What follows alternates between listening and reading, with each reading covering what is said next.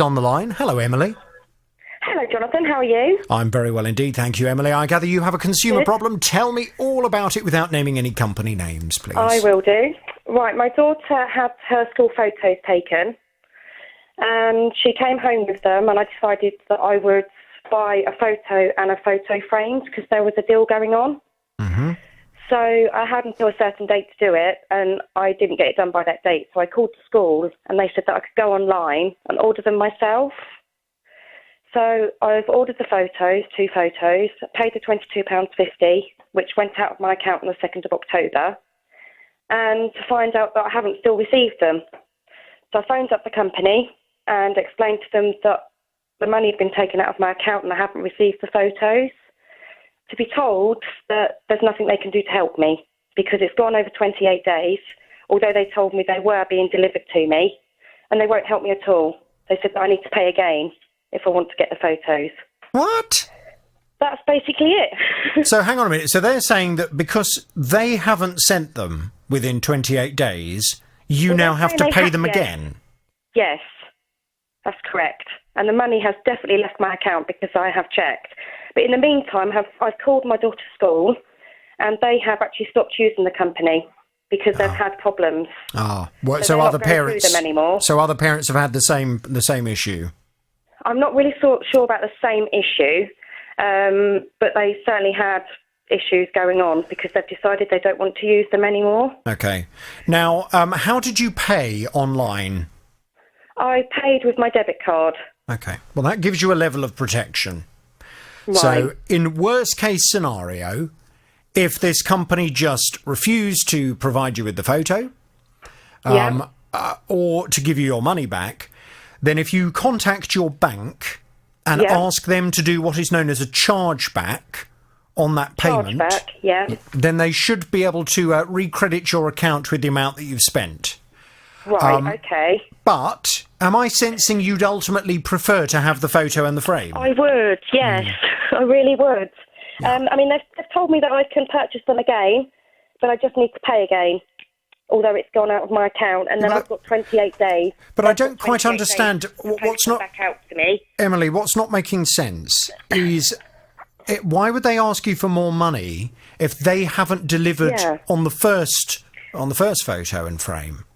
Exactly, because they're saying that it's up to 28 days for me to receive the photos. What is up to 28 days? For me to receive the photos. It's on their policy, and I did ask them to send their terms and conditions to me by email. They won't help me out. But never mind the terms and conditions. Yeah. If you have ordered the photos, was there any kind of... This 28 days, was there any kind of time limit then that they set when they first took the photos that gave you the photo at a certain price? Well, I didn't know. There was nothing stated on there at all. But they're just saying because it's over there, 28 days, their terms and conditions, they won't help me. But they're happy to take another payment. That's all they've said. Because the only thing I can think of is if, for example, they do the photo shoot, I don't know, in June... And then they say, this is the price, it's £22 per photo, including a frame, if you order within the next 28 days. If you don't order within the next 28 days, that price goes up to £50. That's the only reason I could see that this 28-day period could have been relevant. That's definitely not on there. I have double-checked. There's actually no time frame on there at all. Oh, that's odd. Right, OK, let's see what we can do to help you out. Thank you. Tim? Yes? Can we get some detail? Strange response, isn't it? It is very odd. Very odd. This is I presume this is a particularly special school photo then, is it? It's not one that you felt, pressurised to buy? No, not at all. Actually, it's probably the first one I've had in about 3 years, and she's 13. So they were very good photos. So I always used to look horrible in my school photos. I'd have no teeth, or massive spot on the end of my nose, or I'd always be the. My mum would say, "What a horrible photo! I don't think we'll have that one." That's the thing. These are really lovely. Oh, they are lovely photos. Well, maybe your children are more photogenic and angelic than Were I was. were they photos with with an eagle or an owl? What? No. Photos with No. an eagle? All our school What does that photos, mean? we either had to hold an eagle or an owl. They would bring a bird of prey in. Yeah, my wife way. wouldn't believe this, but all my school photos, I'm either holding a barn owl or an Really? eagle. I don't think that's school photos, Tim. It is, I'm telling you, from my primary school. Why would a school bring in a dangerous bird of prey? I'm a real one. I'm telling you, at my JMI, all our school photos were either with an owl or a bird of prey. I'll bring one in for you He's tomorrow. making this up, I am Emily. not- I don't believe a I am word not. of it. Jonathan, you. I am not. Anyone in the Hitchin area will tell you the same thing if they went to a similar primary school. Yes, but I either went to... I didn't go to school in Hitchin. I went to school in Hertfordshire, though. You never had a photo with a bird Of of course prey? I didn't have a photo with a No. bird of prey. Well, I'll I bring think one maybe in he tomorrow. needs some help. I'll bring one in with me and my sister. I was at school, not a zoo. She had an owl, Have you I had a got bird of teeth? prey. Have you got teeth in the photo? No. No. I've barely Oh, got any dear. now. Mind you, the bird of prey would have been quite a useful distraction from the massive zit that was on the end of my nose for Well, most of them. quite. Yeah, you should have had an owl. Exactly. Oh, dear. I could have put it in front of my face. Let's see what we can do. I'm going to pass you back to Tim, Emily. We'll get some Lovely. detail and we're going to have a Thank you. word with his company and try and find out what on earth they're playing at. Ideally, Brilliant. Tim, Emily would like the photo. Yep. In the Yeah. event of no photo being available, money back, please. No problem.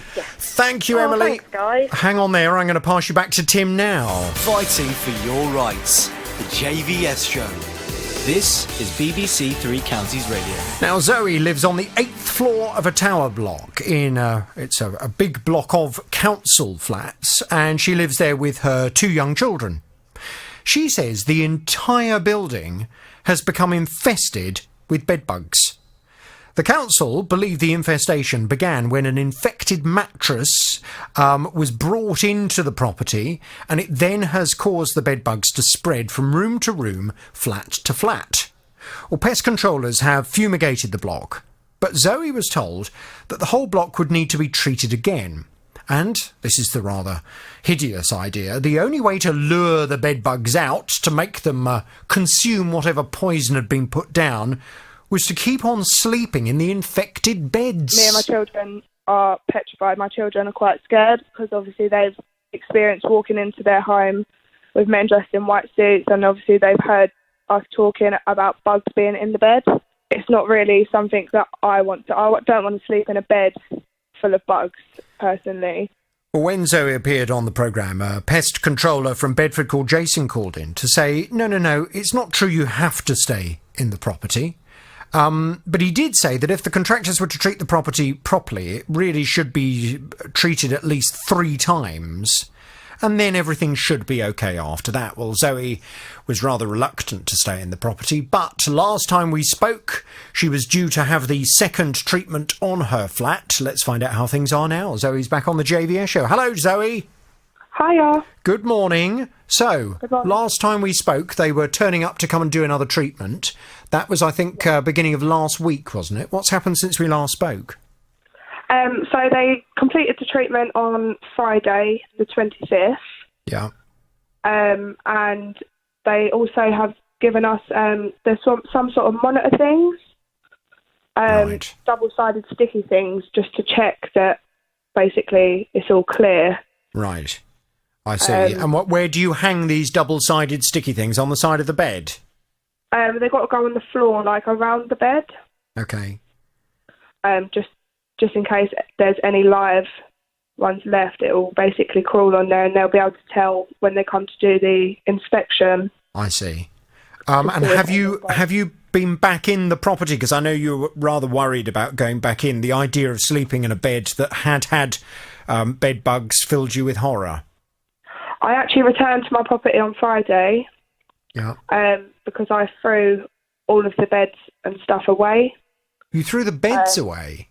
Yeah, I threw mine and my children's beds away, and I've had to replace them. Right. So I've been in the property since Friday. And any problems? I haven't noticed anything on the monitors, which is obviously a good sign. Yeah.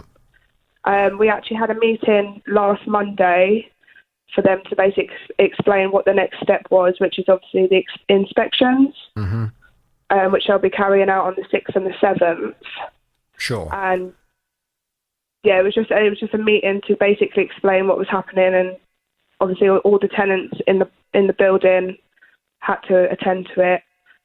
Yes, I mean it's. I would imagine it's a problem because if people don't realise how bed bugs can spread and how bed bugs, bringing in an old mattress, for example, if it's infested with bed bugs, it can cause this problem, and the bed bugs then can move from property to property. They want to make sure that doesn't happen again, having gone to all of this expense and effort in terms of treating the building.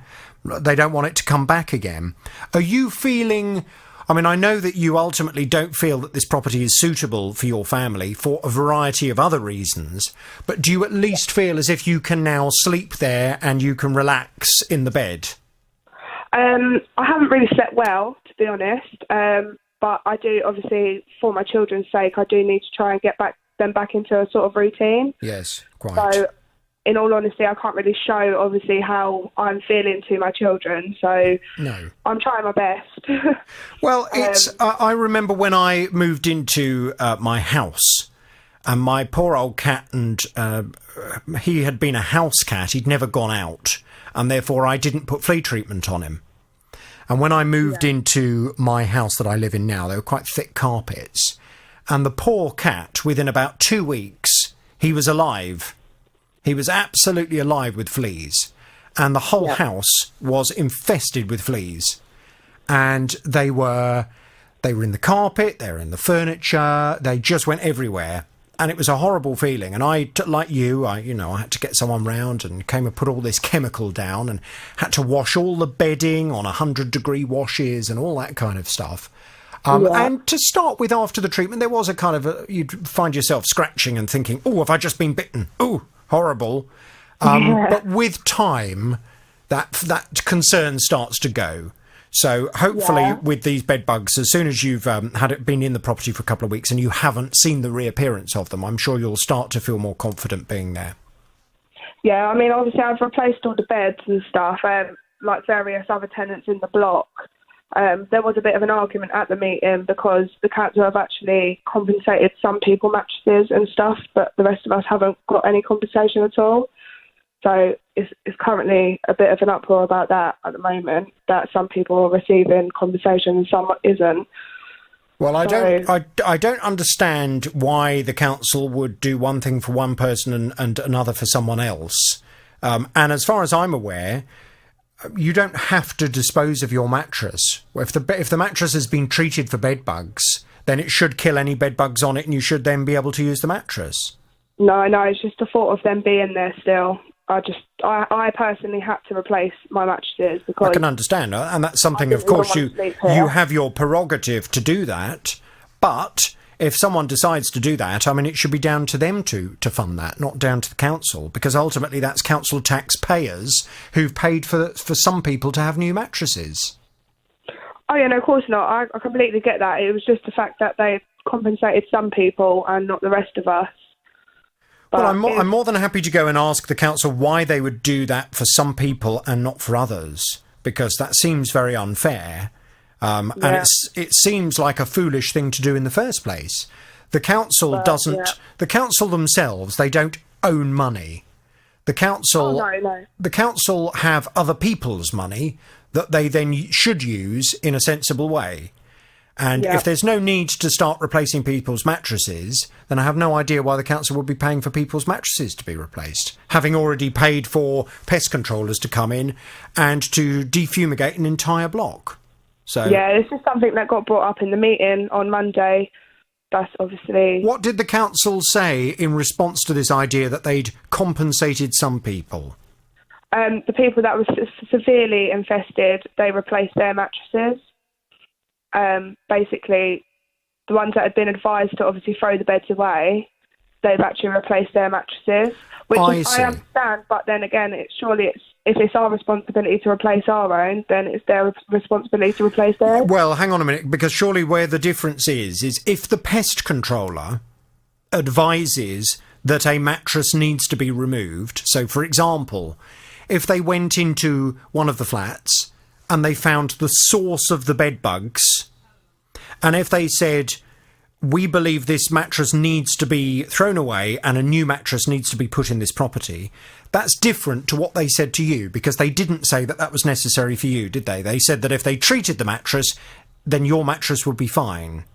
Yeah, no, of course not. And I completely understand that. I just find it very unfair that none of us in this building asked for it, but some people have still been compensated, but regardless of their mattress being severely infested, that should still be down to the tenant to pay. If none of us are getting compensation for everything that we've had to go through, then I find it unfair that other people have, in fact, been compensated. Well, it's their responsibility. How much did you have to pay for replacing the 3 mattresses? Well, I paid £315 in total, I think it was. Okay. Well, I can certainly go and speak to the council and ask what their reasoning was for buying some people new mattresses and not others. Let's see, if they turn around and say, well, we don't believe Zoe needed new mattresses, that was something that she's decided to do for herself, then so be it. But I'm interested to know why one mattress would need to be replaced and another wouldn't. So let me go and put that question to them. I'm pleased that they appear to have resolved the problem with the bed bugs. I'm going to give them this. But I will reserve just a couple of honks until I get an answer to those other issues, OK? Right, OK, yeah. Zoe, leave it with me. I shall go back to them this afternoon. It's the JVS show. It's BBC Three Counties Radio. The sound of BBC Three Counties Radio. Oh yeah, I do sing along to it. Local conversation. Local information.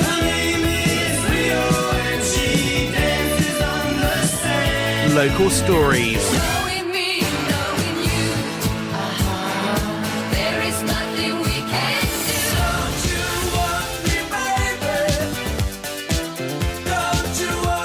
The best music variety. Dedicated to beds, hearts and bucks. Because we live here too. BBC Three Counties Radio. By the way, we were talking a little earlier to Emily about the school photo that she hasn't managed to obtain.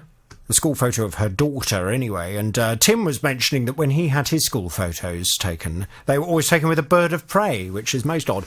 This person texts to say, JVS, I'm with Tim. We used to have an owl at Camp JMI in St Albans. Really? Lynn says, JVS, I too had a school photo with a bird of prey. I was about 11. I chose a Harris hawk. And Leanne in Leighton Buzzard says, JVS, we had school photos with an owl in Leighton Buzzard. Tim isn't mental, apparently. Well, there we go. Well, I feel as if I've missed out in my childhood. School photos were just taken with your school uniform on. Maybe with your brother. Not with a dangerous animal. There we go. Spent £492 on an electric fire for her living room, which looks like a real log fire and even blows out fake smoke. Well, she's come to me for help, as apparently this fire has stopped producing the smoke-like vapour, key to the whole effect of the fire. It stopped creating smoke. It's got a fan in it, that still works. The smoke doesn't come out, and I mean, that's the whole thing about it.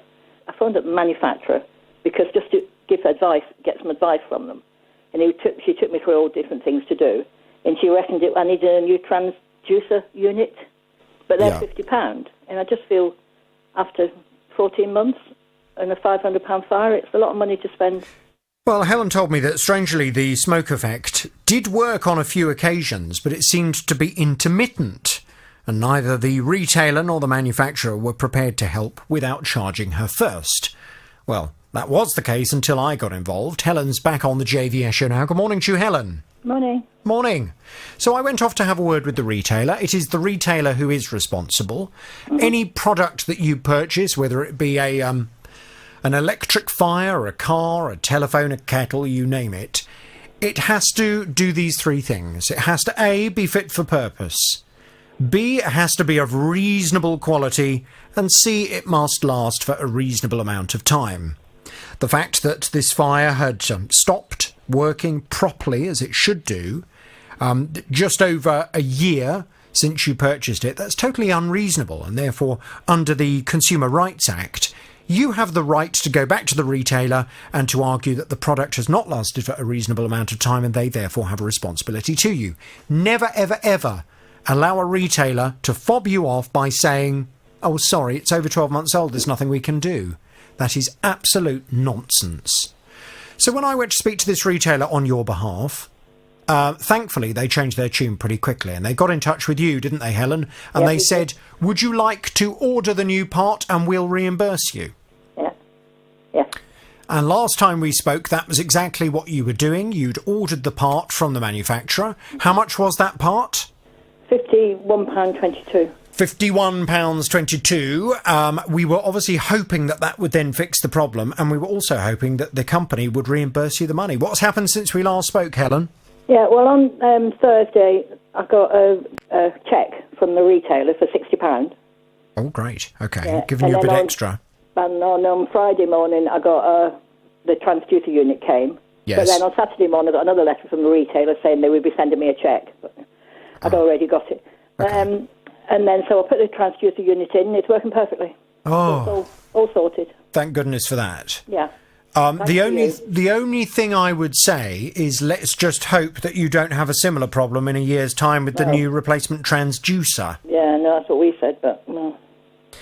It might be worth... Do you know what I think I would do, Helen? Yeah. I think I would write a letter to the retailer and just put them on notice that you're very thankful that they've resolved this issue to your satisfaction. Yeah. But please be advised, if we encounter a similar problem with the new transducer in the future, we reserve our right to come back to you and to ask for further assistance.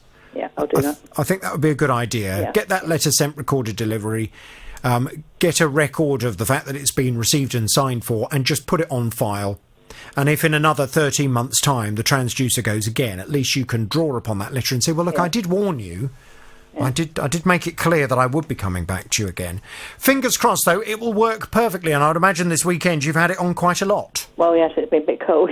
Yeah, we did very a chilly. lot of vape. It's vapour more than smoke. I kept saying smoke. It's more like a vape machine. That's No, what I know. It looks like smoke, but in fact it's vapour. Yeah. No, I understood what it was. Yeah. Well, are you happy? Yes, I am happy, and it's all thanks to you, because I was getting nowhere, you know. They weren't listening to me. They were just saying it's 12 months, more than 12 months old, and that's it, you know.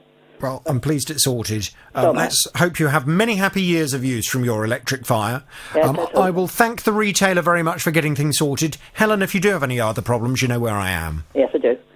Thanks very much, then. Thanks. All the best. Thank you to the retailer.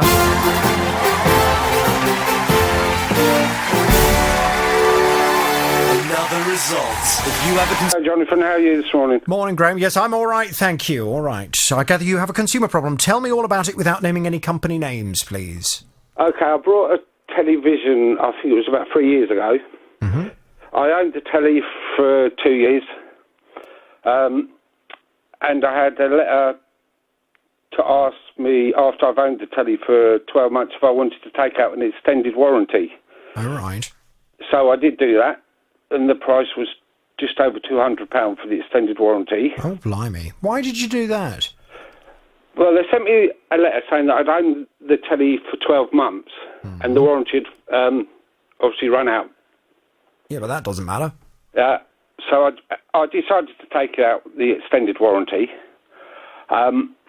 Then I decided to sell the telly. Right, hang on a second. So, you had the TV. How much did you pay for the TV in the first place? It was £1,000. Oh, gosh, right. So quite a good TV. Yeah. So £1,000. After 2 years, you then took out an extended warranty. How long was that extended for? 4 years. 4 years in total? Yeah. So, OK. And you say this was purchased 3 years ago, so there should be 1 more year left? It actually runs out in about 2 years' time, the warranty. OK. Are you sure? Have you factored in the fact that most of these extended warranties... they will sell an extended warranty, for example, as a 5-year extended warranty. Yeah. I've just got the paperwork out, and actually the expiry date is the 11th, 2020. Oh, OK, fine. Yeah? Yep, fine. I sold the television, and on the 31st of December, I phoned up the company and said I no longer own the TV. can I just cancel the warranty? And he said, yeah, sure, no problem at all. You're entitled to a partial refund of £93. Okay. And we'll send a cheque out to you. And it should take, I think they said up to 25 days for me to receive the cheque. Right. Never received any cheque. I phoned them up 4 times. Said it's on the way, the cheque's on the way, it has been issued. So I phoned them again on Wednesday last week. They said, no, the cheque has been bounced back to them. I've never heard of that before. So they said what will they do is pay it direct into my bank account. Right. Which will take a couple of days. Never received anything. So I phoned them again on Friday and said, the cheque's been bounced back to you. I'm expecting a payment into my bank. And the person on the phone said, I've never heard that before, a cheque being bounced back. So I said, well, can I speak to a manager? They said, yeah, certainly, a manager will phone you. Never had a phone call from a manager, so I decided to phone you and see if you could help me out. Right. Well, you've done the right thing. If they've promised you the money back, if they've told you that in the event of cancellation you will be due a pro rata refund, then they should honour what they've told you they'll do. It's totally unfair to tell you that they're going to give you £93 back and then not pay you anything. Yeah, I've never received a phone call from a manager. I've never received a cheque. Yeah. Just as a bit of a word of warning for you, and this will go down like a bag of you-know-what with companies that offer extended warranties, you do know the law protects you for a reasonable amount of time anyway, do you? Yeah, I do know the law. Well, I've heard it on your programme several times. Yeah. So if, for example, if I went to buy a TV today from a shop, and I spent £1,000 on that TV, £1,000 is quite a lot of money for a TV. You can buy them much less than that. So it would be considered to be a good quality, or should be a good quality TV, and the law would also state that that TV must last for a reasonable amount of time. Right. Now, I know it's the old question of how long's a piece of string, but there are, I think, perfectly reasonable arguments you could make that a television that costs £1,000 should last for at least 5 years. Yeah. So if the TV goes wrong after 3 years, for example, whether you've got a warranty or not in existence on that TV, it does not mean that you cannot go back to the retailer and argue under the Consumer Rights Act that the TV has not lasted for a reasonable amount of time, and therefore there is a legal obligation, a legal responsibility on that retailer to get things sorted out. Okay? Right. Yeah. So just remember that when you are offered extended warranties. I'm never going to say to people, don't take out an extended warranty, because very often an extended warranty can make the process easier and quicker if you have a problem. Yeah. Very often it will mean that you don't have to have an argument. You just, draw upon that extended warranty. But if you ask me, do I take out extended warranties on products? The answer is no. Yeah, I've just taken out another one on my new TV. Have you? Yeah. Right. Well, how much did you pay for the new TV? It's just over £1,000, I think, yeah. Okay. Well, that new TV, the law states that new TV has to last for a reasonable amount of time. Right, yeah. So, in theory, the extended warranty was unnecessary. How much did you pay for the extended warranty? £205. Right, well, you could have saved yourself £205. Yeah, I just thought peace of mind. Well, yes, and that is an important point worth bringing in. Sometimes it's worth paying for peace of mind. Yeah. And there are people out there who say, do you know what, I just don't want to have a battle on my hands. I would far rather pay the £200, and if there's a problem with it, I'm confident that they'll get it sorted out. I totally get that, and that's why I don't say to people, don't take them out. All I'm saying to you is you don't need to take out an extended warranty to have some rights, okay? Yeah, understand.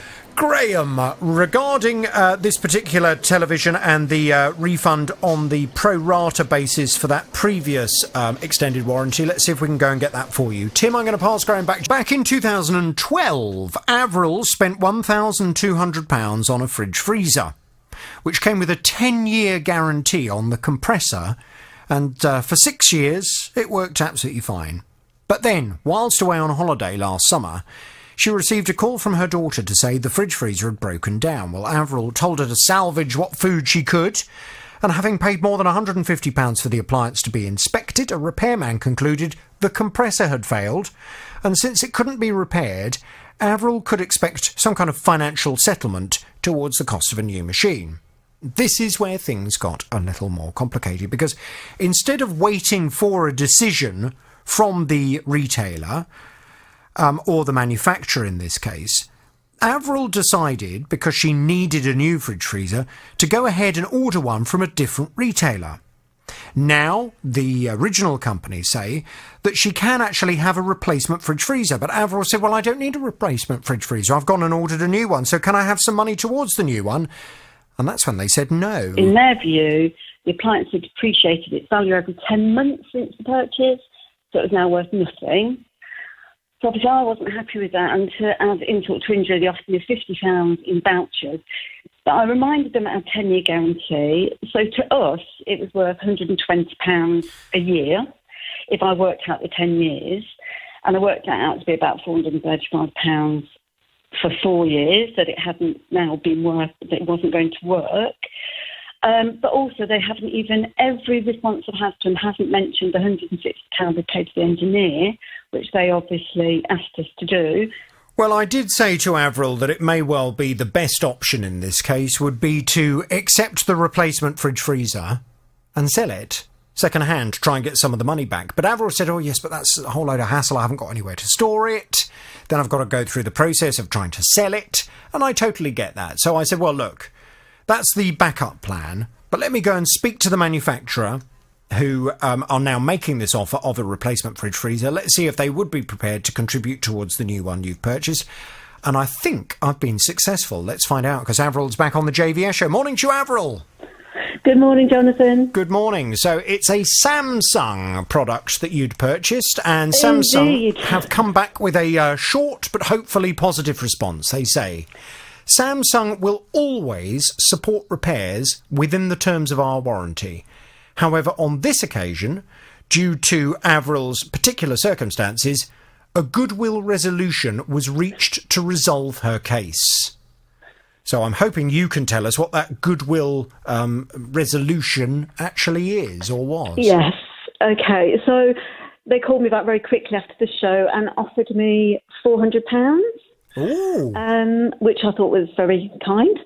And I also asked them about the engineer costs and the previous voucher offer that they'd made. So they did go away and come back to me again. Before they got back to me, the engineer firm had already called and they'd offered me £100, which they've already sent me as a cheque. So I've already had the £100. And Samsung came back again and said, OK, they'd give me £450, which included the voucher as well. Great. So altogether, I got £550. Thank you very much. Which is, as they say, as the old saying goes, is better than a slap round the face with a wet fish. Absolutely. I'm absolutely delighted, Jonathan. You've been a star. You've achieved more in 3 hours than I did in 6 months. How much was the new one that you purchased? It was £1,100. Fine. So you've ended up with about half of the money towards it. Yeah, I'm happy with that. Which, considering you'd had the previous model since 2012, yes, is pretty good going. Bad, is it? Yeah. And I should just point out, Samsung didn't need to do this. No. This is very much a goodwill gesture. As I'd said to you, if they were prepared to replace the product, they could have stuck to their guns and they could have said, well, I'm afraid, that's more than generous and that's all we're prepared to do. So I'm very grateful that they have decided to turn that into a monetary offer. Yes. Shall I give them my horn and thank them very much? Absolutely. I haven't had the money yet, but I don't think we're being too previous about that. Well, I tell you what I will do then. Call me cautious, but listen to this. Half. Brilliant. They'll get the rest as soon as you've got the cash. So can you please let me know as soon as you receive it? Of course I will. That's wonderful, Jonathan. Thank you so much. It's a pleasure. Talk to you soon. Tackling your consumer problems. The JVS Show. This is BBC Three Counties Radio. Now, back in June of last year, a delivery driver backed his van into a lamppost which illuminates the area nearby to Sandra's house. Well, without the lamp, the area was pitch black at this time of the year. And Sandra was telling me she'd spent months requesting the council come out and install a new street light. Well, sadly, far from replacing the light, the area has now been tarmacked over. There's no sign whatsoever that the lamp would be replaced. Well, Sandra says since the area was plunged into darkness, the crime rate has absolutely shot up and residents don't feel safe. We had gunshots down our street. It was quite frightening. Next day I called the council and said, look, we've got to get this light fixed because it is pitch black at the back of our house. You cannot see nothing. I got the same excuse. The person's off sick. So I said, fine. I've had to go back to university. I've come back for Christmas. My car wasn't even on the driveway for 24 hours and it got broken into. I then called the council back. I said, look, we've got to have this lamp put up because it's so pitch black. We've become a hotspot for thefts. There's been cars stolen, cars vandalised. Yes, well, it's not on, and we said that we would go and speak to the council at the centre of the store and try and get things sorted. Sandra's back on the JVS show. Hello, Sandra. Hello, Jonathan. Good morning. Tim, what's happening with Sandra's light? Well, since coming to the programme, Jonathan, you may recall that Central Beds Council snaps into action within about, I think, a week of coming on the show. The street lamp had been put back in place, but it was down to UK Power Networks to get it connected. I had a message that came into my inbox, close of play on Friday from UK Power Networks, saying that the date has been set for the 5th of February, so tomorrow, hopefully, we shall return to the light. You're going to be illuminated by a team of professionals, Sandra. Oh, I can't wait. You've always waited for... Right, so they're coming tomorrow to connect it all up. Oh, that'd be brilliant. Right. That'd be really, really good. It sounds brilliant, but we'll reserve too much excitement for the good news when you're able to say, yes, it's all up and running, the light was on, and I'm no longer plunged into darkness. I'm going to give them this.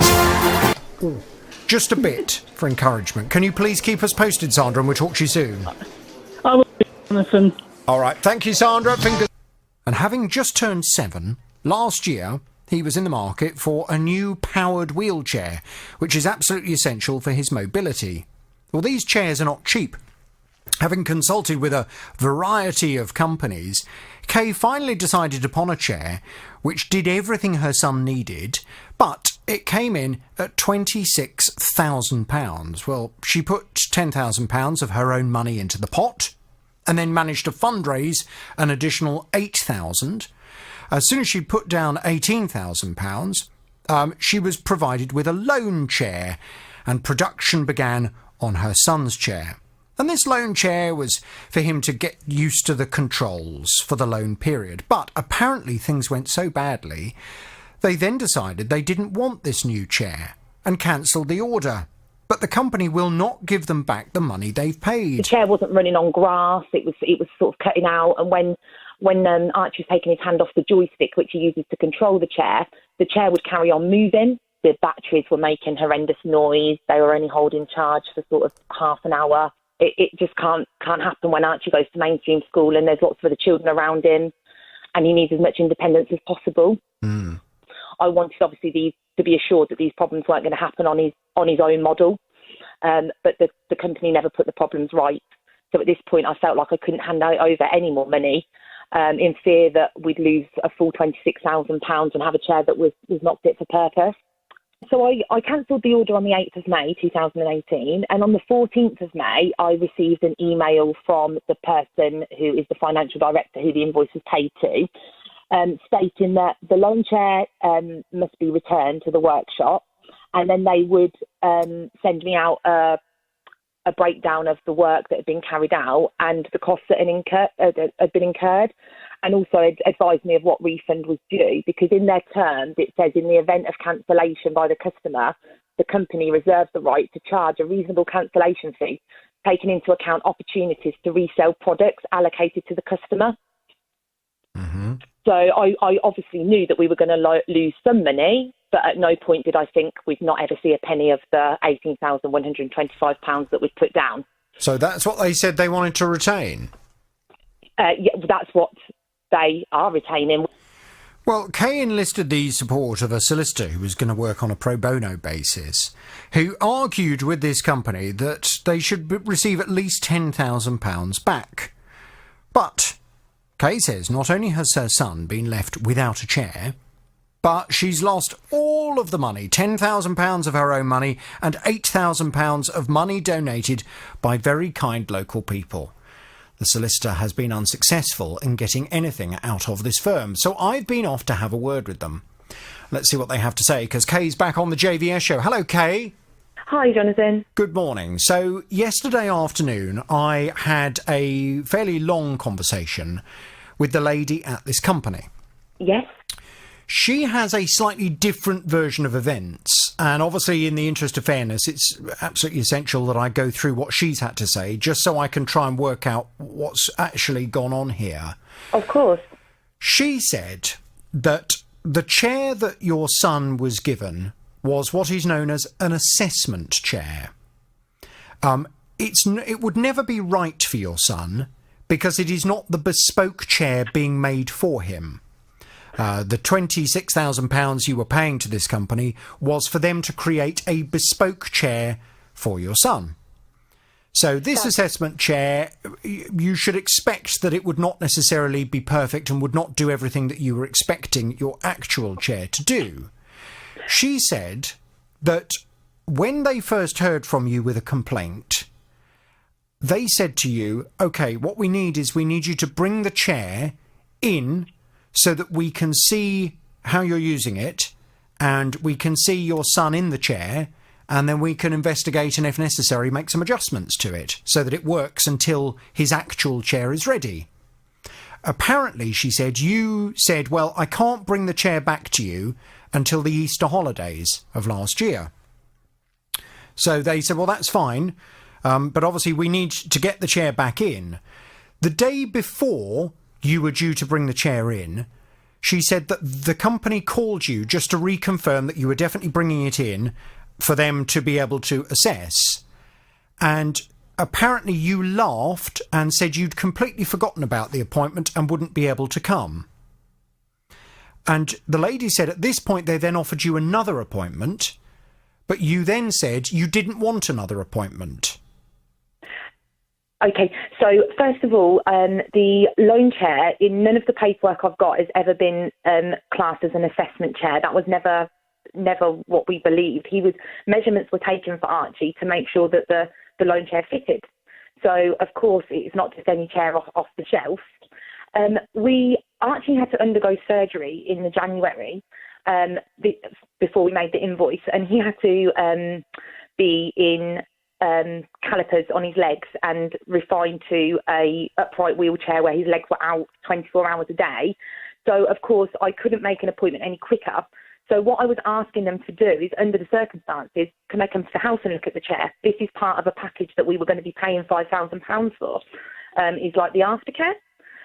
They said that wouldn't be possible and made the appointment. But the main issue was at first is when we rang up with the problems, the company director said that there were problems that weren't problems, that Archie would get used to the fact the chair was abrupt. He'd get used to the fact that it wasn't moving on grass. He'd get used to the fact that he wasn't provided with top straps, which was putting him in danger. And the argument went on very personally because, you know, we're paying a lot of money here, and Archie shouldn't have to get used to something that he doesn't want to get used to. If we're paying that amount of money... You see, she said, because I did say to her, well, could you not have gone out to the customer's house? And she said, well, no, because the reason we would ask a customer in this position, if they were complaining about technical problems with the chair, is that if they come to our premises, that's obviously where we have our workshop, and if it becomes necessary for us to make adjustments, we have all the equipment there to be able to make the adjustment, to be able to sort the problem out. But she said that you had forgotten about the appointment, you said you didn't want another appointment, and she said it was at this point we started to get the impression that the customer was refusing now to cooperate with us in terms of trying to sort the issue out. She then went on to say, she said the customer then cancelled the order a few weeks later. And she said, in the meantime, I had seen some rather unkind comments that had been written about our company on social media by Kay. That's not true. I've got in front of me here the comments that were made on social media about none of the comments are about myself. I was asking for advice about these issues I was having with the chair, and then an argument followed through with another customer and the director herself. I've got a comment that shows in black and white here that I said I cannot comment any further on this thread because obviously I didn't want to enter an argument with them. No. And by the time that I was to go back, I suggested a lot of dates which I could have got, and none of them were suitable for the company. Kay, your mobile phone is just breaking up a little bit, and it's really important that I can hear you properly. So if you could just move to an area where you get a slightly better signal, that would be good. The lady that I spoke to, I gather she also has muscular atrophy. That's correct, yes. Yes. And she said it's her father who has given up the job that he used to do in order to dedicate his life to building wheelchairs to help other people with muscular atrophy, like he did for her. And she said that as a result, they take this very personally, because she said, and she actually became quite emotional on the phone to me, because she said, we feel like we don't know which way to turn with this customer, and we're not sure what we can do to be reasonable and fair, because we just feel as if this has just become a bit of a vendetta. She said that they, from what you were describing with the battery, and indeed since they've been able to have a look at the wheelchair that they got back from you, the loan wheelchair or the assessment wheelchair, she said it is their belief that the battery has been misused. It hasn't been charged properly. Yeah, that's the comments they made to me, Jonathan. But of course, Archie's had a chair since he was 2, so we're fully aware of how you charge a wheelchair battery. We put it on every night. When it's not in use, the chair goes on. And as I was saying before the phone line broke up, I made many attempts to try and get to the workshop, which is not round the corner from our house. It's quite a considerable amount of miles. And none of the dates were okay. And in this time, so many other families have come forward where children have broken bones through, the chairs have fallen over. Children have gone out in the middle of the road in front of cars. So, of course, by the time the appointment finally came round, all those months later, there was no reasoning with me because I was scared for my son to be in this machine. Well, she says that there are a very small minority out of a lot of very happy families who have felt that their chairs have changed the lives of their children. There are a small number who, for whatever reason, she said that if you actually look between the lines, a lot of those reasons are because of customer misuse of the chair, but it has become something that they like to vent on social media and try and whip up a sense of dissatisfaction against the company. And she said, we feel it's really unfair because there are a lot of loyal customers who will defend us and who will respond on our behalf to say that they are being unfair to us. But she said in terms of the money, she said that we had, as a company, placed orders for the bespoke chair to the tune of £18,000. Right. She said when we were approached by Kay, it's untrue to say we didn't offer any money back. She said we offered £7,000 back of the £18,000 that had been paid. They didn't offer anything back, which is why obviously the solicitor continued to work. Otherwise, we'd have just said, OK, 7,000. But obviously the solicitor continued to work. At that point, when offers started to come on the table, Dragon Mobility said, if I signed a legal... Right, hang on a second, Kay, because you've named the company, which is very unfair. Oh, I'm so sorry. Well, it's very unfair. Thankfully, I have a response from them, and I'm going to try and express things from their perspective. But can I just ask you, now you've identified them, you need to be extremely careful about any new allegations you make. So yeah, I'm so sorry. And I say that for your I say that for your own sake. Because otherwise you've put yourself in a position now where it could be possible for them to take legal action against you if you make allegations that I have not had an opportunity to go and confront them with. So they say that they agreed to refund you £7,000, but that was rejected. And they say that at that point they then heard from a firm of lawyers acting on behalf of you, and they responded to the lawyers. They have requested evidence to support the allegations made by the lawyers, but the lawyers have at no stage presented the evidence that was required. Now, at this point, the lady that I spoke to, as I say, she became quite upset because she said, at the centre of all of this is a little boy who, she said, believe it or not, I really desperately want to help that little boy. He has the same condition that I have. And she said, he is at the forefront of my mind when I'm dealing with this, and I just want to be fair to him. Is there are they willing to make any offer then? Because, we're willing to consider any offer back at this point. And well, I'm interested to know why they say they made an offer of £7,000, but you told me they hadn't offered you a penny. They didn't offer £7,000. They said they'd come back to us with figures, and they would increase any offer if I was willing to sign a legally binding document saying that I'd fallen victim to these other families that are unhappy, which I wasn't willing to do because that wasn't the sole reason that I was obviously cancelling the order. The main reason for cancelling the order wasn't through hearsay. It was because of the, obviously, evidence that I'd seen of things going wrong. Well, from other people complaining to you, but okay. But you see, you have entered into a contract with this company. The company are maintaining that they tried to work with you to get the problems that you're experiencing resolved, but you didn't turn up for the appointment. You cancelled the appointment when you were supposed to go to their premises, and therefore there was nothing they could do. And then they heard from you that you just wanted to cancel it, having spoken to some other families. So they don't feel they've ever had the reasonable ability to be able to fulfil this contract to your satisfaction. And what they've tried to do, she said, of the £18,000, that includes the orders for equipment in order to build the bespoke chair and also for our time. What we've done is we've cancelled out all of our time. We've looked at the components that we've ordered that we can cancel or that we can use in another chair, and the amount that we can refund is £7,000.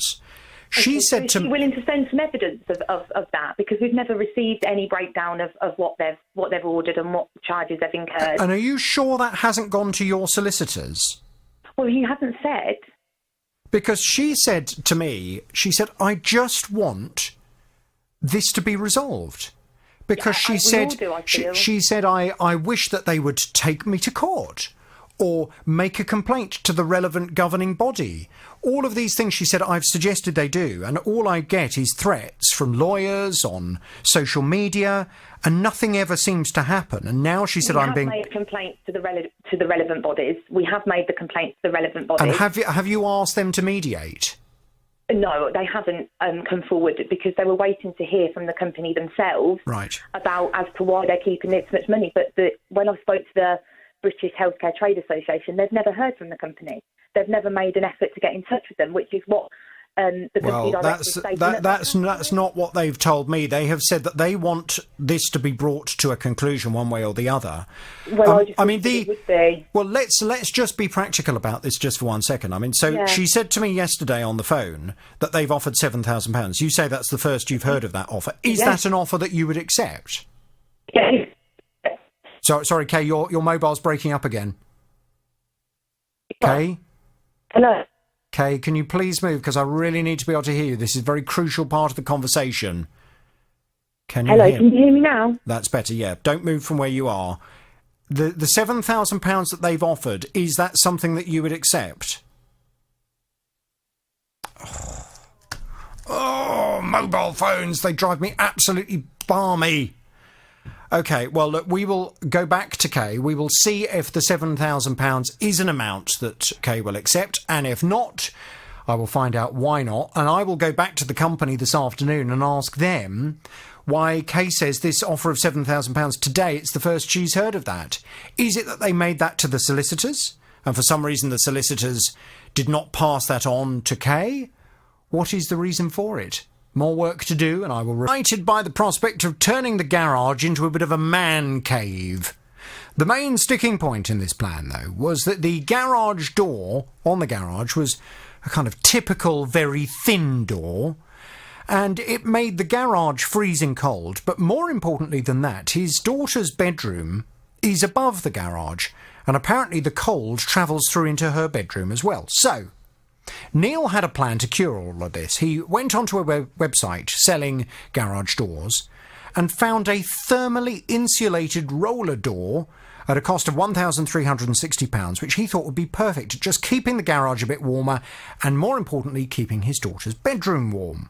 He's come to me for help, though, as he says this door is not offering the kind of heat retention he was expecting. So I purchased myself one of these thermometers where you point the laser beam and it tells you the temperature of whatever you're pointing it at. And I discovered that the garage door is the same temperature on the outside as it is on the inside. So sort of, from my perspective, I'm thinking, well, how can that be providing any insulation if it's the same temperature both sides? Yes, well, Neil said he went to complain to the company, but the company were having none of it, which is why he came to me. Neil's back on the JVS show now. Good morning to you, Neil. Hi, good morning. How are you? Morning, I'm very well indeed, thank you. So when I went to speak to this company, they said to me that as far as they were concerned, you had indeed got what you'd paid for. This door is insulated. It just may not be insulated to the extent that you thought it would be. I said, well, what does insulated mean? He said, well, let me just explain. He said, with a roller door, you have lots of slats that obviously as the door rolls up, the slats, they all kind of roll around. But between those slats is a little gap. And he said a standard roller door has that gap, and the wind and the cold weather can blow through that gap into the garage inside. He said, what makes this particular door that Neil has ordered an insulated door is that the slats, the gaps are covered. So you can't get any wind or cold weather coming through the slats in the door.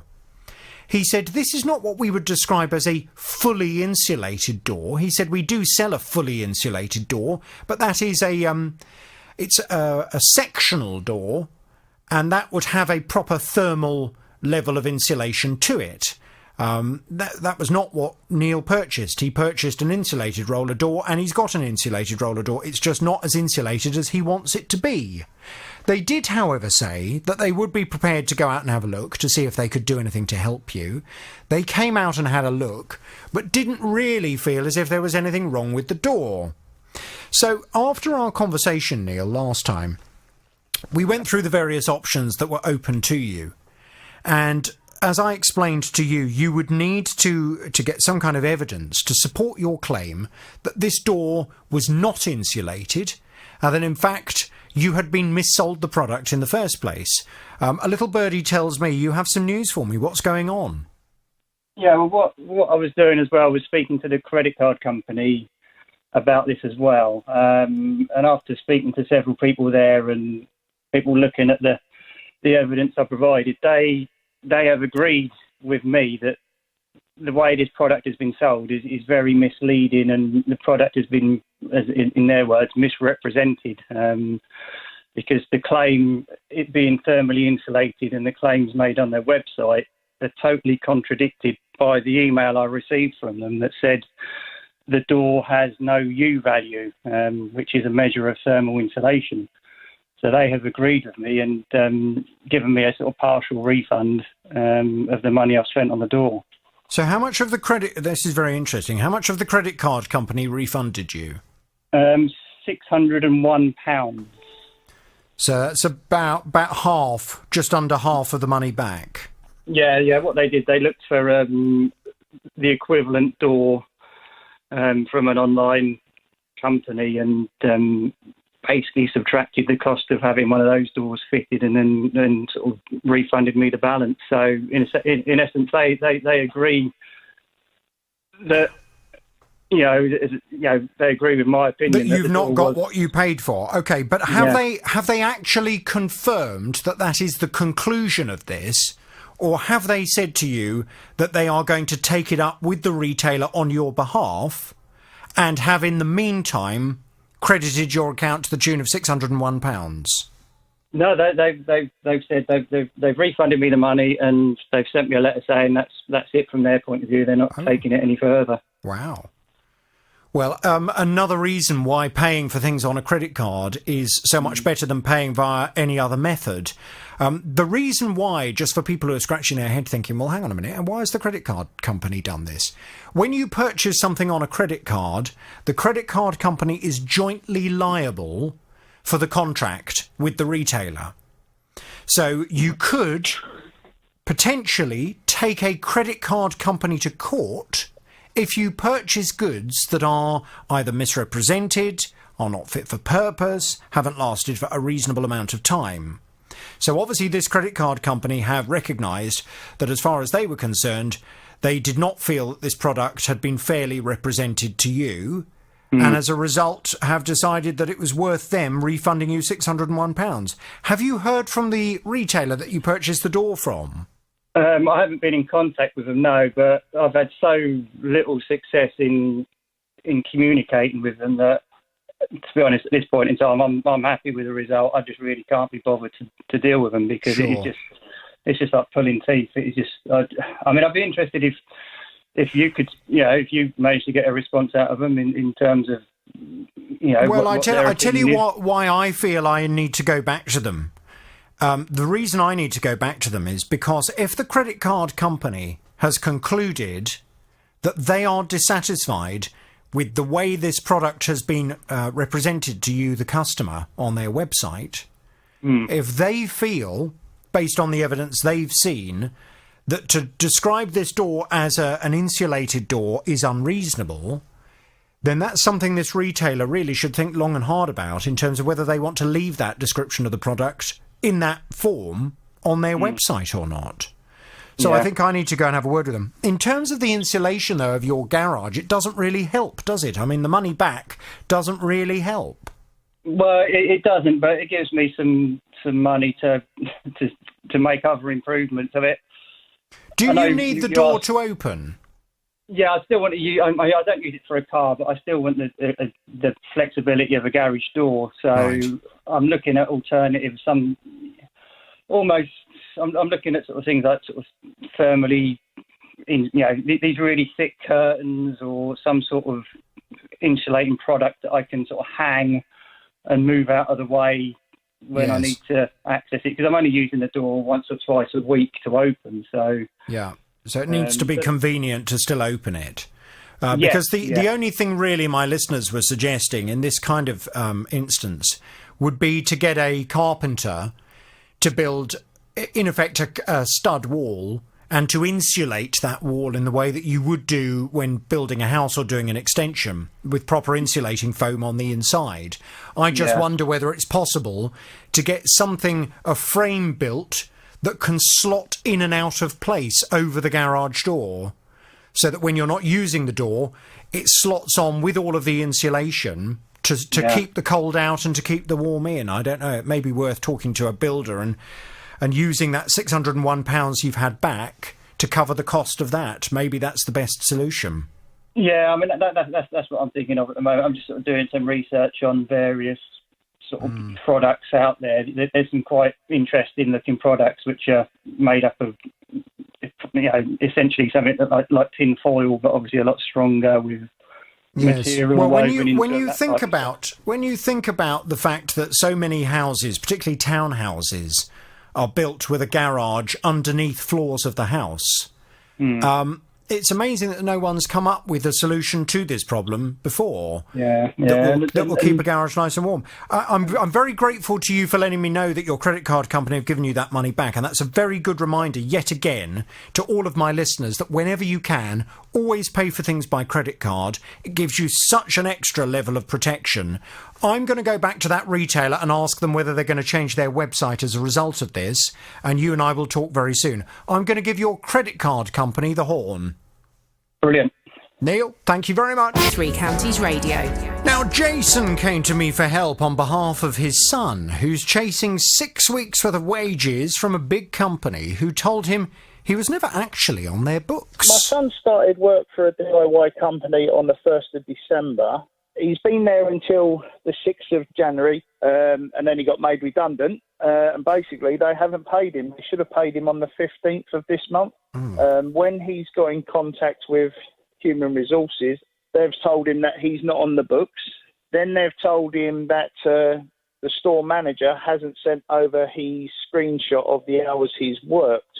So basically, they're kind of mucking him about. Well, I can't bear this. I can't bear the thought of people doing work and not being paid for it. And I said to Jason, leave it with me. Let me contact the company and ask them to please hurry up and to get him paid. Well, I understand things have happened, but there are still question marks. Let's get to the bottom of what's going on now. Jason, good morning to you. Good morning, sir. Good morning. So I understand after my contact with the company, your son did suddenly receive a payment. Yes, he got the payment on last Friday, so his car insurance went out with no problems. But we think he's been underpaid by quite a big amount. So we've asked them to send a copy of his work and his payslip, because he's got no access to his payslip. Right. So how much was he paid for the 6 weeks' worth of work? How much did they suddenly pay him at the end of last week? £358. £358. Okay. And how much were you expecting? Over 500, because that's the kind of hourly rate he was working. It wasn't a great deal. And you factored in tax, national insurance, everything that would be deducted from the employer? Well, that's what we need to look at when we receive a payslip, is whether he's on emergency tax or something like that. Then we can work out roughly what's what, if you understand what I mean. It wouldn't be uncommon if he was on emergency tax for doing short-term work in this kind of way. Do you know how much he was earning an hour? I think it was about $7.95 an hour. I'm not £7.95. And how many hours did he work over those 6 weeks? I don't actually know, because my son never told me. So, okay, unfortunately. Okay. Well, you've been around long enough to know, Jason, that what we need to do is just to work out first whether or not his expectations were reasonable or not. Because if we start stamping our feet and throwing our weight around and saying, what are you doing not paying him what he should be paid? And in fact, it turns out they have paid him what he should be paid, we'll end up with egg all over our faces. So, was he working full-time for 6 weeks? No, part-time. But he was contracted for 20 hours, but he was doing a lot more than that, because he was asked to come in to cover people who were off sick and things like that. So that's why we need a copy of his timesheets, so we can work out what's what. And has your son got a record of how many hours he worked? I haven't actually asked him that, but knowing him, probably not. Oh, right, okay. Well, I think, you see, the problem is the company will obviously want to pay your son for what they consider to have been the work he's done. If, in fact, they haven't got an accurate record of the work he's done, and your son doesn't have a record, how are we supposed to prove that they've underpaid him? That's correct. That's what I keep telling my kids, but nobody seems to listen to their dad, so... Well, they need to start listening to their dad, Jason, because otherwise this problem is going to, go from job to job to job, isn't it? And particularly when you're starting out in a company and where you are working sporadic hours, or when you're having to be asked to do overtime and things like that, it's very important to keep a record of it. So at the end of the month, you are able to go back to your record and say, well, hang on a minute, you don't seem to have paid me for the Tuesday afternoon shift I did. Because if the company say, oh, we haven't got a record of the Tuesday afternoon shift. Yeah, well, if you go and look, I did Tuesday afternoon. Check the CCTV. I was there working Tuesday afternoon from 3 o'clock until 6. And it therefore then puts the onus on the company to pay what in fact is owed. So can you please just keep me in the loop? I mean, I'm pleased that your son has at least received £358. I'm disappointed to learn he doesn't think it's as much as he should have received, but I'd also like to, in the interest of fairness, I'd like to know whether your son's expectations were reasonable or not. So can you please just keep me in the loop? Yeah, they said that within the next 10 working days, they'll give him his hours he's worked plus a copy of his pay slip. So next 10 days, I presume. Okay. Fine. Well, I'll just let them know you and I have had the conversation and that there is this confusion and a potential discrepancy. And I'll let them know that I'm obviously going to be following up with you as well. And if you can just let me know as soon as you hear back from them, that would be great. Okay then, thank you very much. Thank you very much indeed. Fighting for your rights. The JVS Show. This is BBC Three Counties Radio. Now, Nicola bought a washing machine in December 2017. It cost £330. After about a year, this washing machine came up with an error code, which suggested the filter was blocked and it needed cleaning. Well, she cleaned it, but a couple of weeks later, it went wrong again. My husband was at home. There was a small load of washing in the machine, and he phoned me at work and said, strangest things just happened to the washing machine. There was a loud sort of pop, come, bang noise, and it's let out a plume of smoke and a sort of a nasty smell, and obviously it stopped mid-wash. And it had also jumped a couple of inches. You know, it quite noticeably jumped around the kitchen, but it had landed a couple of inches from where it first was. Well, Nicola contacted the retailer. They offered to sell her a service plan, which she didn't want. So Nicola paid £55 to get an independent report carried out, which revealed a part of the washing machine had failed. The retailer has said they'll sell Nicola another washing machine at a reduced price, but they're not prepared to do anything about her faulty one. Well, why are they not taking her statutory rights into account? We've been off to speak to them, and Nicola's back on the JVS Show. Good morning to you, Nicola. Hello. Morning. Right, Tim, what's the latest on this? What's happening? Well, I went to speak to the retailer, Jonathan, and they said the following. They say that they've spoken to the team regarding the case, and following the feedback from the independent review of the machine, they've agreed that the fault should not have happened. Good. Due to this, they've offered to cover the full cost of the machine's repair. The cost will cover the manufacturer's repair, as well as the fee for the engineer that the customer paid. Brilliant. They're now waiting to hear back from the customer to see whether she's happy with the resolution. Well, I would have thought you are, Nicola. Have you heard from them? They have phoned and offered me the same thing. It was only on a voicemail, so I haven't actually spoken to them in person yet. So did they leave a number for you to call them back on? Yes, they have, yes. But that was only yesterday. I see. Great. Well, if you can give them a call back, if you can get that to happen, and we will obviously follow through and just make sure that they come and fix the washing machine and that everything's working absolutely perfectly. My only slight concern, and maybe I'm wrong in thinking that, is that if they come out and they've given, because what they're offering is to put the money into my bank account. They're not offering to arrange it. They're offering to transfer the money to me, which, as I understand at that point, that means that they've relinquished responsibility for the fault. And what I'm concerned about is, you know, with your car and other big items that have got these warranties, the big parts are always covered. But what if the engineer comes out and there's various other little bits that aren't covered on the warranty that then add up? And so then this repair ends up costing me extra money and perhaps another day's worth of engineer salary, and they're not offering to cover that. What they're actually offering is a fixed fee for a one-off repair, if you like. So that was my only sort of queries. I just thought, I hope that on the day I might not get caught out. So have they, Tim, just in that response they've come back to us with, have they said that this is limited to just a one-off call-out fee and this one particular part, or have they said they're prepared to cover whatever it costs to get this washing machine up and running? Well, they say due to this we have offered to cover the full cost of the machine's repair. So as far as I'm concerned, that should cover whatever it costs, Nicola. My voicemail stipulates that they will cover £130, which is the full cost of one engineer to come out. So my voicemail is a little bit different. They had already offered me to pay a percentage towards one call-out fee already when I contacted you, and now they're saying they'll pay the whole lot. So that's new and that's brilliant. So I'm quite happy if we think that's the right thing to do. But I'm just a little bit concerned that the phrasing that you're getting is very different from the phrasing that I'm getting. I think that is very sensible of you to raise that as a query, and it's something that I would want to establish as well. Yeah. I mean, the fact is we've got it in writing from them that says they are prepared to cover the cost of repair. Okay. They have not stipulated that there is a limit to that. Okay. But I think what we can certainly go and do, and Tim, what I'd like us to do as soon as we come off air in a minute or so, can we just go back to that company and say, we're obviously delighted that you're prepared to cover the cost of the repair. It's only a slight issue.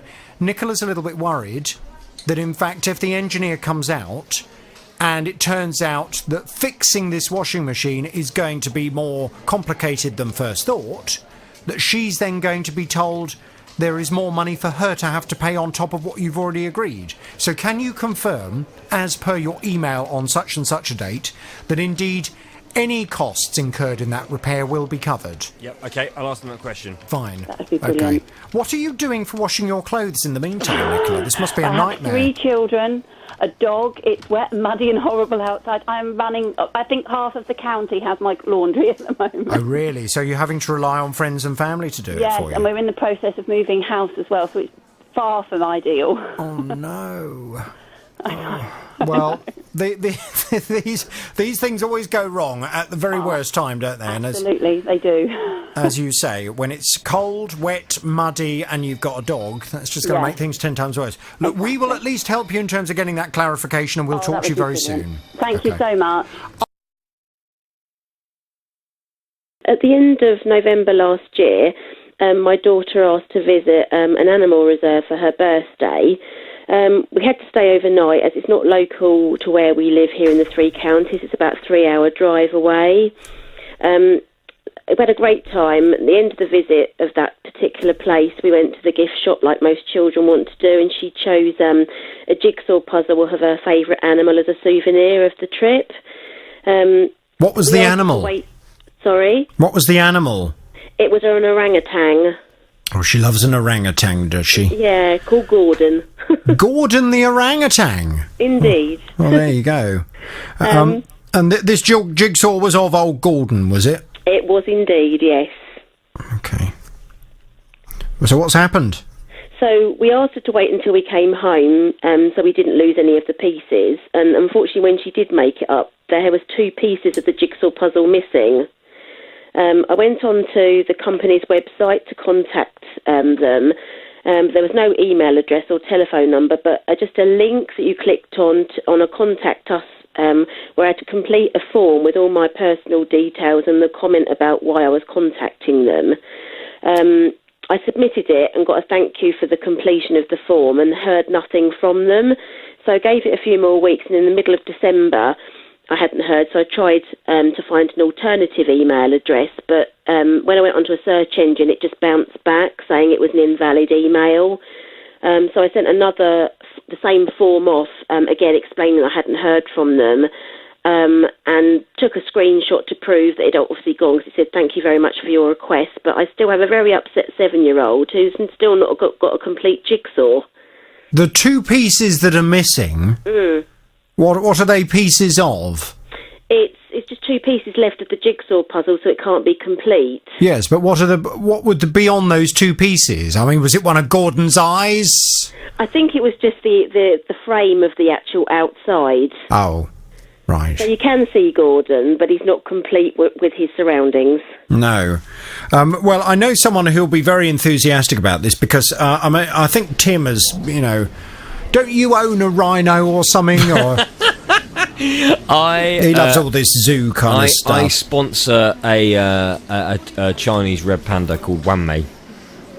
Wang Mei? Yeah, Wan Mei, yeah. Right. Yeah, no Wan. Could you, Cara, could you sponsor Gordon?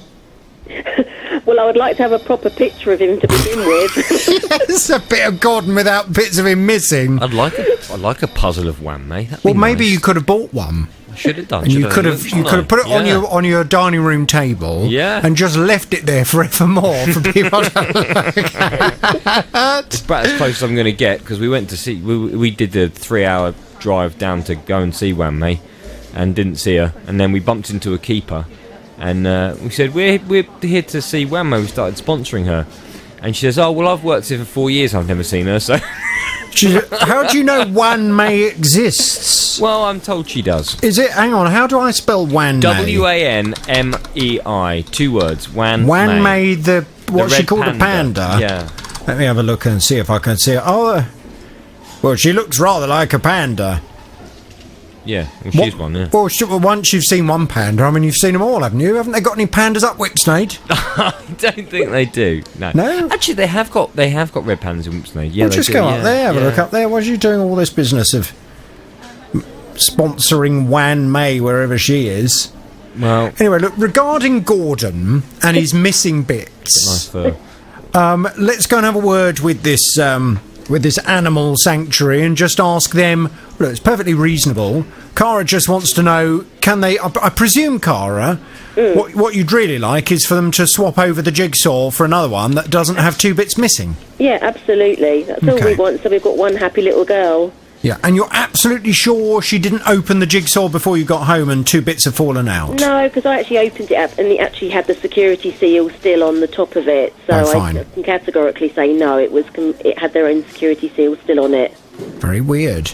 Maybe someone else has got 2 extra bits of Gordon that they didn't need. Oh, how lucky for them. Well, let's go and have a word. Tim, I'm going to pass Cara back to you. Let's get some details. We'll go and have a word, okay? Thank you very much. Was born with muscular atrophy and having just turned 7, last year he was in the market for a new electric-powered wheelchair, which was absolutely essential for his mobility. Well, these chairs are not cheap. And having consulted with a variety of retailers, Kay finally decided upon a chair which did everything her son needed for the princely sum of £26,000. She put £10,000 of her own money into the pot and managed to fundraise the additional £8,000 required for the £18,000 down payment on the chair. Whilst waiting for the chair to be built and to arrive, Kay was provided with a loan chair so that her son could start to get used to the controls. And this loan period apparently went so badly, she decided she no longer wants this brand new chair, and she cancelled the order. But the company won't let her. The chair wasn't running on grass, it was sort of cutting out, and when Archie was taking his hand off the joystick, which he uses to control the chair would carry on moving. The batteries were making horrendous noise, they were only holding charge for sort of half an hour. It just can't happen when Archie goes to mainstream school and there's lots of other children around him and he needs as much independence as possible. I wanted, obviously, to be assured that these problems weren't going to happen on his own model, but the company never put the problems right. So at this point, I felt like I couldn't hand over any more money in fear that we'd lose a full £26,000 and have a chair that was not fit for purpose. So I cancelled the order on the 8th of May 2018, and on the 14th of May I received an email from the person who is the financial director who the invoice was paid to, stating that the loan chair must be returned to the workshop, and then they would send me out a breakdown of the work that had been carried out and the costs that had been incurred, and also advised me of what refund was due, because in their terms it says in the event of cancellation by the customer, the company reserves the right to charge a reasonable cancellation fee, taking into account opportunities to resell products allocated to the customer. So I obviously knew that we were going to lose some money, but at no point did I think we'd not ever see a penny of the £18,125 that we'd put down. So that's what they said they wanted to retain? Yeah, that's what they are retaining. Well, Kay said that she then enlisted the support of a pro bono solicitor who argued, without success, that she should expect at least £10,000 back. Well, Kay told me that her son has been left not only without a chair, but has also lost the entire £18,000 that they have paid to this company. Well, Kay's back on the JVS show now. Good morning to you, Kay. Hi, Jonathan. Morning. Right. Oh, my word. This really is a nightmare. I know, and I just I want to apologise first of all for being cut off yesterday. I was in a very bad signal zone. I'm in a much better place today. Oh, great, but obviously, I've got a lot of emotion around this situation. I am under a lot of stress, and I'm very upset, of course. Yeah, okay. Well, let me just bring everyone up to speed with where we got to yesterday, very briefly. So when I went to speak to the lady that runs this company, she said that the loan chair was an assessment chair. And by that, she meant that it is a chair for him to be able to get used to things, but also if there are things that need to be adapted for him, to discover those things on the assessment chair so that they can make sure that the actual chair they're building him is absolutely right for him. She said it was never going to be a bespoke product, this loan chair, because they were building the bespoke chair. She said when you complained, they said to you, can you bring the chair in with your son so that we can watch what he's doing with the chair and we can investigate, and if necessary we can make some changes to it or adapt it. They said that they agreed that you were going to bring it in at the Easter holidays of last year, but the day before you were due to bring it in, they called you just to reconfirm, and you apparently said you'd completely forgotten about the appointment and couldn't make it. They said that they then offered you another appointment, but you then at that point said you didn't want to bring it back to them. And she said at this point, this was when we first felt that this lady was refusing to cooperate with her. They then said that a few weeks later, you said that you wanted to cancel the order of the chair. And they said that in the meantime, they saw that, she said, unkind comments had been put on social media about their company. She said they eventually got the chair back, and she says that when they got the chair back, they concluded that the wheelchair had been misused, the battery had been misused, and that was why it wasn't working properly. It wasn't anything to do with their product. And they said that they offered you, because they'd already spent out on a lot of the components for the new chair, and also had spent a great deal of time, they offered a goodwill payment of £7,000 to you that you turned down. She said, we then heard from Kay's lawyers. We responded to the lawyers. We requested evidence to support their client's allegations. However, the lawyers haven't provided that evidence. At that point, the lady that I spoke to became quite emotional on the phone. She said that she herself has muscular atrophy. She said that all she wants to do is to help your son, in the same way that she wants to help lots of other people who have the same condition as her. She said it is her father that started this business, building these chairs. He started by building her a chair, and now they're trying to do the same thing for other people. And she just felt as if they are being treated very unfairly as a company. Now, you said yesterday, and the final bit that we got to just before the phone cut out, was the fact that you didn't believe they'd ever offered you £7,000. You said that was the first you'd heard of it, but you did say, and I gather you confirmed to my team off air, that you would accept that offer of £7,000 as a way of drawing a line under this and moving on. That's correct. I mean, we would accept £7,000, but of course, we would like to know and see proof as where the other 11,000 has gone, because there is families out there waiting in excess of 6 months just for a seat to be built. So I find it extremely hard to believe that £11,000 worth of work was carried out in the 2 months, 2 weeks period between paying and cancelling. Yeah. Well, this is where it then got quite complicated this afternoon, because I made contact with this lady again.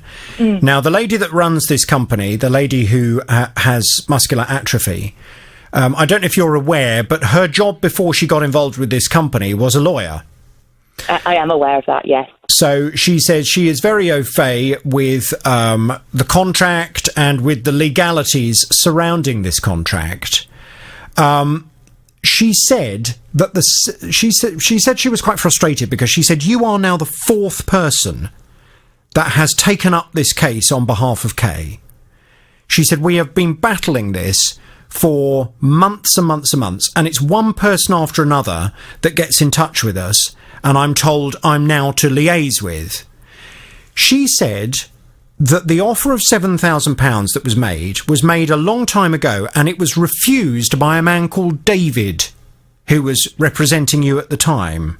Does that ring any bells? Well, yes, he is a family friend who was a negotiator for many years, and he has continued to support me. I'm only 26 years old myself, so I'm very young to have a 7-year-old, and he very kindly offered to try and negotiate with this company. Did you know that they'd made an offer to him of £7,000 that he refused on your behalf? I did not, no. Okay. Well, she said that at the point that the £7,000 was turned down by your friend David, she said that the offer was then increased to £10,000. Yes, that's what we were thinking. And she was then contacted by this firm of lawyers that were acting on your behalf. Now, she said that at the point that an offer of £10,000 was on the table, she said they then found out that you had been contacting charities and stating that you'd been told you were going to get the full £18,000 back.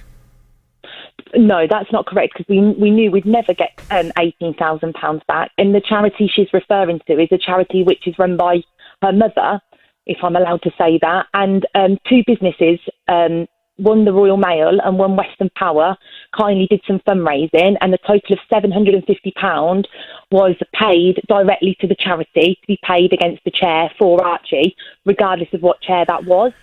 So we obviously asked for that money out, which we were within our right to do. She said at that point that she was getting very concerned that what was going to end up happening was that they would pay you £10,000 and you would still then take further action against them to try and recover more of your money.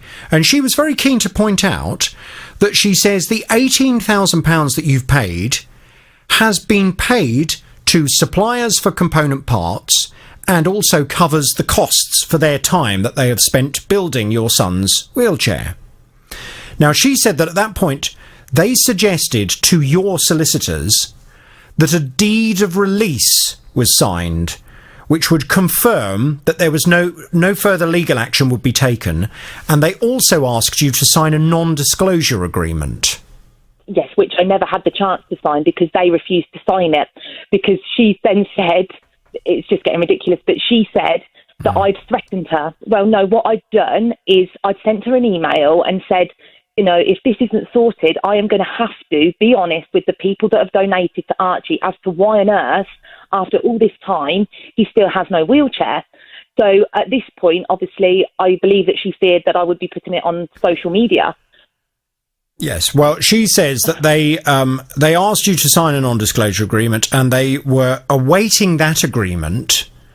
She said when we then finally heard back from her lawyers with a draft agreement, the draft agreement had major errors in it, she said. At this point, she said, we then took the £10,000 offer off the table as it became apparent that Kay had been bad-mouthing us to all and sundry on social media, and we were not prepared to continue with that offer, which she said was a gift, in effect a goodwill gesture, because they felt that you were being unreasonable. She said that you've signed up to a contract, the contract states the terms, and you're now trying to cancel that contract, and she feels that it's unreasonable that you are requesting all of your money back when they as a company have spent a lot of money out. Now, the conversation obviously was very complicated, and I should just point out, Kay, I'm paraphrasing this massively.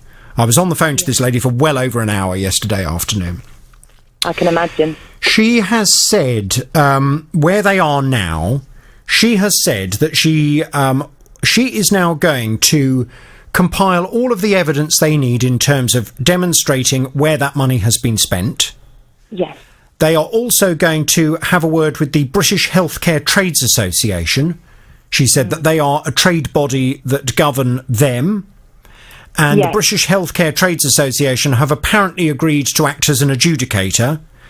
And if the British Healthcare Trades Association determine that this company are unreasonable in their offer to you, then they will obviously abide by whatever decision they come forth with.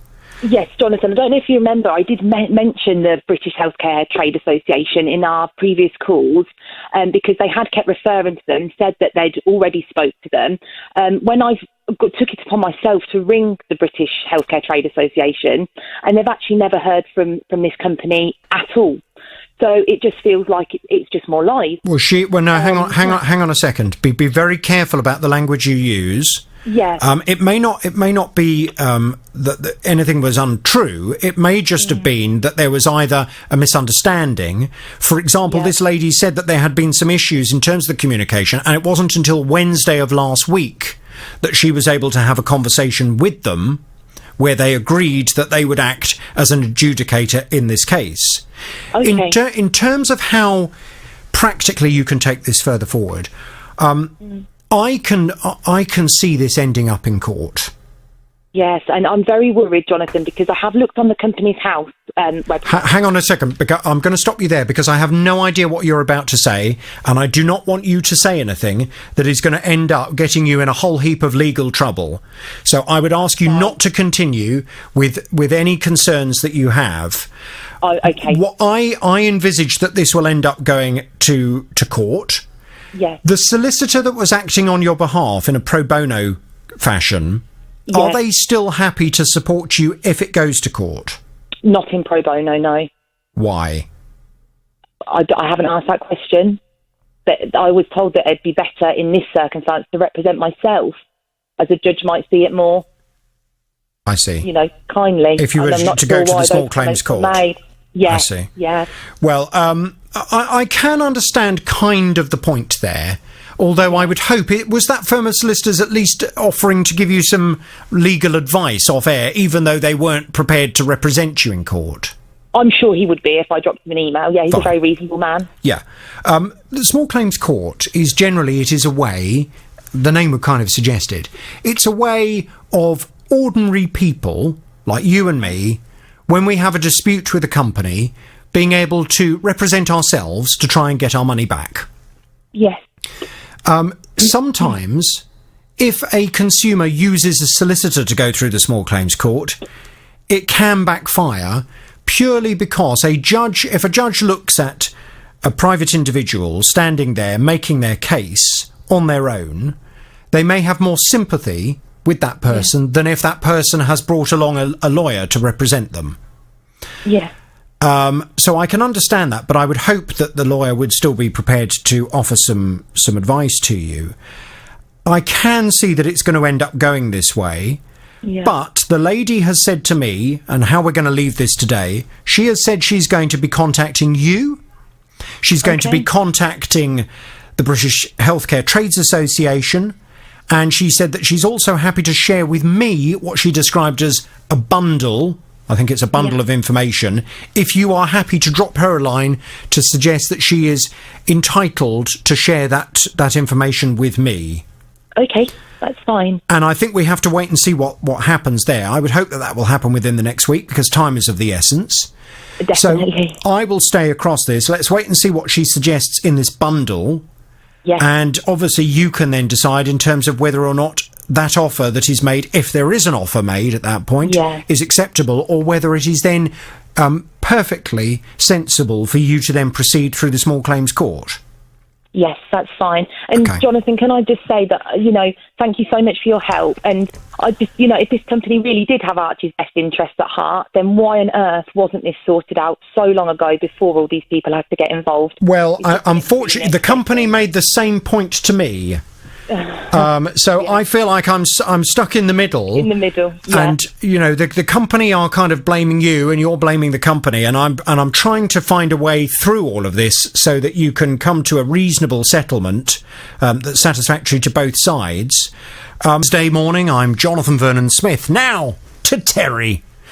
Terry told me that because his father snores, he sleeps in a separate room from his mother on a single mattress. Back in November 2017, they purchased a brand new mattress for the spare room, and after just 8 months of use, it began to dip badly in the middle. Well, an engineer came to perform an inspection, and Terry says the depth of the dip was on the very borderline of acceptability. He kind of plumps it up all around the sides, and then they do a measurement from the centre to see how deep the dip is, if you like.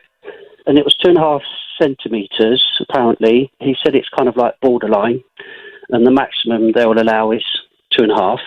So my father's got a bit of a bad back, and he was having a bit of trouble getting comfortable at night, sleeping. Got back to them, said it wasn't very good, especially as it was less than a year old then. They mentioned that they could come out again and check it, but it could cost £100. So my mum got back to them, and there was quite a lot to and fro-in. And so basically, in the end, they had to get a new mattress. Well, Terry told me that his father's not a large man. He's 12 stone, nothing particularly abnormal there. And since replacing the mattress that he couldn't bear to sleep on, he's now been left out of pocket for the new one, whilst trying to find somewhere to store the old mattress he doesn't want to keep. Well, we've been off to have a word with the retailer who sold the original mattress. What have they had to say for themselves? Terry's back on the JVS show. Hello, Terry. Hi, Jonathan. How are you? Morning, Terry. I'm okay, thank you. Tim's been looking into this. What are they saying to us, Tim? Well, we've been dealing with Benson's for Beds, Jonathan, and they've said the following. They said they were sorry to hear about the disappointment with the mattress that was purchased from Benson's. They said they arranged a visit by an approved independent inspector in November to review the mattress and evaluate if there was a manufacturing fault. The inspector found no issue and advised that the settlement of 2.5 centimetres was just within the tolerance guidelines. The family were not happy with the report findings, and so we advised them to arrange an independent inspection, and if the findings revealed a fault, we were going to reimburse them for the cost of the inspection and up to £100, the cost of the inspection up to £100 and replace the mattress. So that Benson's worked with a number of approved independent inspectors whose measurement criteria is aligned, and if the family are happy to supply them with a copy of an independent report that would be organised, they can of course evaluate the findings and then take the necessary action. So in effect they still stand by the report that was carried out, and they're saying it's over to Terry and his family to prove otherwise. That's right.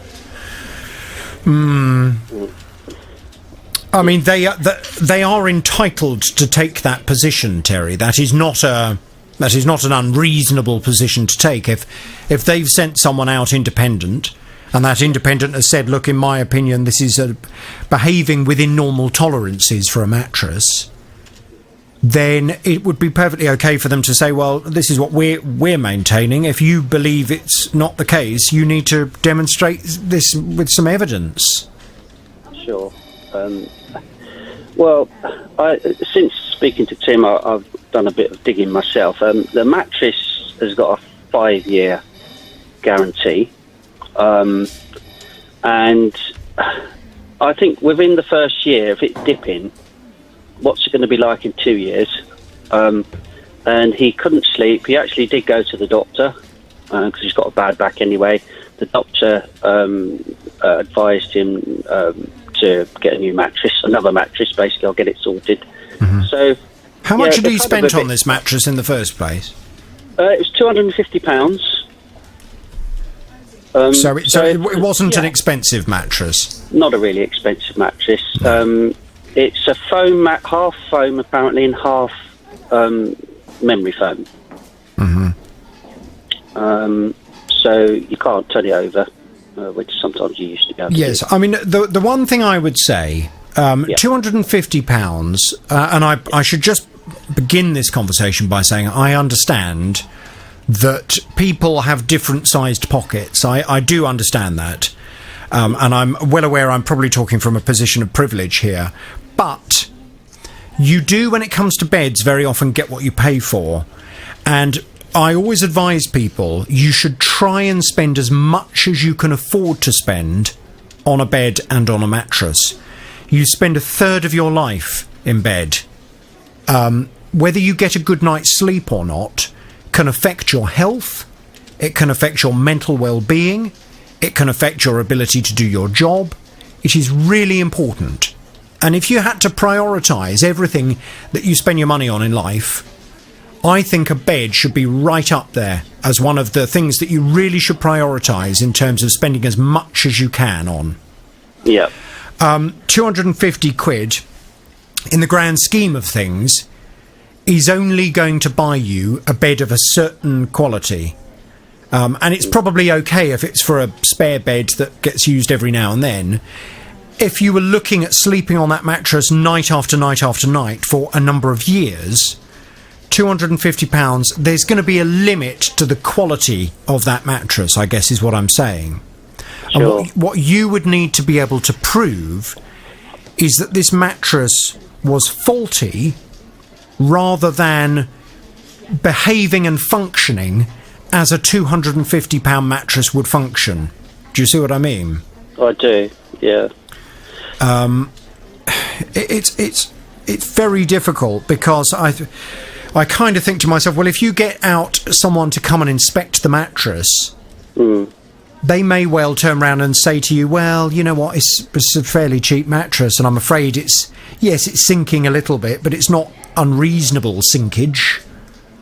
In which case you're going to have to spend even more money proving that the bed company were right, that they haven't sold you a defective product. Sure. Just out of interest, how much did he spend on the new mattress?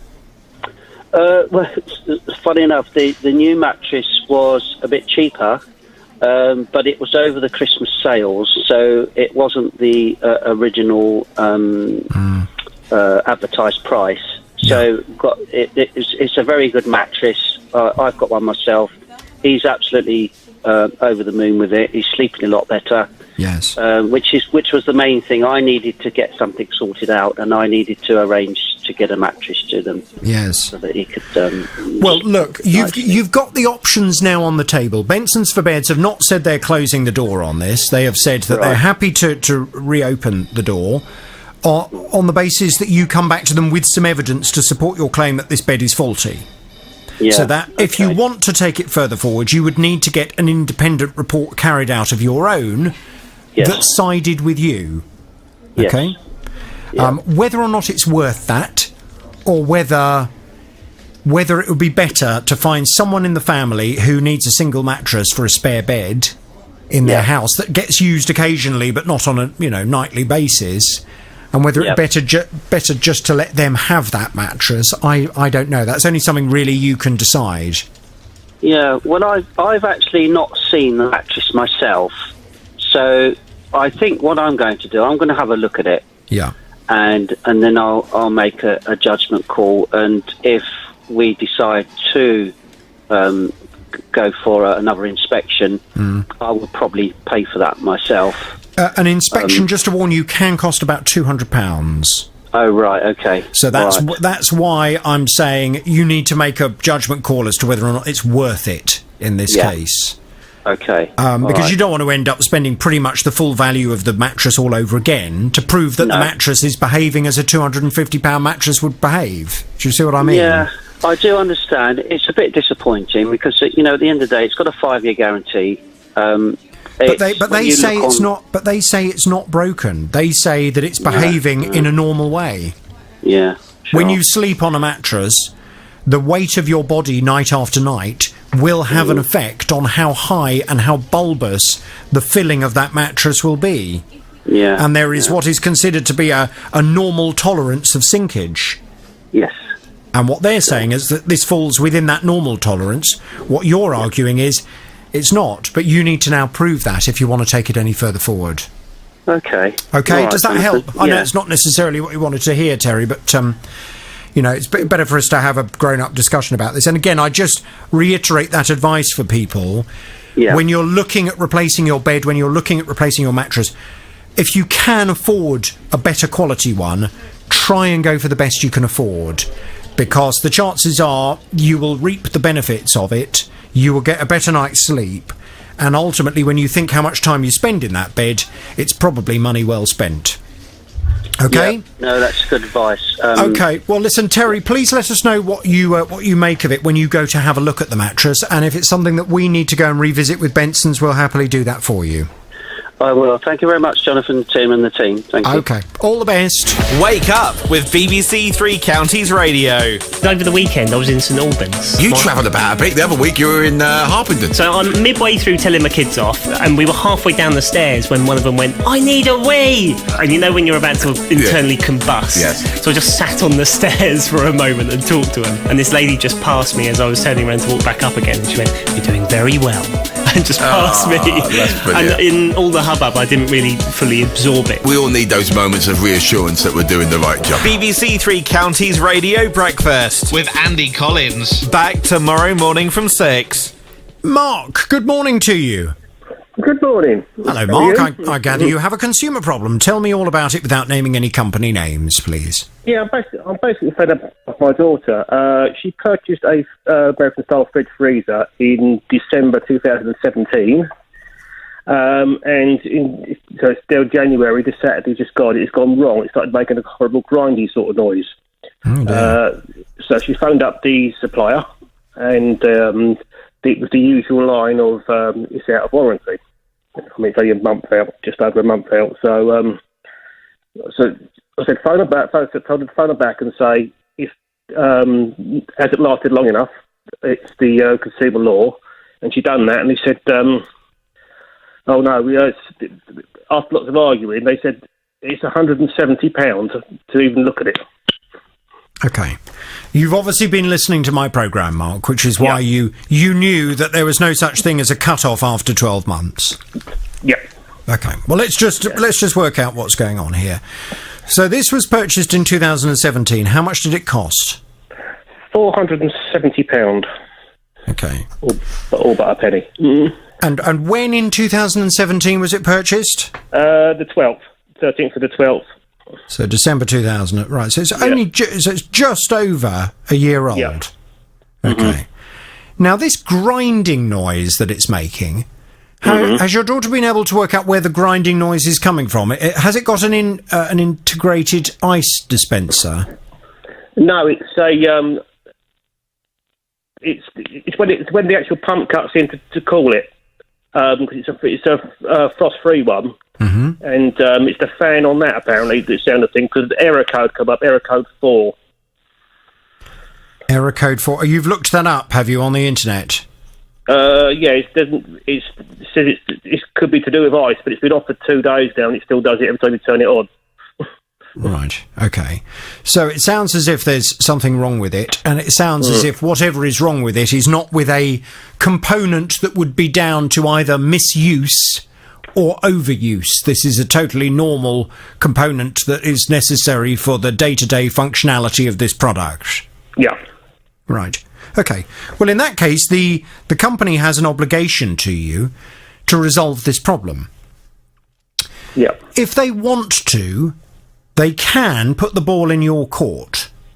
They could say to your daughter, "Okay, well that's fine. If you would like to get an independent report carried out to confirm what the problem is, and if this is with a manufacturing defect that has occurred with this product, then we will be responsible for getting that resolved." But what they also need to be aware of is that in that case, they also need to cover the cost of you having the report done to prove the point. Okay? Yeah. So what have they actually said to you? They've said they are prepared to send someone out, but they want money for the engineer's visit to assess the problem. Well, yeah, first of all, they said when they said it was warranty, it's out of warranty, but we can send an engineer out at the £175. Yeah. But then when we went back and said it's not, it hasn't lasted long enough, they said, it's still £175, but we will refund it if it's not the fault. Oh, okay. So they've said, okay, well, this is the call-out charge. If in the event when we turn up we find it's a manufacturing defect that's occurred, we will then refund you that engineer's call-out. Yeah. Well, that's reasonable. What sort of time frame should the refund be, though? Because we had problems when delivery that caused damage to property, and it took months to get to pay. So what would be a reasonable time? Well, I mean, it should be immediate. If when they turn up, they find that it's a manufacturing component that has failed in the fridge freezer, then they should refund your money immediately. All right, do it. All right, we'll do that then. What I would be inclined to do is I would go back to them, and I think what you need to do, Mark, is you need to be quite businesslike with this. Are you dealing with it on your daughter's behalf? Well, she's phoned it up. I'm just sort of trying to get some advice. I see. And is your daughter good at kind of, communicating a firm message? I think so, yes. Fine. Okay. Have you got pen and paper there? Yep. Okay. So these are some of the expressions your daughter needs to include in the conversation. She needs to make sure that she is fully versed in the Consumer Rights Act of 2015. She needs to make it quite clear that, as per the Consumer Rights Act, she is entitled to expect that this product will last for a reasonable period of time, and it clearly has not. Yep.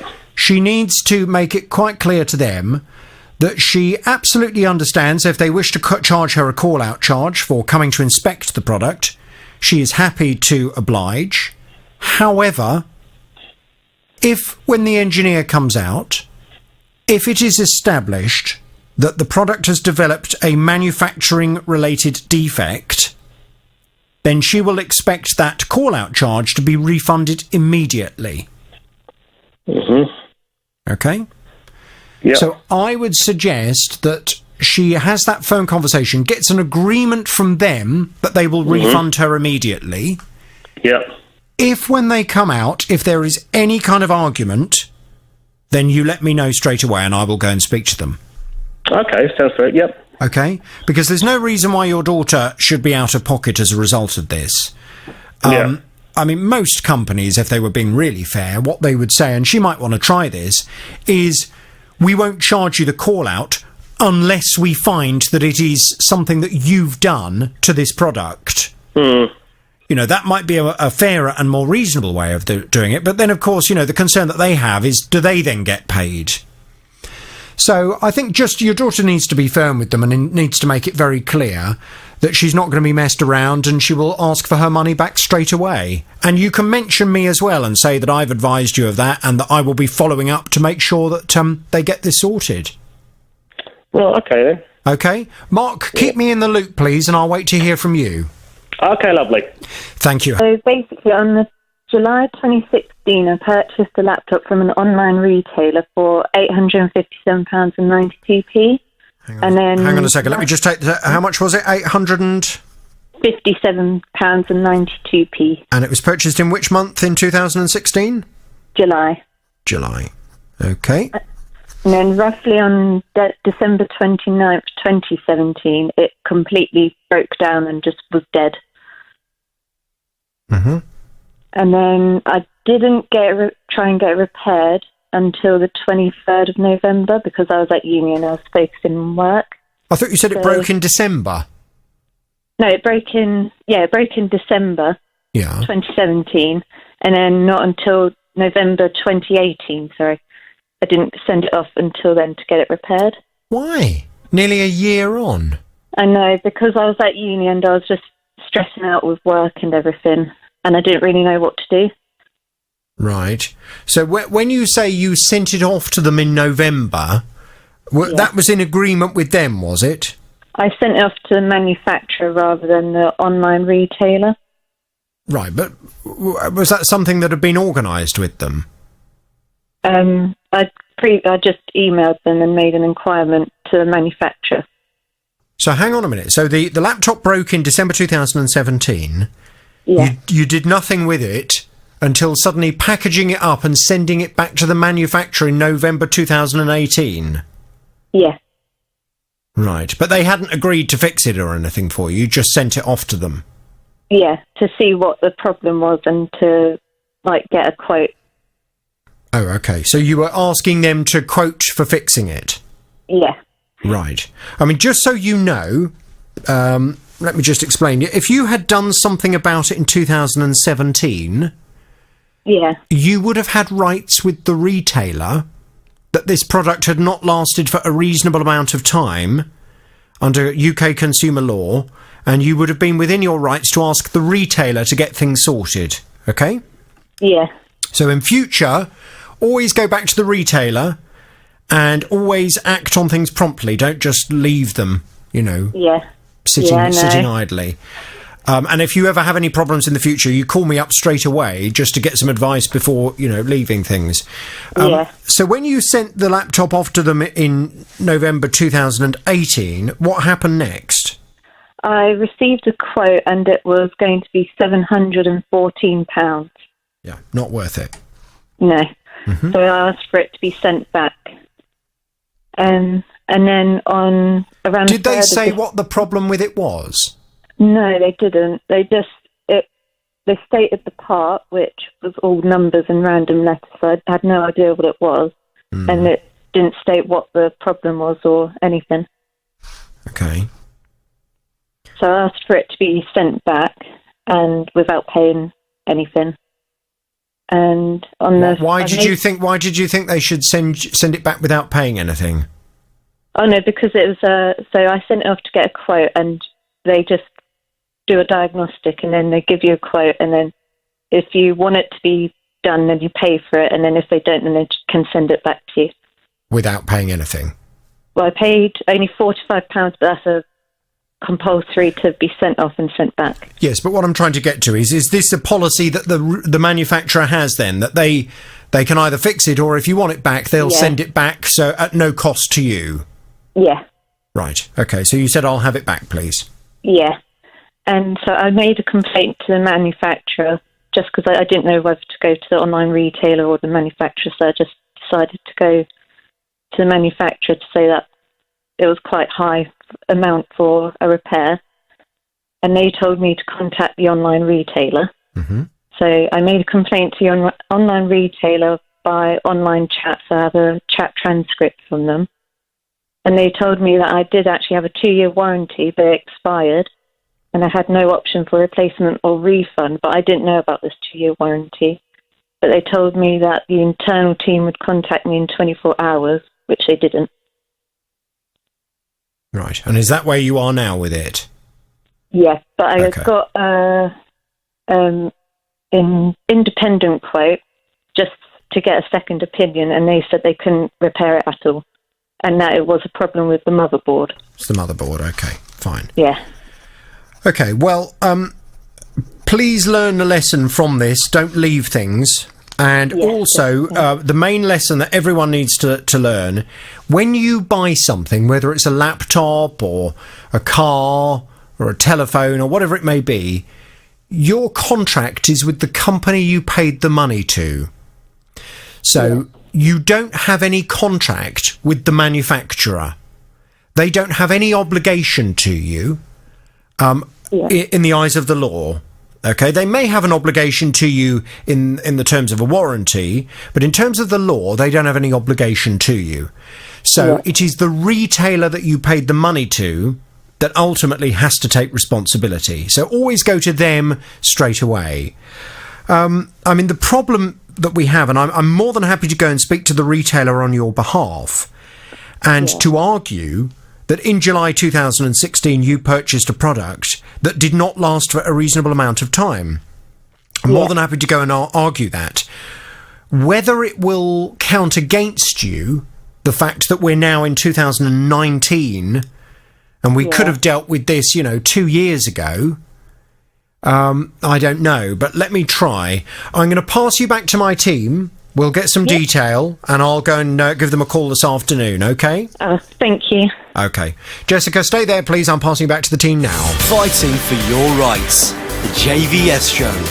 This is BBC Three Counties Radio. Now to Maggie, who's a housing association tenant, and what with wear and tear on her joints last year, she found herself having to go to her daughter's to have a shower, as she couldn't get in and out of the bath in her property anymore. Well, with all of this in mind, she applied to her local authority for a grant to put a shower in above her bathtub, and in February of last year, the grant was given the green light.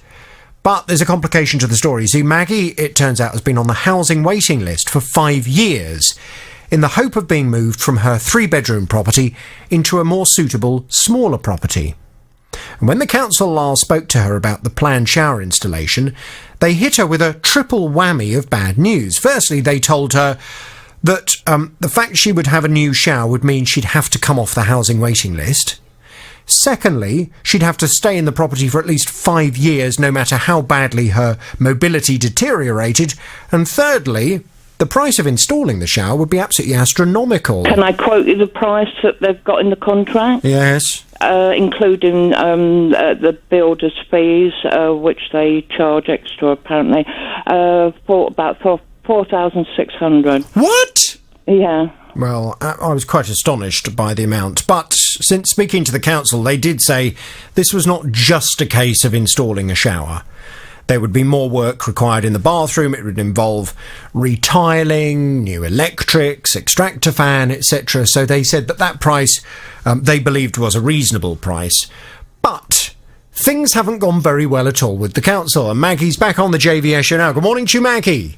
Morning, Jonathan. Good morning. So I went to speak to, this is Central Bedfordshire Council, and they said, to confirm, the Disabled Facilities Grant, a DFG, was for the installation of a shower, as well as significant plumbing work, flooring, tiling, decorating and installing an extractor fan and lighting.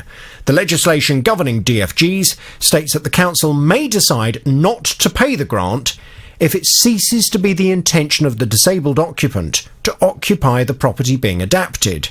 They said we work hard to support people who find suitable and appropriate accommodation, and we've been liaising with Maggie since November on a number of options via our housing register. As with all of our customers, we look at each case and its requirements individually, and will continue to support Maggie on a weekly basis. Well, the kind of argument after that initial response was, OK, how about this then? How about you stay in your property, and they do the shower, but what happens in a couple of years' time if you are no longer able to get up the stairs? Will they then be prepared to put in a stair lift for you? Well, I went and put that to the council. They came back and they said, Maggie contacted us to ask if an overhead shower could be fitted in her bathroom. Aids and adaptions. This is from the Housing Association. The council came back to say, in effect, because you had been on the housing list and it had come to light that you'd been on the housing list, they said that there was no longer a possibility of you being able to get this grant from them. They said it would have been possible for you, had you had the shower adaptation, to have a stair lift at a later date. But because it transpires you're on the housing waiting list, they've removed the grant anyway, and you no longer have access to that money, which of course was very disappointing, wasn't it, Maggie? Yes. So, I said to you, what are we going to do? Let's go and have a word with the Housing Association. I just began to read their response accidentally. The Housing Association concerned here is Aldwick Housing. They have said, Maggie contacted us to ask if an overhead shower could be fitted in her bathroom. Aids and adaptions to Aldwick homes, such as these, are managed and carried out by the local council's occupational therapy team.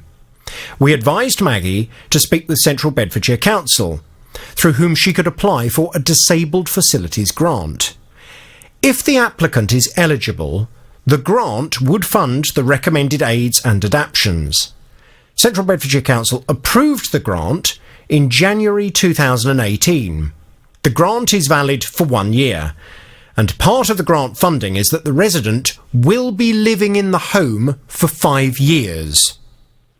Central Bedfordshire Council's occupational therapy team recommended adaptions of an overhead shower, additional tiling, non-slip flooring and grab rails. When showers are installed, there often needs to be an upgrade to the home's electrical consumer unit for fire safety reasons. At the end of last month, Central Bedfordshire Council updated us that Maggie no longer qualified for the grant aid, as she is actively looking for alternative accommodation on their housing register, and is being supported in this through a dedicated member of their staff. Maggie has, we understand, refused several properties.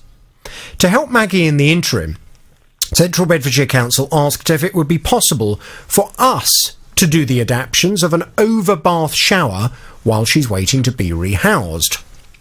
Since we received Central Bedfordshire Council's recent request for this interim solution, and given that additional electrical works may be required to install an overhead shower, the next step is for one of our senior electrical engineers to visit Maggie's home. The engineer will be contacting Maggie to arrange this visit. We work closely with our customers, the local authorities and specialist teams to make sure our customers' homes are safe, comfortable and suited to their needs. So, there appears to be a glimmer of hope, in that the Housing Association seem to be suggesting that they may well be prepared to come and put a shower in on a temporary basis for you while you are living in your property. Have they been in touch with you yet? No, Jonathan, nothing as yet, no. OK, well, they have suggested Did you speak to them? Well, I received this response from them at the beginning of this week. Right. And they have said that it should be this week that they will be arranging a visit. Right. So I guess in theory we still have the rest of today and tomorrow for them to make contact with you. Yes. But it would appear they are open to the idea of them doing the adaptions while you're waiting to be rehoused. Right. I really didn't expect that, to be honest with you. I'm pleasantly surprised. Well, I am pleasantly surprised as well, because the alternative was that you were stuck in a catch-22. Exactly. For anyone that's not been following this story, all of this really is down to your honesty, isn't it? Yes. Yeah, I shot myself in the foot. You did really. You shot yourself in the foot because having been given this money, having been given the grant, you admitted that you were still open to the idea of moving somewhere more suitable if something came along. And from I could have been underhanded, Jonathan, and had the work done and said nothing. But I think my fear, I was looking into a bit of the line further down. If I went to move, or they found out that I was on the housing list, they would have presented me with the price of all of the work. Well, they could have done that, and the other alternative is that it would have rendered you unable to bid for any properties in a 5-year period anyway. Yes. So, although it's ended up with you now being in a situation where you're living in a property that you can't shower in, and the council have said we're not paying for the shower anymore. Yeah. But they haven't offered you a property that is more suitable than where you are at the moment. Certainly not in terms of fulfilling all of the other list of requirements that you have for a property. Yeah. It kind of left you in a catch-22. If the housing association will come and put the shower in, then, I mean, that solves the problem, really, doesn't it? Yes, and that still allows me to be on the housing list. Yes, it would do. It would do, because they have said, in the interim, Central Bedfordshire Council asked if it would be possible for us to do the adaptions of an overbath shower. So we're now getting one of our engineers to get in touch with her. So that suggests that in the interim, until some property becomes available that is more suitable. I mean, I don't really see it being any skin off Aldwych Housing's nose, because you're not talking about having the bathroom completely renovated into a disabled bathroom. You're talking about sticking a shower over the bath. Well, surely whoever moves into that property after you will also benefit from having a shower over the bath. Exactly. I mean, in this day and age, I think that, well, I don't know, it's just my personal opinion, that all biggish houses should have a bath and some sort of shower facility.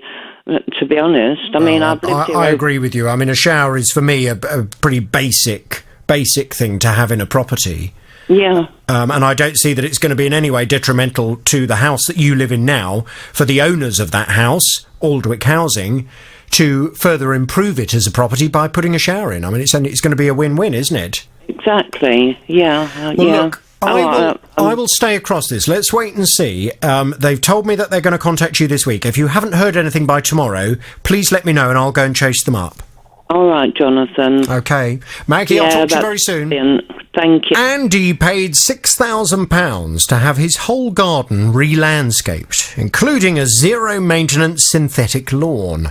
When the job was finished, he paid the entire cost in cash, on the proviso that the contractor would come back and add any outstanding finishing touches. Well, the lawn did need some finishing touches. Areas of the lawn had bunched up and needed repairing.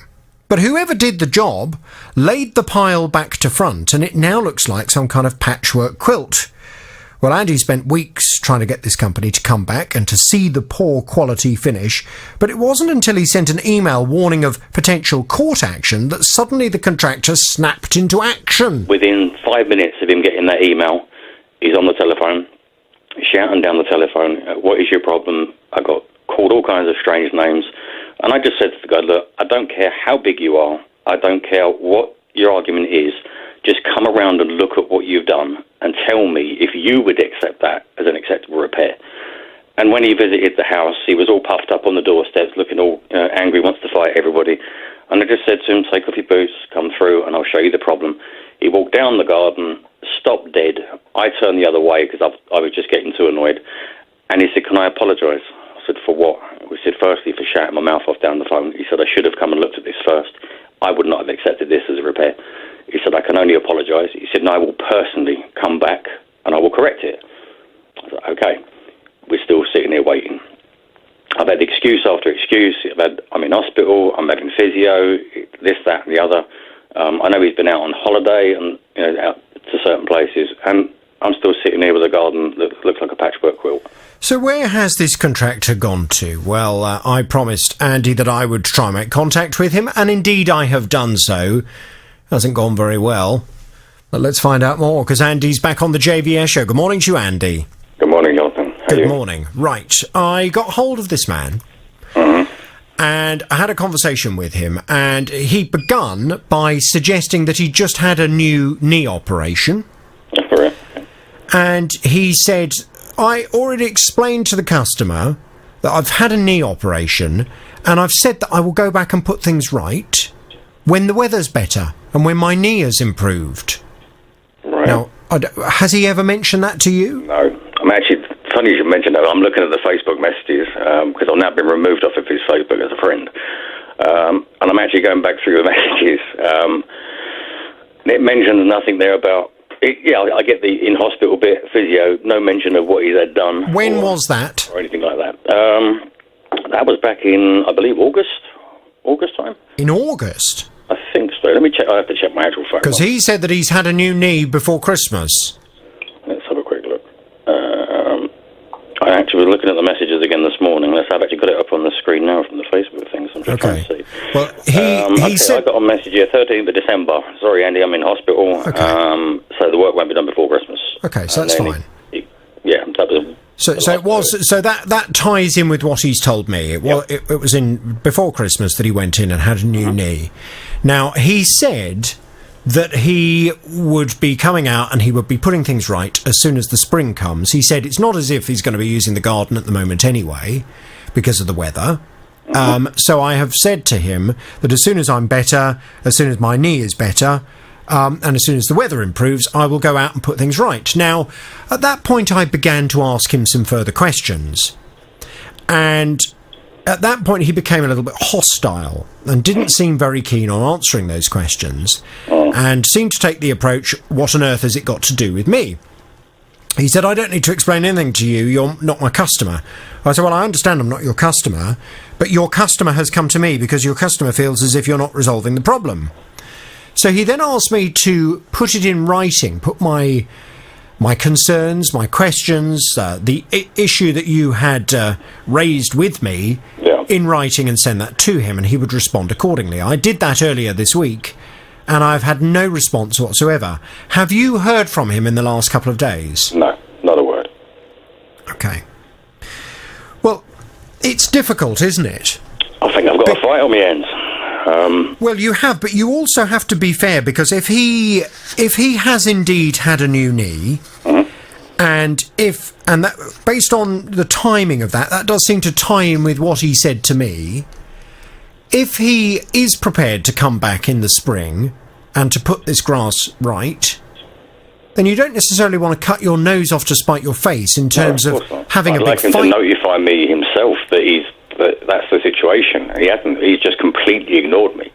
If he sends me a message to say, as soon as the better weather starts, I'll make haste to come out and get it resolved, that's fine. I haven't got an issue if he guarantees that he can come back and put it right. And I've said that from the outset. But at the end of the day, the company that he owns is big enough where there's no reason why they couldn't send a trained person, organise a trained person to come and correct it. Quite. I think I've waited long enough, because it's been more than a year of me constantly asking him to come back and then obviously getting the bodge repair, and now I've got to wait further because of his medical condition. I understand that. I'm disabled myself. I've seen hundreds of people that have had replacement knees. I know how painful it can be as well. Often I've seen grown men cry because of what a knee surgery is like.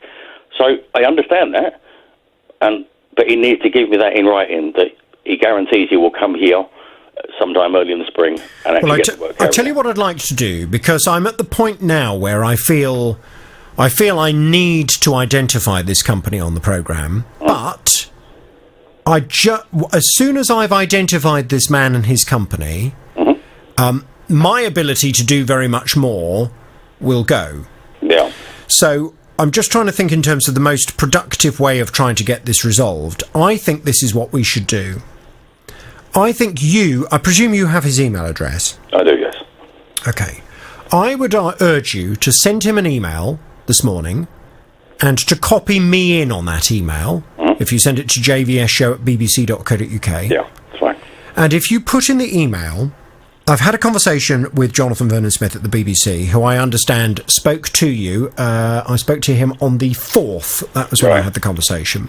Okay. On the 4th of February, you explained to Mr. Vernon-Smith that the reason you haven't come back to repair my artificial lawn problem is that you've recently had a new knee operation, which indeed you mentioned to me in Facebook messages at the beginning of December 2018. Yeah, he just didn't say what he was in hospital. Hang on. Just try and recall what I'm saying, because this is what you need to put in your letter to him. You did not, however, in your subsequent Facebook messages, ever mention to me when you would be returning to put the issues right. I understand in your conversation with Mr. Vernon-Smith, you told him that you would come back in the spring. Can you please respond, outlining exactly when I can expect you to return to my garden and to rectify the problems I have with the artificial grass?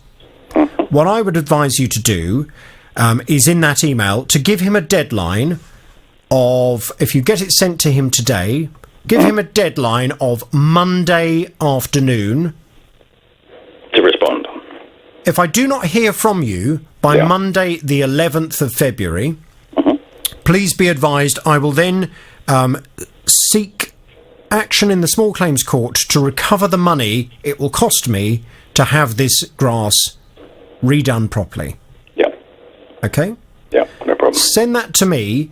If he still doesn't respond to you with that perfectly reasonable request to you as his customer on Monday, then I'm afraid that will leave me with no alternative but to identify this company, and I'm afraid it will leave you with no alternative but to take this man to the Small Claims Court. Which is kind of what I was expecting, but hoping... We'll see. I will. Well, you're trying to be reasonable, and you're trying to resolve this issue before it gets to that point for everyone's sake. It's not, I've not even gone on Facebook and mentioned anything on Facebook in public because I've got a very wide public profile on there, and I wouldn't want to do that. It's always better if you. It's always better if you don't. Yeah. Because it can be used against you. Exactly. And if you start doing those, I've got a lot of family members that know this guy personally, and that makes it even more awkward. But it's one of those things, I guess. Well, there is a proper course of action for seeking recompense from a company that does not do what it's required to do, and you're trying to resolve this issue before it becomes necessary to take things up into that next level, as indeed am I. You know, I don't want to be identifying a company unnecessarily on this programme, but I'm very... the aggravation of going to a court and all the process of going through the paperwork and... No, although it's not actually very much hassle at all. To take a company to the Small Claims Court is very straightforward. You can do it on the internet, and it's very straightforward. So I don't think you should let that worry you at all. But I'm very disappointed he has chosen not to respond to my email as he requested, and he's not even chosen to respond to you as his customer. Let's give him this final opportunity, and we'll talk next Monday. Definitely. Okay, Jonathan. Thank you, Andy. A car which is just going out of its lifetime warranty, which was 5 years or 100,000 miles. Now, it's been a perfect car, except that on one occasion, the little roll on the driver's seat as you get in, the bit that holds your buttocks in, if you like, that developed a split. And that was a couple of years ago. It went back in, and they cut out and they put a new little panel in there, which was fine. But it's now happened again, and the split is opening up. I went back there before the warranty finished and gave them a letter by hand, and they acknowledged it, to say, look, the repair really needs to be done again, either as poor materials or whatever. And they've come back and said, well, initially the manufacturer said, no, they're not going to do anything about it. It's not under warranty. To which I said, well, hang on a second. You've already repaired it once under warranty, so you should be doing it again. It's still within the period. And then they came back a second time and said, well, we'll do 40%, but you pay 60%. To which I said, well, how much is that? And they said £229. Well, I could buy a three-piece suite for that, not a very good one. But for this little 12 to 14 inch sliver of leatherette or whatever it is, £229 for something that I consider to be under warranty, which they repaired before under warranty, I consider to be unjustified. So this, just so I get a clear picture as to where on the seat this split has occurred, it's on the bit that goes under your bottom, on the kind of right hand side. You'll have the two bits that stick up slightly and hold you in the seat, and it's the bit on the right hand side. And that, whereabouts is it split? It's split on the top of that roll. Where the seam is, where the stitching is? In the middle of that panel. It's quite clearly a leatherette as opposed to a pure leather, and the blackness, the black part of it, has become delaminated from what is the white material underneath it. I mean, this is a notorious problem with leather seats in terms of the leather on that particular stretch. You get it on that particular stretch and you get it down the side of the bit that would go kind of at the side of your back where the seat belt goes back, and you can sometimes get quite a lot of wear and tear on that particular bit of leather, because that's the bit that you're getting in and out of the car, putting all of your weight on and all of the pressure on. And I know myself, in cars that I've had to, after a few years, have that leather refurbished, because the colour has gone from it, where it's become scratched, or it's very clear that it's looking worn. So is there anything you're doing in terms of, I mean, are you in and out of this car all day? Is your weight of average weight? Is there anything that you're doing in the use of this car that may mean you're putting extra stress on that particular bit of the seat? Well, I am a property surveyor, so I suppose I'm in and out of it about 4 or 5 times a day. But I mean, I don't do anything, and I'm of what I would consider, hopefully, to be of average weight and agility. I don't slide onto it or slide off of it. I get into the car and into the seat. And my point really is the fact that... Hello, David. Oh, dear. Well, we appear to have lost David at that crucial moment. We'll see if we can get him back. I mean, it sounds to me as if what I need to do is to contact the dealer that he's been having dealings with and ask them why they do not feel this is down to poor quality materials being used in the seat, and why they, I presume, feel that David needs to take some of the responsibility. I will go and do that, and I will report back as soon as I have a response. Fighting for your rights. The JVS Show. This is BBC Three Counties Radio. Right, now back in June of last year, a delivery driver backed his van into a lamppost which illuminates the area nearby Sandra's house. Without the lamp, the area is absolutely pitch black at this time of the year. So Sandra spent months trying to get the council to come out and put a new street light in. Sadly, far from replacing the light, the area has been completely tarmacked over, and there's been no sign whatsoever that this lamp is ever going to be replaced. Well, Sandra, when she first came to my programme, said that since the area was plunged into darkness, the crime rate appeared to have shot up, and residents didn't feel at all safe. We had gunshots down our street. It was quite frightening. Next day I called the council and said, look, we've got to get this light fixed because it is pitch black at the back of our house. You cannot see nothing. I got the same excuse. The person's off sick. So I said, fine. I've had to go back to university. I've come back for Christmas. My car wasn't even on the driveway for 24 hours and it got broken into. I then called the council back. I said, look, we've got to have this lamp put up because it's so pitch black. We've become a hotspot for thefts. There's been cars stolen, cars vandalised. Well, obviously it's unacceptable, and we went to have a word with the council to try and get things sorted out. Hopefully we are on the road to getting things sorted. Let's find out what the latest is, because Sandra's back on the JVS Show. Morning to you, Sandra. Morning, Jonathan. Good morning. So, Central Bedfordshire Council, who are the council at the centre of all of this, they promised they would prioritise putting in a new street lamp as soon as possible. When we spoke to you at the beginning of this week, it was good news all round, really, or certainly the potential for good news. They said, yes, the lamp is now in, the lamp is installed, and the lamp is ready for connection. And UK Power Networks were due to be going out on Tuesday afternoon to put the plug in and to get this light up and running. Well, here we are Thursday morning, Sandra. Please tell me that you're now fully illuminated. We are fully illuminated. Oh, thank goodness for that. And it's all perfect. It's all working okay. It's all working. It just makes such a big difference. It's unbelievable. Good. Being in darkness for so long.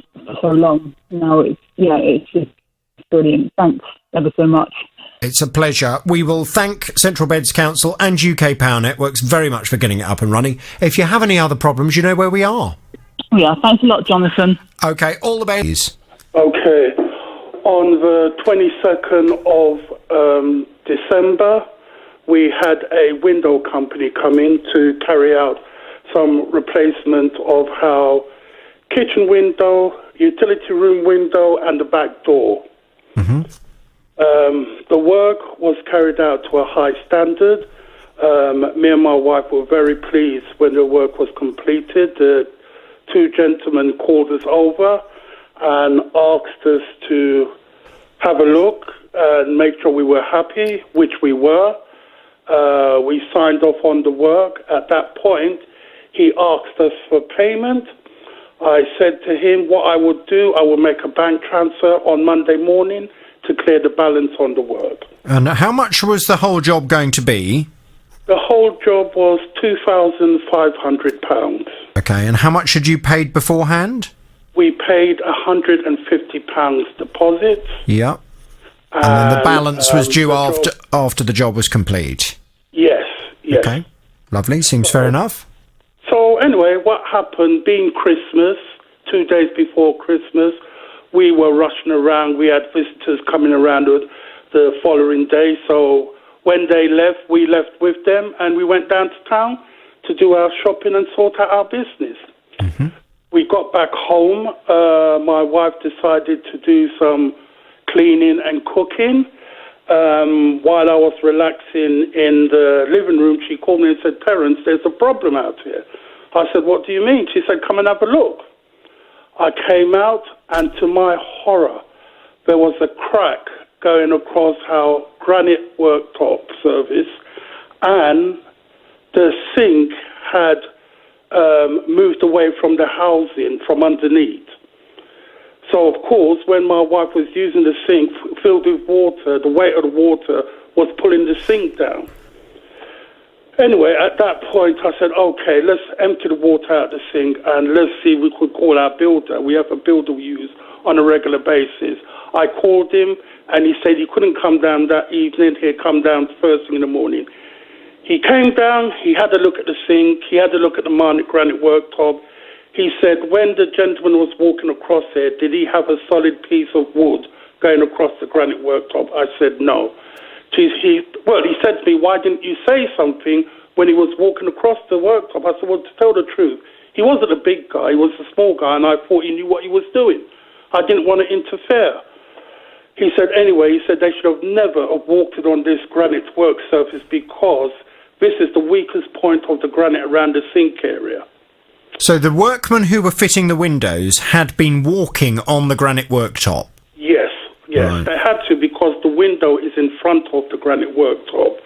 So to remove the old window and put the new window in, one was in the garden, the other one was on the granite worktop, sort of lining it up and screwing it in. Yeah. So, we were horrified. We were so shocked when we realised the damage was done because he must have known that he had damaged the... But hang on a second. So did you not notice this giant crack in the granite worktop when they were still there? The thing is, it's a hairline crack. Oh. Yeah, it's a hairline crack, so we wouldn't have noticed. The only reason my wife noticed because she went to use the sink that evening, and where the sink was, I don't know if it's stapled, I'm not sure how it's fitted to the granite work surface, but when she put the water in, the sink started to bowl.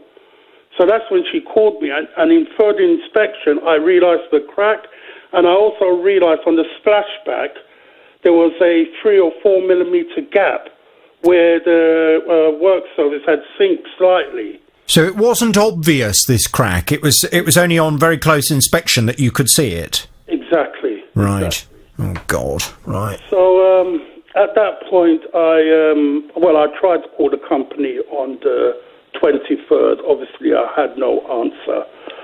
So now, what obviously was essential that you did at that point was to put something in writing to them via email or something like that with some photographic evidence to show to date stamp that it had happened on that particular day. Did you do that? I did that with my phone. Yes, I took pictures. Yeah. And I downloaded the pictures on my computer system. And you emailed them that day, yeah? Did a letter, an email to them straight away with all the information. Good. I was going to say, because what you don't want to do with that kind of case is to leave it for any length of time when the company could then quite legitimately argue, well, there's no proof that we did that. It may well have been something that happened afterwards, and you're now just trying to blame us, so... No, we're very proud homeowners, me and my wife, and no way. No, I understand that, but what you don't want to do is to give them, the company, any ability to make that argument, which is why it's so important to complain as soon as humanly possible. So when you sent over the email with the photographs and said, look, we've discovered that this has happened, and it happened right where your workmen were standing on our worktop, what's been their response? You know what? Their response has been absolutely terrible. Me and my wife were quite surprised. I think I actually spoke to someone on the 28th or the 27th, and I explained the situation, and they said they were going to call us back. So I asked them, I said, would you be calling us back straight away? He said he'd call me back sometime today. We didn't get the call. So I called them back the next day, and the gentleman said they will get back to me. I think it must have taken about, we must have called them about 3 or 4 times before someone actually spoke to me who had some sort of authority. And the first thing he said, well, how do we know it wasn't already like that? I said, well, I'm telling you it wasn't like that. And at that point I said to him, I need you to give me your liability insurance details. He said to me that, oh, no, I don't think it will be covered. I said, why not? He said, oh, no. He said, look, what we're going to do, we're going to speak to the 2 guys who carried out the installation. I said, okay, no problem. I'll wait for you to call me back. Waited. Anyway, I think it must have been another 2 days. I decided to call them back. And he got really upset with me. Oh, Mr. Roberts, you need to give us some more time. You're putting us under pressure. I said, look, I'm sorry. I just need this problem solved. I said, me and my wife, we are very upset. I said how sink is in a state. My wife can't use the sink. And, we need this resolved quickly.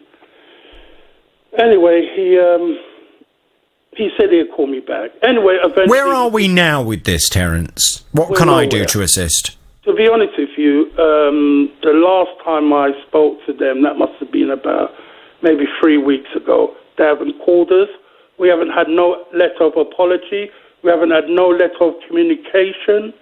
We haven't had no emails.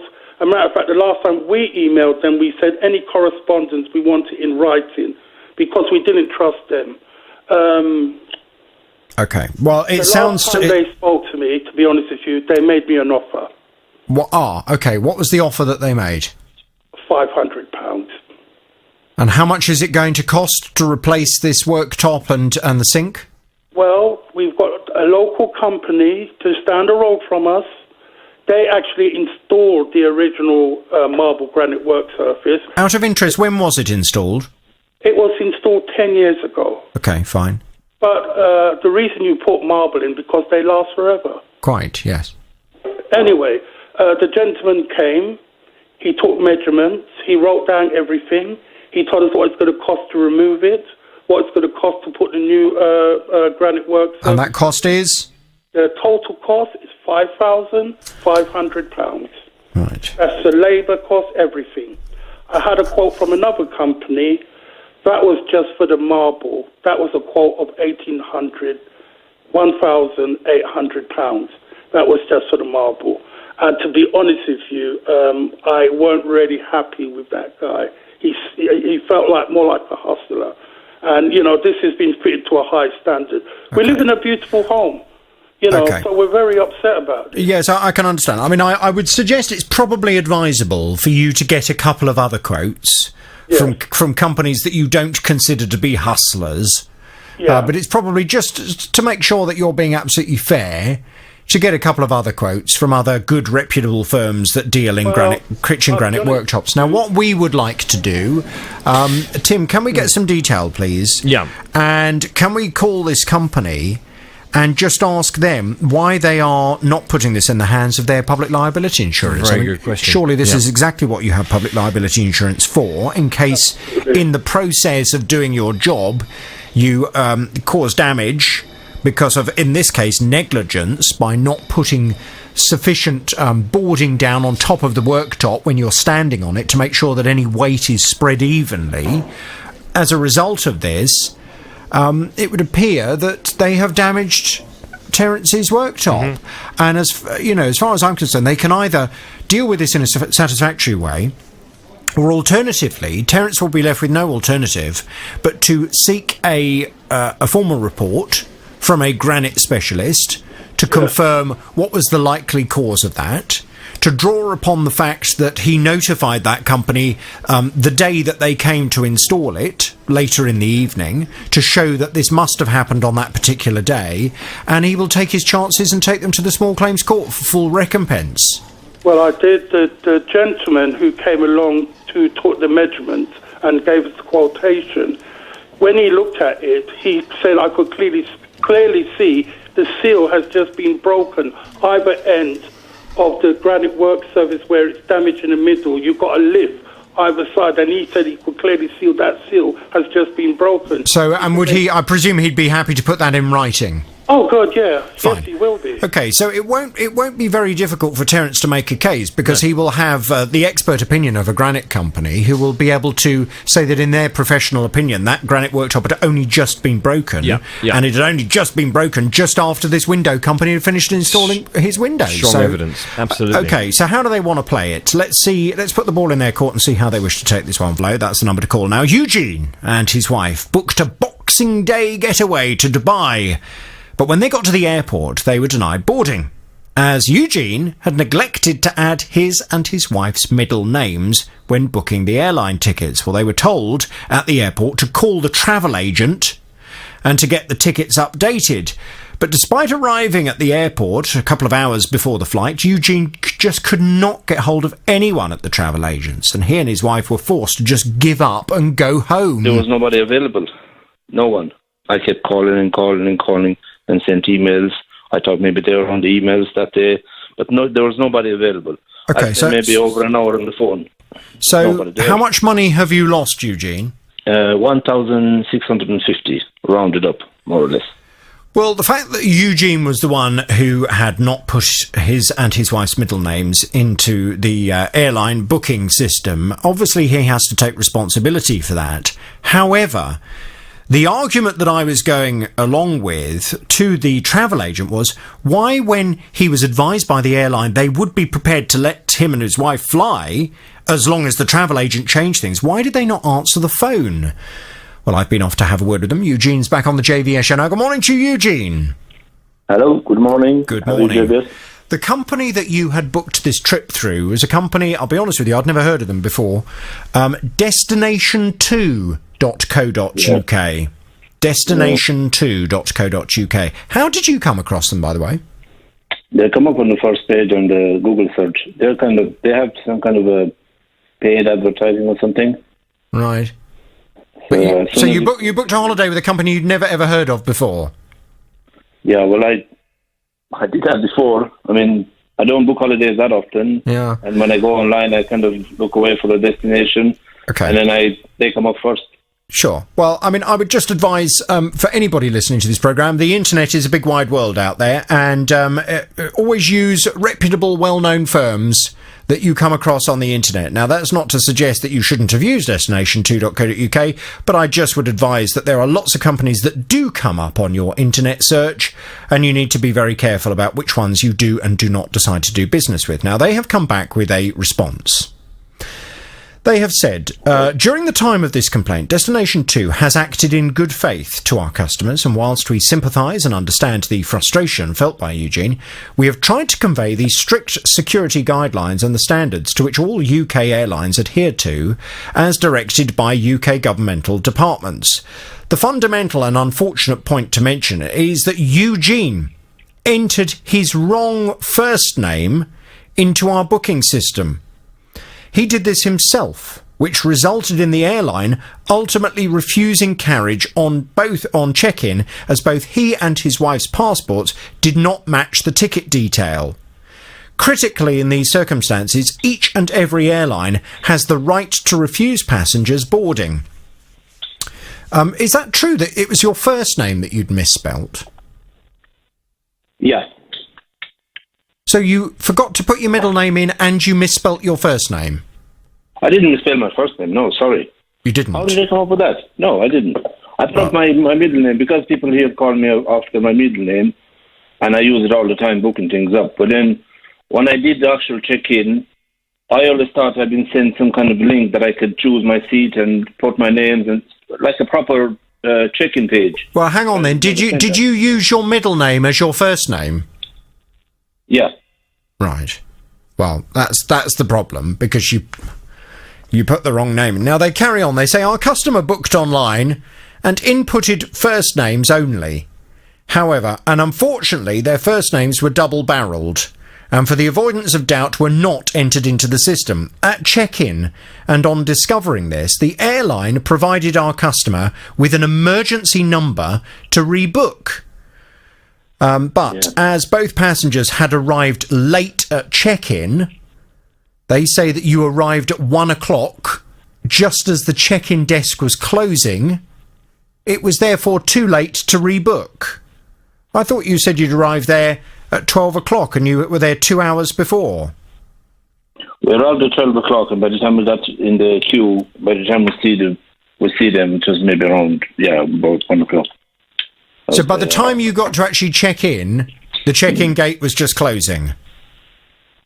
Well, no, we had time. As I said, they said to me, there's time if I ring the travel agent, if I ring them, there's time to change the names. That's what they thought. Yeah.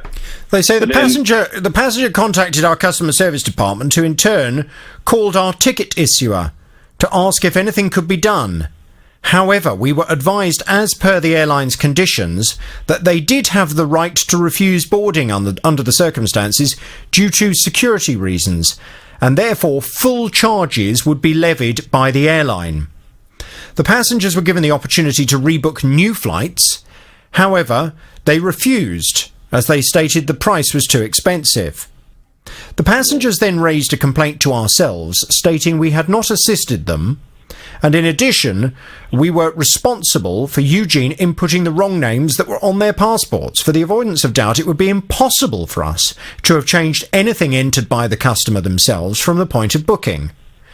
The passengers were advised that, unfortunately, security processes, procedures and rules set by airlines and the International Air Transport Association are totally out of control of Destination 2, and whilst we sympathise and understand their frustration, we as a professional business have assisted our valued customers as much as we possibly can.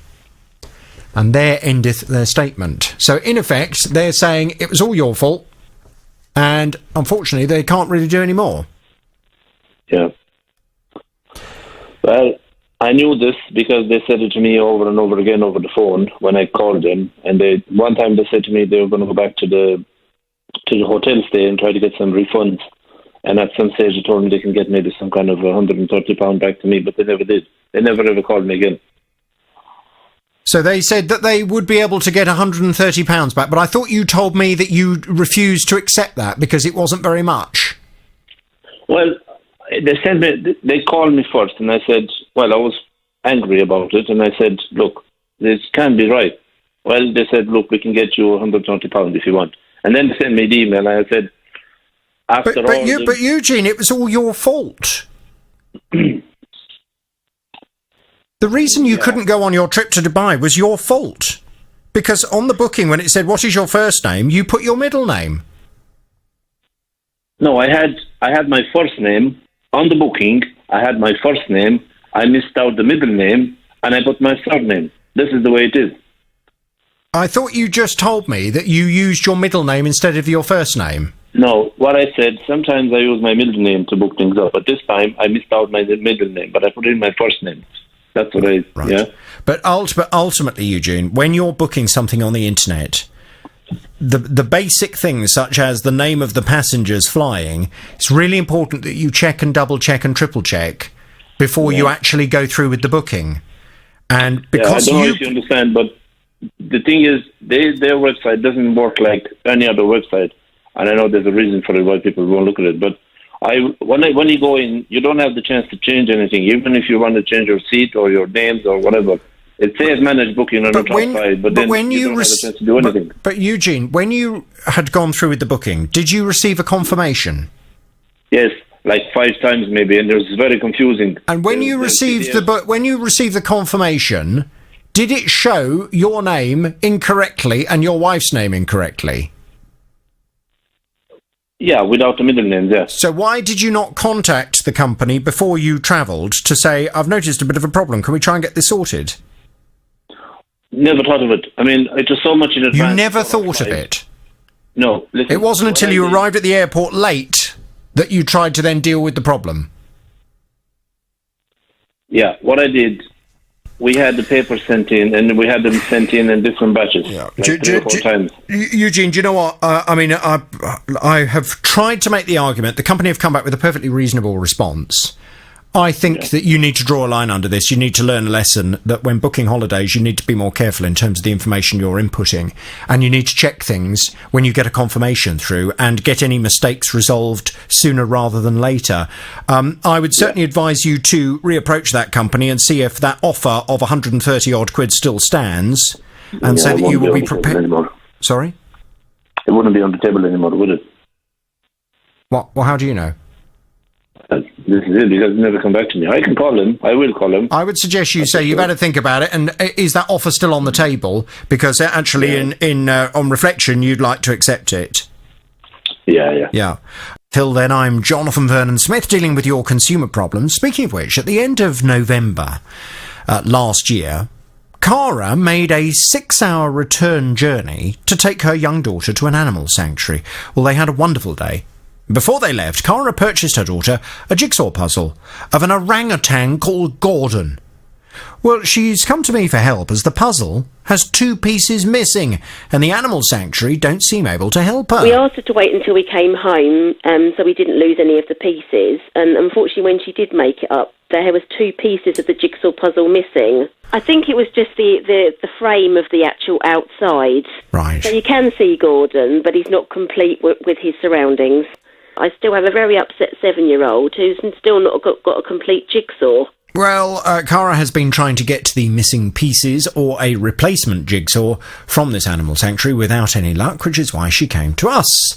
Well, I know we've been off to have a word with that sanctuary. Let's find out what's been going on, because Cara's back on the JVS show. Good morning to Cara.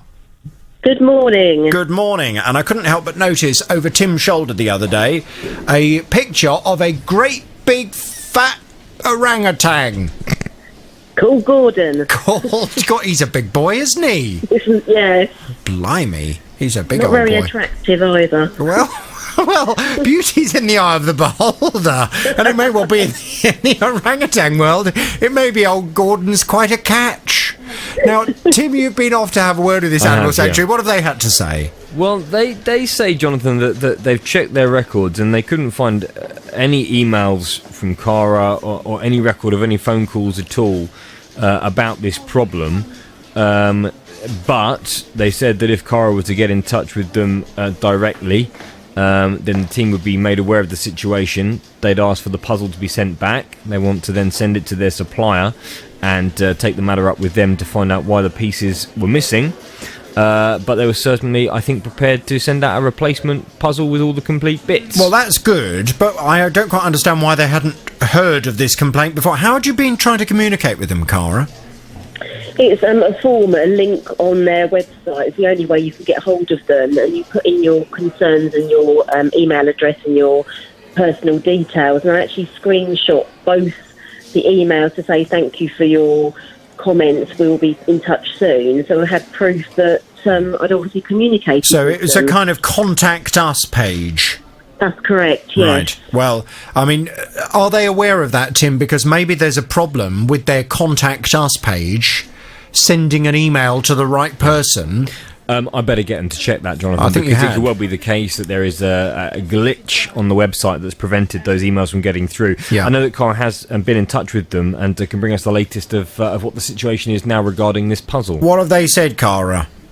Yeah, the lady I spoke to on Wednesday said she wanted all the receipt details of the date of purchase, which I was able to give her.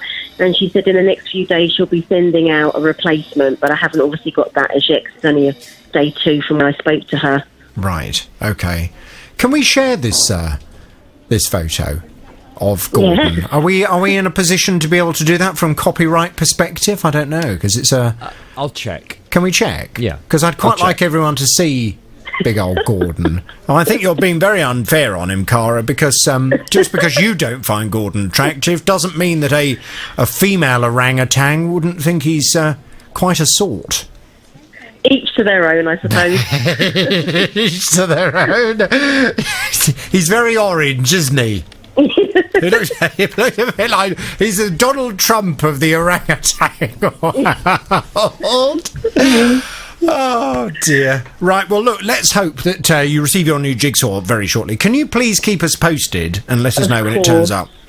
Sure, Lovely. no problem. That's lovely. Thank you. Good. Okay, and in the meantime, Tim, if we could just let them know that Cara did try and contact them and maybe there's something wrong with their website. no They need to problem. address that because there might be something else that other people are trying to get hold of them about. Thank you, Cara. We'll talk to you very soon. Tackling your consumer problems. The JVS Show. This is BBC Three Counties Radio. Now, when Satvinder moved into a new house in September of 2017, she spent £700 on a consignment of laminate flooring. Sadly, when this laminate flooring was delivered, about 80% of it was damaged. But instead of sending the whole lot back, Satvinder decided to take the sections that were fit for purpose and then went into a nearby branch of the same company to go and buy replacements for the 80% that she couldn't use. Well, since laying the floor, it started to look okay at the very beginning, but ever since it started to lift and peel in various areas. And the retailer's report shows that it's Satvinder who's to blame. They said that it's because of the moisture damage, and I don't quite feel that, because if it's a moisture damage, it shouldn't be at few places. It should be kind of overall, because I wouldn't be using a mop in just a tiny little space. So Satvinder's argument is that the 20% of the flooring that she did decide to use, because it was undamaged, must have had some kind of inherent problem with it, which is only coming to light now in the form of peeling. Well, it's a bit of a difficult one to prove, but Satvinder's back on the JVS show now. Good morning to you, Satvinder. Good morning. Good morning. And just as a bit of advice for everybody listening to the programme, if you find yourself in a similar kind of situation, it's probably better just to say, some of it's damaged, I'm going to send the whole lot back, and I'm going to ask you, the company, to replace the whole lot, rather than you... I understand why you were trying to do it. You were trying to do it to be helpful. But to say, I will try and salvage and decide what is still okay and undamaged, probably puts you in a slightly difficult position. But let's find out what the company have had to say, because I know Tim's been speaking to them. Tim, any luck? No, not really. I had a feeling this would be the case. Been asked to liaise with B&Q on this issue, Jonathan. Yeah. They have given us this formal statement for the programme. They say an independent inspection of Satvinder's laminate flooring was carried out by Independent Inspections Limited, who confirmed that no manufacturing fault was present. This finding was subsequently upheld by the Alternative Dispute Resolution Services through the Furniture Ombudsman. And that's where the statement ends. So they are firmly sticking by this independent report. Which, of course, they are perfectly within their rights to do. And the only thing really, I mean, Satvinder, if let's have a grown-up discussion about this in terms of what your options are. Option number one is that you accept what they've said and recognise that it's all just been a bit of a disaster from start to finish, draw a line under it, and either put up with the floor in the way that it is or replace the whole lot at your own cost. The only other option really open to you would be for you to have your own independent report carried out in the hope that independent report will side with you rather than with B&Q. Yes, I mean, the furniture ombudsman really didn't do much. They just, I gave them the report that the independent surveyors did the report, and I sent them that. And immediately, the case was open and the case was closed, saying that, okay, this is all. But, I was naive that I did accepted that. I mean, even when they had given me the, laminate in absolutely devastated state, I don't think any retailer should ever do this. No, absolutely not. And it was unacceptable that this flooring was delivered so damaged in the first place. But what you should have done, really, is said, the flooring's damaged, come and take the whole lot away and give me a refund, please. And I will either reorder some from you again, or I will go and reorder the flooring from another company. To go through the boxes and to find the sections that you considered not to be damaged, and then to have those installed along with a new set, it was always going to be putting you in a slightly precarious position, wasn't it? Yes, had I known that, I was so naive that it's just because we had the contractors in and everything was scheduled. And, when you're moving into a new house, how you have so much to do, and you have your children going back to a new school and so many other things to kind of manage. Yes, I can understand. In the hindsight, I would not do this mistake. Hindsight is a wonderful thing. We've all been there, Satvinder. I mean, don't beat yourself up about it. We've all been there. There are always times where we look at situations and think, oh, if I did that all over again, I'd do it differently. But of course, I have a responsibility to everyone else listening to the programme just to offer some advice. So I'm not trying to rub your nose in this at all. You are where you are, and you're well aware of that. In terms of how we move this further forward, then. Yes, that's important if you can do something about. Well, as I say to you, the only way really you can move this further forward would be for you to have your own independent report carried out. Sure, I could do that. I could ask. Is there a particular companies that I need to look for, or is this just a builder with loads of experience who could do that? Or well, that's a very good question. I don't know. Have you tried looking to see if there's an association of laminate floor manufacturers or something like that? I will have to dwell into it and find out what. Just having a little look. Because I'm 100% sure it's not the mop that would do this, because I have flooring, in the real wood floor for many years. I've never seen a flooring do that, or, so something not quite right. And I don't think the blame's just have to be on me. So. Let me put this out there, because I have lots of listeners who are tradesmen, and it may well be that some of my tradesmen listeners, carpenters, people who've done installation of laminate flooring, it may well be that people will have some idea as to who would be a good organisation or a good person to go to get an independent report on the flooring. That'd be very helpful. The only thing I would say, Satvinder, is you have to just bear in mind that a report is probably going to cost you money.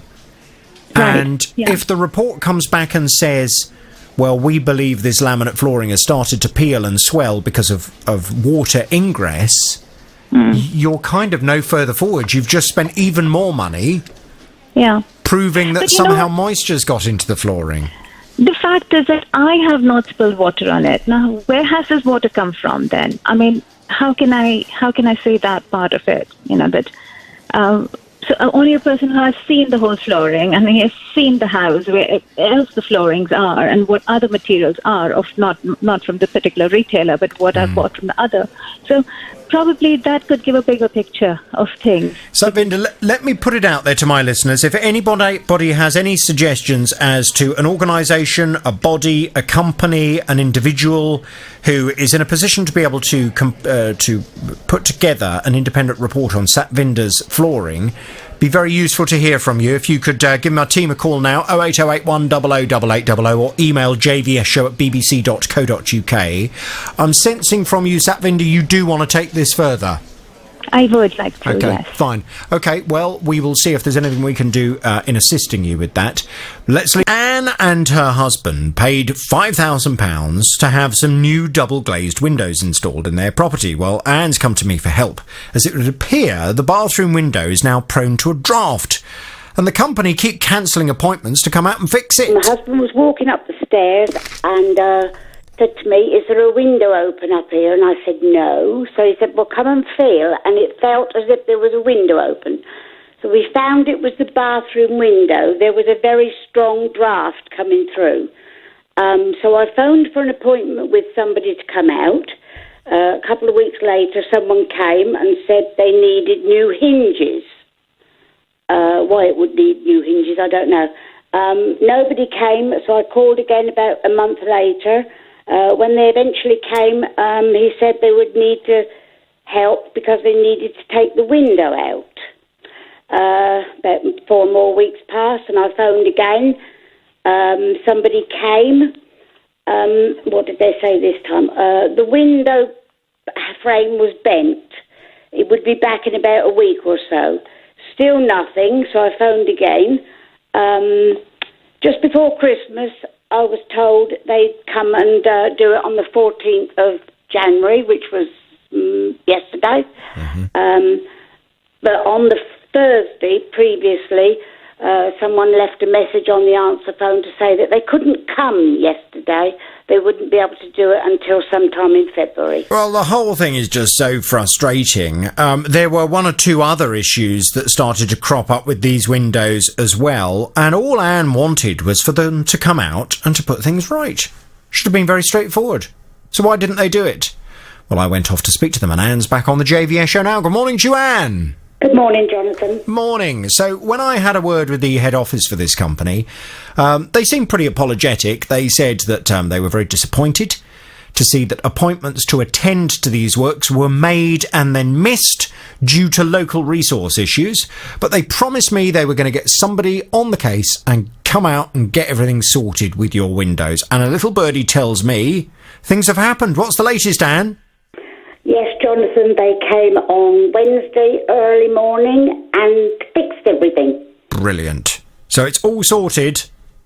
As far as I can tell at the moment. I mean, time will tell if there's another big wind at the back, but it looks fine. Well, today is pretty windy, and it will be very windy this afternoon, so it should be a good day to test it out. Unfortunately, it's blowing at the front.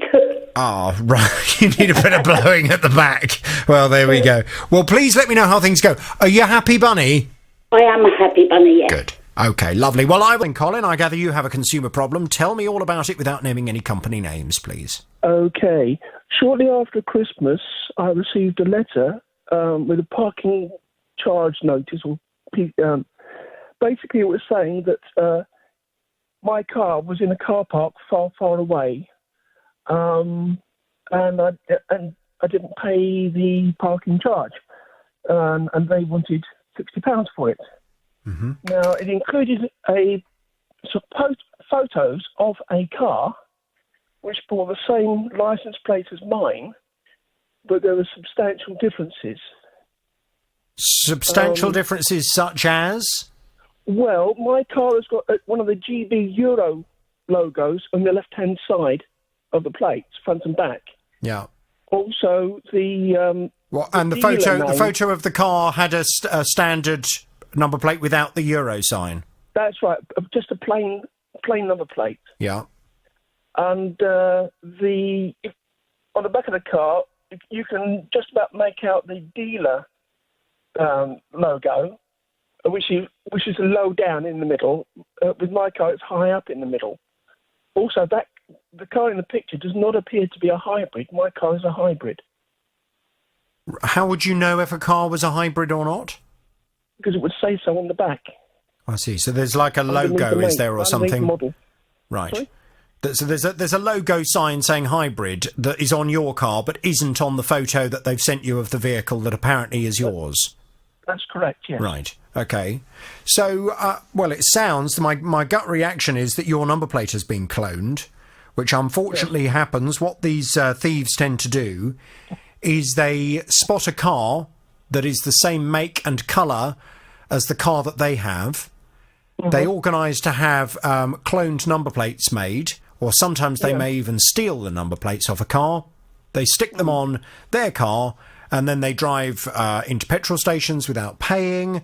They drive down bus lanes, they break the speed limit, they park wherever they want, knowing that they will not get in trouble for it. It will be the person who actually owns the car bearing that number plate. In this case, you. Yes. Have you gone to the police? Yes, I went to the local police force on the 29th. They recorded it as a crime, but they said that basically it's not a crime against me. It's a crime against the car park company. And all they could do was take a note that I'd reported it. Well, hang on a minute. I mean, surely it's a crime against you that your car number plate has been cloned. Well, I don't fully understand it, but the person that I spoke to basically suggested all he could do was record the details and there was nothing more.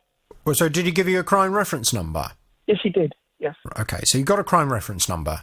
Well, that means they have recorded it as a crime. Have you also notified the DVLA? No, I haven't done that. Well, that's important for you to do. You need to make them aware of that as well and provide them with the crime reference number from the police, because unfortunately, this is not probably going to be the first notification you receive to suggest that your car has been involved in some kind of, speeding violation or whatever it may be. Right. So I think you definitely need to contact the DVLA about it and to find out what they have to say. Have you, regarding this parking fine, is this from a private parking company? Well, I don't know about private. It's big. Yes, but is it a private company or is it a local authority? Oh, it's a private company. It's a private company, OK. Yes. And have you contacted them and explained to them that your vehicle must have been cloned, that your vehicle was not in that car park at the time? Have you provided them with photographic evidence to show that the number plate on your car is different in its appearance to the number plate on the car that they photographed, and that also there are differences to the back of the vehicle in terms of there's no hybrid sign on the vehicle that they have, whereas there is on yours, and the dealer sticker is in a different location? Yes, I've provided them with the photographs, and I have let them know about the various differences that I spotted between the cars. And what have they said? Also, basically, the last communication I had from them was an email, and said that unless I could provide them with a police report, they were going to continue to pursue me for the payment. Have you provided them with the police crime reference number? I've given them that. I contacted the force local to where this car was parked as well. And they've given them that crime number as well. Right. Well, I mean, let me just first of all say something that hopefully will reassure you a little bit. If it is a private parking company does not have enforcement power. Right.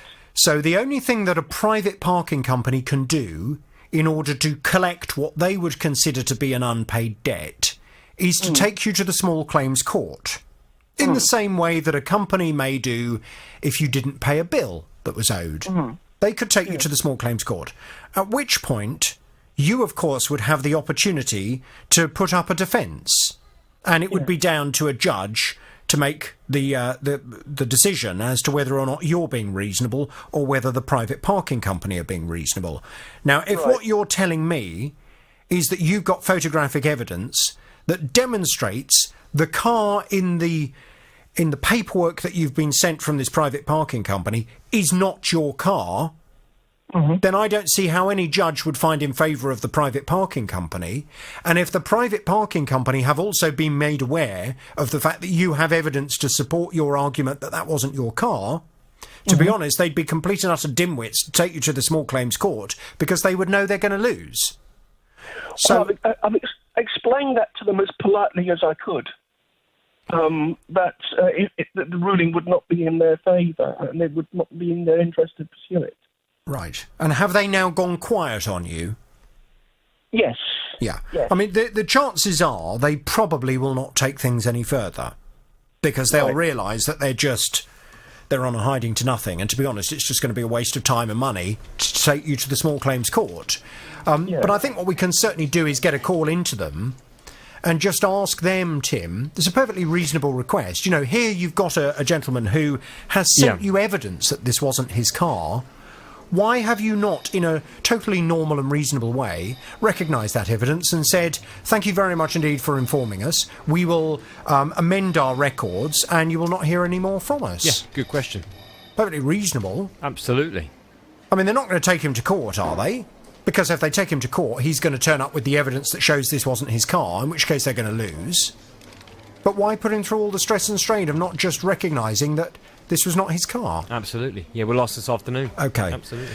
Colin, an interesting one. I would definitely, when you come off the phone to me now, make contact with the DVLA, tell them about the situation, and, you know, it may well be that they can offer you some further advice in terms of things you can do to protect yourself. Because, as I say, someone who's cloned your number plate, it will not just be a parking violation that they will lumber you with. I would imagine they've already stolen petrol, and I would imagine they have already broken speed limits and all kinds of other things. I don't wish to worry you, but people don't go to the effort of cloning vehicles unless there is something significantly in their favour for doing so. So I think alert the DVLA as soon as possible. I'll do that. Thank you very much indeed. OK, thank you, Colin, and we'll be in touch as soon as we've heard back from that private parking. Paid £1,000 for a TV, and after a couple of years he decided to pay for an extra 4-year extended warranty, which expires on the 11th of November 2020. Well, since taking out this warranty, he's decided to sell the TV. And the warranty company promised him a refund of £93 for the warranty that was left on it that he hadn't used, and they said it would be paid within 25 days. Well, 25 days has now well and truly expired, and he hasn't seen a penny from this company. Never received any cheque. I phoned them up 4 times. They said, no, the cheque has been bounced back to them. I've never heard of that before. So they said what they'll do is pay it direct into my bank account. It will take a couple of days. Never received anything. So I phoned them again on Friday. I said, well, can I speak to a manager? They said, yeah, certainly, a manager will phone you. Never had a phone call from a manager, so I decided to phone you, see if you could help me out. Yes, well, we've been off to have a word with this warranty company, and I should just point out, Graham's back on the JVS show, by the way. Hello, Graham. Hello, Jonathan. Good morning. Now, not for your sake, because you've already had to listen to me banging on about this, but for any new listeners today who might be tuning in, let me just recap my advice. It is entirely down to you, as a consumer, whether or not you want to pay for an extended warranty. Do you need an extended warranty? Probably not, is the answer. The reason why you probably don't need an extended warranty is that the Consumer Rights Act of 2015 states that any product you purchase, whether it be in this case a TV or telephone, a carpet, you name it, whatever it may be that you purchase, it must be 3 things. A, fit for purpose. B, of reasonable quality. And C, it must last for a reasonable amount of time. And it is that third thing that is so useful when arguing to a retailer that a product they have sold you has not lasted for a reasonable amount of time. It's nothing to do with the warranty, it's to do with the law. The retailer's obligation to you is to make sure that any product they sell you must last for a reasonable amount of time. Now, what is reasonable? Well, that will depend on how much you've spent on the product in the first place. For example, if you buy a Rolls-Royce, you can reasonably expect that a Rolls-Royce is going to be a better quality car and will last for a longer amount of time than a Mini Metro would. I don't think they even make mini metros anymore, do they? But you get the point I'm making. But that doesn't mean a mini metro should die after 2 days. You should still expect a reasonable amount of time from that car. So, in this case, having spent £1,000 on the TV, Graham, you were automatically, under the law, entitled to expect this television to last for a reasonable amount of time. You didn't actually need the extended warranty. Now, that said, of course, having an extended warranty can give people peace of mind, and it can make things easier if you do have any problems, and I recognise for some people they feel that is a price worth paying. You are owed money back, you say, on the warranty that you have paid for. They haven't paid you the money that you're owed. We've been off to find out why. Tim, what have they said? Well, I got in touch with the retailer, Jonathan, and they very quickly came back and said that they'd cancel any cheques that may have been sent out. They'd make a payment directly into the account to bring this to a close. And I know that since coming to the programme, there has been direct contact made with Graham from the company, and I think we should have some better news. What have they said, Graham? I received a payment this morning. You've received the payment for how much? £93 this morning. Fantastic. How did they make that payment? Direct into your account? Yeah, direct into my bank account, yeah. Brilliant. So it's all sorted? It is, yeah, after taking about 6 weeks instead of 4, but it's all sorted now thanks to you and your team. Are you happy? Am I happy? No, not really, but... Why are you not happy now you've got your money? Basically because it took me about 5 phone calls to the company. Each time I was promised a phone call back within 24 hours. Yeah. They told me I would receive it in my bank account, which I never.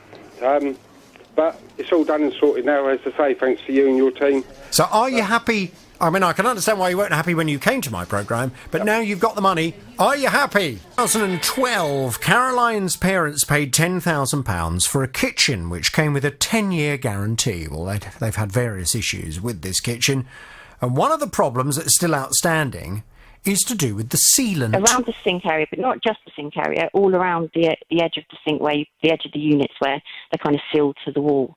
They've put a sealant on which, within a few months, started to kind of come off. You could literally it's kind of like a jelly type stuff. You put that on, it's gone mouldy around the areas, and like even around where the hob is, that area, it's all peeling off. And where it's peeled off, you can see that the cabinet work surfaces are not kind of flush with the wall. Now they're saying that apparently that sealant, when they got it, it has to be changed every 1 to 2 years. You're supposed to reseal it, and that isn't covered in part. The only thing that is covered is the units. Well, in fact, when we started to look into this, it turned out this sealant had been used to hide a multitude of sins, because the kitchen had not been very well fitted, which is why there was a gap that was too big, which in turn was why the sealant was failing, because the sealant was being used to cover a gap that was just too big. So we asked the company, in this case it was Wickes, to come back and to refit their kitchen properly. Let's find out how things are going, because Caroline's back on the JVS show. Good morning to you, Caroline. Good morning. Morning. Right, so Wickes did say to us, Tim, that they would get out there and they would get things sorted out with this kitchen, get it installed properly, and things have been ticking along quite nicely. What's the latest? Yes, they have. I mean, I'll be honest, Jonathan, this has taken some time. There was the inspection before Christmas, during which they observed that there were various problems with the installation that they weren't happy with, that they were going to get right. Then, unfortunately, when it came to replacing the work surfaces and installing them correctly, it turned out that the ones that had been installed originally were now out of production. They didn't have them at all, which was slightly concerning, considering they came with a 10-year warranty. So, you would hope that they'd at least stay in stock for that long, but they weren't. So they had to try and find a replacement worktops that would be satisfactory for Caroline's parents. They gave them 3 options. Eventually, they chose one. And then, unfortunately, there were further problems getting them installed because the worktops turned up, but there weren't all the right supporting bits and bobs to go with the worktops. It has been a nightmare, to be honest. But I heard positive words from Caroline that work was continuing over the last few days, and I believe that work has now finally been done, and we have happier customers. Caroline, what's happened? Yes, it's all been finished now. It's all completed, so I'm very happy. And what did they actually have to do to complete the job properly? Did they have to come and refit cupboards, or was it just the worktop that needed refitting? No, it was just the work surface, but there's parts that go around, it's called an upstand, which goes around the wall, which hadn't been delivered originally, but that's come out and it's all been done, and they've even collected the rubbish from the garden, so... Good. Okay, well, I mean, so they should have done, and I would imagine that what they have now done is to put a new bead of silicone between the worktop and between this upstand. Does that bead of silicone now look to be a very small, thin bead of silicone rather than a great big load that is going to start peeling away? Yeah, it's totally different, actually. You can barely see it, which just indicates how much of a better job it is. So, yeah, good. It's, it just looks a million times better. Good. So your parents' kitchen is now absolutely tickety-boo. Do we call this a result? Do we thank the company? Yes, I think so. We're getting a lot of resistance this morning, aren't we? Through gritted teeth, consumers thanking companies for getting things sorted. Please. OK, Jonathan, it's a bit of a strange one. Back in October of last year, it was my granddaughter's 18th birthday, and she lives in America. And my wife and I sent a birthday card to her with some money in it. Oh. Now, what, cash? It was, yes. We have done this before, and we've had no problems before. You were lucky before. Yes, I totally appreciate that. But what we did was, it wasn't in an envelope looking like a card. It was in an envelope put into a brown envelope, and we sent it off. And I sent it traced and signed for. It didn't turn up, and I asked my daughter to check it out, her end, and she went to the post office that she uses. I gave them the tracking number, and they said that it hadn't been released by customs. But I have information that's different to that. I have a rundown of exactly what happened from the tracking, and in fact it was released from customs at 02:39 a.m. on the 7th of October. Mm. And customs, as far as they're concerned, you can't seem to talk to anybody, but when my daughter went onto the website indicates that it's been released, therefore it's post office. When she goes to the post office, they say, well, no, it's customs. So I'm now in a situation where we're going backwards and forwards, and I don't know where it is. The method of sending, you said it was tracked and signed for. Yes. Does that include an insurance element to it? I am not sure, to be honest, Jonathan. I would have to check with the post office. And how much cash had you put in the envelope? It was $60, three $20 bills. $60. Okay. I mean, there is a reason why the post office will always say to you, do not send cash in the post. I appreciate particularly if you're, I mean, look, we all absolutely respect and thank our postmen and women of this country who diligently, on a daily basis, parade up and down the streets of Great Britain, putting letters through our letterboxes. They do a brilliant job. Occasionally, I'm sure, as with any industry, you get a rogue postman or woman who might start to, look at various items that they would quite like to have a closer look at. Now, if you imagine you're sending a letter, or what looks like a letter / card, to another country, you have no idea whether every single postman or woman in America is good. I'm sure the vast majority of them are and would never dream of stealing anything. But there might just be that one person who recognises the signs of something being a card and thinks, oh, there might be money in this card, I'm going to open this rather than deliver it, because it will be too hard for the person to ever trace. So that's why they would say it's always a risk to send cash in a card in this country, or indeed to anywhere else. That said, if you've sent the item in the securest possible way, and I don't think that tracked and signed for is probably the most secure way. Did they offer you special delivery? No, when I took it to the post office in the UK, first of all I said, do I have to put a customs label on? Because I do send packages to my daughter for the granddaughters on a regular basis. And if I send a package, I have to put a label on to say what's inside the package for customs. And did you on the label? Did you put cash?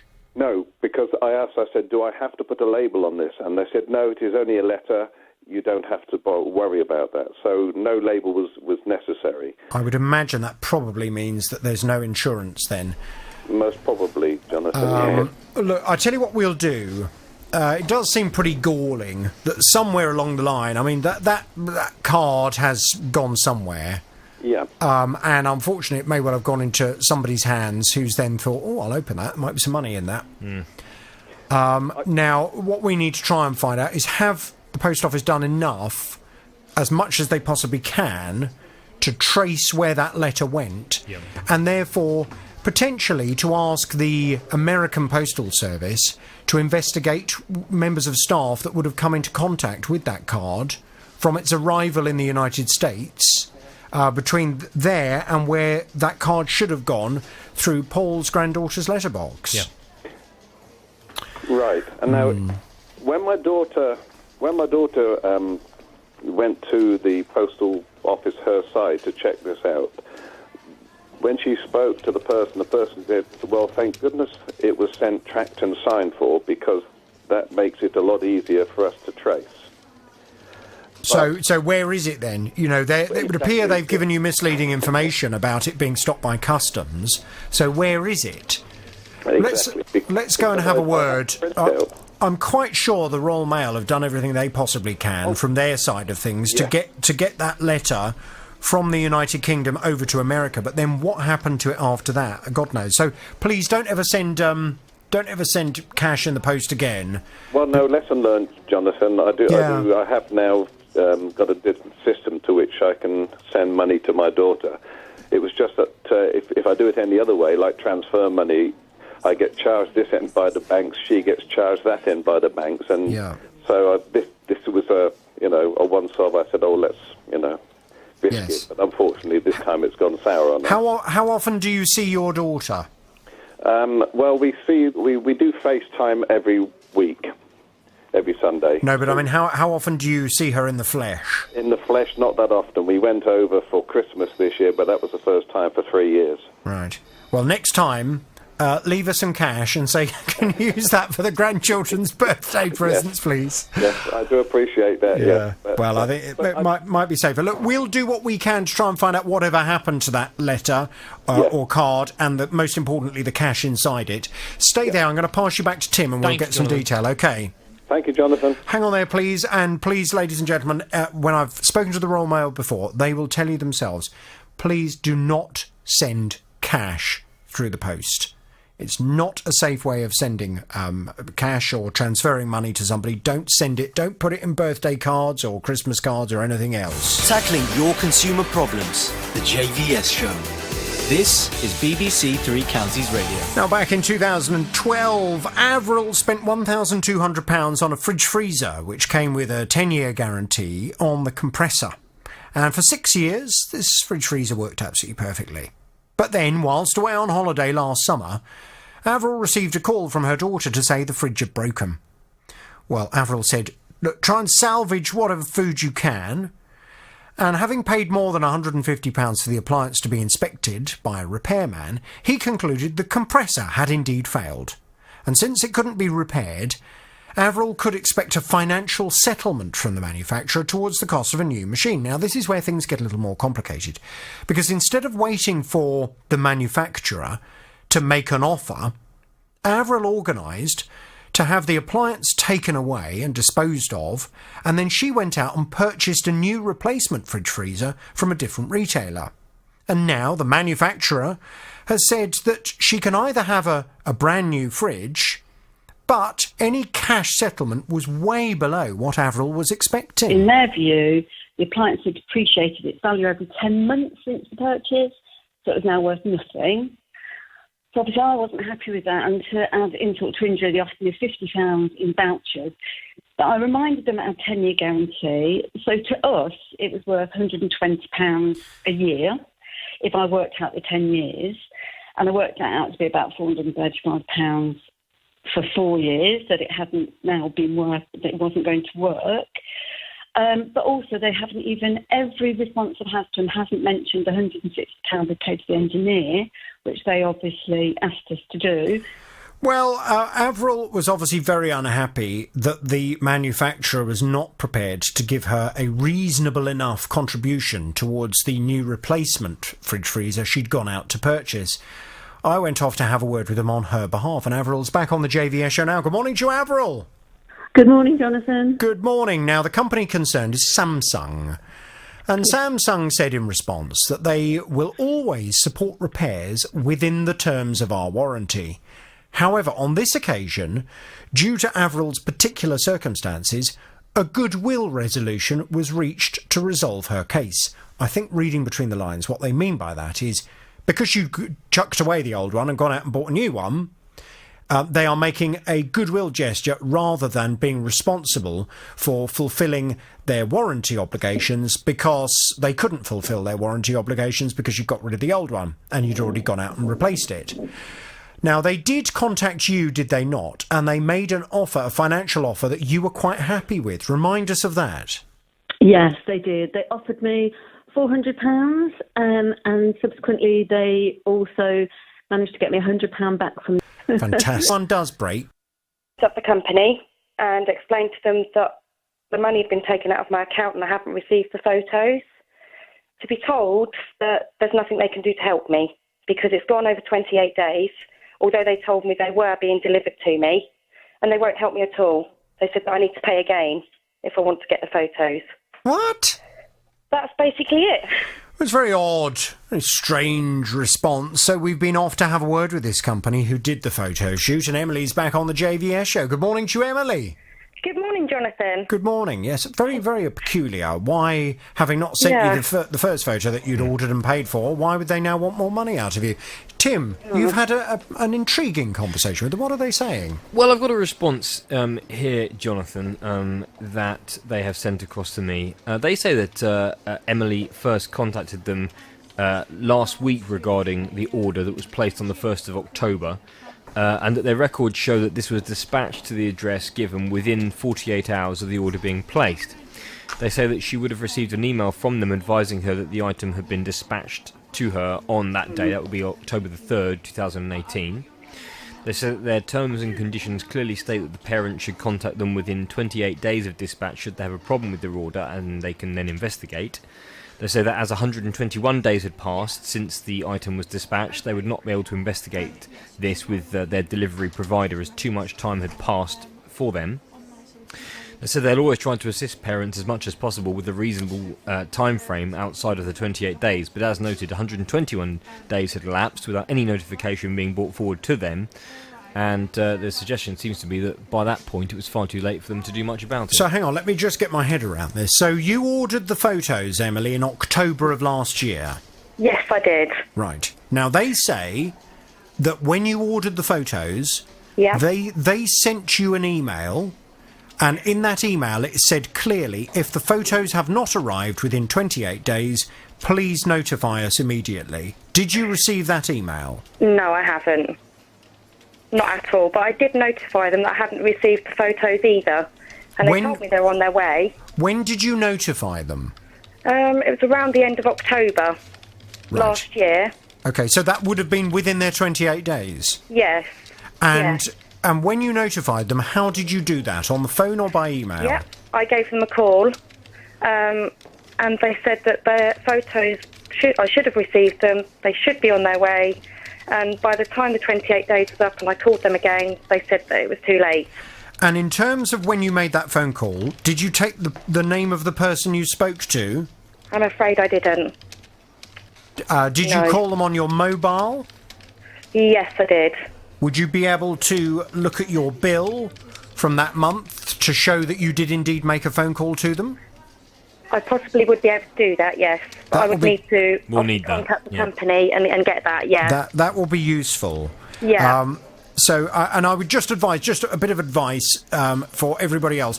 When you are dealing with a company, always take a note of the date, the time, and the person that you've spoken to, because it puts you in a much stronger position if weeks or months later the company say, we don't have any record of you having complained about this, and you're able to say, well, actually, at 11:51 on Monday the 11th of February, I phoned and I spoke to Jonathan, and he told me, the company are then on the back foot, aren't they? Because you've got all the evidence of who you spoke to. Definitely, and I do actually do that all the time, but because it was to do with a school, I just didn't expect this to happen. Right. To be fair. Well, look, if you've got evidence that you called that company in October of last year, their response to us is nonsense. Because, and I think what we need to do, Tim, can we go back to them today and can we say, we thank you very much indeed for your response. We've now spoken to Emily. Yes. Have you at least got the date when you called them? Not really. I know it was the end of October, and they did say to me... Can you get onto your mobile phone provider ASAP? Get that call. I will. Yeah. Straight away. Yes, please. Because if you can just let us know the date and the time, if we are able to go to them and say, well, she contacted your company on this date at this time and said, where are my photos? And she was told not to worry about it, they were on their way. What more could she have done?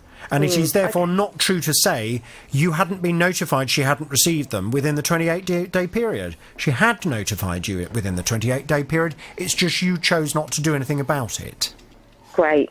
I will get onto that straight away. Yes, if you can do. And let's just hope that they will... Well, I presume they still have the photos. Yeah. So it's just strange because they've either got lost in the post... Yeah. But which isn't my fault. Well, they obviously have these terms and conditions in place because what they don't want to do is they don't want somebody to take the mickey and to say that they haven't received photos when they have, in order to obtain more free copies of the photos.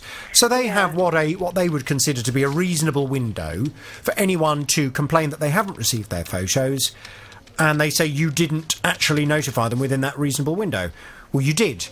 And what we now need to do is to prove that. I'm going to pass you back to Tim. We'll make sure we can get that detail this afternoon, and we will go and have a word with them, OK? Thanks, appreciate your help. Thank you very much indeed. It's the JVS show. It's BBC Three Counties Radio. If you have a company names, please. Right. In July 2017, I was reading a newspaper and I saw an article about a doctor that had developed a lens that helped people with macular degeneration. Well, when I had my cataract operations done, the hospital told me that I had macular degeneration. And I thought, well, I live on my own and I haven't got a family. This is worth a go so that I can keep my independence. So is it, forgive my ignorance here, macular degeneration, is that a gradual loss of your sight? Yes, you don't lose the whole of the sight, but you lose your central vision, and you only keep peripheral vision. I see. So that, you can't read and really you can't watch television either or anything. That's a bit of a worry. It is a worry. So I picked up my courage and I phoned the hospital and I got an appointment in July so that they could assess me to see if I was suitable. And was this on a private basis or through the National Health Service? Yes, this was private. OK. So I went up and I had the consultation, which cost £360, and then they booked an appointment for me on the 16th of October 2017 and asked me for the £6,000 fee. Well, I said I didn't keep £6,000 in my current account, so if they could ring me on the Monday, I would have the money transferred and would pay them. So hang on one second. So you paid the £360 for the appointment? Yes. And during that appointment, did they suggest then that they would be able to carry out the operation that would cure your macular degeneration? Yes, they would carry out the operation on the 16th of October, but it doesn't cure anything, Jonathan. It just lengthens the time that you can see. Right. At the moment, there's no cure for macular degeneration. But that was something you were prepared to pay for, just to extend the amount of time you would have your sight for? Yes, when you live on your own, you have to do, something like this. Yeah. And there was no way you could have this treated through the National Health Service? No, they're not doing anything like this. But this particular lens has been developed by this doctor. I see. During the consultation, he told me it had been referred to the NHS, and he said that usually takes a long time before it's approved. Now, I don't know whether that was right or anything like that. I've no idea. So they wanted £6,000 for the operation, and they wanted that up front? That's right. Okay. So they phoned me on the Monday, and I paid the £6,000. How did you pay it? Bank transfer. They took it from... I gave them my bank account, and they took the money from that. Oh, well, hang on a minute. What do you mean you gave them your... Do you mean you paid by your debit card? Yes. Right. Okay. So it wasn't a bank transfer. You paid by debit card? Yes, I paid by debit card. Okay, right. Right. So my operation was on the 16th of July, and on the which was a Monday, and on the Friday they rang me on the 14th of July and said they were sorry that the appointment had to be cancelled because the surgeon had some problems at home. So I said, I'd look up some... I'd already bought the tickets to go up to London, and you have to take somebody with you to bring you home after the operation. So I said, I'd bought the tickets.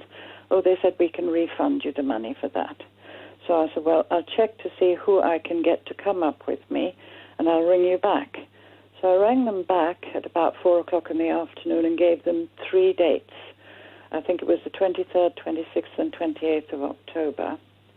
And then the lady said to me, I can't make the booking because the lady who takes the booking is not in today. So I said, in that case, could you give me a ring early on Monday so that we can sort this out? Nothing. No ring. So I wrote to the doctor, and I said, I don't know if you know that my operation has been cancelled and that I'd given them 3 dates, but they were unable to book. And I would like to hear as soon as possible about another date. Nothing. So I rang, this was in November, and I rang in December and was told, no, they're not doing this particular operation, they're only doing cataracts because a week after you've had the operation, you have to go back for a checkup. And they said Christmas would, spoil that business. So for the whole of December, they were doing cataracts. Not to worry, your name was on the list and you will get an appointment in January. Nothing. So I wrote again, and eventually I got a letter from the doctor saying he was very sorry that I had been treated in this manner. Both the ladies had gone off on maternity leave, and despite the handover, I had been completely overlooked. So he said, I'd like to offer you a totally free consultation with our senior surgeon, but quite understand if you don't want to accept this and would like your money back again, confirm that, and I will contact my financial department and ask them to process the cheque. And what did you want at that point? Did you want, I presume it was the operation? No, by that time, Jonathan, I'd lost all faith in this place. I see, yeah. So I didn't, and what was the point of another consultation? I'd had that consultation. Mm-hmm. So it was, just no point. So you felt you were being messed around and you thought, I'm just going to cut my losses and get my money back. That's right. So where is your money, Elizabeth? I presume you're here now because you haven't received it. No, not a penny. So I said I wanted the money. Nothing happened. So then I wrote again and I said, how long does it take to write a cheque? Nothing. So then in March I wrote, in May I wrote and I said, unless I receive the cheque quickly, I'm going to take this to the county court. At which time I got a telephone call from a Greek lady doctor and said, please don't go to court because it becomes very expensive. She said, we've had some very bad publicity in the press and the amount of operations had dropped, but if you give us 8 weeks, we will be in a position to pay your money back again. So I thought, well, nothing to it. I have to say yes. So I said yes. I received a letter from the financial department saying I was not allowed to speak to anybody, press, television, anybody, about this thing, because if I did, I would lose my money. Well, he had not signed the agreement, so I sent it back to him and I said, you will sign the agreement, so will I. But if you break it, that's your problem. It won't be me who'll break it. So I didn't break it. Nothing happened. Absolutely nothing happened. I rang twice to speak to the finance department, but he was never available. Like I tried to ring the doctor, but he was never available. So if we can just fast forward to where we are now, Elizabeth. Yeah. I mean, obviously you haven't received your money. Yeah. What's happened to this doctor and his company? Are they still around? Yes. Yeah. But they're just not paying you the money? That's right. Well, it's outrageous. We need to go and have a little word. Quite honestly, Jonathan. I mean, the one potential saving grace is that you paid on your debit card. Yes. Now, that should mean that if you contact your bank and request that they do a chargeback, you should be able to recover the full £6,000 that you paid. But, Jonathan, this was in 2017. Oh, that shouldn't matter. It shouldn't matter. It shouldn't matter. If you contact your bank, I would hope that they would do that. Now, the only slight issue, and this is why I always advise everyone to pay by credit card. If you pay by credit card for something, you are covered by the Consumer Credit Act. And there is legislation in place that states the credit card company are jointly liable with the retailer, or in this case, it would be the private doctor. So, in effect, if you don't receive what you're supposed to receive as per the contract, you can request your money back from the credit card company, and if the credit card company fail to pay you, you can take them to court. With the banks and with a debit card, it's a bit different. There's no legislation that protects you. It is only an industry-accepted scheme called chargeback. And if they refused to pay, yes, you'd be able to lodge a complaint, but you wouldn't be able to take the bank to court in the same way that you would be. So I guess my advice to everyone listening to the programme is whenever you're paying for anything, whether it be a car, a television, a holiday, or surgery for macular degeneration, pay on credit card. And if you can only pay part of it on credit card, that doesn't matter. If you just pay the deposit on credit card, that covers you for the full amount. I see. Well, you see, I would have only been able to have paid $3,000 on my credit card. Doesn't matter. If you'd paid $300 on your credit card, it would have covered you for the full £6,000. Right. Because your credit card company are jointly liable for the contract with the company that you've paid the money to. Now, what, of course, we would like to do is to go and speak to this private doctor. Tim, can we get some detail? Can we go and find out what on earth he's playing at? Absolutely. Why would he take money from Elizabeth and not perform the surgery and not give her money back? Give her the money back, yeah. Let's go and find out. I want some answers from him. If he's still working, is he still taking money from people? I should imagine so. I understand, Jonathan, that there have been a lot of complaints to the Macular Degeneration Society. But I haven't actually complained to them, but I understand there's a lot of complaints there. We'll do some investigation this afternoon. What I'd like to do is just give us a second. We will go and speak to this man and his company. We will find out if you're likely to get your money. At that point, I would suggest if you're not going to get your money out of him, it would be a good idea to go and speak to the bank. But let's see how we get on with him first. I'm going to pass you back to Tim, Elizabeth, and we'll try and get this sorted for you. Right. Thank you very much, Jonathan. Hang on there, please. And again, please, whenever you are buying anything or paying for something that costs over £100, always pay on credit card. You get a lot of protection when you pay by credit card. You don't need to get into debt. You can pay the credit card bill off the very same day. This is not about getting into debt. It's about protecting yourself as a consumer. and the best and most protective way of making a payment is by credit card. Car, except that on one occasion, the little roll on the driver's seat as you get in, the bit that holds your buttocks in, if you like, that developed a split, and that was a couple of years ago. It went back in, and they cut out and they put a new little panel in there. It's now happened again. Initially, the manufacturer said, no, they're not going to do anything about it. It's not under warranty. To which I said, well, hang on a second. You've already repaired it once under warranty, so you should be doing it again. It's still within the period. And then they came back a second time and said, well, we'll do 40%, but you pay 60%, £229. Well, for something that I consider to be under warranty, which they repaired before under warranty, I consider to be unjustified.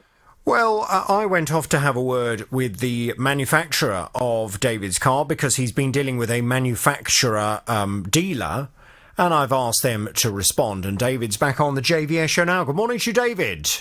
Good morning to you, Jonathan. This is Vauxhall that you've been dealing with. It was a Vauxhall dealer that you purchased the vehicle from. Vauxhall came back to say Vauxhall Motors is sorry that David is unhappy with his Mocha. David's car was supplied with a 3-year warranty, and the car is now 5 years old.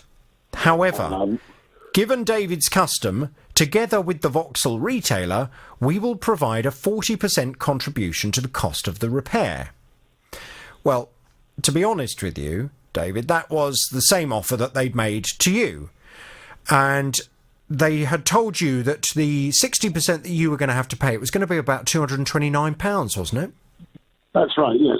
Which seemed... If I can just correct on there, Go on. The warranty that I have is what they call a lifetime warranty, which is 5 years or 100,000 miles, whichever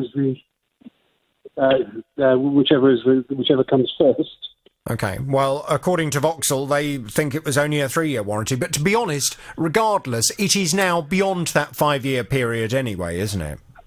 Yes, but the car became 5 years old on the 2nd of January this year, 2019, and I had recognised the fact that the seat was splitting just before Christmas.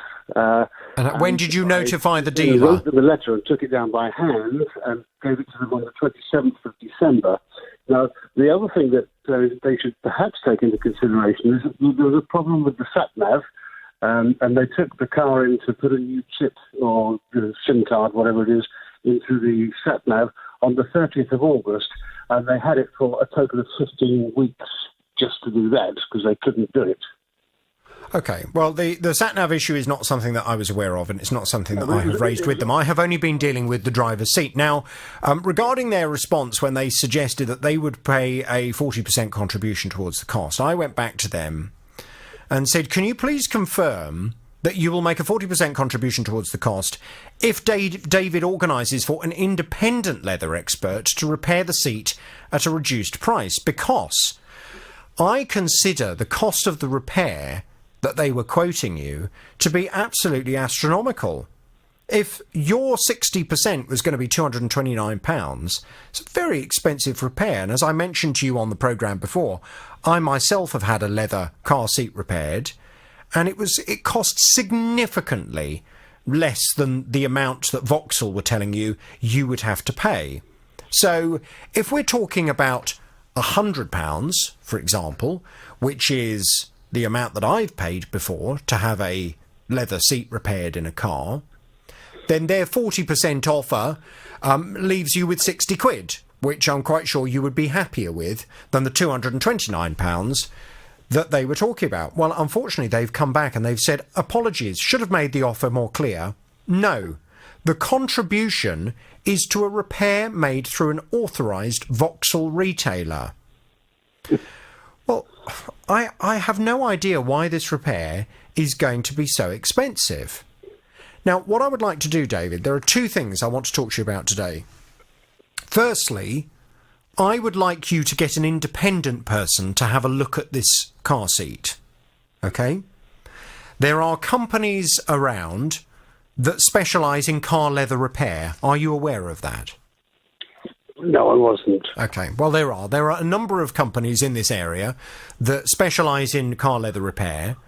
I would like you to take this car along to one of those companies and get an independent view in terms of what is necessary to fix the seat and what would be a fair and reasonable cost. I just want to make sure that the repair we're talking about and the repair that Vauxhall are saying they would carry out is not in some way a much more involved repair than it sounds. I mean, you talked about them just having to replace one section of the leather and then obviously respraying it so it all matches. I don't quite understand why that would be such an expensive repair. So I'd like an independent view on it, and I would like you to go and get that organised. In the meantime, what I'm going to do is to go back to Vauxhall. I'm going to raise with them the fact that your warranty was a 5-year warranty. Have you got something in writing to show that? Have you got some paperwork to show it was a 5-year warranty?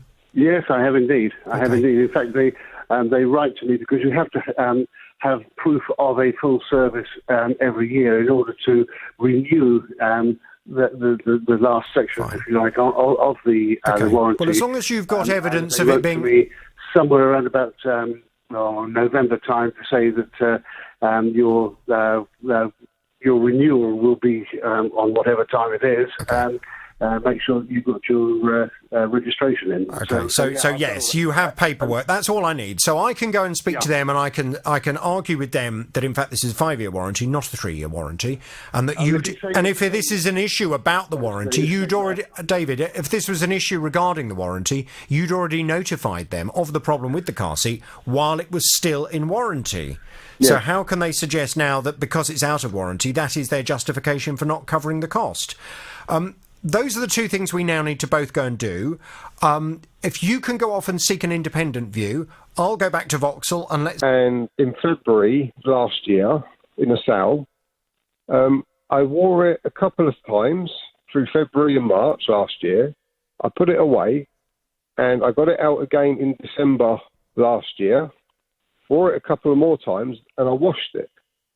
And upon washing it, I noticed that there was some threads at the back of the jumper had been worn away, which created a hole. I then phoned up customer services. How much had you paid for this jumper? £197. It was 300, but reduced in a sale. Gosh, it's a lot of money to spend on a jumper. It is, but it kept me warm. Well, well, there you go. So you'd only worn it probably, 4 or 5 times? Yes. Right. And when you were wearing it, were you doing anything special with it? No, just out down the pub and just going out for a meal. That was it. Not rubbing your back against a tree or anything like that? No, nothing like that. Okay. And when you washed it, how did you wash it? I wash it by hand. So you hand washed it? It was done by hand in a washing bowl. And did you do it with cold water? Lukewarm water. And is that as per the instructions in the label? Well, yes. It says you can be hand washed or 30 degrees in a washing machine. And I didn't want to do it in a washing machine because it was a delicate jumper. Okay, fine. So you noticed that it had this hole that had developed in the back of it? Yes. Okay. So did you go back to the shop where you bought the jumper from to complain? I didn't, because the shop I bought it from isn't like my local store. So I phoned up customer services, which they advised me to return it to my local store, which I did. And when was this? About 3 weeks ago. Okay. I believe. January sometime. Yeah, fine. Spoke to the manager, and the manager was very rude, and she just turned around and said to me, the jumper has been caught and it's been pulled, which has created this hole. So I said to her, it hasn't been caught or pulled, because you would see a thread that would be hanging out or been stretched. And I said, it doesn't show that. So she said, well, we're not going to do anything about it. That was the end of it. So I then went to the manufacturer and emailed their customer services and was emailing to them through. I sent pictures, and they turned around and said to me, that they believe the damage has been caused by an external factor or its wear and tear. And they're not going to refund it or exchange it due to the length of time and just what's happened to it. Okay. Well, what we would need to do in order to make a reasonable argument to this company is to prove that that's not the case. Have you had anyone look at this jumper who knows anything about fabric and knows anything about repairing fabric, etc.? I haven't, no, so I didn't know what to do. It may well be that that's what's going to be necessary. I'll tell you what we'll do. Tim? Yes? Can we get a call into the retailer and can we just explain the situation? And can we just say, how do they want to play it? Because Ian is absolutely confident that he has not misused this jumper in any way. Yep. So how on earth can they suggest that he is to blame for the problem? What are they basing their opinion on? And if Ian goes and has an independent report carried out to prove that this jumper has failed because it wasn't made properly in the first place, yep. Are they prepared to relook at doing something to help him? Yeah, put the ball in their court on that front. I think so. The only other thing, and this is a suggestion that has come up on the text, there's no chance this could have been a hole that was created by moths. No, because my wardrobe is covered in mothballs and stuff to stop all that, because I have other expensive jumpers. This ain't the only one. Right. You're obviously a It's man the only one who... that's created a hole. You splash out on your clothes, don't you, Ian? I can tell. I certainly do. Yeah, OK. Well, let's go and have a word with this retailer. Let's see what we can do. And if necessary... What area are you in, Ian? Milton Keynes. Milton Keynes. There must be someone in Milton Keynes who could have a look at this jumper for you from an independent perspective to give an idea as to what would have caused this hole. I'm sure if someone... It's a woolen jumper, is it? It's a camel hair jumper. Camel hair. Is that like wool?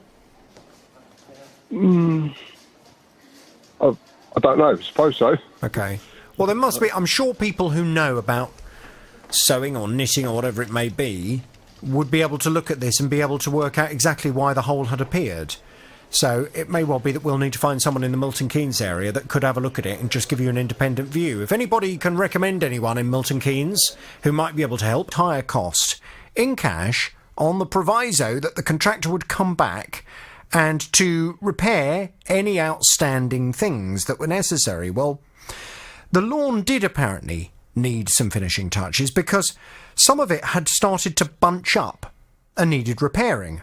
But whoever came and did the repair laid the pile back to front, and now it looks like a patchwork quilt. Well, Andy told me that he's spent a long time trying to get this company to come back and to look at the poor quality finish, but it wasn't until he sent an email warning of court action that suddenly the guy that owns the company snapped into action. Within 5 minutes of him getting that email, he's on the telephone, shouting down the telephone, what is your problem? I got called all kinds of strange names, and I just said to the guy, down the garden, stop. I've had excuse after excuse. Further push that point with him. At that point, he started to become rather unhelpful and said that he didn't wish to have a conversation. However, I was copied in to me at 22:46 hours on the 10th of February 2019, and again at 23:18 hours. Yep. Am I right in thinking that Mr. Jonathan Vernon Smith from BBC Three Counties Radio is a colleague that you do your voiceover and radio work for or with? Well, I don't know. Are we, Jonathan? Do we collaborate anywhere? I don't think we do. I don't mean to be rude, Andy, but I've never heard of you until you came to my programme. Exactly. So, he then goes on to say in the email, we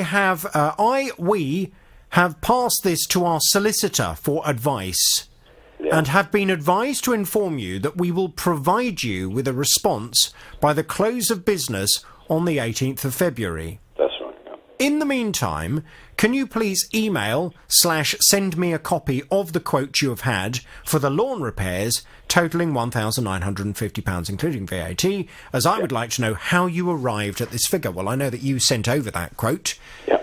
And he didn't really like the quote. He then seemed to be suggesting that this quote was in some way, could potentially have been doctored by you. Manufactured, yeah. I think that was his wording was pretty much, this is something that I may have just made up.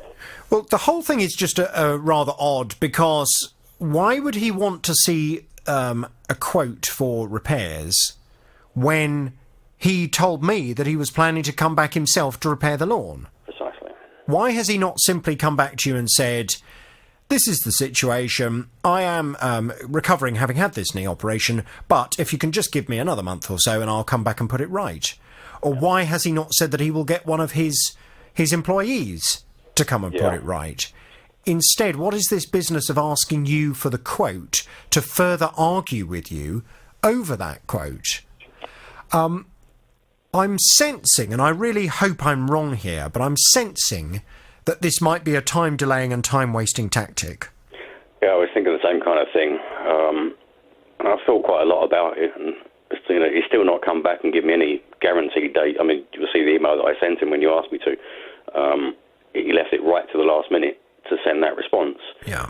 And then obviously complained about the response that I'd given him. So yeah, I sent the information that he asked for. Now he's gone very quiet, and I'm going to assume that I'll be contacted to be told either they're going to do it or I don't know. I have no idea what he's...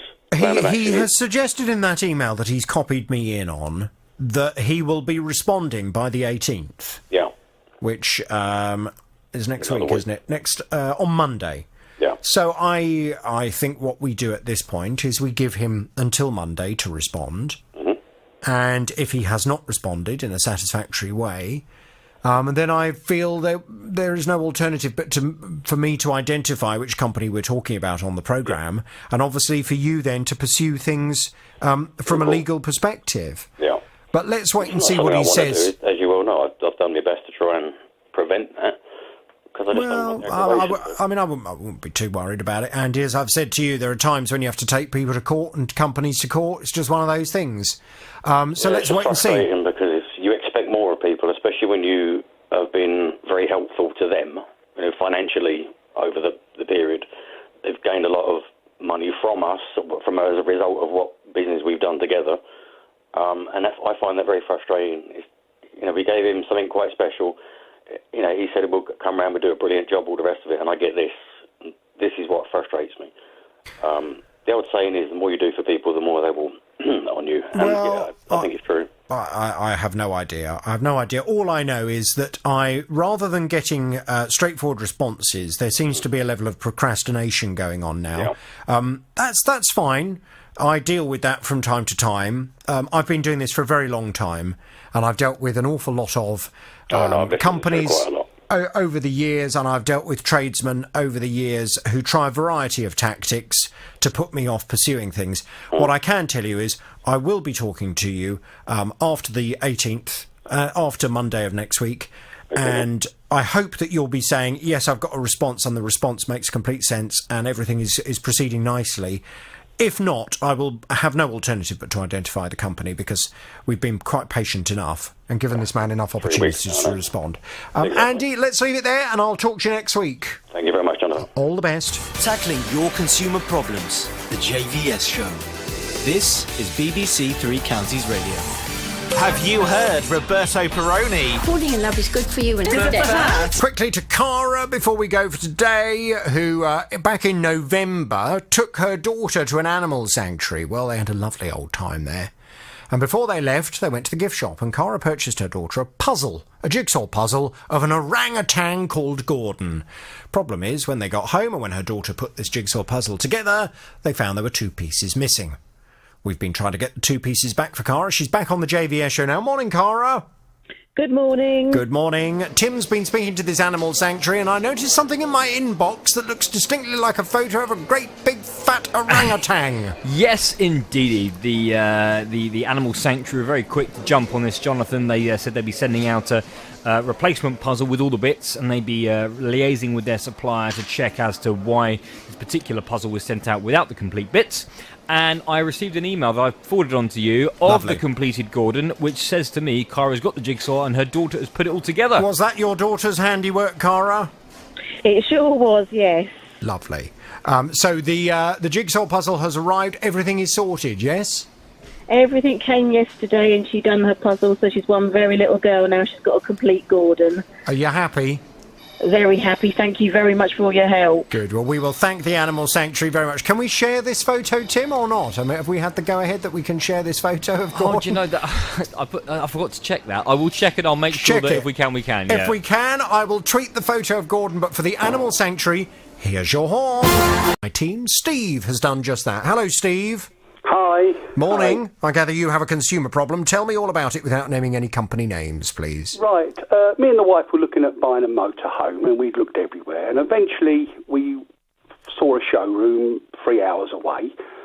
We phoned them up and had a chat. They sounded very nice. So me and the missus trotted down there to have a look.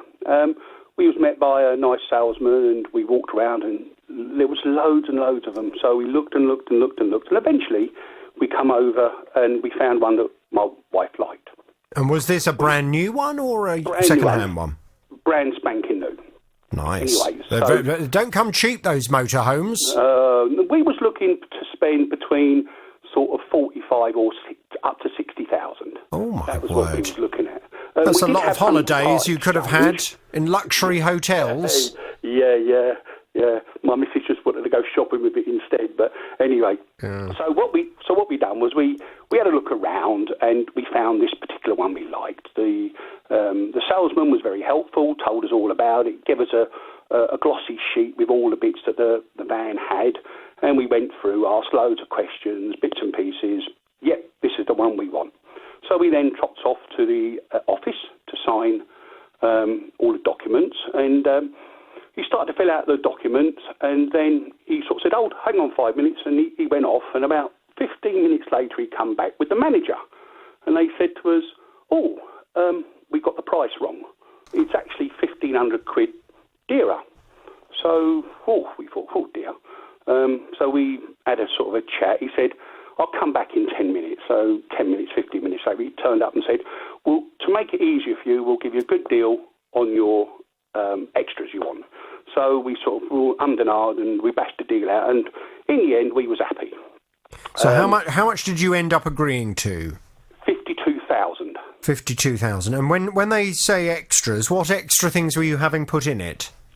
Things like Gaslow, which is refillable gas bowls for caravans, motorhomes, an external TV camera, a solar panel, a roof air vent. That was about it, really. But it turned out to be something like 3,000 or £2,500 worth of extras. Can't remember exactly. But anyway, so we agreed to that. And he said, right, sign that bit of paper there. That's the one for your extra, saying that's the ones that you want. And then sign that bit. So is the bit to buy the motorhome. So I just signed. I honestly didn't read anything. Just signed. Hang on, you didn't read what you were signing? Well, no, I didn't read the terms and conditions of the signing of the motorhome because we had no intentions of backing out. It was just there because he never actually. It just said sign it, so we did. But did you read what you were actually signing? I was reading the agreement saying that we was going to purchase the motorhome, but that was about it. Okay. I didn't go into the full depth of it. No. Quite a big purchase, though. Quite a big purchase to not read what you're actually signing up to. Yeah, I mean, I know this is my problem, but we did. Okay. We did. So you signed two pieces of paperwork. As far as you were concerned, what you were signing up to was an agreement to purchase the motorhome and an agreement for the extras, totalling £52,000. Yes. Okay. What's gone wrong? I stood up, and he said to me, right, we want payment 24 hours before you pick the van up. So I then said to him, I'm not giving you £52,000 unless I can check the van and all the work that's been done on it. And they said, oh, okay then. Yeah, that's fair enough. What you have to do is come down the day before,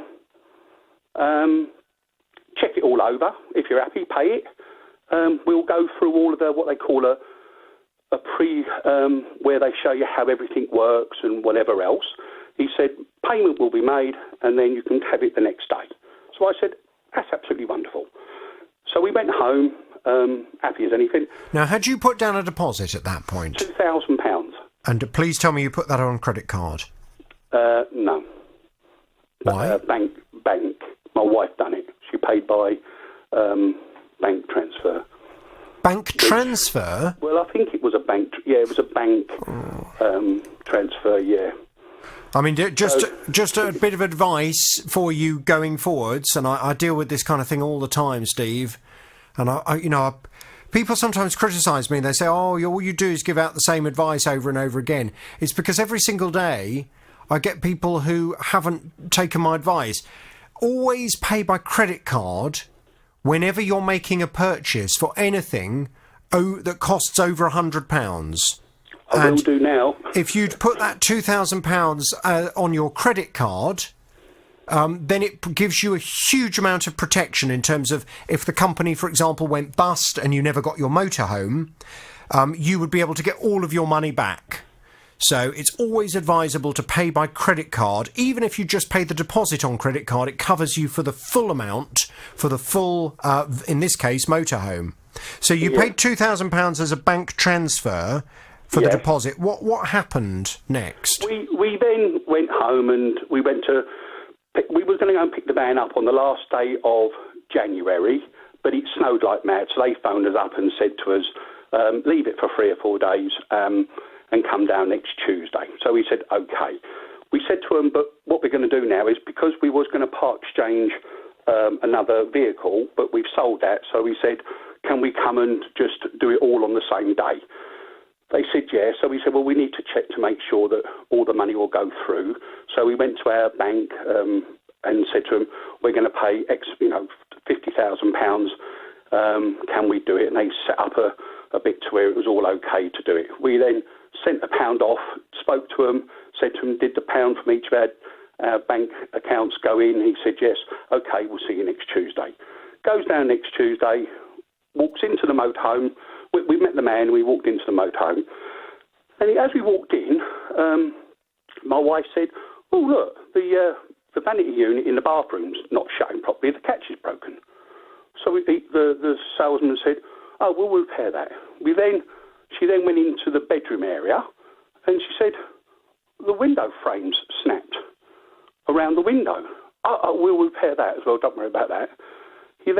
My missus then looked up at the ceiling, and where they fitted the reversing camera, they pulled all the corniche or whatever it is where the roof joins the walls. There's like a decorative bit that goes round. They pulled that off, and then they screwed it back up with great big stainless steel round-headed screws to hold it back up. So my missus is now saying, oh, look at this. The salesman then has shot off and got the manager, and he's then come back with 3 or 4 different people. We then goes looking around, and we goes outside, and where all of the it's like a skirting that goes round the motorhome to make it look nice. There's loads of mastic missing. There's loads of, and the mastic that was there wasn't very good. Oh, we'll fix that. Don't worry about that. Okay, so surely at this moment, what you say is, look, I'm sorry, but this is not in the correct state for me to collect. We're not transferring the money to you as we agreed. We will go away. You tell us when this vehicle is ready for collection, and we'll come back and we'll transfer the money then. Yes. Well, we went on and there was loads more. We went round and the garage door lock didn't work, then the other side didn't work, and then we looked up. Then my boy said to me, because he come with me, my son, we looked up at the roof and it looked like it had been repaired. Anyway, so we jumped up and had a quick look and noticed that the roof wasn't actually aligned. And the man said, "Oh no, we can cover that over. We'll squirt some mastic in that. Don't worry about that." No. At this point, I would be saying, "I'm sorry, but this is not the vehicle." So is it a different vehicle to the one that you'd looked at before? No, well, I assumed it was the same. We didn't look around the other one because, I didn't in my wildest dreams think that I'd have to go round and check a van out before I said I'd have it. Hang on a second. So when you went down to have a look at the van and you looked at this van, did you believe you were buying this van, or did you believe that they were going to make you another one to order? I think it was that van that they were going to give me, yes. Well, then surely it's incumbent on you to check it and to make sure that you're happy with it before you agree to buy it. Well, I looked at the van inside, and when I said to the man in the office after I'd signed the paper that I needed to come down and check it before I give him all the money, he was quite agreeable with that, saying, yes, our work is, it's all PDI checked, it's all, our work is... No, but that's not relevant to this. I mean, you looked at this van,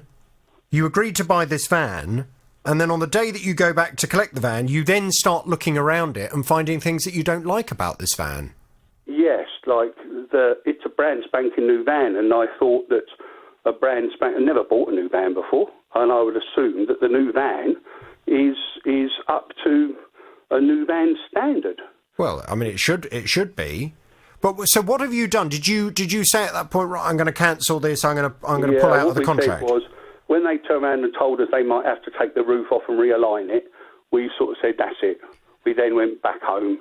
I then sent him an email from start to finish of what it was and said, I don't think we're not going to have this. He said, think about it, we can get it all fixed, think about it. Anyway, but he said, I'm not in till Friday. Phone me back on Friday. So let me guess then. They've now said they're not going to give you your £2,000 deposit back, and I guess, I mean, as per the terms of the contract, they could pursue you for the balance of the £50,000 as well. Well, but then, I would have... I mean, if I've lost my money, I've lost my money. But it was the point of, I assumed that the van was going to be in a new van condition, and... Right, so it's very interesting because, of course, you're right that if you're purchasing a brand new van, it should be in a brand new condition. If this particular vehicle was the one that you'd gone to see and you said, "Yeah, I like it, I want to buy this vehicle," is there an argument to suggest that because you'd seen the vehicle and you'd agreed to buy it, for you to then go back and start saying, "Oh, actually, I don't like this about it, I don't like this"? Is it too late because you've agreed to buy it? That was the bit that I'm phoning up to ask, Yes. Is it to where, I mean, when... Well, I tell you what I'd like to do. Tim, can we get some detail? What I'd like to do, first of all, is to go and speak to this dealer and ask them why they're selling a vehicle that is brand new that seems to have all of these fundamental problems. Do they think that's acceptable? Yeah, absolutely. Steve says he didn't check it all out when he went to look at it in the first place because he thought it's brand new van. It will be perfect. It should be perfect. I was never led to that I had to go and check the van to make sure the condition is good. I bought cars before, and they've never said to me, "Can you go and check the car?" And when I said that I wanted to come down, what, you bought a car and you haven't checked it? Yes. But it was brand spanking new. That was my error, I suppose. Well, yeah. I mean, I would always suggest that if you're going to buy something and you're going to buy something that is sitting there on the forecourt, whether it's a car or a camper van, it's fairly incumbent on you as a customer to actually check it out and to make sure that you're happy with what you're buying. Because if you buy a car and you think, "Oh, that's a nice car, it's brand new," they're telling me it's brand new, and actually when you get in it and you find that there's something about it inside you don't like, well, if you've agreed to buy it and you didn't bother to check it out, You have to take some responsibility for that yourself. Let's leave it with that for today, but we'll go and have a word with this company and find out why this vehicle has all these problems and take it from there. Tim, I'm going to pass... Now, Jessica purchased a laptop brand new in 2016. She says that 17 months later it stopped working, but it took her another year before she got round to trying to get it fixed. Well, she doesn't feel that it lasted a suitable length of time, but getting this resolved is not proving easy because of the time delay. I made a complaint to your online retailer, and they told me that I did actually have a 2-year warranty, but it expired, and I had no option for replacement or refund, but I didn't know about this 2-year warranty. But they told me that the internal team would contact me in 24 hours, which they didn't. But I got an independent quote just to get a second opinion, and they said they couldn't repair it at all, and that it was a problem with the motherboard. Well, the argument that I've been putting to this retailer, forget the time delay that Jessica created. The simple fact is, this laptop, after 2.5 years, has failed. And when she purchased this laptop under the Consumer Rights Act, she is entitled to expect that the laptop will be fit for purpose, will be of reasonable quality, and will last for a reasonable amount of time. And therefore, surely she can argue that 2.5 years is not a reasonable amount of time before a laptop completely fails. And regardless of whether she could have told them about it before, it's still surely at a point whereby the retailer has a responsibility to her. Unfortunately, this retailer does not seem to agree. Jessica's back on the JVS show now. Good morning to you, Jessica. Hi, Jonathan. So I went to speak to the retailer. They're Amazon. And I explained that under the Consumer Rights Act, this product had not lasted for a reasonable period of time. I'm sensing from the response I've had from Amazon, they don't want to take your consumer rights, as per the law, into account when addressing this. All they seem to do, in their response, is keep talking about how the warranty has run out, that other companies only offer a warranty that runs for a certain period of time, and that therefore they think it's very unreasonable that you would expect them to do anything about it when the warranty has run out. Well, as I've explained to Amazon, the warranty is something that's completely separate to the Consumer Rights Act. And the fact is that the law states this laptop has to last for a reasonable amount of time. And my argument to them is 2.5 years is not reasonable. Who in their right mind would go out and buy a laptop that they know in 2.5 years is going to be completely dead and won't work? No one. Well, Amazon have said they do not wish to communicate any further on this particular case. They say that they will not comment on this individual case. So that leaves you with a decision to make. What do you do next? Well, Sean Kirk is a consumer lawyer from Bawtree Solicitors. He joins us now. Good morning to you, Sean. Good morning, Jonathan. Morning. So Amazon say that they're not interested because the warranty has run out. Do they have to do any more? And can Jessica take them to court? She can, in theory. Now, you're right in the sense that after 30 days under the Consumer Rights Act, you've got the automatic right to reject. Then after up to a point of 6 months, the law says that the fault is going to be manifestly there. It's up to the seller to prove it wasn't. Because we're beyond that point, it's now up to Jessica to provide evidence, if she were to present a claim at court, to prove that the fault within the laptop was there. It was not caused by something that she had done. Now, all she really needs to do, because it will be a small claim, is to get a short letter from a reputable laptop repair shop saying that the motherboard should have lasted longer than 2 years. The fault is not due to reasonable wear and tear. It's not due to the way that it's been used. It was there probably at the point of purchase, and it's not satisfactory quality. If she can do that, then she's virtually there. OK, Jessica, you did say that you've had an independent person look at the laptop. Yes, Did they put anything in writing? I'm not sure. I don't think they did. I think they told me at the time when I picked up the laptop. Do you think they would be prepared to put something in writing? I think so, yeah. I can contact them to see if they could. I would suggest that that's probably the best bet. And this letter that needs to be on their proper headed notepaper, I presume they are a proper computer repair company. Yeah, okay. So what you need is for something on proper headed notepaper to say, as Sean has just outlined, that the problem is with the motherboard, that the motherboard would not be subject to wear and tear. The motherboard should have lasted for longer than 2 years and I think it's 7 months, isn't it, in total?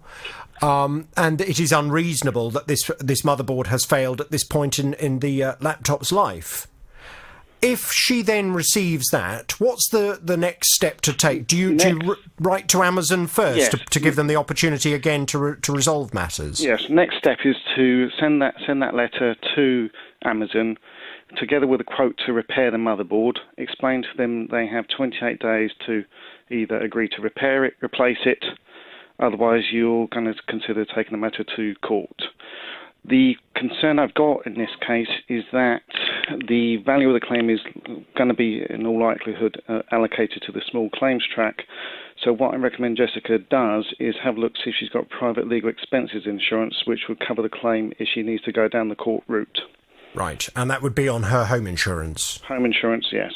Jessica, do you? I know you're young because you're. The reason why it was left a bit of a delay was because I think you were busy at university, weren't you? Yeah.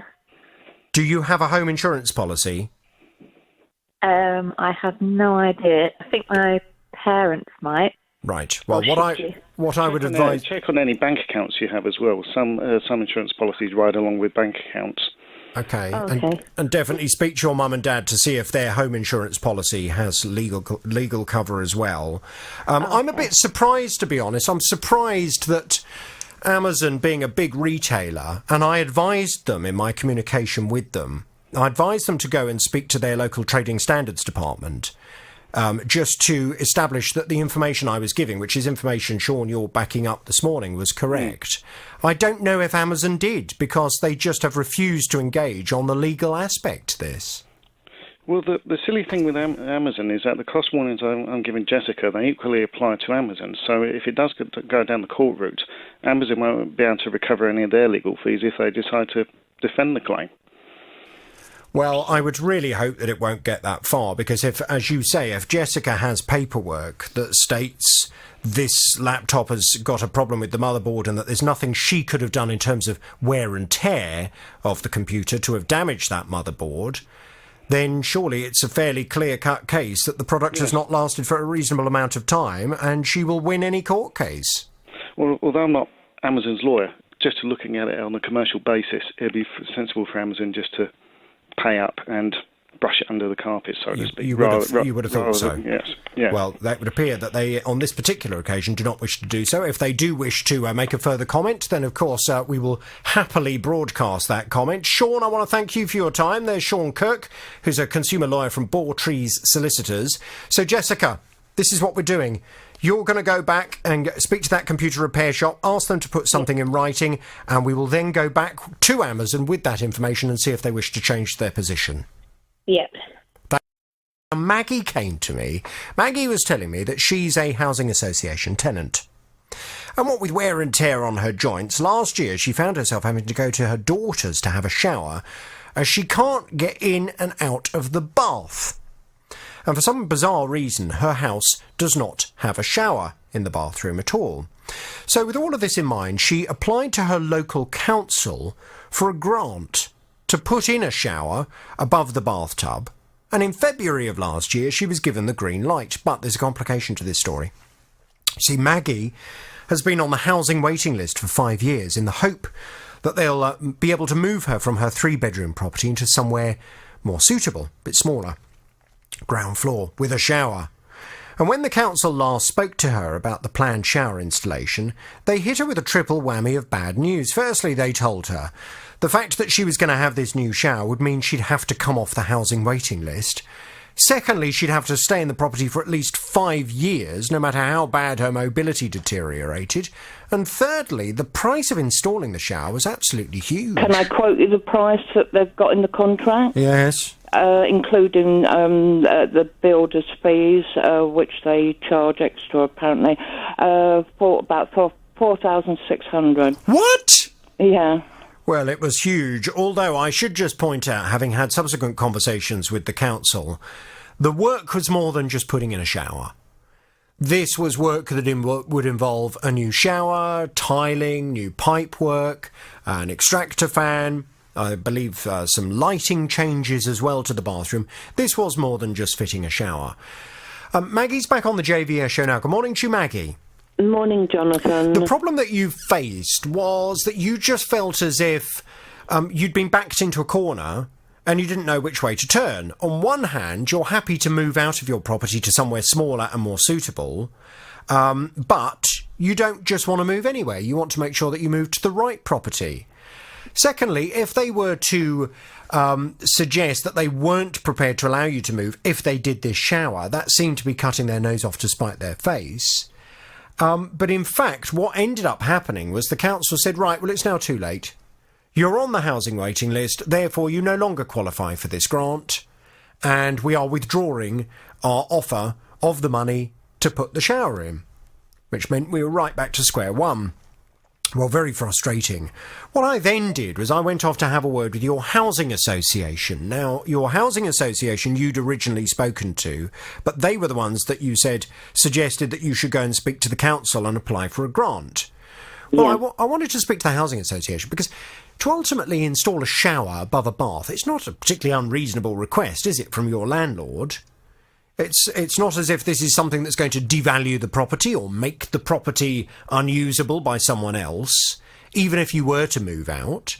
I would consider to put a shower in a bathroom as being a very good improvement to any property. So why could they not come and do it for you? Well, the housing association is Aldwick, and they came back to say Maggie contacted us to ask if an overhead shower could be fitted in her bathroom. Aids and adaptations to Aldwick homes, such as these, are managed and carried out by the local council's occupational therapy team.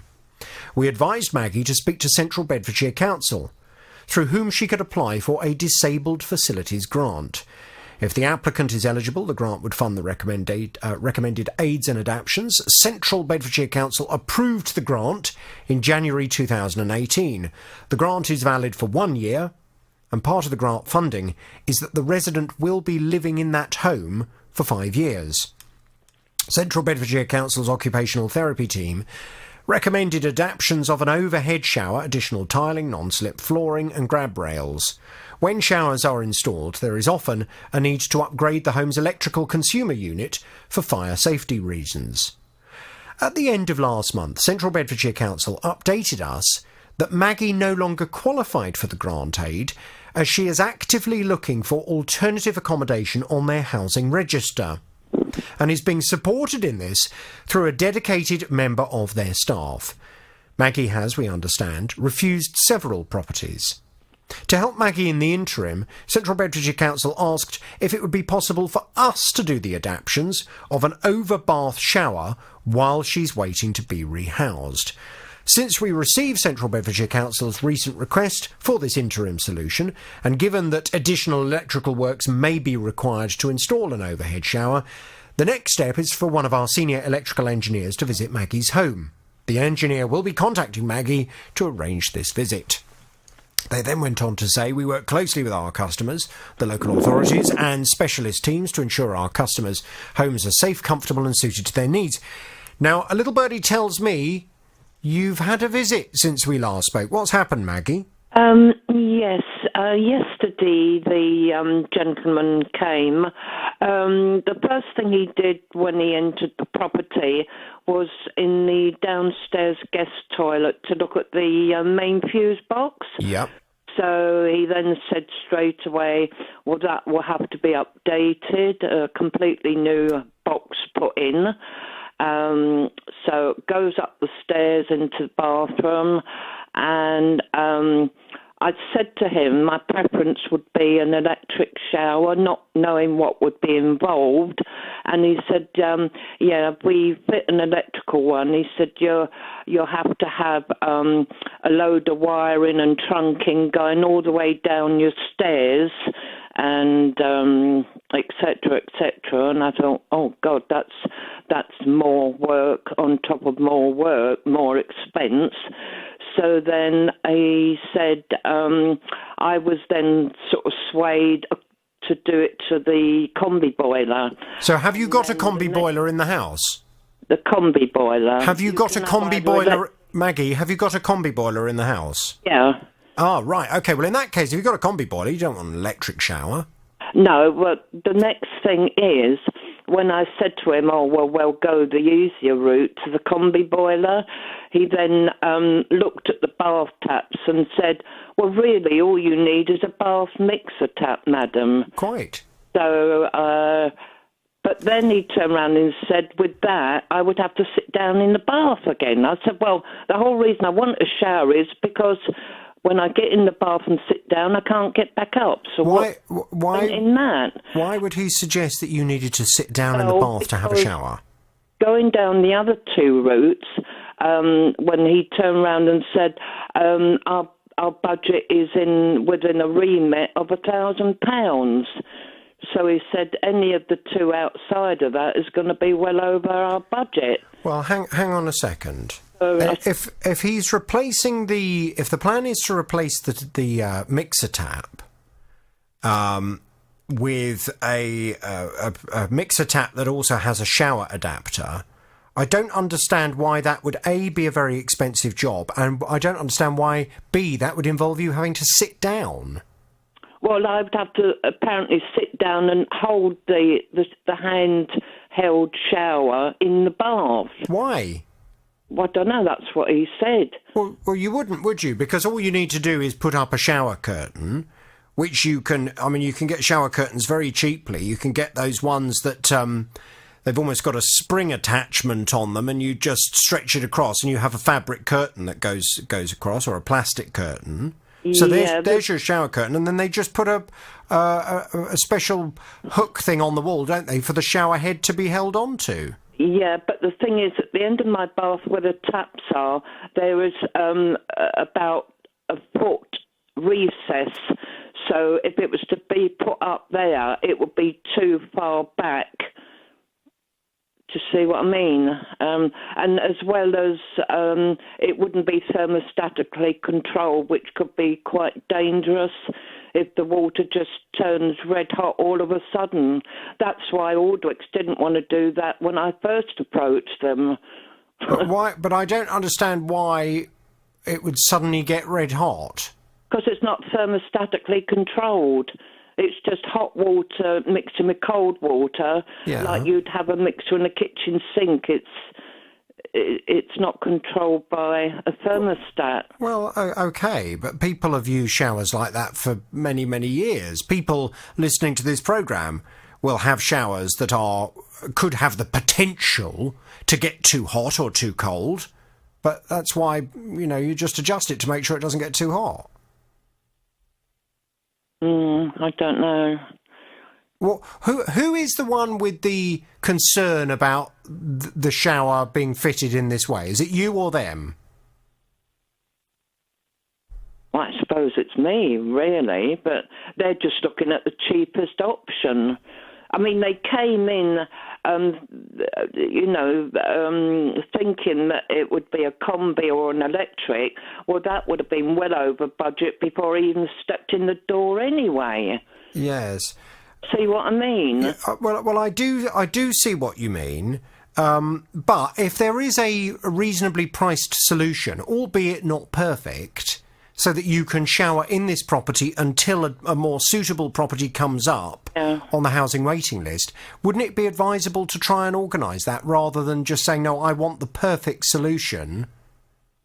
Well, I just hope that after that has been fitted, that it does what it says, sort of thing. So have they said they are going to come and fit a mixer tap with a shower adapter on it? Yeah. They have?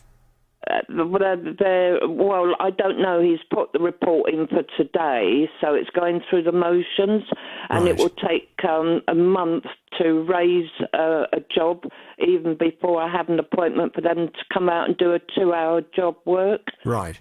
But, so if the worst case scenario, if you stood up, obviously you'll have to put some kind of shower curtain up across the bath, but if the worst case scenario was you have to stand and hold the shower above your head in order to wash your hair and to rinse the soap off your body. Is that not a better solution than the situation you have at the moment?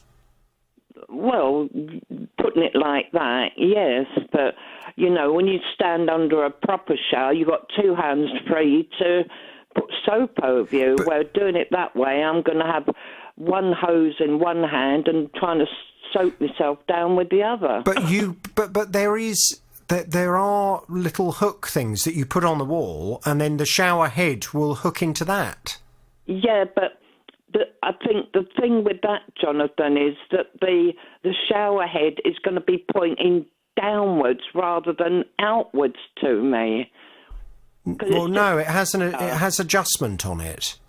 Well, I don't think these bath mixer taps do. It's just to hold the hose up. That's all it's for. No. What I'm talking about is there'll be a bracket that goes on the wall. Yeah. And the bracket, you can angle the shower head in terms of where the shower head points. Well, hopefully. Well, I'm telling you that you can get those brackets. They are available. Many people listening to this programme will have those kinds of brackets on their own bathroom walls, and the shower head then points out at a suitable place into the bath. Yeah. Well, I've never had a shower, Jonathan, before, so I don't know the workings of... Well, it sounds to me then as if Aldwych are trying to sort out, albeit they're trying to do it within the confines of their budget... Yeah. And the confines of your bathroom at the moment and the existing setup of your house, they are trying now to install a shower so that you have the option to shower. Now, I think we should work with them. Yeah. And let's just hope that they will get it all sorted out and that it will be suitable for you and that you'll be able to use it. That's fine. I've more or less accepted that. Fine. I'm just wondering, you know, for a 2-hour job, is there any way they can sort of bring this job forward a bit more, because I think we're possibly looking at 4 to 6, maybe 8 weeks before they do a 2-hour job. Really?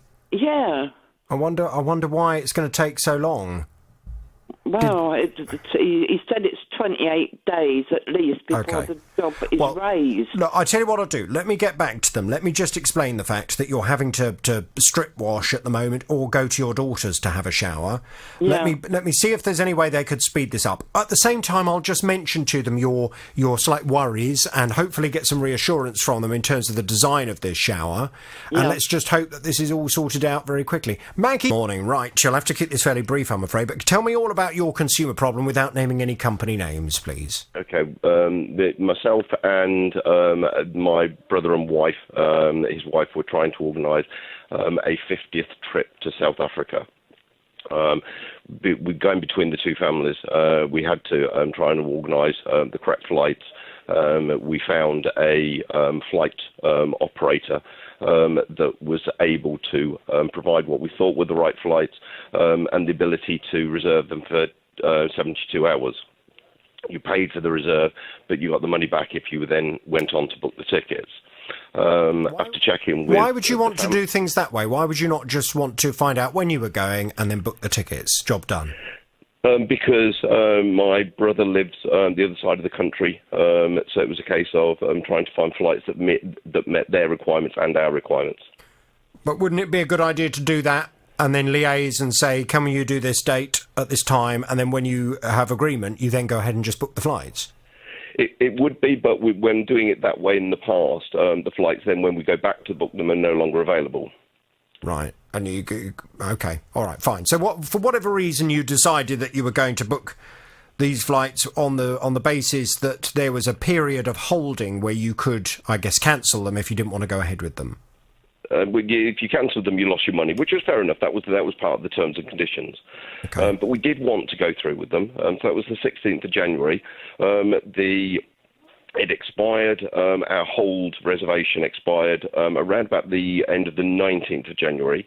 But from the 17th of January onwards, every time I went on to the link that the airline had provided, it came up with an oops message. Sorry, can you please try again in 5 minutes? Despite trying for 3 days and also trying to ring their helpline, we were able to get nowhere quickly. Well, what happened when you called the helpline? You couldn't get through. So nobody answered the phone at all? No. Right. Okay. So for 3 days you couldn't get online to... What did you have to do? Reconfirm? Yeah, they sent you a link and said if you want to go ahead and continue with the booking of this, press on these links. But because my brother and wife were coming back 4 days before us, we'd got 2 separate bookings. So for 3 days you couldn't get online, and when you phoned, nobody at the airline, no matter how long you held on for, answered the phone? Correct. Right. Okay. Well, that's a bit worrying, isn't it? What happened next? Well, my wife, and because it was, as I say, it was a 50th surprise, so I was getting quite upset and stressed at this point. They took over. They've now booked other flights. I went back to the original carrier 2 days, managed to get hold of them 2 days later. They explained that their website was down, and when I said that, they asked why I hadn't phoned. I said I'd tried ringing, couldn't get through. They then went away and came back and said, oh yeah, because of adverse weather in the Midwest, we'd had a major problem, and they acknowledged that the problem was their end, not mine. Right, and I presume you have records on your phone of the fact that you've tried to call them? Correct. Right. And okay. they've also acknowledged on a recorded message that they realised that they'd got the problems and it was down to the, I guess when they said Midwest, I guess that's America. Okay, fine. So they have admitted to you that they had the problem with their website and they've had the problem in terms of not answering the phone. So in effect, Correct. There wasn't very much you could do. So have you asked them to cancel and to give you your money back because you've now booked the flights with another airline? I have. It took a while for them to admit and to agree that they were going to refund, but they haven't. And how much was the total cost for these flights? The total cost was £40, the holding deposit. But I'd entered into the contract with them. They'd left it me unable to complete that contract. I don't know how much more my wife's had to pay for the flight. She wouldn't tell me. But it's a case of the £40 was part of their contract, and they've now admitted that yes, it was their fault that I wasn't able to pursue with that purchase. But so far, even though after a heated discussion with them, they did agree that they were going to refund me, they haven't. And when you say refund you, you mean refund you the £40? Well, at the end of the day, I can't do anything more about the additional flights, the additional cost. That's one of those things. People have problems with websites. I appreciate that. But the fact that they've taken the money under false pretenses to hold flights that they withdrew the ability of me being able to book.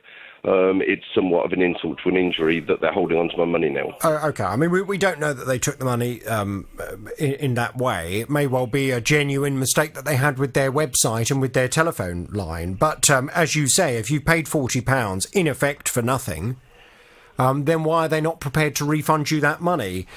Let's go and get some detail. Tim? Yes? Can I please pass Mick back to you? Let's get a call into them. And I think the thing we just need to stress is it was your problem, it was your website that was down, it was your phone line that wasn't answered when Mick was trying to confirm these flights. And as a result of it, the customer's left with no alternative but to go elsewhere. Absolutely. Can they have the £40 back, please? Get that deposit back. Yeah, okay. We'll get it. The problem you're having, please, without naming any company names. Yeah, most certainly. Got a weekly flyer from a well-known company that trades on the high street and on the net. And in there, they had a Wi-Fi pan and tilt security camera for indoor use at home. And I've been looking at getting one of these for our home. A Wi-Fi what? A Wi-Fi pan and tilt camera. Oh, pan and tilt? Yeah, so you can, if it detects movement, it will email you, etc., and you can actually control it and move it around to follow if you've got intruders, etc. Or, as we intend to use it, when we have our grandchildren with us and we have a disabled granddaughter, at least we can keep an eye that she's fine from sitting in other rooms, because you can just keep an eye on it, from your phone. I see. And how much was this Wi-Fi pan and tilt CCTV camera? Okay, it's made from a very well-known supplier, good quality, I think. Initially, it was on offer for $79.99, and the flyer for that time was reduced to $59.89. And I thought, that sounds good. I was interested in the purchase at the original price anyway, but they had it at this good rate, and I thought, right, fine. So went ahead, did an online order, got confirmation of that straight away with a return email, and to say it would be delivered within 5 business days. So I thought, fine. That was the 9th of December. So I thought, fine, that's good. Let it go. Didn't get anything. Got an email. Sorry, within the email that they send you that you've got the confirmed purchase, there's a link there to see the status. And on that status, it said pending. Well, time went by. Probably the first time I sort of chased them was around about the 19th. So I gave them a good 10 days. And I think I may have even chased them within that period of time after coming home from work, finding it not been delivered, and then checking the internet and finding it was still sitting there pending. Spoke to them over the phone, to their customer support, and said, I'm expecting this. It's well over 5 days now. Nothing appears to be happening. They said, oh, sorry about that. We'll get in touch with our supplier and let you know. Well, that went on, I think, a couple of times, didn't come back to me. And I was getting a bit frustrated with it.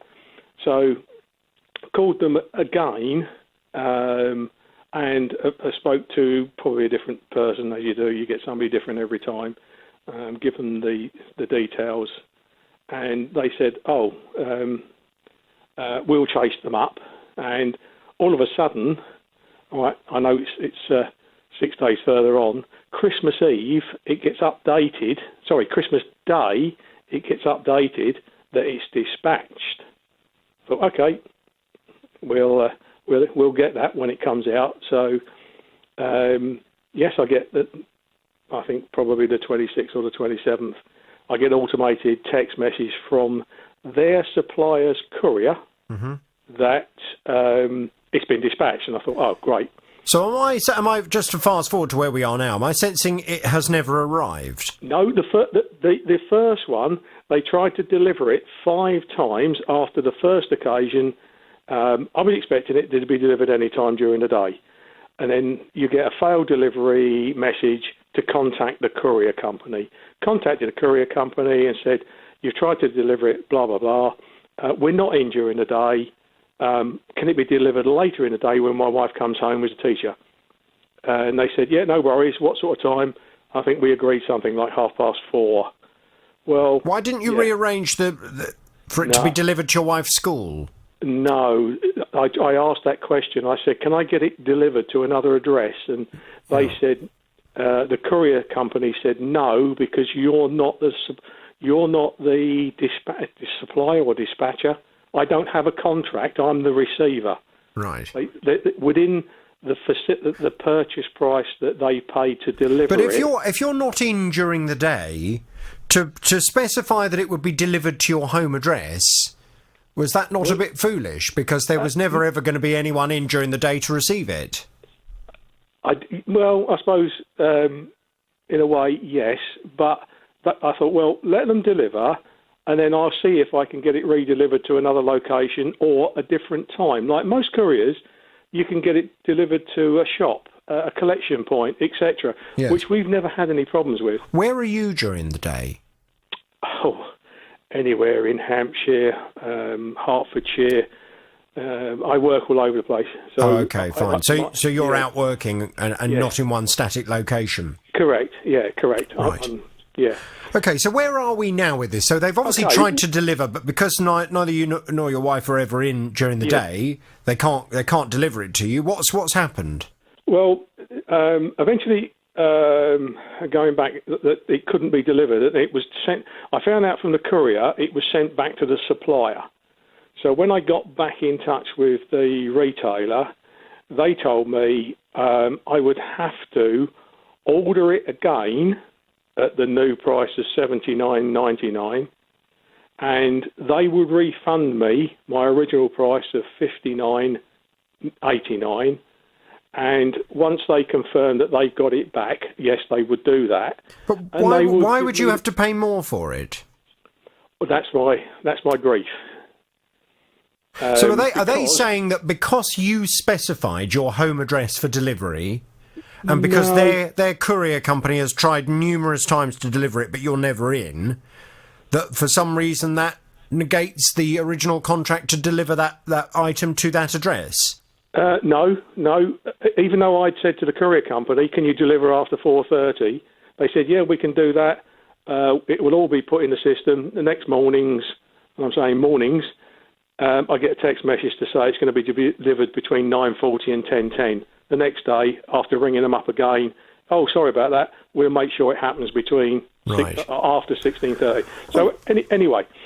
Well, if you've tried to do something to make sure that they can deliver it properly, and for whatever reason they haven't done so, then I don't really understand why they would think in any way it's reasonable for them to take more money from you.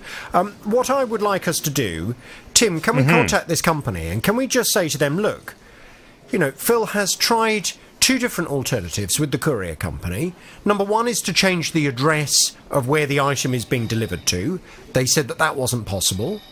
The other option was to deliver it after a specific time when somebody definitely would be in the house. Yeah. And they told him that would be possible, but they didn't ever do it. And now you seem to be suggesting that he has to pay more for the same product to be delivered again. Yes, and then give me the difference. Exactly. Well, I think it's unreasonable. I mean, just as a bit of advice, Phil, obviously next time you order something, if it's going to be delivered, unless you're having it delivered by a company who say that they are prepared to give hourly specific times that you can choose, it's probably better to get it delivered to a friend or a neighbour or someone else. What we ended up doing, actually, when I reordered it for the full value price, I got it delivered to my wife's parents in Luton, where I knew she would be on the Saturday. She can pick it up for me. Oh, so hang on, so you have now got it? Oh, yeah, I've got it. Yeah, I've got it, but I paid the additional £20 and 10 pence. Yeah, I've got it. And so it's the difference that you need to have refunded to you. Okay, correct. Fine. And they're poor quality service. And I even said to them, to the people I spoke to, and make a name for yourself. You have a supplier that is letting your customers down. Somebody that holds the account for this supplier should be doing something for your customers, not just let it go and etc. I get I get a bit passionate. All right, okay, well, leave this with us. I'm going to pass you back to Tim. We'll get some detail and we'll go and have a word. Tim, I'm passing Phil back to you now. Fighting for your rights. The JVS Show. This is BBC Three Counties Radio. Now, shortly after Christmas, Colin received a parking charge notice informing him that his car had been illegally parked in a private car park. Well, he's come to me for help, as the car park was miles away in Stockport. He said when he looked at the photo, the car clearly isn't his, and no matter what he says to this parking company, they just keep saying he's responsible for the fine. My car has got one of the GB Euro logos on the left-hand side of the plates, front and back. On the back of the car, you can just about make out the dealer logo, which is low down in the middle. With my car, it's high up in the middle. Also, the car in the picture does not appear to be a hybrid. My car is a hybrid. So I went to the local police force on the 29th. They recorded it as a crime, but they said that basically it's not a crime against me. It's a crime against the car park company. And all they could do was take a note that I'd reported it. Well, Colin does have a crime reference number, and he said he's passed that on to the private parking company, and yet still they weren't prepared to cancel the fine. Well, I've been on to them, and I've asked them why not, and Colin's back on the JVS show. Good morning to you, Colin. Good morning. Good morning. So I did indeed contact them, and I sent them all the details over, including the photographs, and I gather they got in touch with you. What have you heard? Yes, they have. Thank you very much indeed.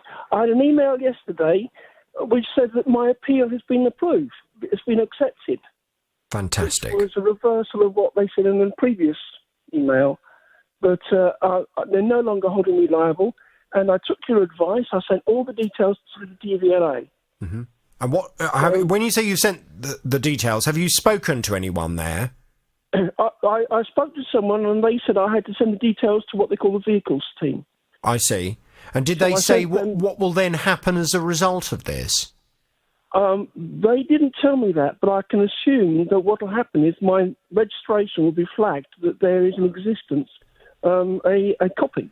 Yes, exactly. And what hopefully it will also mean is if you do indeed have any further problems because of this, it would be nice if you get something from the DVLA, a letter or something, just to acknowledge that you've reported this already, because a copy of that will be quite powerful evidence in terms of if you are pursued for speeding fines or parking where you shouldn't park, driving on bus lanes, all those kinds of things, driving off without paying for petrol. It will you'll be able to refer to that letter and say, look, I clearly have already reported this to the DVLA. It's not me. My car number plate has been cloned.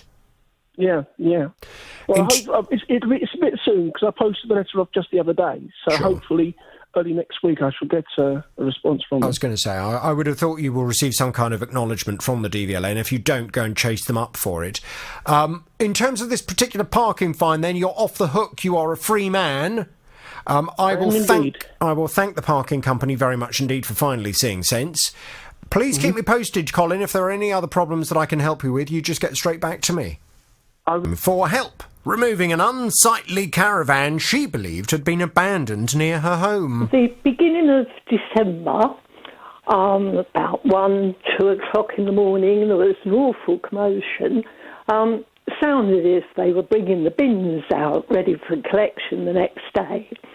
However, didn't do anything about it, went back to sleep. Got up the next day, went out, and to my horror, down the road, that appeared to be an abandoned caravan, hence all the commotion of all the dragging. It's parked half on the pavement, half on the road. It has no plates on it. It's parked the wrong way round, so that as you drive into the road, you've got no reflector lights. It's approximately about 35 yards from the junction, which makes it extremely dangerous. People taking off the corner, parking opposite, now with the weather conditions as they are, and it is also an eyesore. The curtains are filthy on it, and it looks awful. Well, understandably, Gillian has complained to her local authority and asked them to move this manky old caravan. But when she came to my programme, nothing had been done about it. So the challenge had been set. But have we managed to achieve it? Let's find out, because Gillian's back on the JVS show now. Good morning to you, Gillian. Good morning. A lover of a manky old caravan, you are not. Now, Tim, who's had experience of having to move on manky caravans himself... Indeedy. Was exactly the right person to deal with this. Have you managed to remove the one down Gillian Street? Been about as successful as I was with my own caravan. Oh, dear. Actually. Is it still there? Well, no, my one's gone. I say Yes. my one, the one that was near my house, but it took about 6 months for it to actually be moved. No, I've been in touch with... And most of Hertfordshire County Council on the case, wasn't it? Yeah, eventually, yep.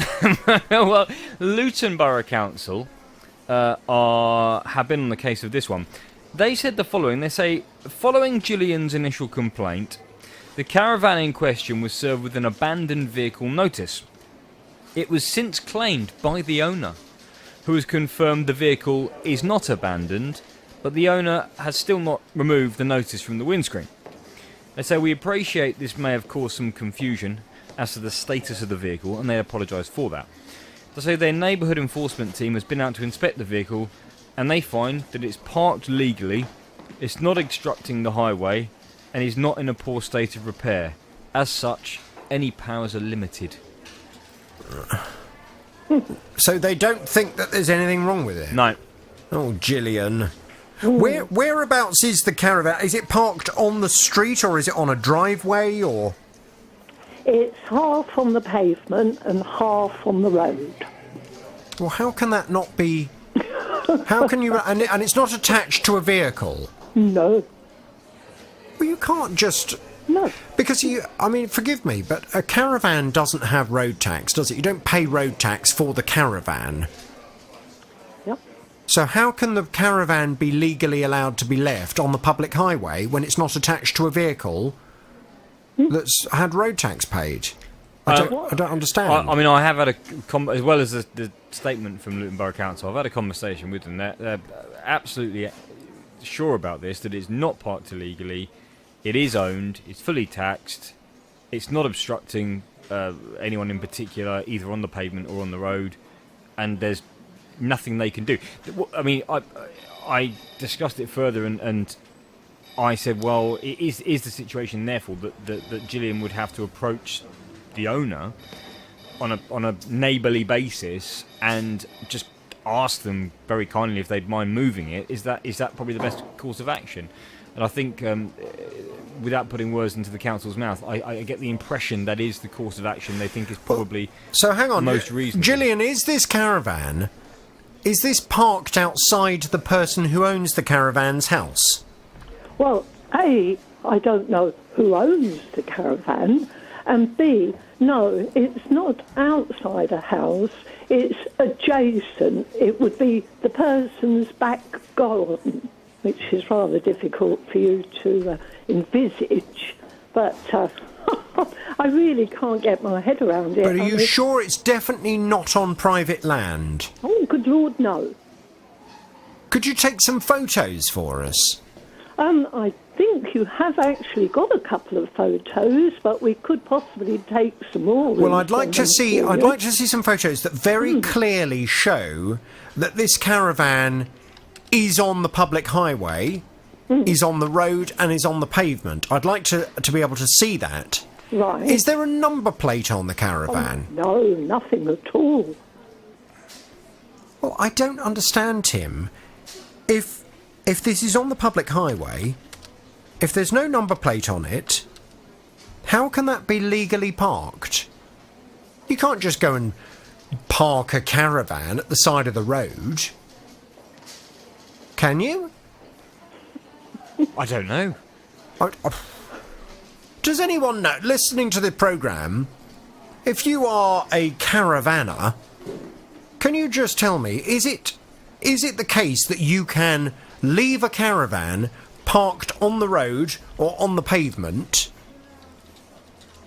without a number plate and without being attached to a car? Is that a legal place? Hang on a minute, I'm just being sent some photos through. Let me have a little look and see if I can see. The caravan is... I can see the caravan. In fact, I know where I know where this is. The caravan is parked on the road. Half on the road and half on the pavement. How can that be legal, Tim? Can we go back to the council and say, how can this be legal? I certainly can. At the moment, they're sure it's not. So I could go and buy it. So based on what Luton Borough Council are saying, I could go and buy a caravan today, and I could just tow it to any road and just park it half on the pavement, half on the road, without a number plate on, and I could just leave it there, could I? Is that what they're saying? Well, I don't know if they're responding to that situation. They're certainly saying that enforcement officers have been to look at this specific caravan and found no problem. That's what I can say. Well, people of Luton, it sounds like Luton Borough Council will allow you to go and buy a caravan and just to park it on the road without number plates on. Because they're telling us that this caravan, I'm looking at the photo of it now, that caravan is still in the same place, is it? Oh, exactly, yes. And really, in my opinion, it's parked the wrong way round, because when you come round the corner, the reflector lights aren't there. I tell you what I'd like us to do. Can we send that photo to the caravanning club? Because they'll know the rules. Can we go and have a word with them? Send them the photo and just say, is this legally parked or not? I shall find them and do so.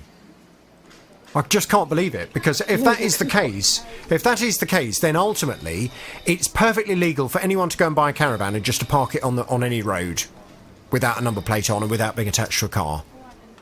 And I'm amazed at that. Gillian, leave this with us. More work to do, I must say, with the problem he's having with his car seat. It's been a perfect car, except that on one occasion, the little roll on the driver's seat as you get in, the bit that holds your buttocks in, if you like, that developed a split, and that was a couple of years ago. It went back in, and they cut out and they put a new little panel in there. It's now happened again. Initially, the manufacturer said, no, they're not going to do anything about it. It's not under warranty. To which I said, well, hang on a second. You've already repaired it once under warranty, so you should be doing it again. It's still within the period.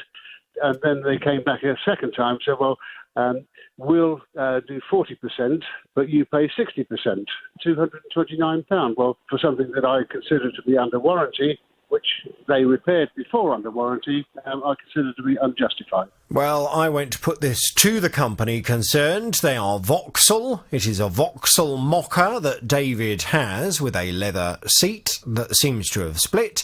And to start with, their response was that they were only prepared to contribute 40% towards the cost of the repair, because the car is 5 years old. Well, David's back on the JVS show now. Good morning to you, David. Good morning, Jonathan. Good morning. Now, there were some slight technicalities in terms of when you'd reported this to them just before the 5-year warranty had expired, and the fact that they seemed to be under the misapprehension that the warranty on this vehicle was only a 3-year warranty. Well, I went back to them, and they responded very quickly, and it would appear they are keen to draw a line under this, because they've come back and they have said that as this is an exceptional case, they are prepared to cover the full cost of the repair. How lovely. How lovely. Okay. That's really super. In actual fact, I did get a call from them this morning, and that they have said that technically they shouldn't have repaired it in the first place, but as they repaired it in the first place, they would accept liability for the second occasion. And I think that was really good of them, and I'm most grateful to them. Sure. Okay. Well, I mean, as far as I'm concerned, the cost that they were looking at was absolutely huge anyway. And as I've mentioned to you many times before, and I would just advise everybody listening to the programme, there are a number of very good local companies out there who do repairs to leather car seats. And I've had a complete respray of a car seat in the past, and it came to, the repair and the respray came to £100 per seat. So the fact that they were looking for £229 as the 60% you were going to pay, on top of then 40% they were going to pay, seems that they're going to spend a lot of money on repairing this car seat, and I'm not quite sure why. If you have a problem in the future with this vehicle, David, it's probably worth shopping around to see if you can find somewhere that will repair it cheaper for you. But the good news is they're going to do this at no cost to you at all. Can you please let me know as soon as they've done it? I'm going to give them this. Half of the horn. They'll get the rest as soon as you're able to not only confirm that they fixed the seat, but also hopefully send me a photo of it looking all nice and smart. Yeah, indeed I will. And I'd like to take the opportunity of thanking you very much for the great work you've done on my behalf. Thank you. It's an absolute pleasure. David, we'll wait to hear from you. Fighting for your... You have a consumer problem, I gather. Tell me everything without naming any company names, please. Well, in 2017, I purchased quite an expensive kettle at $89.99. You purchased a what? A kettle. Oh, a kettle. I thought you said a Tesla. I thought that's a very cheap Tesla. No, a kettle at $89.99. Well, it started going wrong just after Christmas. You got various functions, temperature controls, which weren't working properly and wouldn't work at all. So anyway, recently found the receipt, and I got written on it 2-year guarantee, and I wouldn't have put that on unless I was told that. Anyway, I took it back to the retailer, and he promptly told me it's out of warranty, and there's nothing they could do. I'd have to deal with the manufacturer directly. And I said, well, it's not fit for purpose and consumer rights. And quickly he said, well, the consumer rights have totally changed. I know all about that, he said. So anyway, I said, well, fair enough. I'm not going to argue anymore. I know somebody perhaps will, disagree there with you. So right. I'm with you now. Okay. Right, well, I mean, things have become already, I sense, a little bit confused. So what was the date of the purchase for this kettle? Well, it was 21 months ago. 21 months ago. Okay. Now, when you say you've got 2 years warranty written down on it, do you mean you wrote that? Yeah. I was told initially in the store that I bought it from that this has a 2-year warranty, and I got the barcode on the receipts and the date of when it was purchased. So I wrote on it myself. This has got a 2-year guarantee on it. Yeah. And then promptly lost the receipt until recently. Okay. So I wasn't too concerned about that. I was going to go and buy a new kettle. I wasn't going to argue with him. No. There's no need to do that. No, the 21, the 2-year warranty rather. Have you checked with the manufacturer to see if they do indeed provide a 2-year warranty on that kettle? Well, they did that and said no, they've never offered that. Right. So it sounds then as if the shop assistant, when you purchased it, gave you the wrong information or you misunderstood. Yeah. Okay. Well, yes, right, yeah. Okay, so in other words, forget the warranty business. The warranty doesn't exist. But that doesn't matter, because you were quite right when you said to that shop assistant that your consumer rights dictate that you should be entitled to expect that this kettle will last for a reasonable amount of time. And I'm afraid the shop assistant doesn't know what he's talking about when he says that the consumer law changed and that would no longer offer you that. What he's talking about is before 2015, October 2015, there was it used to be known as the Sale of Goods Act. You've probably heard of it. Yeah. In October 2015, that legislation was updated and it became what is known as the Consumer Rights Act.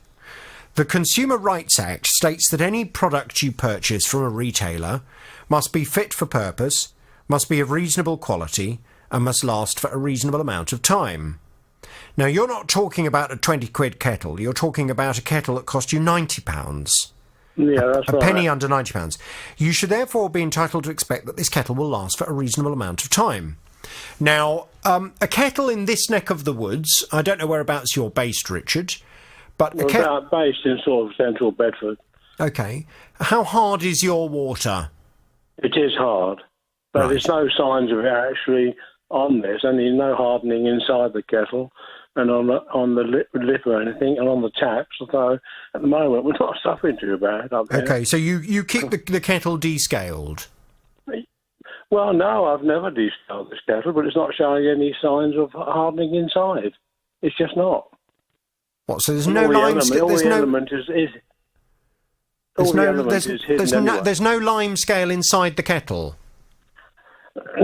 No, it's not. I can quickly have a quick. No, it's just there's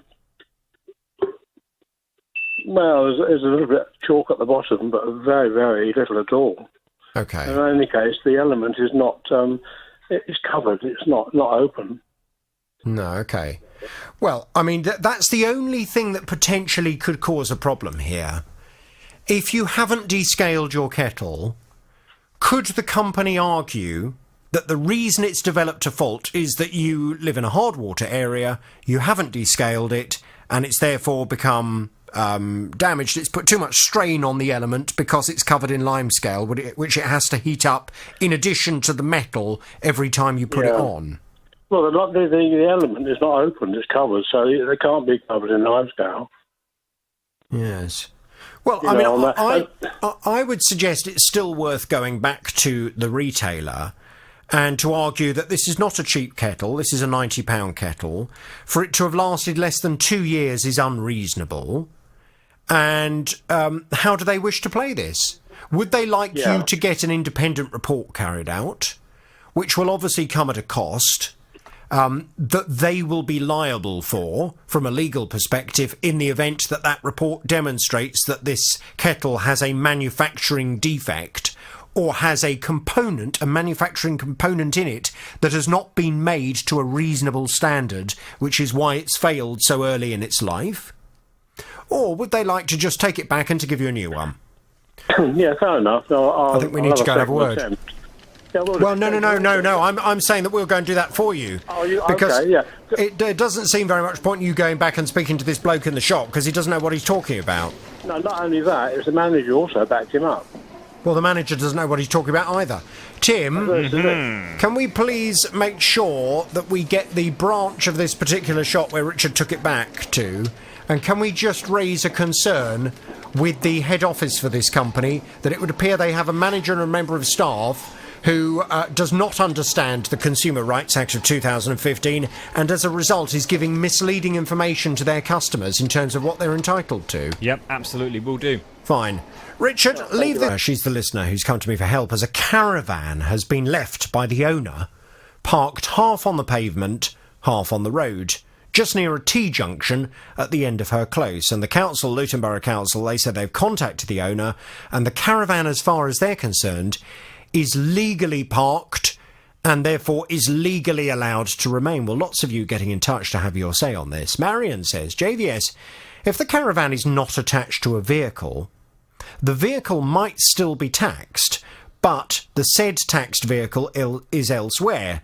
So is the caravan illegally parked anyway because it's on the pavement, says Marion. Well, just to further complicate that argument, Marion, there's no number plate on the caravan, so it's not actually associated to any vehicle.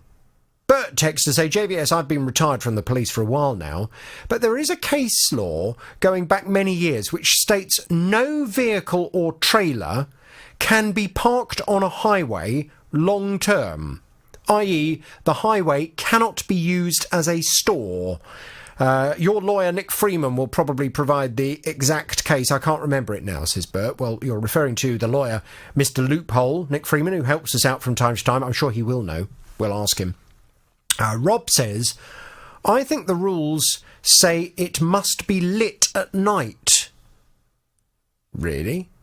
What, so a caravan can remain on the road as long as you put those flashing lights on it or something? Well, we'll look into that. Sean says, JVS, caravans do not need road tax.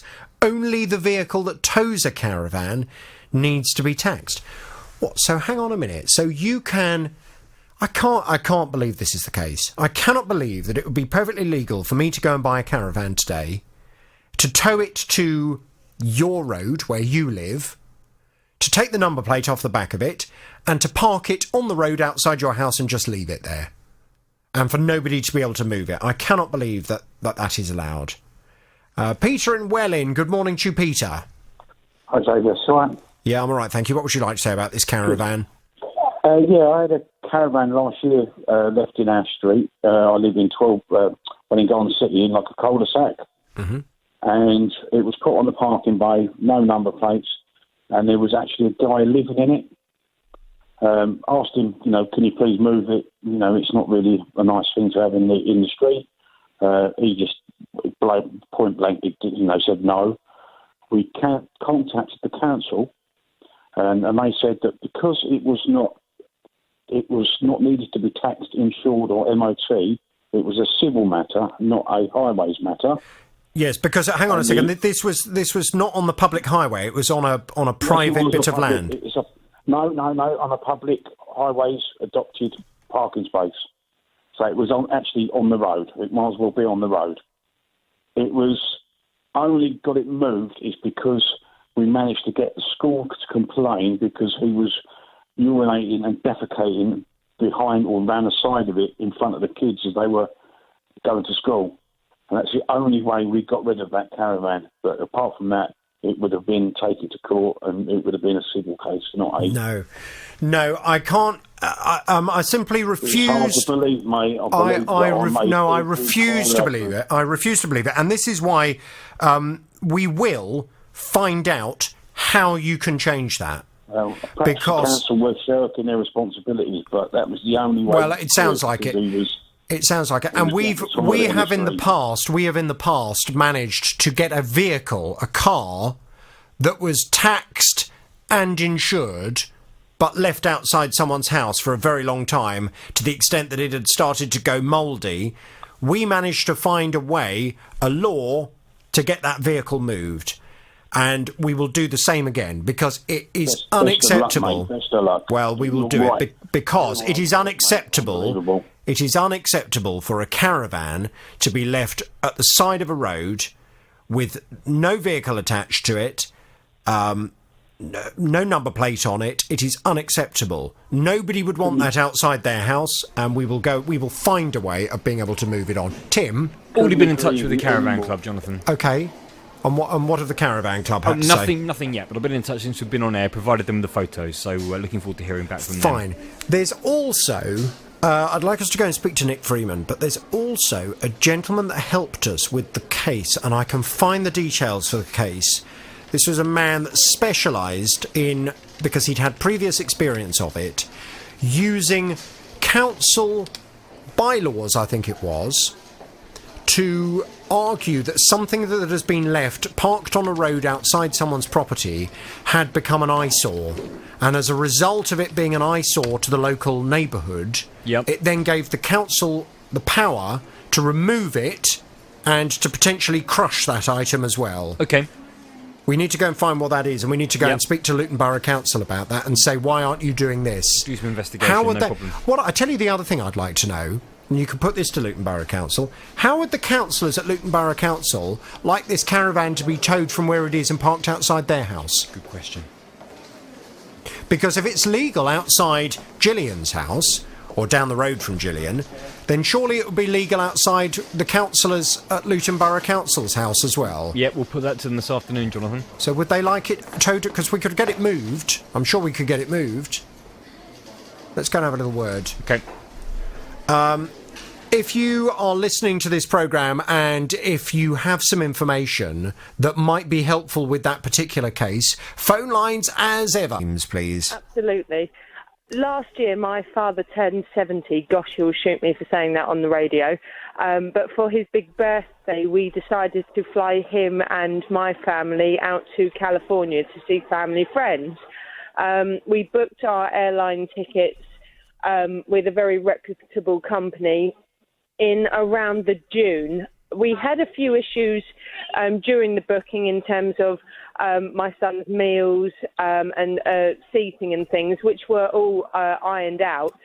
When we got closer to the time of flying, we realised it was an 11.5-hour flight and kind of thought, oh gosh, what have we done flying a 1 and 3-year-old all the way across the Atlantic? So we tried to make the journey as comfortable as possible for our 2 young children. By doing so, we decided to buy some bed boxes online to try and keep them nice and comfortable. The bed boxes are devices that go in the footwell by the front of your seat. The lid turns over and a mattress goes on top, so it forms a bed for the child to lay in. My mother also works for a different airline, but said that these devices were not allowed on all airlines. And before I spent just over £200 on 2 of these boxes, I should check with the airline we were due to fly with to make sure they allowed them on board. So hang on a second, because I've never seen them before. So they go, you put them on the floor of the aircraft. Absolutely. So in your footwell. But where are your feet supposed to go? Well, they're only they were for my 1 and 3-year-olds. So what it does is where they sit on the seat, this box then goes in the footwell in front of their seat. You turn the lid upside down and it extends slightly. The mattress then lays on top, and it forms like an extension to your seat, as it were, so the child can then lay on the mattress and it forms a long enough bed for them to fall asleep on. Oh, I see. Right, yes, I'm just looking on the internet now. I've never seen one of these before. I hadn't. It was a colleague of my husband's who suggested it. Right. But not all airlines allow them. So we phoned the airline we were due to fly with, who I spoke to their ground staff, and they said, yes, absolutely, we will allow it online. On board. So and you've got that in writing, have you? We asked for it in writing. I said to the lady, please could you email me to tell me that I'm allowed to do so? And she said, no, we can't provide you this in writing. However, the conversation is recorded, and if you need any comeback, the conversation is recorded and you can use that as evidence. Yeah, but it's not going to help you when you're about to get on the plane, is it? And they say, no, you're not allowed to use that. Which is exactly what happened, Jonathan. So we boarded the plane. We'd had a couple of issues with printing our boarding passes and silly things like that, which I had then had to call the airline again about. And each time I called them, I double-checked before I carted these things through the terminal, were we allowed to use them? Yes, we were allowed to use them, and I've got details of those phone calls, and they should have them recorded as well, because I've got the exact times and dates. When we got on the plane, I waited for the seatbelt signs to be taken off, and I waited for the meals to be handed out and to be cleared away. And by that point, my children were starting to get a little tired. So I unpacked one of these bed boxes and laid my son on it, to be told by one of the cabin crew, no, you're not allowed to use it. I said, but I was told I was.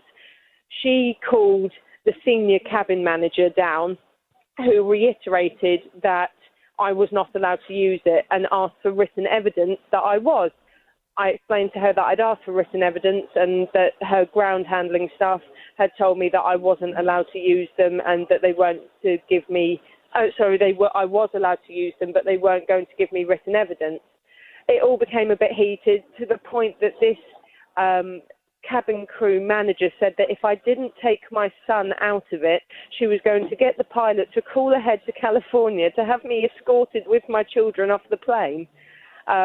Once it all calmed down, she showed me written evidence that all cabin crew are given to say this is one of the devices that are not allowed on board.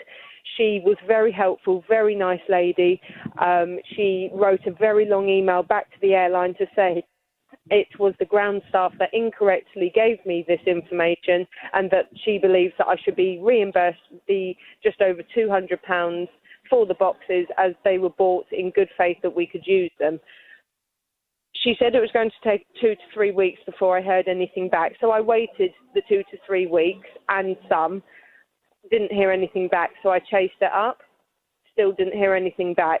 I contacted the cabin crew manager, who very kindly also chased it up and was told, we're looking into it. About a week later, so this was end of January, I had an email come through to say, very sorry, we gave you the incorrect information. No, you're not allowed to use them on board. Hope to see you on one of our flights again soon. Full stop. And so no addressing the fact that you'd gone out and spent money on these items based on the initial advice you were given. Absolutely. I would never have bought them. By the time that I do another long-haul flight, my children are going to be far too tall to use these. To lay in, you can only use them up to about 3 years old. Well, my oldest son's 3 years old now, and he's tall for his age. So I've now got these two very expensive boxes that I couldn't use, sat at home with no use. Yeah. Out of interest, what was the reason the member of cabin crew gave for you not being able to use it? Was it something to do with the child being in a safety belt? No, because you can still strap a belt around them. She actually didn't give me a reason for not being able to use them. They just said that they were not permitted on their airline flights, although on other airlines you are allowed to use them. So it seems like there's differing views on these new devices. Some do allow you, some don't. Yeah, I guess the only thing, I'm just looking at the photos of the way they work, so it's almost like a little suitcase, isn't it, that you take on? And the little suitcase sits in the footwell, and then it folds into this bed, so it makes the seat, the economy seat, it makes it into a little short bed that would be perfect for... It's almost a cheap way of getting a business class seat for a child. Yes, quite. The only thing I can think of, though, in terms of why there would be a legitimate concern about using them, is if there was turbulence in the plane, is this you're kind of... You're not allowed to use it during turbulence. No, you're not allowed to use them during turbulent takeoff or landing. So there are times when you're not allowed to use them. If you were sat in an overwing... But hang on a minute. Hang on. If you're flying over the Atlantic, it's very normal for there to be turbulence. So what are you supposed to do? Wake your baby up every time there's turbulence, pack the bed away, put it in the overhead locker, and then the minute the turbulence stops, you're supposed to get it all out and put your child to sleep again? Yes, I mean, I have done a number of long-haul flights, and we actually, touch wood, we didn't get any turbulence on that flight or the flight home, which you could say is unusual. But yes, that you would have to if you hit turbulence. But then that was a risk that we were willing to take, for 10 minutes of turbulence. we could have, 10 hours of them laying asleep. Well, but it is a bit of a risk, though, isn't it? I mean, I think we can certainly get a call in. Tim, can we just get a call into the airline, please? And can we just say to them, look, the fact is that Faye was told by members of your staff initially that she could use it, and it was only for that reason that she went out and bought 2 of them. So, yeah, quite. And she's made you quite aware of the fact that she's incurred this cost because of the advice. If your members of staff have given incorrect advice in the first place, why are you not prepared to take responsibility for that? Yeah, quite. OK, leave this with us. Faye, I'm going to pass you back to Tim. We'll get some detail. Thank you. Stay there, please. Fighting for your rights. The JVS Show.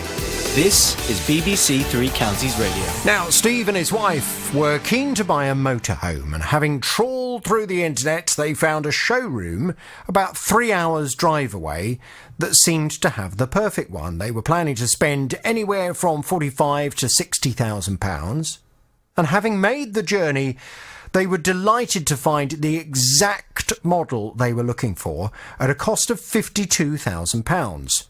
That included a few optional extras, including solar panels and a reversing camera that Steve had requested they fit to this motorhome. Well, having paid a £2,000 deposit, on the day of collection, Steve and his wife returned to the showroom to complete the purchase, but before transferring the remaining amount of money, they gave the van a thorough inspection.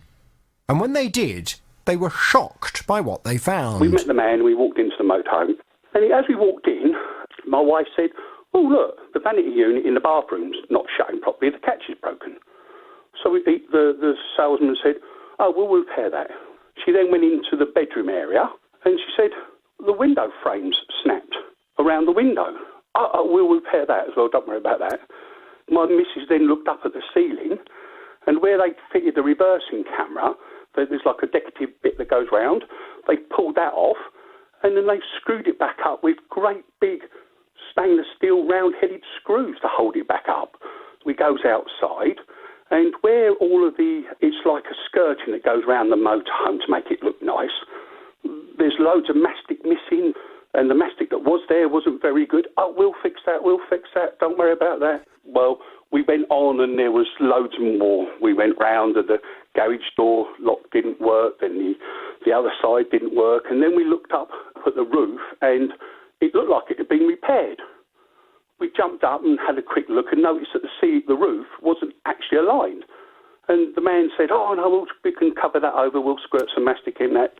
Well, Steve and his wife, they felt very disappointed with this vehicle and therefore decided to pull out of the purchase and requested all of their money back, but the company were not prepared to give them their deposit back. So I've been off to have a word with them on Steve's behalf, and he's back on the JVS show now. Good morning to you, Steve. Hi, can you hear me? Yes, I can. Yeah, now, okay. The company, it would be fair to say, have a very different version of events. And I had a long conversation with the guy who has been dealing with this at the company. He said, first and foremost, we are a company with many, many years of experience. He said, if you look us up on the internet, you will see that there's not a single bad review about us. We do not like letting customers down, and we always do what we possibly can to make sure our customers are happy. He said the first that we encountered this particular customer and his wife was when they contacted us to say that they had seen this particular vehicle on our website and they wanted to come down and have a look at it. And he said that it was this specific vehicle that you'd identified, rather than you wanted to just come down and have a look at all of their vehicles. It was this particular one you wanted. Now, he said, when you first came down and you were talking to them, that was after you'd already had a conversation on the telephone about the fact that you had an existing motorhome that you were looking to part exchange. Yeah. And he said, we asked for the details of the existing motorhome, and based on what we were told by the customer, we said that we would pay £20,000 for it, but would need to have a look at it before we actually agreed to that price. So there was a part exchange price of £20,000. He said when we actually saw it, when Steve brought the vehicle to us, Steve had done some modifications on it. Is that true? Have you done some modifications? Yes. He said did, and, yeah. He said the modifications, unfortunately, because they've been done by Steve rather than by a qualified retailer who was able to fit things like this, he said they haven't necessarily been done properly. And he said, as a result of that, we explained there was no way we would be able to sell this motorhome as it is at the moment. We would have to remedy all of the various issues with it before we could sell it. So he said, when we saw the vehicle, we reduced the amount we were prepared to offer for the part exchange to £17,000. Yes, that's right. Now, he said that you were there on their premises for 4 hours. Yep, we was looking at loads of different motorhomes, loads of different ones, yes. I see. Now, he said that when you were there for 4 hours, you had plenty of time to thoroughly inspect this particular vehicle that you wanted to purchase. And as far as they were concerned, you had inspected it very thoroughly. He said it would be very odd for somebody to commit to buying something that is so expensive without having a good look at it and being absolutely happy with it. He said the only thing I would say is, he said it became very apparent that Steve's wife was less keen on purchasing this vehicle than Steve was. I don't know only when we saw all of... You can imagine my wife, she's, all happy and jumping. We've gone down there. We're going to get a motorhome. We're going to tour Europe. And then she opens the door and the first thing she sees is the catch. Then she saw all of the other bits. We went round. But she surely would have noticed the catch before when she was inspecting the vehicle. I don't know. I didn't think... If we had saw anything on the day, because we had a salesman that followed us around all the time like glue. He was going in this one, out of that one, in this one, out of that one. And then when we sat down and we said, this is the one we like, he then said, come straight over to the office and we will sign. There was no, well, do you want to look around it to make sure that it's safe? To make sure that it's exactly perfect. And all he kept on saying to us, it's brand spanking new. We will supply it. If we find anything, it will all be done. If there's anything wrong with it, but it's a new van. And it sort of went on like that. So he says that you did thoroughly inspect it. You were very happy with it and very excited about buying it, and you put down a deposit of £2,000. He said it was also agreed that you wanted the extras to be fitted to it, for example, the solar panels, etc. Yes, yeah. So he said after you'd signed the £2,000 and you went away, They ordered in all of the various extras that they were going to fit to the vehicle. And indeed, they then went ahead and fitted those extras. He said, what was interesting was, he said, the following day after you and your wife had been to visit, they received a phone call, and your wife seemed to be under the impression that you'd been duped because she'd gone home and looked at the invoice and had not understood that VAT was added on to the price outlined on page 2 of the invoice. Yes. And he said your wife was very unhappy because she had gone away and looked at the figures and felt that actually you'd been overcharged. And he said, we explained that no, the figures were correct. It's just what she wasn't doing was adding the VAT onto those figures.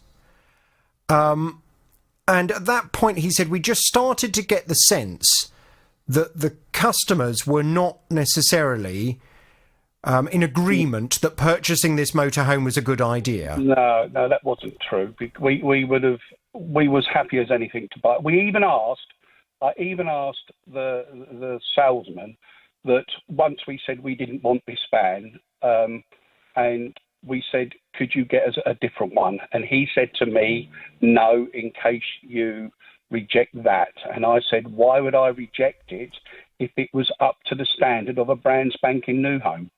And he said, no, he would. He said that his belief is that what happened was, because they were offering you less for the part exchange, that you and your wife just left not feeling very happy about the deal. You felt as if maybe you'd paid too much for this motorhome and as if you weren't getting enough. And he said, we just started to get a sense that the customer had gone away and actually they weren't in agreement that the price they'd agreed to pay for this was a good price.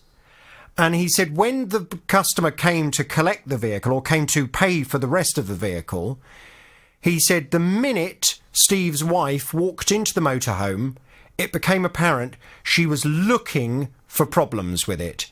She was going round with a fine-tooth comb, and he said the van that just 1 week before they'd loved, they started finding problems with it and started asking for us to knock money off for the various problems.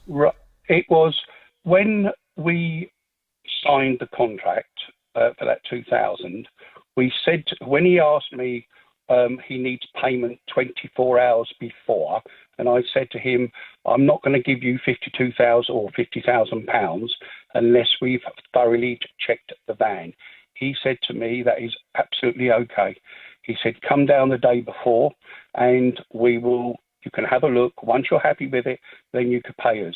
And as for the van didn't really come into it because we actually sold the van and got more money than they offered us for it. So that wasn't in, and we done that 2 days after we got home. Well, he said that when you started noticing the problems, and he said, we do admit there was an issue with some of the silicone. He said the silicone, unfortunately, because the vehicle has been sitting on our forecourt, he said it's brand new, but because it's been sitting out there for, it's from last year, it's 2018 model, he said some of the silicone had discoloured a bit, and we recognised that that was not as it should be. And we said, we will give you £400 to cover your time for coming down here and also to fill the vehicle fully with fuel for you. But you refused and said, no, we want to cancel the order, and said we would like our money back. He said at that point, I explained that we've ordered, paid for and fitted bespoke extras to this vehicle now, and that those extras would have to be paid for. The cost of the extras, I understand, was £4,000. However, he said, as a gesture of goodwill, we still offered, out of the £2,000 deposit that we had taken, we still offered to pay back £300 and to release the customer from the contract. However, the customer doesn't want that. The customer wants the full amount of money back. And we've explained to the customer, they're the ones trying to get out of the contract, and we've already now fitted extras that have cost us more than £1,700. So he said, I feel as if this is very unfair. I mean, it's I don't know what to say, really.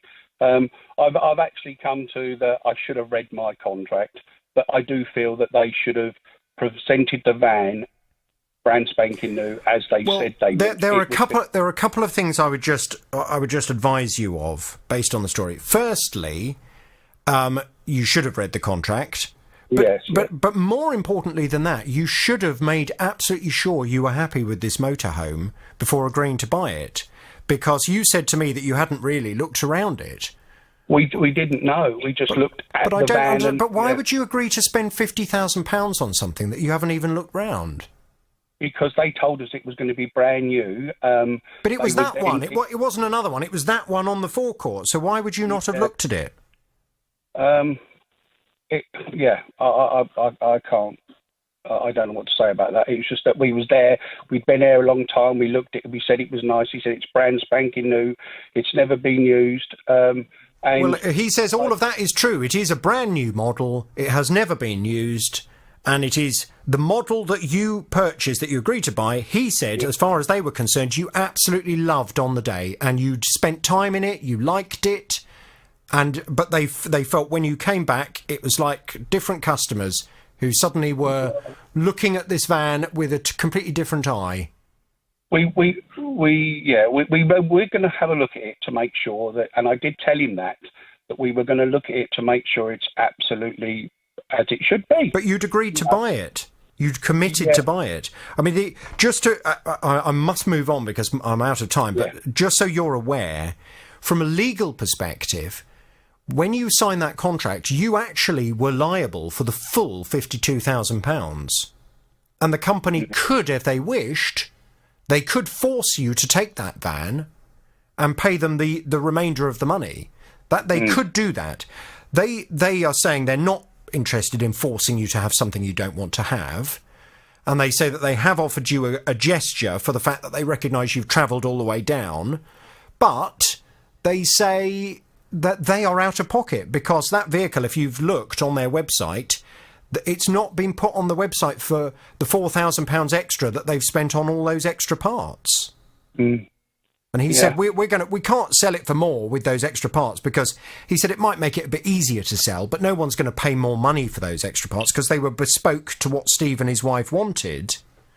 So he says they are actually out of pocket as a result of this, but they're prepared just to draw a line under it.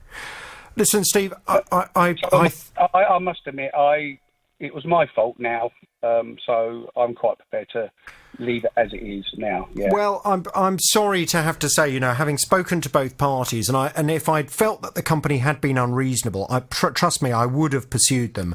But I think their justification for why they haven't refunded you the full £2,000, I've got to be honest, as far as I'm concerned, it makes sense. Good luck, Steve, with whatever you do decide to purchase. And just for everyone else listening to the programme, make sure if you're going to buy something, look at it properly before you agree. Gillian came to my programme for help in removing an unsightly caravan she believed had been abandoned near her home. The beginning of December, about 1, 2 o'clock in the morning, there was an awful commotion. Sounded as if they were bringing the bins out ready for collection the next day. However, didn't do anything about it, went back to sleep. Got up the next day, went out, and to my horror, down the road, that appeared to be an abandoned caravan, hence all the commotion of all the dragging. It's parked half on the pavement, half on the road. It has no plates on it. It's parked the wrong way round, so that as you drive into the road, you've got no reflector lights. It's approximately about 35 yards from the junction, which makes it extremely dangerous. People taking off the corner, parking opposite, now with the weather conditions as they are, and it is also an eyesore. The curtains are filthy on it, and it looks awful. Well, it does look absolutely horrible. I've seen a photo of this caravan that's just been left at the side of the road. Gillian has complained to the local council, but no action has been taken. She's back on the JVS show now. Good morning to you, Gillian. Good morning. Based on our conversation yesterday, it sounds as if the local authority are not minded to do anything about it. This is Luton Borough Council, Tim, and I was fairly horrified by their response. Just remind us what they'd said.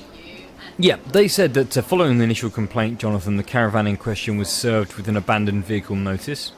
It was subsequently claimed by the owner, who confirmed the vehicle was not abandoned, but they hadn't personally removed the notice from the windscreen, and that, they appreciate, could have caused a bit of confusion as to the status of the vehicle. They said that their neighbourhood enforcement team had been out to inspect the vehicle to find that it is parked legally, it's not obstructing the highway, and it's not in a poor state of repair. And as such, their powers are limited. I cannot believe that that is correct. I cannot believe it, because I've seen the photos. This caravan has no number plate on it.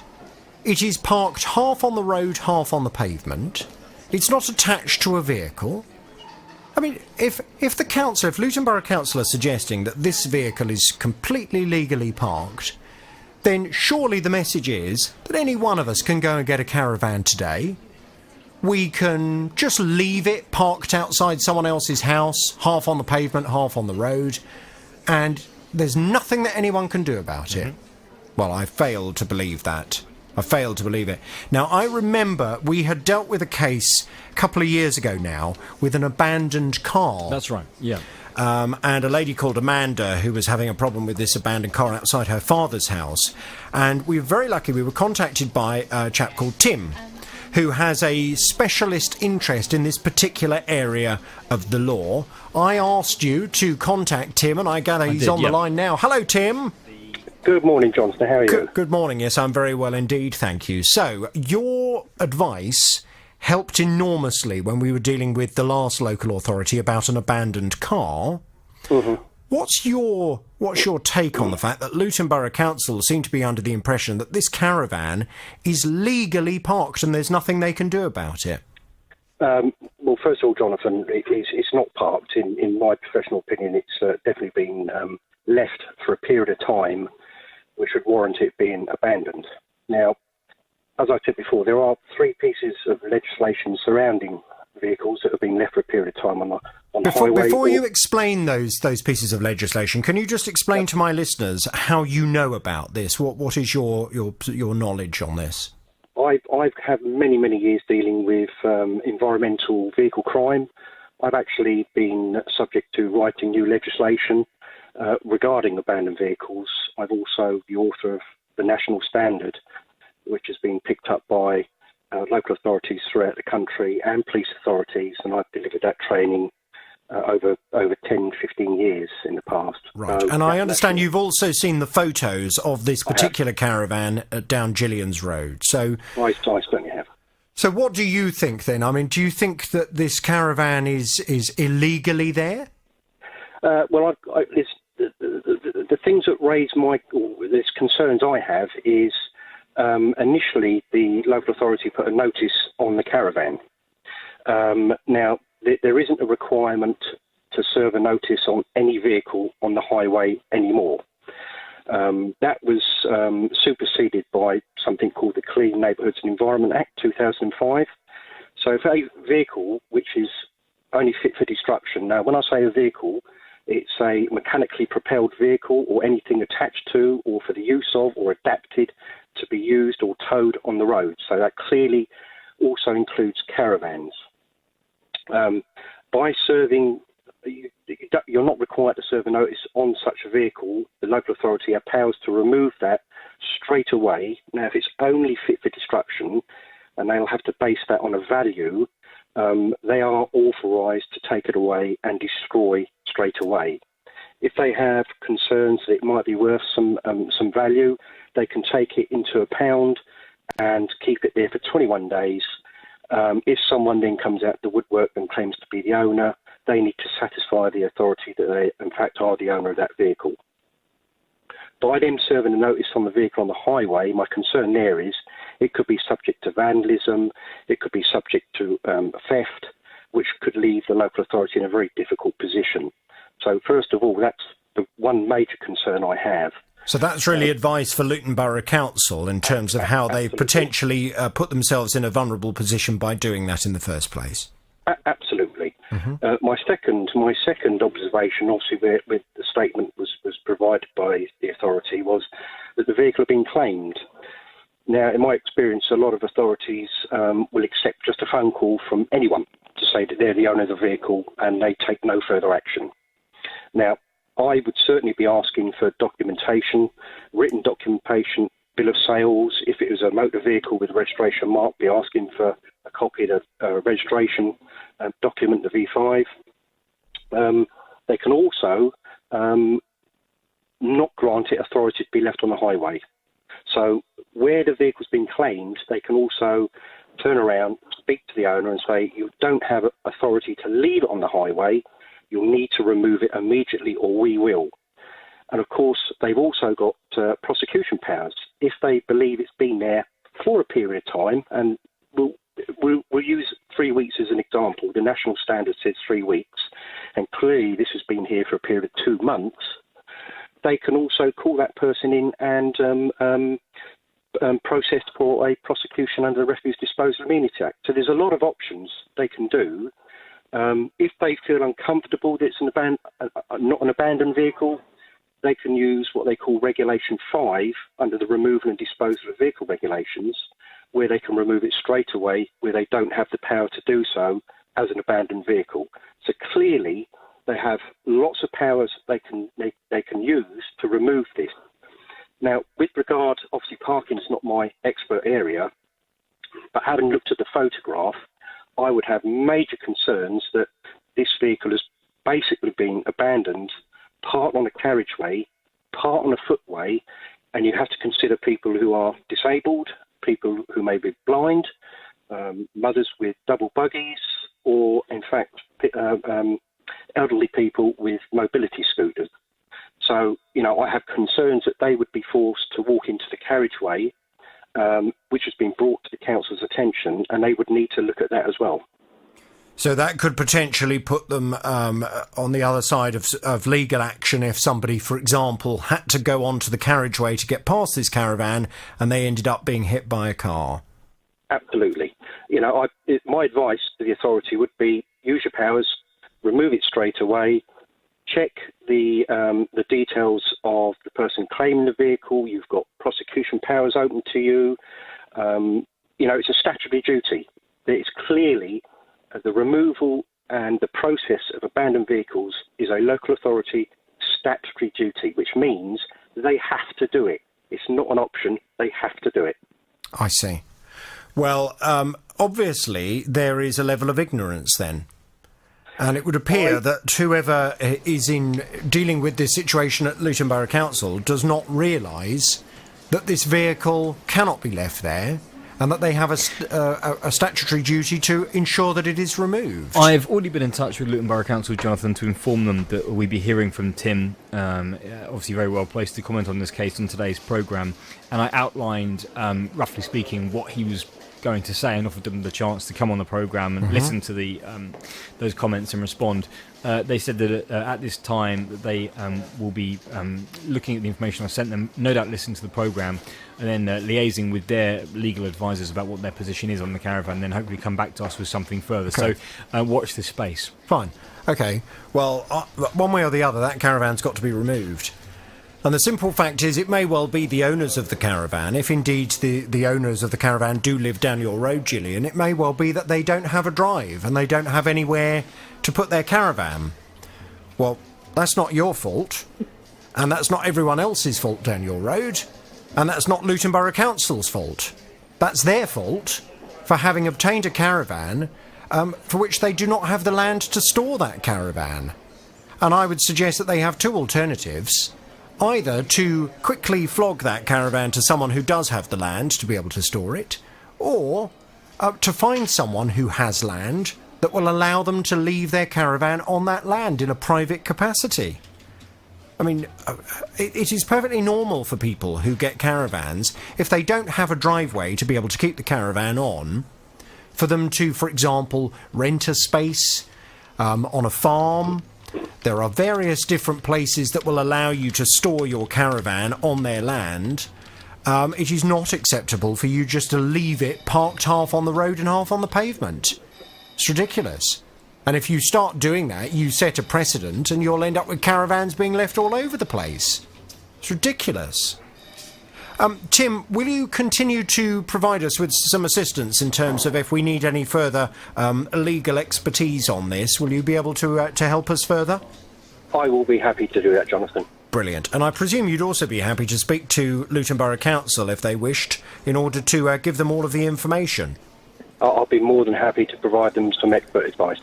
OK, great. Tim, I want to thank you very much indeed. Gillian, I promised you we'd be on the case. We will ensure that caravan is moved. Thank you very much. Come what may, that caravan is on the way out. Tackling. Naming any company names, please. Back in July of 2017, I ordered some custom-made motorcycling earplugs that have got a speaker in each earplug, so you can plug it into different devices and either use the telephone or listen to the sat-nav or talk to people you're riding with. They work fine, but in January of this year, I noticed that the left speaker was either not working or was noticeably quieter than the right speaker. So I've emailed the company and they've said, yes, they're quite happy to take them back and look at them and or repair them, but they're going to charge me for that. Over a couple more emails, I've explained that I thought my consumer rights would have covered me for lasting a reasonable amount of time, but they've said they can't offer any more than 1 year's warranty because that's all they get offered on their suppliers of their equipment, which I presume is the earplugs that they put into the speakers that they put into their earplugs. So I'm sort of caught between a rock and a hard place. Do I send them back and they charge me to examine them and then repair them, or do I just sort of keep them as they are with one not working? No. I mean, how much did you pay for these earplugs? £180. £180. Okay, and have you had them before? This is my first set with in them. Now, have you got friends who've got them? Yes, and I did some searches on the internet for recommendations, and these guys came up as the market leaders. Fine. In fact, even in one of their emails back to me, it does say that they've had customers that have had these products that have lasted over 5 years. Fine. Okay, well, I mean, the reality is, and it's very disappointing to hear you say, that this retailer doesn't understand the law. We seem to be encountering that so much at the moment, that people just don't understand the law. When you purchased these earplugs, the Consumer Rights Act that would have applied in July of 2017 dictates that in return for you paying the company £180, they have to provide you with products that is A, fit for purpose, B, of reasonable quality, and C, will last for a reasonable amount of time. It's nothing to do with the warranty. The warranty is a separate arrangement between the manufacturer and the retailer. The fact is that this product has not lasted for a reasonable amount of time, and whether the warranty is run out or not, it does not mean that this retailer does not have a responsibility to you. Now, it may well be necessary for you to prove to them that the earplugs have got some kind of defect that you couldn't have caused. So, for example, I mean, if you dropped the earplugs on the floor, you might have damaged something in them. If you've damaged them, then of course it would be unfair to blame the retailer. But if you've used these earplugs in a perfectly reasonable way and you haven't done anything to them that might have caused damage, then of course they have a responsibility to you to get the situation sorted. Have you done anything that could have damaged them? No, absolutely not. They've been used on a few motorcycle journeys, obviously, but I don't use them every day. They've been stored in the correct case, and they've been used absolutely properly. And it's January of this year, as I say, I noticed that the left speaker was not performing adequately. Sometimes it works, sometimes it doesn't, and it's a lot quieter than the right one. So consequently, the performance is diminished. Yeah. Okay, well, I mean, I think what we need to do on your behalf is, if you'd like us to, is to go and have a word with the company that you purchased these earplugs from. I think they need a lesson in the Consumer Rights Act, Tim. And I'm sounds like it. More than happy to go and have a conversation, just explain what their responsibilities are. And, I mean, if they say, well, we want proof, that's fine. So, I mean, it may well be necessary for you to go and seek some proof and to get a report carried out. The retailer needs to be aware, though, that in the eyes of the law, if you incur costs to prove that this product has not lasted for a reasonable amount of time because it has been manufactured with a part that has not been of reasonable quality and therefore has not lasted reasonably, then they are also responsible for reimbursing you the cost of having that report carried out. So that's a risk they face. It's also a risk you face, but you're obviously confident that you've used the product normally, so you wouldn't have caused the damage. Good morning, Jonathan. Good morning. You have a consumer problem, I gather. Tell me all about it without naming any company names, please. I do. We had a gate put in, a front gate put in with a couple of gate posts 4 years ago now, in February 2015, and we've been really, really happy with everything. But over the summer, it started really wobbling, one of the posts. And my husband did email the company, but we didn't hear anything back. But we went on holiday and then came back, and we were just dealing with it, and Christmas was coming up. So and my husband's job was very busy. He's doing about 4 jobs in one at the moment. So we just didn't get around to contacting them again to say, what's happening. And then after Christmas, what happened is a couple of weeks ago, my husband went to try and close the gate, and it just fell down completely. And one of the gate posts has just rotted completely through. And, we don't know whether we're being a bit unreasonable, but we called the company out to have a look, and the chap came out the other day and said, oh, yes, the problem is it's completely rotted through. And we said, well, we know that. That's why we called you. And he said it's going to cost so much to put in a new one, take that out and everything else. And we said, well, hang on a moment. It's only 4 years since you put that in. Shouldn't it last a bit longer than that? I mean, the gate post itself is 180 millimetres by 180 millimetres thick, so it's not a thin post. And we've put some fencing in ourselves since then, and in the back, and the fencing that we've put in is actually guaranteed for 10 years pre-treated. So we're wondering what's gone on, really, and whether we've got a case. Yes, it's an interesting one, actually, isn't it? Because I'm looking at this in terms of, if you had a gate being installed, and you were told by the guy that installed it, or the guys that installed it, just to be aware, you can reasonably expect this gate to last for 4 years before it will start to fall apart, because, of course, all the wood will rot. Yeah. You'd be horrified. You'd say, what? I'm not going to have a gate put in that's going to rot and fall apart in 4 years. It would be ridiculous.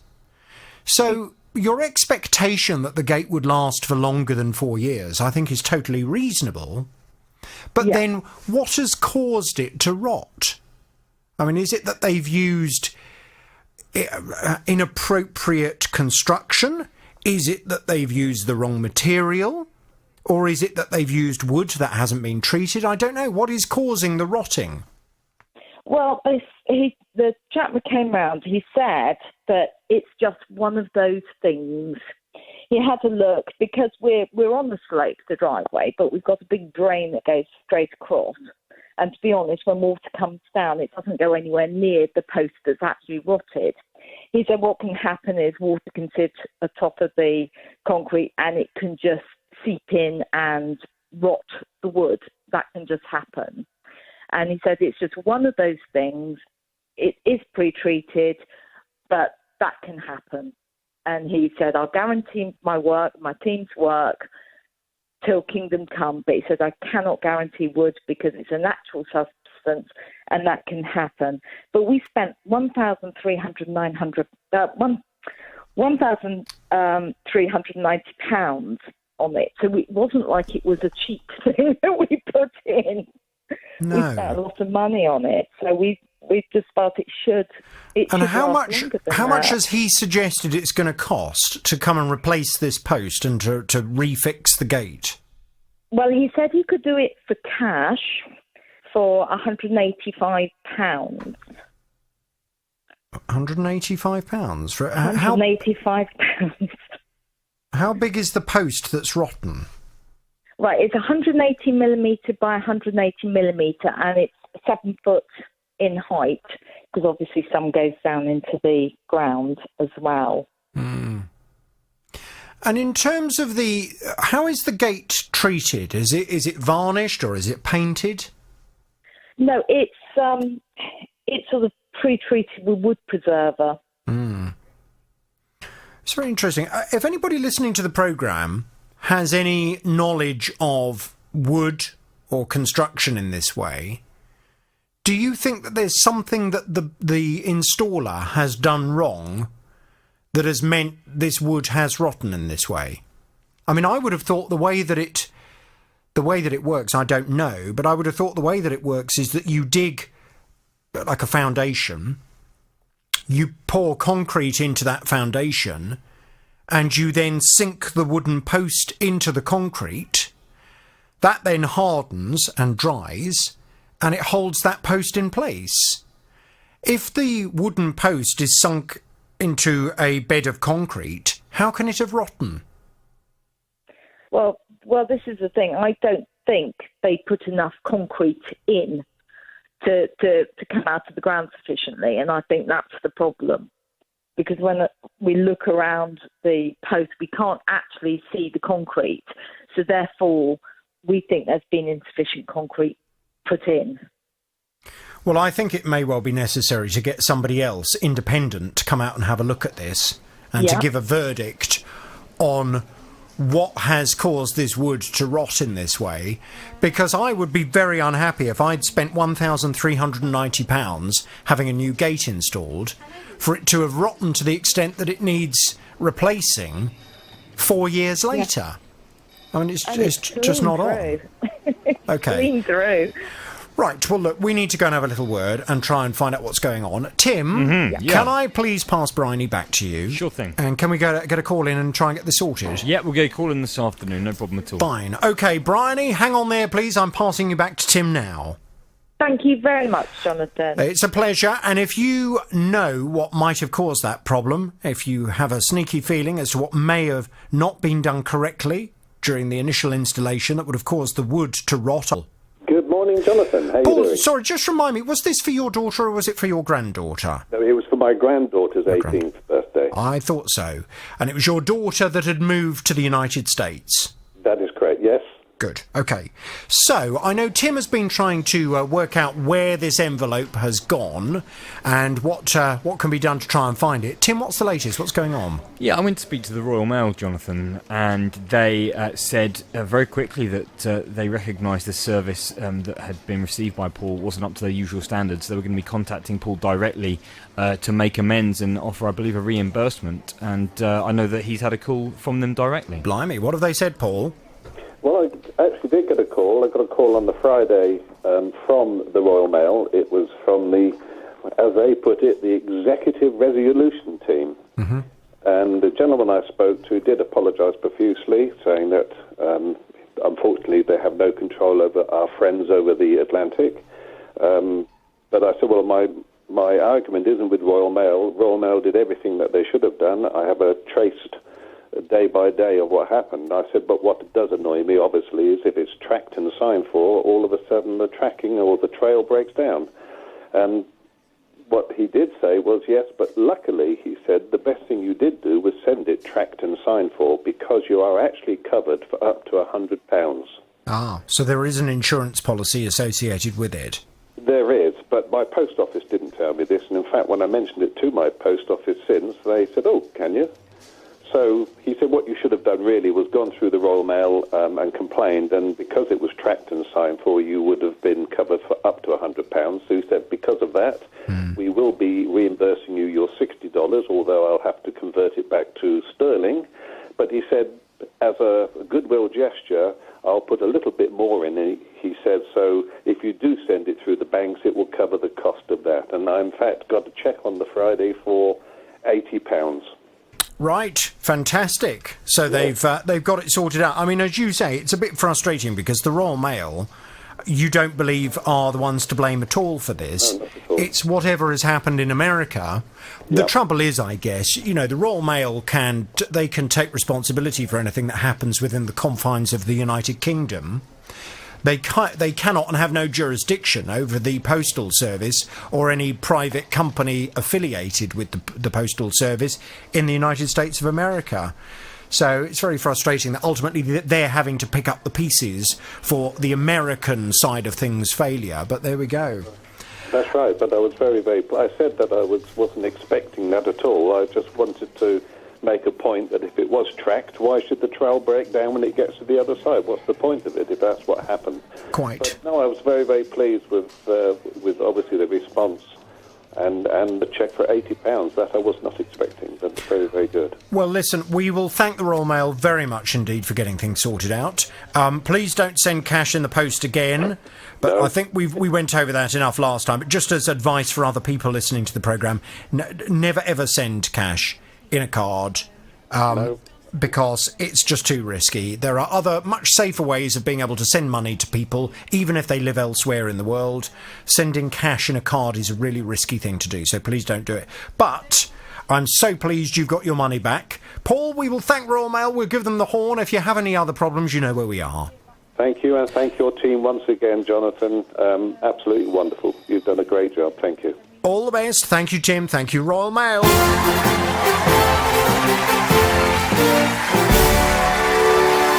Another result. Recipient Deborah Battams from Toddington. And it's by... And the back door. 2 days before Christmas, Terence's wife was cleaning the kitchen when, to her horror, she noticed a massive crack in their granite worktop. While I was relaxing in the living room, she called me and said, "Terence, there's a problem out here." I said, "What do you mean?" She said, "Come and have a look." I came out, and to my horror, there was a crack going across our granite worktop surface, and the sink had moved away from the housing from underneath. So, of course, when my wife was using the sink, he came down, he had a look at the sink, he had a look at the granite worktop. He said, they should have never... £5,000. He wants the details for their public liability insurers. However, they haven't been forthcoming with that information, which is why I went off to have a word with them on his behalf. Terence is back on the JVS show now. Good morning to you, Terence. Good morning, Jonathan. Now, Terence, this company, and I'm still not quite sure how you came across them, because they're not a local company at all. No. This company that had done the installation, I've tried several times to communicate with them. I was given the name of the man who runs the company, and I was told that he would be calling me back. He didn't call me back. I called again. I was told by a representative from the company that they were going to respond by email. I did indeed receive an email from them, and the email said, "We're taking this seriously, we will respond." But I then didn't receive any further response. So at the end of last week, I called again, and this time I was put in touch with a guy who described himself as the installations manager. Now, Terence, this company tell me that they record their phone calls. Well, I really hope they do record their phone calls, because I would like them to go back and listen to the way their installations manager spoke to me on Friday afternoon. As you can probably imagine, I speak to a lot of companies in various states of unhappiness at hearing from the BBC about customer complaints. It is not often I'm spoken to in the way that I was spoken to by a man who described himself as the installations manager, in the way that I was on Friday. He was incredibly aggressive. He said that, as far as they're concerned, and I'm just going to have to paraphrase this, because he was just bombarding me with information and response. And as soon as I tried to pick him up on individual things he was saying, he then just became incredibly aggressive. So, for example, he said things like, "You're in breach of the contract because you haven't paid the balance." He said, the customer's taking us for a ride. He said, "We will provide public liability insurance when it's convenient to us."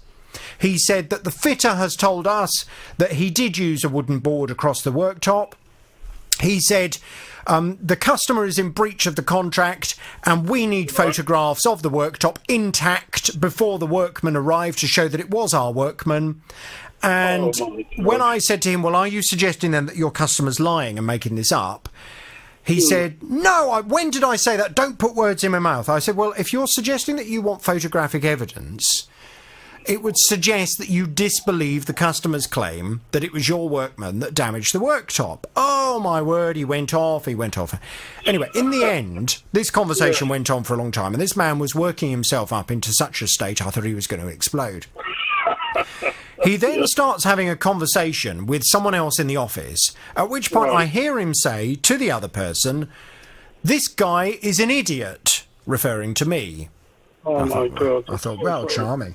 Mind you, I've been called a lot worse by companies on the phone. Idiot is really quite tame.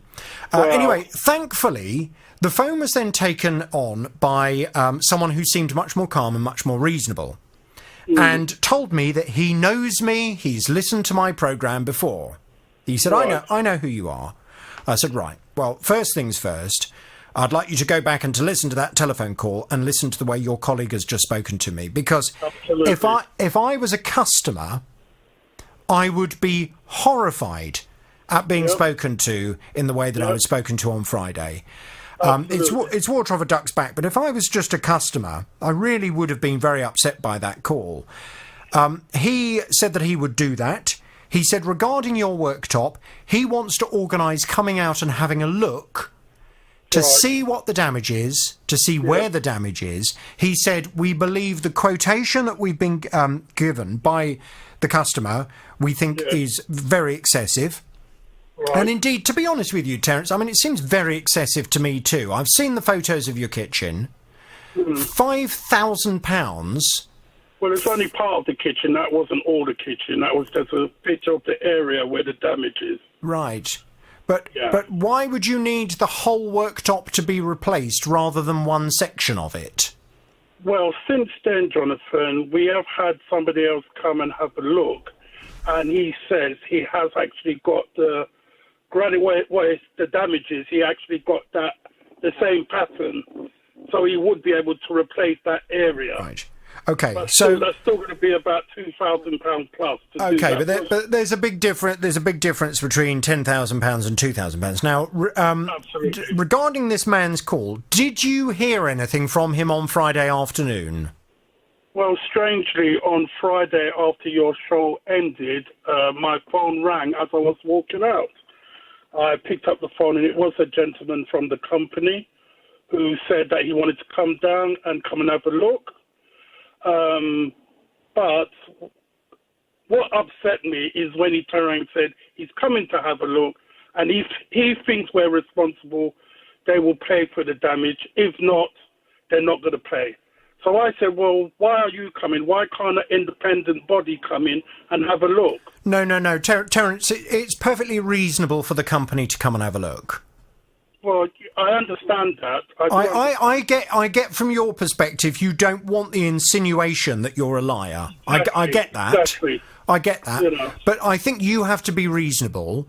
The company, you've made the allegation to the company that their representative has damaged your worktop. I think you owe it to them to come and have a look.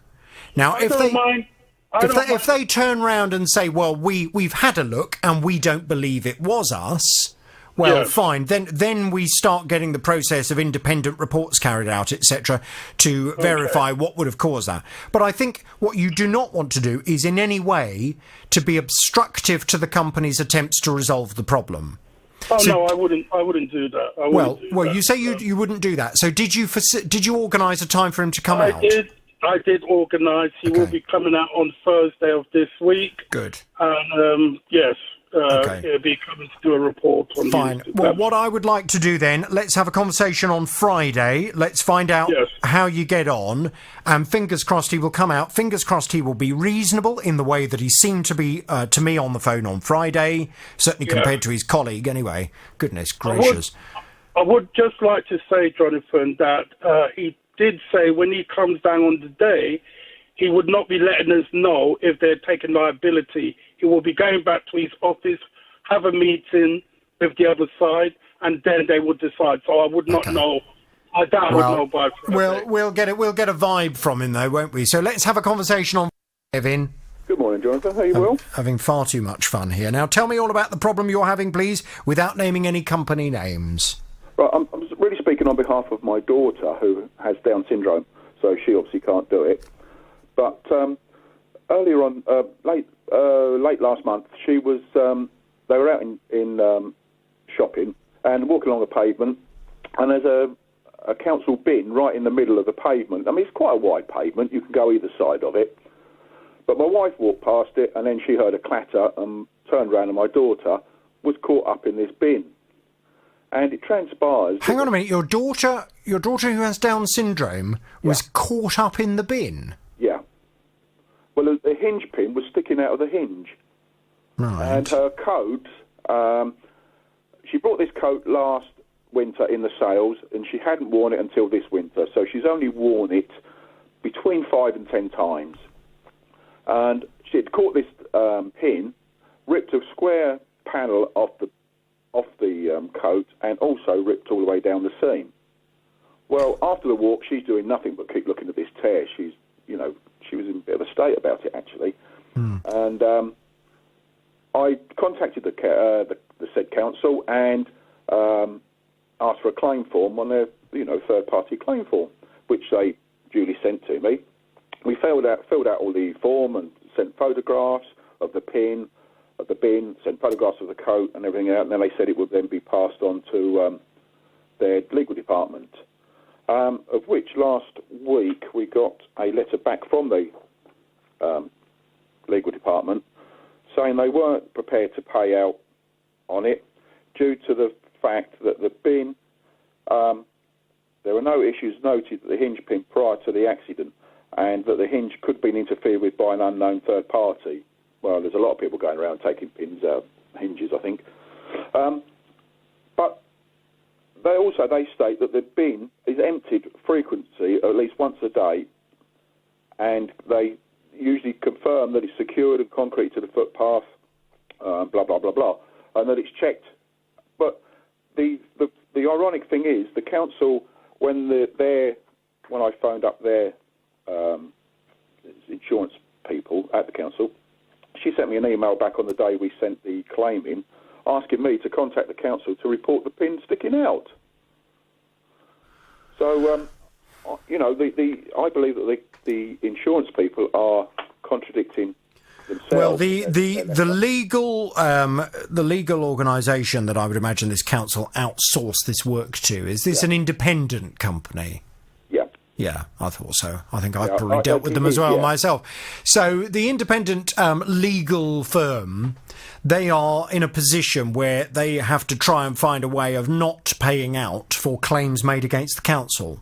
Yes. So you would have to make an argument, and the argument would have to be successful, that the council had been negligent in having a bin with a metal pin that was sticking out of it to the extent that it could either injure or damage someone's clothing walking past the bin in a perfectly reasonable way.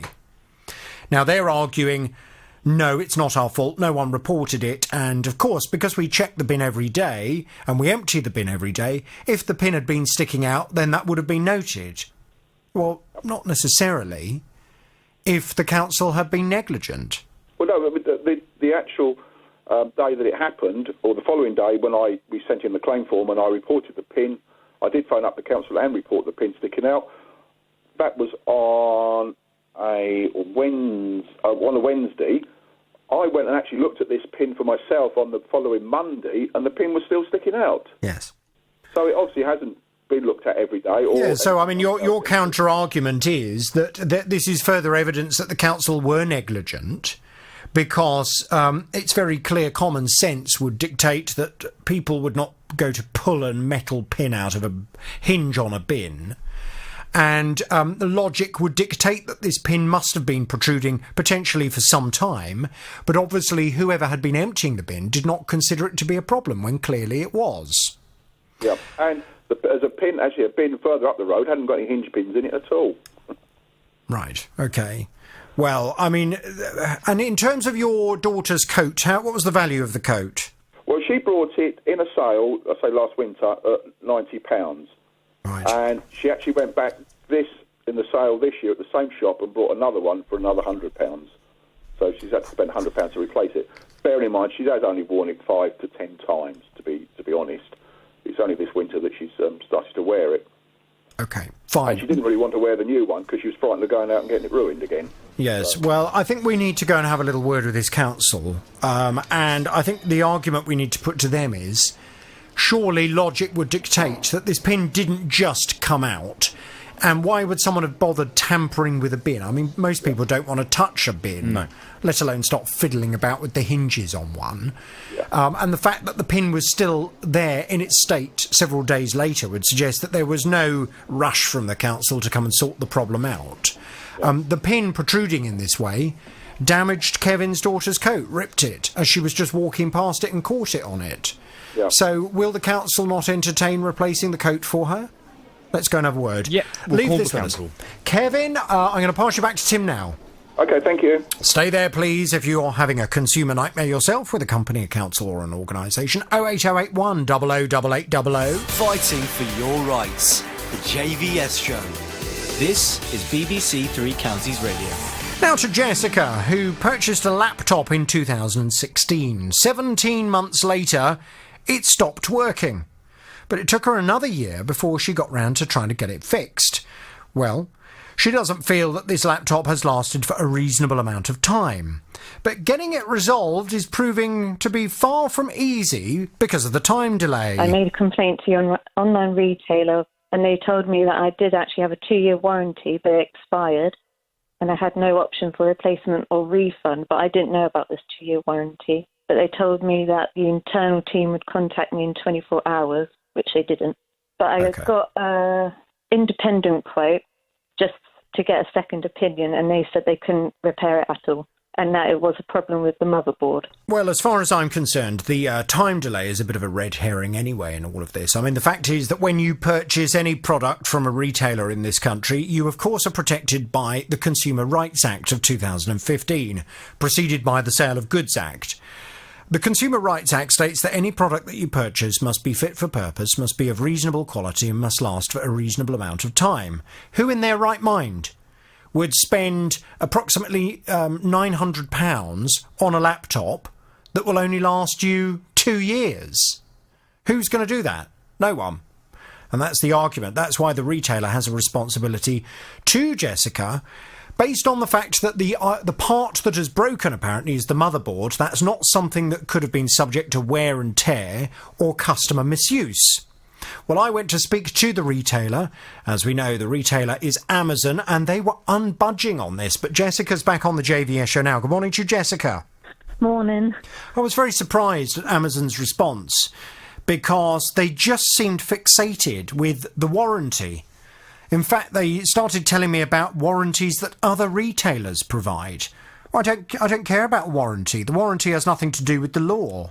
Your statutory rights apply in and above any kind of warranty that is provided. You may well have seen on a receipt, it will say your statutory rights are not affected. This means that any warranty, any company policy does not override the law. And the law dictates that this laptop has to last for a reasonable amount of time. Well, we sought some legal advice from Sean, the lawyer, and he said that you do indeed have a very good case, but what you would need to do is to source an independent report to confirm exactly what is wrong with the laptop. And then we need to let Amazon have another opportunity to have a look at that report and to potentially change their mind, or to stick to their guns and to say, that's fine, take us to court and we'll see you there. So I know you were going off to have a word with that independent computer repairer. How did you get on, Jessica? So I think they've sent it off now, so we should receive a report by Wednesday by post, hopefully. Right. And that report will say what? That it is definitely the motherboard, and that the motherboard is not something you could have affected, and it should have lasted longer than two and a half years? Yes, hopefully. Okay. Did you tell them to say that last bit? That's very crucial. Well, we said just to get what was wrong with it, and hopefully, well, sure. Yeah. I mean, the very crucial thing, then, it might be worth just giving them a quick call. And I'm not for 1 minute, let me just clarify, I'm not for 1 minute suggesting that you dictate to them what they say, because this needs to be an expert report from an expert. But what would be very useful in this letter, and what you might want to say is it reasonable that this only lasted for 2.5 years? And if they say, no, I mean, the motherboard should have lasted for longer than that, you then need to say, can you make sure you put that bit in writing? Because that's what I need. I need in writing that this motherboard should have lasted for longer than 2.5 years. So they're going to get that sent. As soon as you've got that report, have you had to pay for it? No. Oh, wow. Great. OK, well, you're very lucky, as indeed are Amazon potentially as well, because if this report cost you money, you would be within your rights, on the basis that the report sides with you, you would be within your rights to seek recompense for the cost of having the report carried out from Amazon as well. Okay. But the fact that they haven't charged means that everyone's got off the hook, I think, in terms of that additional charge. So can you please let me know as soon as you've got the report? We then need to make sure that Amazon have a copy of that, and we then need to see if they're prepared to change their mind. Yep, perfect. Lovely. OK, Jessica, I'll wait to hear from you. Please keep me in the loop. Yes, thank you. All the best. Have you heard Roberto Perrone? How does someone become the one way or the other? Now, back in January of last year, Ian saw a designer camel hair jumper reduced from £300 to £197. Well, he decided there could be no better way to stay en vogue and, most importantly, nice and warm, so he purchased it. He followed the care instructions to the letter and did nothing more than gently hand-wash the garment to keep it in tip-top condition. Despite this, though, he says that a hole has formed in the back of the jumper, and the retailer is refusing to accept any responsibility. The manager was very rude, and she just turned around and said to me, the jumper has been caught and it's been pulled, which has created this hole. So I said to her, it hasn't been caught or pulled, because you would see a thread that would be hanging out or been stretched.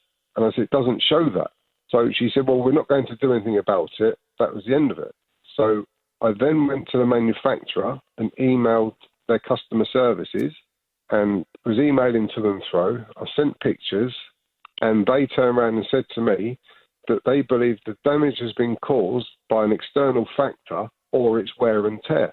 And they're not going to refund it or exchange it due to the length of time and just what's happened to it.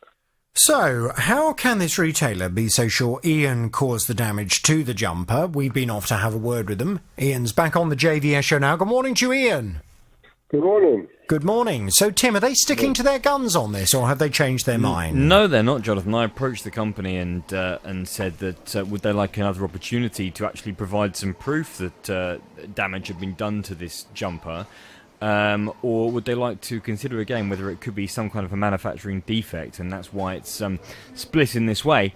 And after a few days of consideration, they came back to me and said, thank you very much for bringing this to our attention. We've liaised with our customer service team. We're going to be in contact directly, and we'll be offering a full refund for the garment. Wow. Ian, you're getting your money back? Yes, I have received it. Oh. Full refund. Are you happy? I am happy, yes. Very. Good. Right, okay. It's just a delayed reaction.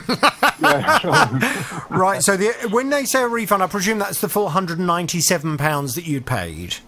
It is, yes. Good. Right. Okay. Well, if you're happy, then we are absolutely delighted. Have you gone out and bought yourself a new camel hair jumper? I haven't yet, no. Are they made from... Are they made from actual camels? No. Yes. Right, okay, just... Oh.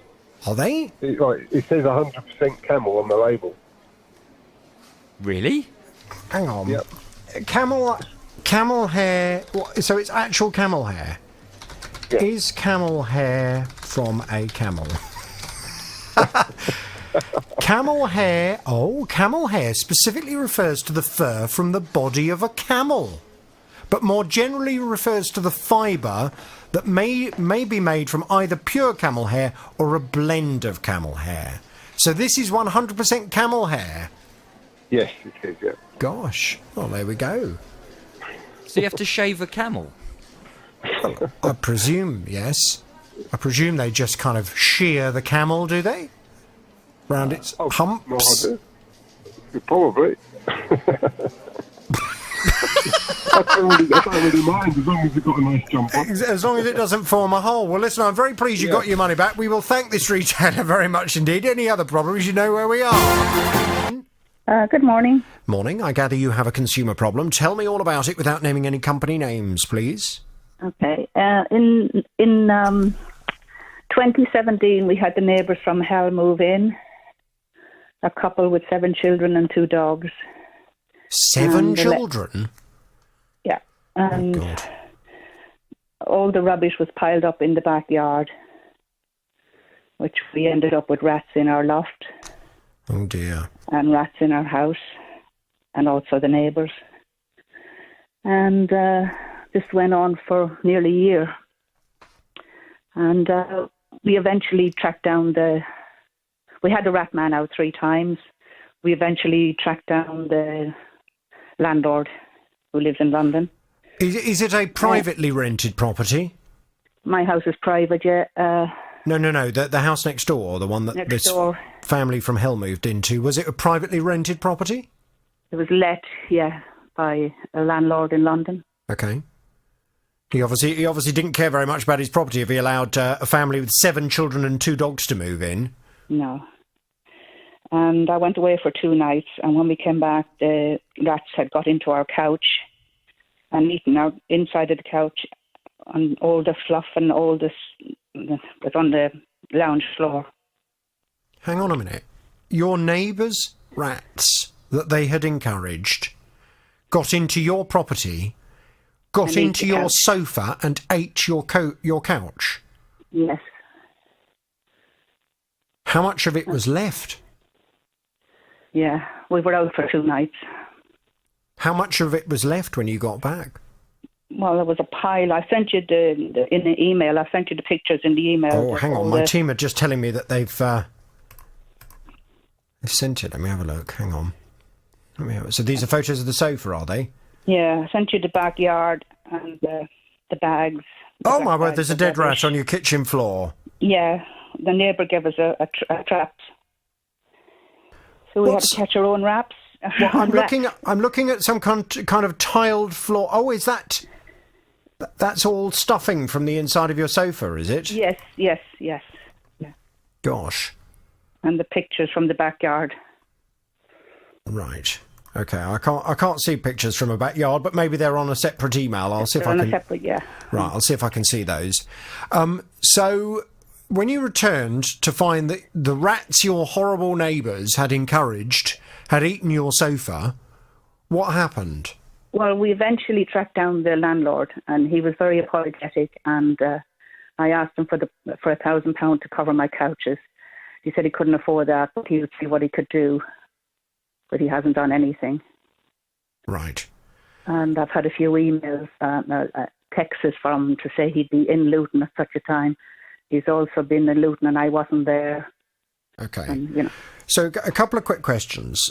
Firstly, did you approach the neighbours from hell next door and explain to them that the way they were living was encouraging rats? Yes, because every inch of their patio was covered in dog poo. The dogs was never walked. And I brought it to their attention, so they washed it down, and then the dogs disappeared. Oh, God. What, so they got rid of the dogs? Yeah. Right. So the dogs that had never been walked, they were just pooing everywhere? Yeah. What do you think encouraged the rats? All their rubbish, they never put it out weekly. They just piled it up in the backyard, in the back garden. There's photographs there for it. She was fined £1,000 for rubbish in her back garden. It was on the Herald. Right, so they were just putting their kitchen bin and stuff like that out in the garden? Everything. Right, yeah. Okay. And So in terms of you approaching them, you approached them, and it sounds as if you also got the authorities involved in to try and deal with them. Yeah, we had the rat man out 3 times. We rang the council. They couldn't help us. We emailed the MPs. And these were they weren't council tenants. They were private tenants. Yeah, private tenants. Yeah. Okay, fine. Yeah. So the landlord said to you that he would reimburse you for the cost of the sofas that you needed to get replaced. Have the rats now gone? Yes, the people are evicted. The landlord came and changed the locks. Yeah. And when the landlord went away, the couple came back and with a chisel and a hammer and knocked down the front door. And then the police was called. Right. And they got in and they took a van full of furniture, whatever, bits and pieces with them. And off they went. And you say these people have 7 children?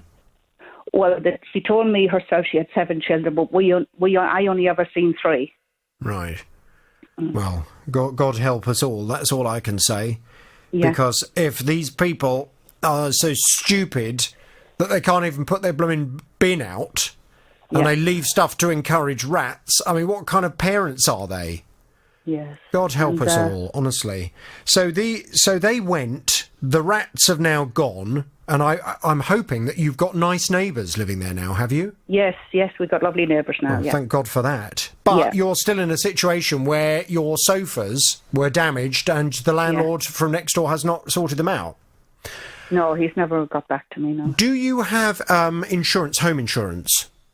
Yes, but the first thing they told me, they don't cover vermin.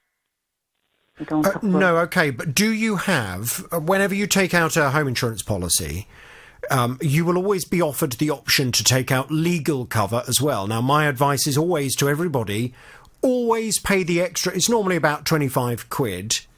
It's very, very well worth paying the £25 for the legal cover, because it covers you for legal expenses should you end up in a dispute with someone, not necessarily just a neighbourly dispute. But certainly in this event, it would allow you to ask your insurance company to take legal action against the landlord who was responsible for his tenants for the damage that was caused to your sofa. Have you got legal cover on your home insurance policy? No, I don't think so. Oh, dear. I don't think so. Well, that's not good. No. Okay, well, I mean, we can certainly try to get hold of him. And we can certainly try to hold him accountable for the fact that his tenants have not behaved in a reasonable way, and as a result of not behaving in a reasonable way, that's had a cost to you. Have you replaced the sofas now? No, not yet, no. So you're still sitting on Eton sofas? Yeah. Well, are they comfortable?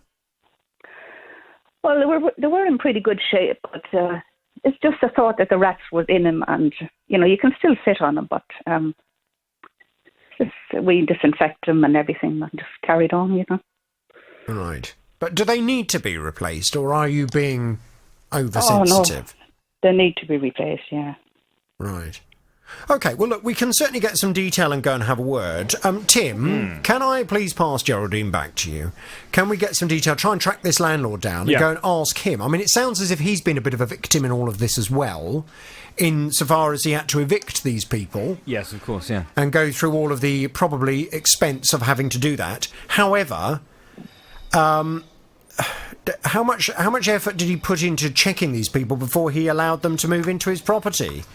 Because he said they had very good references. Really? Yeah, he said they had she had really good references. Well, yeah. I mean, maybe she did, in which case the landlord has been a victim in all of this as well. Yeah. But the crucial point is, Tim, he said to Geraldine he would pay £1,000 for the replacement of the sofas, and he hasn't done so. He hasn't done it. Yeah, absolutely. So, you know, why make an offer and then renege on it? Let's see what we can do. Geraldine, I'm going to pass you back to Tim. We'll get some detail. OK, thanks for your help, yeah. Hang on there, please. Fighting for your... 17, she saw an article in the newspaper about a private doctor who developed a new lens to help people with this condition. And whilst it was an expensive procedure, she decided that it would be worth spending the money to prolong her sight for as long as possible and, consequently, her independence. She paid £360 for an initial consultation and then paid £6,000 for the full procedure. Well, since July of last year, the private clinic has repeatedly cancelled Elizabeth's appointments, and she's grown so tired of being messed around, she just wants her money back. But that's proven to be an absolute nightmare. Eventually, I got a letter from the doctor saying he was very sorry that I had been treated in this manner. So he said, I'd like to offer you money back, and I will contact my financial department and ask them to process the cheque. In May, I wrote and I said, unless I receive the cheque quickly, I'm going to take this to the county court. At which time, I got a telephone call from a Greek lady doctor and said, please don't go to court because it becomes very expensive. She said, we've had some very bad publicity in the press and the amount of operations had dropped. But if you give us 8 weeks, we will be in a position to pay your money back again. But they're just not paying you the money? That's right. Well, that's outrageous. So where is Elizabeth's money? That was what I've been off to try and find out. Elizabeth's back on the JVS show now. Good morning to you, Elizabeth. Good morning, Jonathan. Now, I've got to be honest with you. Things in the last 20 minutes have changed significantly. I thought this morning I would be having a conversation with you and I would be identifying this doctor and I would be identifying the clinic that you have the contract with. The reason I thought I was going to be doing that is since you appeared on my programme, I have made repeated attempts to try and make contact with this clinic. Their phone rings once and goes to an answer phone. I've left a couple of answer phone messages, have had no callback whatsoever. I have also emailed the hospital and have made them aware via email of my inquiry and the nature of it.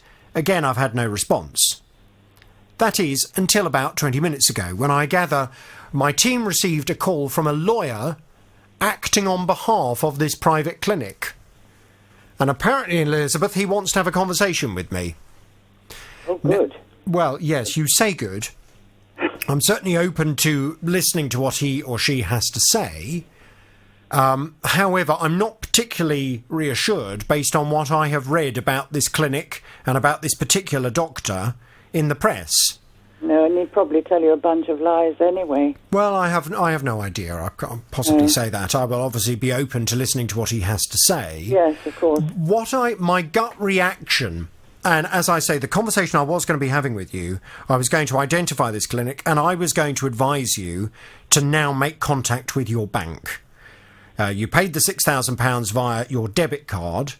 Yes. There is the potential for you to claim this money back using what is known as the chargeback scheme. Yeah. I still think it is worth you doing that. Yeah. I have established enough of a gut feeling about this clinic and about the company that you have been dealing with that makes me think trying to get your money back, particularly based on the experience you've already had in terms of promises being made and then those promises never materialising, I want to prevent any further procrastination and time delay. So I think what I would like you to do, Elizabeth, if it's okay with you, is to make contact with your bank today. Yes. To explain the situation, and you need to make it clear to them you wish to do a chargeback on the... Now, did you pay just the £6,000 on your debit card, or did you also pay the £360 initial consultation on your debit card? Yes, I did. You did? Both were on my debit card. Okay. Well, I would suggest that you speak to your bank and request a chargeback for £6,360. And they promised to give me back the money for the 2 tickets I'd booked to go up for the operation. That's not something you'd be able to claim back from your bank. No. Okay. You can only claim back, or potentially claim back from your bank, the money that you spent via your bank card, via your debit card. So I would advise you to try and request £6,360 from them. I will give this doctor and this hospital, I will give them the chance to respond. Yes. But it had better be a good response. I'm not going to go into any more detail at the moment, as I say, but the fact I haven't been able to speak to this doctor at the moment is not necessarily surprising because of where it would appear he is at the moment. And he's probably trying to frighten us by saying he's appointed a solicitor. No, I don't have any evidence to back up that claim whatsoever, Elizabeth. It may well be that because this man is extremely busy dealing with other things at the moment, it may well be that he's only just managed to listen to my answer phone messages and read my email, and he's decided to instruct a solicitor to deal with my inquiry. That would be perfectly reasonable, and I will have a conversation with his solicitor and I will give them the opportunity to respond. But I would suggest in the meantime you contact your bank and see if you can reclaim that money. Yes. I will do. Leave me to go and have that conversation with the lawyer, and I will talk to you very soon. OK, Jonathan. OK. Thank you very much indeed. Good luck. That was a different conversation to the one I thought I was going to be having. But I want to be fair. And if this hospital at the very last minute have now decided they do want to have a conversation, that's fine. Settle at a cost of £89.99p. And exactly 21 months later, when its various electrical functions began to malfunction, he dug out the receipt and made a call to the retailer. I've got written on it 2-year guarantee, and I wouldn't have put that on unless I was told that.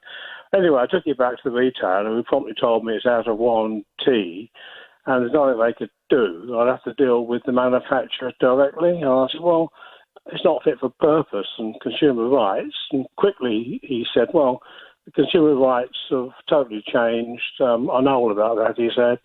So anyway, I said, well, fair enough. I'm not going to argue anymore. I know somebody perhaps will, disagree there with you. So Right. I'm with you now. Yes. Well, I mean, of course, when you purchase anything, and I would imagine that regular listeners will know this mantra by now, when you purchase anything, whether it be a kettle, a car, a computer, whatever it may be, you are entitled, as per the Consumer Rights Act of 2015, preceded by the Sale of Goods Act, you are entitled to expect that whatever you purchase will be A, fit for purpose, B, of reasonable quality, and C, will last for a reasonable amount of time. Who in their right mind would spend 90 quid on a kettle that was going to last less than 2 years? Not me, that's for sure. And it was exactly that point we were going to put to the retailer on Richard's behalf. He's back on the JVS show now. Good morning to you, Richard. Hello there. Well, I'm a very happy bunny. Right, well, let's find out what's gone on then, because I know Tim's spoken to the company, and did they seem completely oblivious to the law? Well, I put it to them, Jonathan, that Richard should consider under his statutory rights this rather expensive kettle should have lasted a lot longer. And I said that, would they like to look again at this case, or would they insist that Richard provided some kind of a report to demonstrate that there was some manufacturing defect that had led to the failure? And within about, it was quite quick, about 24 to 48 hours, I just had a response saying the customer care team had picked up my my email full of the details of the case. They'd called Richard directly. They were offering him a full refund so he can go and buy another kettle. Well, that's good, and I presume that's what they've communicated to you, Richard, is it? Yeah, they've given me the voucher number I can use straight away. They're sending me the card as well. And, I'm very happy. They've the full £90. I've been into the store having a look. And in actual fact, the manager come straight over to me and recognised me. And this was the same. Not au fait with the law on consumer rights fit for purpose. Do you know that amazing? That was the point that I was going to make next. I was going to say I'm very happy that they've had a change of heart. But what worried me from the outset is the fact that one of the managers of their branches doesn't know the law. And seems that what is more concerning, they often say a little bit of information is dangerous.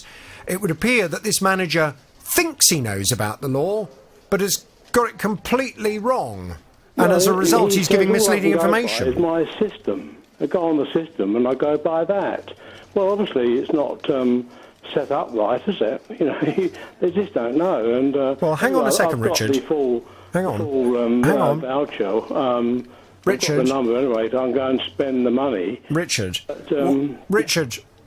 What's quite important, I just need to pin you down on what exactly he said, because I want to find out where this company have got the information wrong. When you went into the store and you spoke to the manager, yes, and you said he still doesn't understand, he still doesn't think he's wrong. Well, what did he say to you? No, he recognises that. He said that. I said to him, he needs staff training to find out about this, and he agreed on that. All I can do is go on my system, and it tells me what I've told you on the outset. And he said, no, I'm not fully conversant with it. He agreed with that. Oh, so he did admit that he doesn't understand. And did he suggest... Yeah, and he said... Did he suggest that his all I can do is go on my system and tap in. Yes, but did he... I understand that you've said that, but did he understand from the conversation that his employer was going to be giving him some extra training?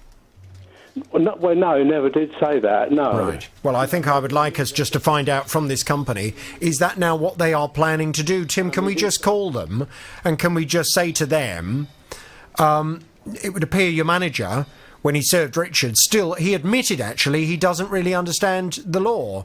Would it not be advisable for at least the store manager in every branch to be given some training on what their obligation is to their customers? Yeah, well, absolutely. I don't think the company want them to know about it. If they can get away with it, they will. Well, I don't think that's necessarily fair. I'd just like to know from the company why they are not and why they have not trained their managers to know what the law states.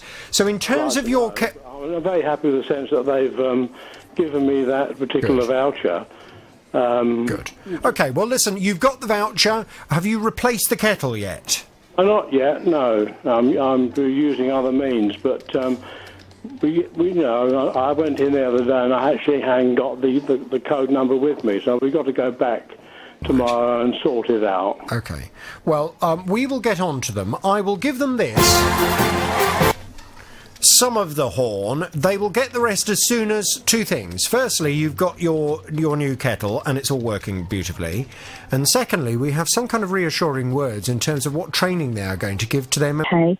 So in November 2017, we moved from the very south of Bedfordshire to the very north of Bedfordshire. And it was a massive change for my children who were moving from the 3-tier system, so they're in a little school, to straight into an upper school where we'd moved to. As part of this, obviously, as part of helping them settle in and getting them ready for big girls' homework, I bought them both a laptop from a retailer online. Bought the laptops, absolutely fine. They were both delivered. They were £349 each. And they just use them for homework and the usual things that one of my daughters is almost 13 and the other one's just turned 14. So, you know, they're not leaping around or anything. They sit quietly in their rooms and get on with things. So about 3 weeks to a month ago, my eldest daughter came to me and said, "Mum, look at the casing of the laptop. It's come away from, like, the screen, and I could see... you know, there was an actual gap, and when she tried to close the computer, you could feel that the plastic was almost going to break on the casing. So I just sort of told her, you're just going to have to leave it upright and don't close the case, just leave it like that. And when was that? That was about a month ago. So in January? Okay. Yes. And then last week, lo and behold, my other daughter came and showed me, and the same problem had developed on her laptop. They were identical laptops. So at this point, I thought, this can't be, you know, I can't just blame a child. It's the same problem. The laptops are only just out of warranty. They're only just over a year old. You know, this can't be fair. And I am a bit of a closet Jonathan fan. I've heard you on the radio talking about things under the Sale of Goods Act needing to last a reasonable period.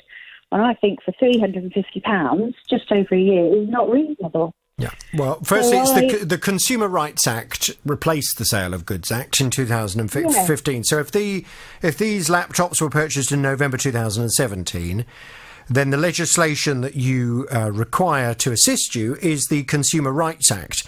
And you're absolutely right that the Consumer Rights Act states that these laptops must be of reasonable quality, they must last for a reasonable amount of time, and they must be fit for purpose.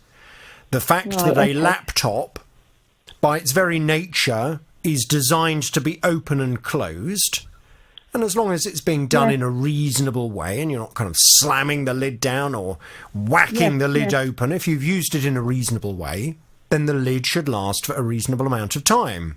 And for it to have lasted, 14 months? It's totally unreasonable. No. So have you gone back to the retailer to complain? Yeah. Although I bought it online, it's a retailer that has got, traditional branches. So last week during half term, I went and called at one in Bedford, and the shop assistant that I spoke to just said, no, it's physical damage, and went to walk off. So I said, could I speak to the manager, please? And I said, because under the Sale of Goods Act, because I didn't know this extra bit of information, blah, blah, blah, reasonable time. And the manager said pretty much what you said around the Consumer Act. He said, but, we don't have to cover it. We could investigate what's gone on, but it will be £60.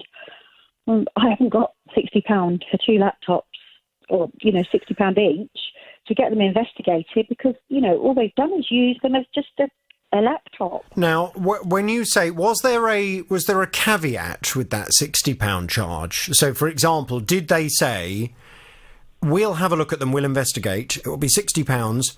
If we establish during the investigation that the laptops have failed because a component is not of reasonable quality, or if there's something fundamentally wrong with the design of these laptops that means they have failed so early in their life, then we will refund the £60. Or were you given the impression that the £60 would be chargeable come what may?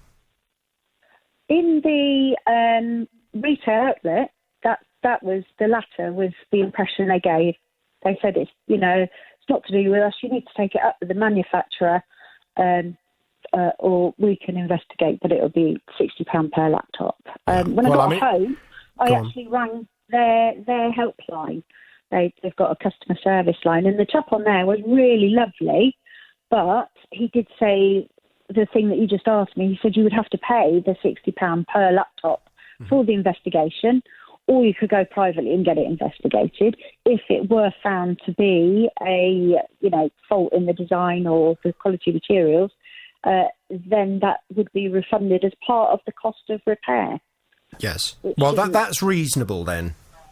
That's reasonable as long as they are prepared in the event of establishing that the laptop has failed, not because of misuse, but because of poor quality materials or inappropriate parts that have been used that have rendered it unusable or not working properly in a relatively short space of time. As long as they're prepared to refund you the money that you have to pay for them looking at it in the event of establishing that, then they are doing everything they have to do. Okay. Right. So I think what I would be inclined to do, and you need to make sure you've got the right information. It's not the Sale of Goods Act. No. The Sale of Goods Act went out in 2015. It's the Consumer Rights Act, okay? Okay. So I think what I would be inclined to do in your position would be to say to the company, to go back to them and say, OK, I have sought some advice, and I am well aware that under the Consumer Rights Act of 2015, I'm entitled to expect that these laptops should have been of reasonable quality and would last for a reasonable amount of time. The fact that they have both failed in an identical way, 14 months after the purchase date, I consider to be unreasonable. And as a result, I would like to return the items to you for inspection on the basis that you will refund me the cost of inspecting these laptops when you establish that the laptops have not failed because of customer misuse. Okay. Right, and I think you then need to allow them that opportunity. And I guess we just wait and see what happens from there. But I think if they've said that that's what they're prepared to do, I don't think that's particularly unreasonable. I think you need to allow them that opportunity. Does that help? Kind of, yeah. Still a lot of money to find when we know that the laptops haven't been abused and anything like that. But well, if you know that the laptops haven't been abused, I mean, there is an alternative for you.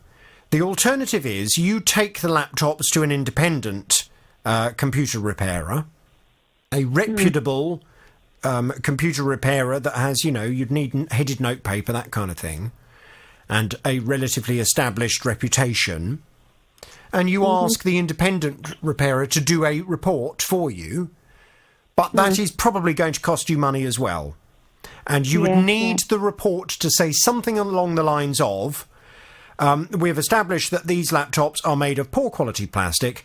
The hinge, or whatever it is, has failed far too early in this product's life. The lid should open and close for substantially longer than 14 months. We therefore believe these laptops have not been made to a reasonable standard, and the customer is entitled to expect the problem to be sorted out. You'd need something in writing to that effect. You would then be entitled to go back to the retailer with that report and to request that they resolve the problem and also reimburse you the cost of having the report carried out. But it will be necessary, it sounds to me, it will be necessary for you to prove that these laptops have not been misused, OK? Yeah.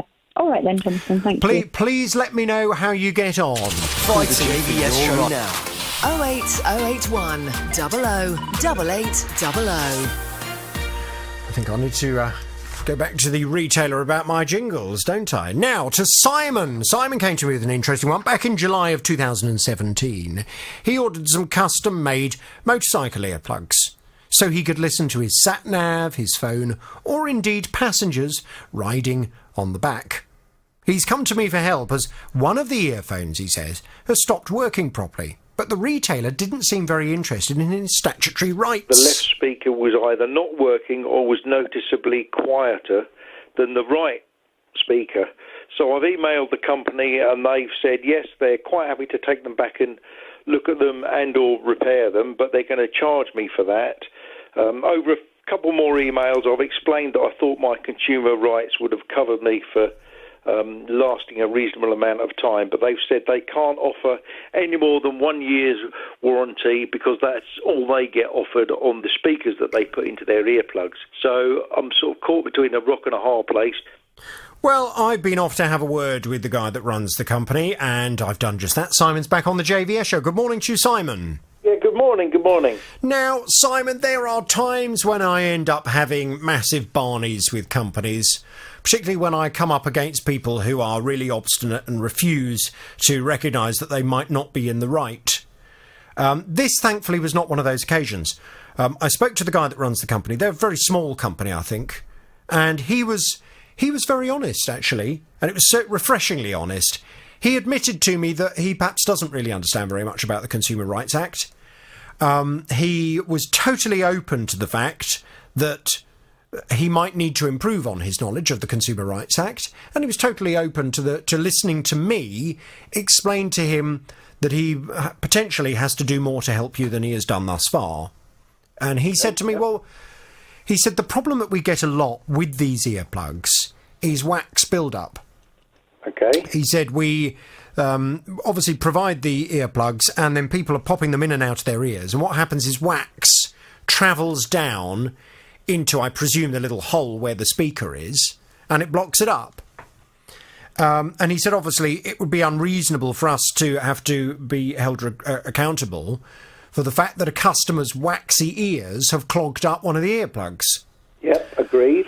Yeah, quite. I mean, it's perfectly common sense, isn't it, really? But I said to him, the only thing is, Simon says that this one earplug, one of them is working fine. The one that is not working fine, it's sporadically not working fine. This is an intermittent problem. 1 minute it's okay, and then suddenly it will go very quiet. That doesn't sound like wax, because surely if it was full of wax, it would just go quieter and quieter and quieter until you can hardly hear anything. He said, well, what do we do in this situation? I said, well, I would suggest the first thing you do is you make contact with the customer, and I think it's absolutely right for you to have a look at the product and to establish what's gone on. In the event that when you look at that product, if you find that it is full of wax, and that's the reason for it not working properly, then fine, by all means charge the customer for inspecting it and, if necessary, cleaning it out. But if you receive it back and you find it's not full of wax, then obviously you have a responsibility to your customer to establish what the problem is and to try and get it sorted out. Well, he seemed open to that, and he told me he was going to make contact with you. Have you heard from him? I've not heard from them at all, no, nothing at all. Have you not? Nothing at all. I've checked my emails daily. I've had nothing, no phone calls, no emails, nothing. Now, that I do find interesting. I find that very interesting. Because, as I say, when I spoke to him, and this was at the tail end of last week, he seemed very reasonable, and he seemed happy to have a conversation with you and to try and resolve this matter. And I also told him that I would be speaking to you on my programme. I think maybe I need to put another call in just to make this man aware of the fact that I follow cases through until their conclusion. I would hope that it wasn't the case that he thought by making the reassuring noises to me on the phone I would then go away and wouldn't revisit this story. I would hope that that wasn't what he thought, but just in case he did, maybe I need to just make him aware of the fact that I will be following this one up. Yep, okay, that's fine.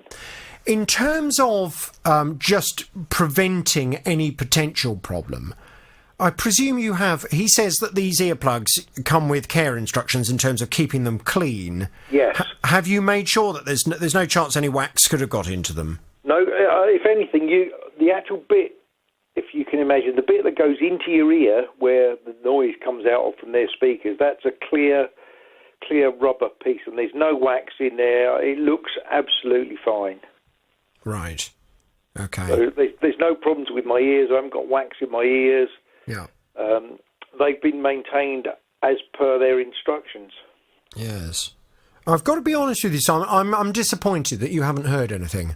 I genuinely thought, after my conversation with him on Friday, I imagined that he would be straight on the phone to you and would have organised a time to get these earplugs back to have a look at them.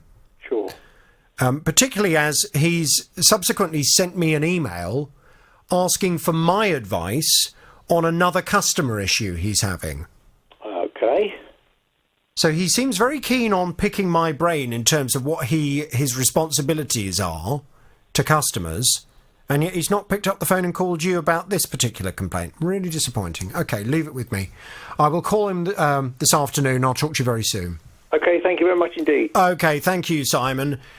There are some people, and this is not a local company, there are some companies, I guess, who may well not realise that we will be following up with these kinds of things. Regular listeners to my programme know that I will stay across customer complaints until things are resolved one way or the other. That might be because the company need to fulfil a promise they've made.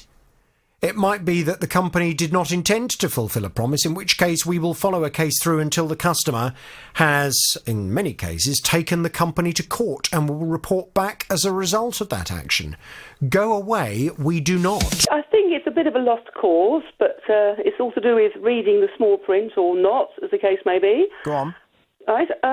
Just over a year ago, I knew I was going to be made redundant, and I was past retiring age anyway, and I was looking for a job that I wanted to do rather than something just for the money. I wanted to do a job I enjoyed. Yeah. And so I joined a few agencies for supporting artists, or extras, as they're also known. And there's one particular company who, they're not really an agency. You don't supply your details. Most of them, they need lots of photographs and all details about your measurements and everything. This one is more of a jobs board. And all through the year, there's absolutely been nothing that I've wanted. There's stuff for... What do you mean by, I don't really understand, a jobs board? Well, this is it. It's not like an agency where you sign up and you supply all your details. And then most of these agencies, when they're contacted by film companies, they present the people who might be suitable, either an age or height or hair length or something. Yeah. But this one isn't like that. They've got different sections for acting, auditions, dancing, singing, presenting. And I looked through the extras one, and all the jobs are either unpaid or expenses only, which I don't want. And there's been nothing suitable. Anyway, a year ago I joined. It would have been, apparently, the 14th of Feb. And so all through the year I saw absolutely nothing I wanted. So beginning of January... Oh, I see what you mean by jobs board. Do you mean like an online forum where you log in and you look at what they've got on offer and then you apply if it's something that interests you? Yes, that's right. I see. It's exactly like that. You've explained it very well. And you have to pay for that? Yes, you do. This is the problem. I paid for nothing all last year. So anyway, the problem is, at the beginning of January 4th, I went to New Zealand and Australia for 5 weeks with my partner, was visiting family. So for 5 weeks we were travelling around all over the place. I never want to see another plane. And while I was away, we didn't have Wi-Fi some of the time, and I thought, when I get back, I must sort out some of these agencies. I've got to reapply for some, I've got to pay a fee for another and supply more photographs. However, when I looked at this particular one, they said that they had taken the money out of my account for the next year. And I immediately contacted them and said, look, I don't want to be with you anymore. There's nothing I've seen. And they said, well, if you refer back to the email we sent a year ago, it explains it all, and you can cancel up to 24 hours beforehand. So sure enough, I looked through the email from a year ago, and they did say that they do a kind of running payment thing where they take the money out of your account every year. So they said to me, you can unsubscribe, but they'll keep the money anyway. Yes, you cancel. Yes. Then it will simply automatically renew for the following year, and then you're liable for another £59. Yep, that's exactly right. But you didn't realise that? No, I didn't. Yes, it's a kind of small print at the end of the email. And I know it's sort of my fault. Reasonable. And as long as they are setting out reasonable conditions I put in place, then, of course, I would be able to refer you back to the terms and conditions that you'd agree. You could have easily cancelled. I mean, it sounds as if you've wasted £59. I mean, it is it's a bit of a direct debit for payment along these lines. And if you're able to look at the contract you've signed up to, and I will see if it reads... OK, speak to you very soon. Fighting the Conservative Party to join the breakaway independent group who has decided to join the independent. Here, she found herself going to her daughter's to have a shower, as she couldn't get in and out of the bath. With this in mind, she applied to her local authority for a grant to put in a shower above the bath. But there's a complication to this story. You see, Maggie has been on the housing waiting list for 5 years in the hope of being moved from her 3-bedroom property into a smaller, more suitable property. When the council last spoke to her about the planned shower installation, they hit her with a triple whammy of bad news. First, they told her the fact she would have a shower would mean that she'd have to be taken off the housing list. Secondly, she'd have to stay in the property for at least 5 years, no matter how badly her mobility deteriorated. And thirdly, the price of installing the shower would be pretty huge. Can I quote you the price that they've got in the contract? Yes. Including the builder's fees, which they charge extra, apparently. Anyway, I wanted to go and have a word with the council and waiting list. And the only way this grant would ever be eligible would be for someone that plans to is Aldwick. And they came back to me to say, Maggie contacted us to ask if it is eligible. The grant would fund a head shower, alternative accommodation on their housing register. Since we received Central Bedfordshire Council's recent request for interim solution, and given that a dish shower was going to be a bit of a devil of a job, because it would involve not only to install a convention with a brand new, power shower put in your property, weeks for them to come and do the job. And that's 8 more weeks of having to either... That's tomorrow. And we have left a voicemail informing Maggie. So you tell me. Right, well, they sent that to me on Friday to say that their team had left the answer phone message for you. No, they must have one or the other. Well, it may well be... Let's it just would have been nice to have... to come and clear the bathroom. So is that enough time? Yes, now I know, yeah. OK. Well, let me get back to them. Let me just ask them why you didn't receive that message. And just interestingly as well, why, having not heard back from you, they didn't chase it up with another phone call. Let me just make sure they're still on for tomorrow. Thermostat side, did you query that with them on this product? What about the thermostat side? I thought that we'd agreed that it was a good idea to try this shower. Yeah. OK. Yeah, because a thermostatic shower would work completely differently. Right. A thermostatic shower would involve much more pipe work, whereas this replacement of the taps with a shower attachment is simply swapping it over. Yeah. OK. What is there a problem with that? Well, no, I just thought, with the thing they're going to install, the water would vary going from hot to cold intermittently, not being... Why would it intermittently go from hot to cold? Well, I used to have a mixer tap on my sink, and that used to go to hot and cold. It's just a variation of the unit, I don't understand why it would go from hot to cold if it is... Well, let's try, shall we? Yes. Fine. OK, leave it with me. I will go back to them this afternoon.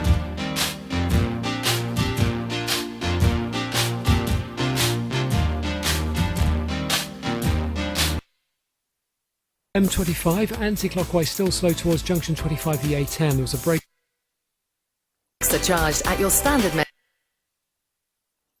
that the contractor would come back if there were any issues with it. Well, the lawn did need some finishing touches, actually, because parts of it had started to bunch up and needed repairing. But who that suddenly the contractor snapped into action? I looked at this first. I would not have accepted this as a repair. In on the response, and he's gone through every single part of your initial complaint to him. He says, But did you know at the time of that 7 that night? Okay. Well, I mean, he had, to be fair to him, he had suggested you would have the response by the 18th. Yeah, the way he worded it was close of business. I mean, what all I would say is, and having gone through his response to you and then your subsequent response to him, I feel as if this is starting to get a little bit out of hand. And the way both of you are now communicating in writing, I don't consider to be particularly professional. I mean, the simple fact is, you've paid him money to install and landscape your garden and install the artificial grass. Yeah. You're unhappy with the quality of the work that he's done. Yep. And you're in a position where you're giving him the opportunity to put things right. Some of the email and the, I mean, I would even describe it as threats that are being made backwards and forwards. I don't think will help either of you if this ends up going to court.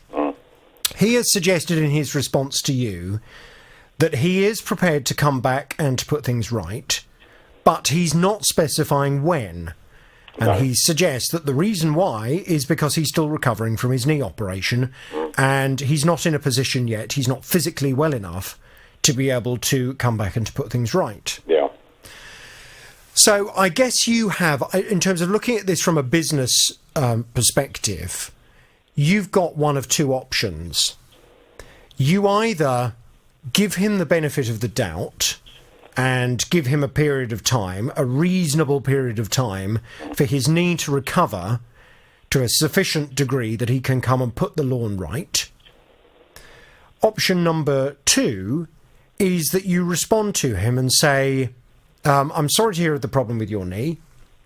However, I used your company as I was under the impression that you are a company that involves more than one person.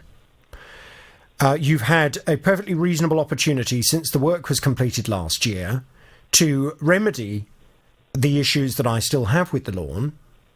I've given you that opportunity, and unfortunately you have not availed yourself of that opportunity. You therefore leave me with no alternative but to organise for an independent company to come and resolve the issues, and I will then present you with the bill. Yep. If you do not agree to reimburse me for the cost of the bill, I'll then be left with no alternative but to pursue you through the small claims court. But all I would say to you, Andy, and I'm more than happy if you want me to check the email before you send it. Yeah. It needs to be a bit more straightforward and less emotional. Yeah, I know what you mean. I know. Because it's just been horrible to deal with. You know, I didn't intend to fall out with the guy. That wasn't the intention. I understand that. The problem that you have is that the emails are becoming quite personal. Yeah.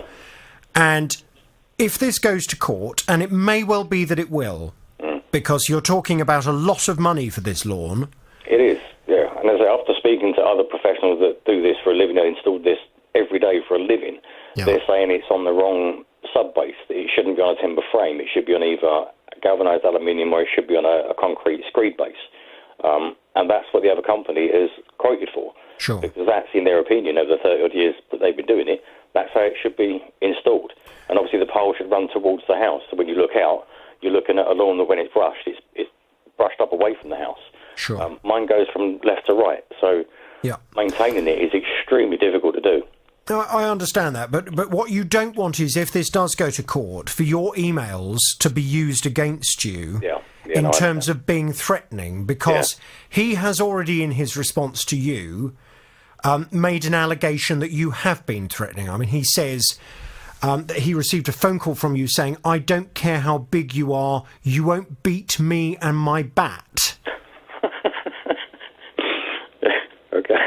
I mean, do you want to respond to whether or not that's true? I don't recall using those specific words. I do remember saying to him, I don't give a monkey's how big you are, just come and knock on my door and come and look at what work has been left behind. I don't recall that part of it. Yes, but what you don't want to do is you do not want to put yourself in a position whereby, because you've become understandably emotional in your response to him, that he ends up being able to portray you as being a very unreasonable customer that has not been understanding of his predicament and given him a fair and reasonable opportunity to come back and solve the problem. So I mean, we're over 12 months on. I think I've been pretty understanding to this so yes, far. quite. I recognise you have, and I think that's why. And I would like really to check the email before you send it, please. So if I can just ask you to draft it and send it to me, and I'll just run through it and make sure that it sounds right. But I think you now need to be very businesslike and say, look, I'm sorry that things have reached the point that they have reached. I am incredibly frustrated. It would probably be a good idea just to explain why previous correspondence may have become a little bit emotional. I'm extremely frustrated with the situation I find myself in, and the fact that you don't seem able to come back and to resolve the issues I'm having with the grass. I'd like to now explain that I will, and I don't know, what are you minded to do? I mean, do you want to give him more time for his knee to recover, or do you feel as if this is just further procrastination?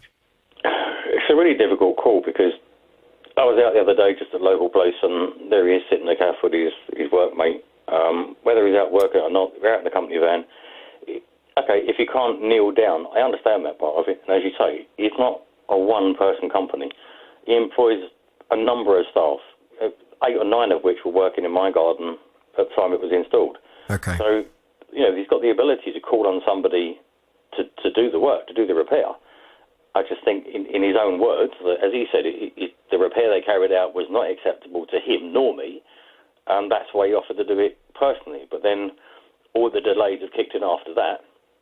And if I was in that position, I'd feel pretty bad. And I'd say to the customer, look, let me get somebody else to come in and resolve it, and we'll just cover the cost of it. And let's resolve it.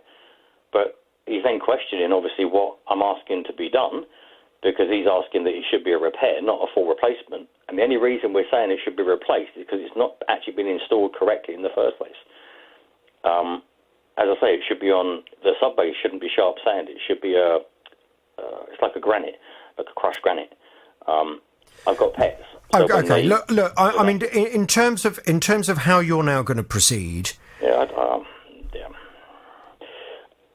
I think I'll do what you say. I'll email him. Well, I want you to email me. I want to see the email before you send it, for your own benefit, because I just want to make sure that whatever email you now send sets the right tone.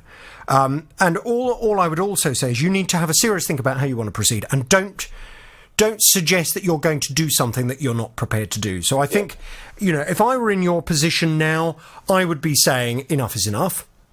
I would be saying, sadly, you leave me with no alternative but to organise for someone else to come and remedy this problem. I will now organise to do that. I will send you the bill, and if you don't pay the bill, then I will be left with no alternative but to take you to the small claims court. Yeah. That's what I would be doing, and I would do it. But it's entirely down to you whether you're prepared to do that, and I would ask you not to make any further comment on that now, but you need to think about that, and you need to decide on what you're prepared to do before you send that email. Have a think about it, send it to me, let me check it, and then let's send it off to him and see how he wants to proceed. Okay, John, no problem. Thank you, Andy. Thank you, Sam. Tackling your consumer problems, the JVS Show. This is BBC Three Counties Radio. Sue, good morning. Good morning, Jonathan. I gather you have a consumer problem. Tell me all about it without naming any company names, please. Indeed, I do. I've been a member of a gym for the last 7 or 8 years, and every time my membership comes up for renewal, I just pay for the year and it's done. In August, I paid for my renewal for the year in advance, and then just before Christmas, they closed. Oh. So I've had 4 months of my year's membership. Now, we heard on the grapevine that this was going to happen, and we asked before the closure, and they said, everything's going to be sorted out after Christmas, and we'll give refunds where they're due, And I've been in telephone contact with them and email contact during January, and emails have been answered, telephones have been answered, but now can't get through on the phone, and my latest email hasn't been answered. Right, OK. Now, how did you pay the amount of money that was required? I paid with a credit card, but it's on my husband's account, so I don't know if that makes any difference. No. Well done, you. By paying on credit card, you've covered yourself. Right, there's a small amount as well that wasn't paid on a credit card. Doesn't matter. Even if you've paid a small amount, a small deposit on a credit card, it covers you for the full amount. As long as, I presume the annual membership was more than £100. It's 300. 300. Yeah, you can get that money back. Well, you can get a pro rata refund. Yes. From your credit card company. It's £200 I'm owed. Yeah, that's fine. Well, so the gym company, they've gone, have they? Well, as far as I understand it, they got planning permission to build offices on the site, which is why they closed. Okay. But I don't know if they just didn't see fit to refund people the money that they'd paid for membership that they could no longer enjoy. Apparently not. They promised they would. They promised they would. Okay. But they didn't. Well, I'll tell you what I'd like us to do. Okay, I'll tell you what I'd like us to do then. So, I mean, we will happily go and try and speak to the previous owners of that gym and find out why they appear to have disappeared with your money. Right. I would suggest that in the meantime, don't bother dilly-dallying about. You are covered. You've paid by credit card. Contact the credit card company and explain that under Section 75 you would like to put in a pro rata refund for the membership that you have not been able to enjoy because the gym is closed. Right. And they, I'm fairly sure, will be able to refund you the money almost instantly. Okay? Brilliant. Thank you. That, Sue, is why you should always pay by credit card. Absolutely. Because if you'd paid by debit card, if you'd paid by cheque, if you'd paid by cash, the chances are you would have lost your money. Right. And we did pay up front for a locker rental in conjunction with another lady, but that is only £30 owed on that. Was that paid on credit card as well? No, that was paid in cash by my friend that I share the locker with. No, unfortunately, paying by cash gives you virtually no comeback whatsoever. Paying by credit card is the sensible way forward. So well done you. So you get on to your... You said it was your husband's credit card that had been used. Yes. So does that make a difference that I used the card on his account? No, I mean, he's the card holder, is he? Yes.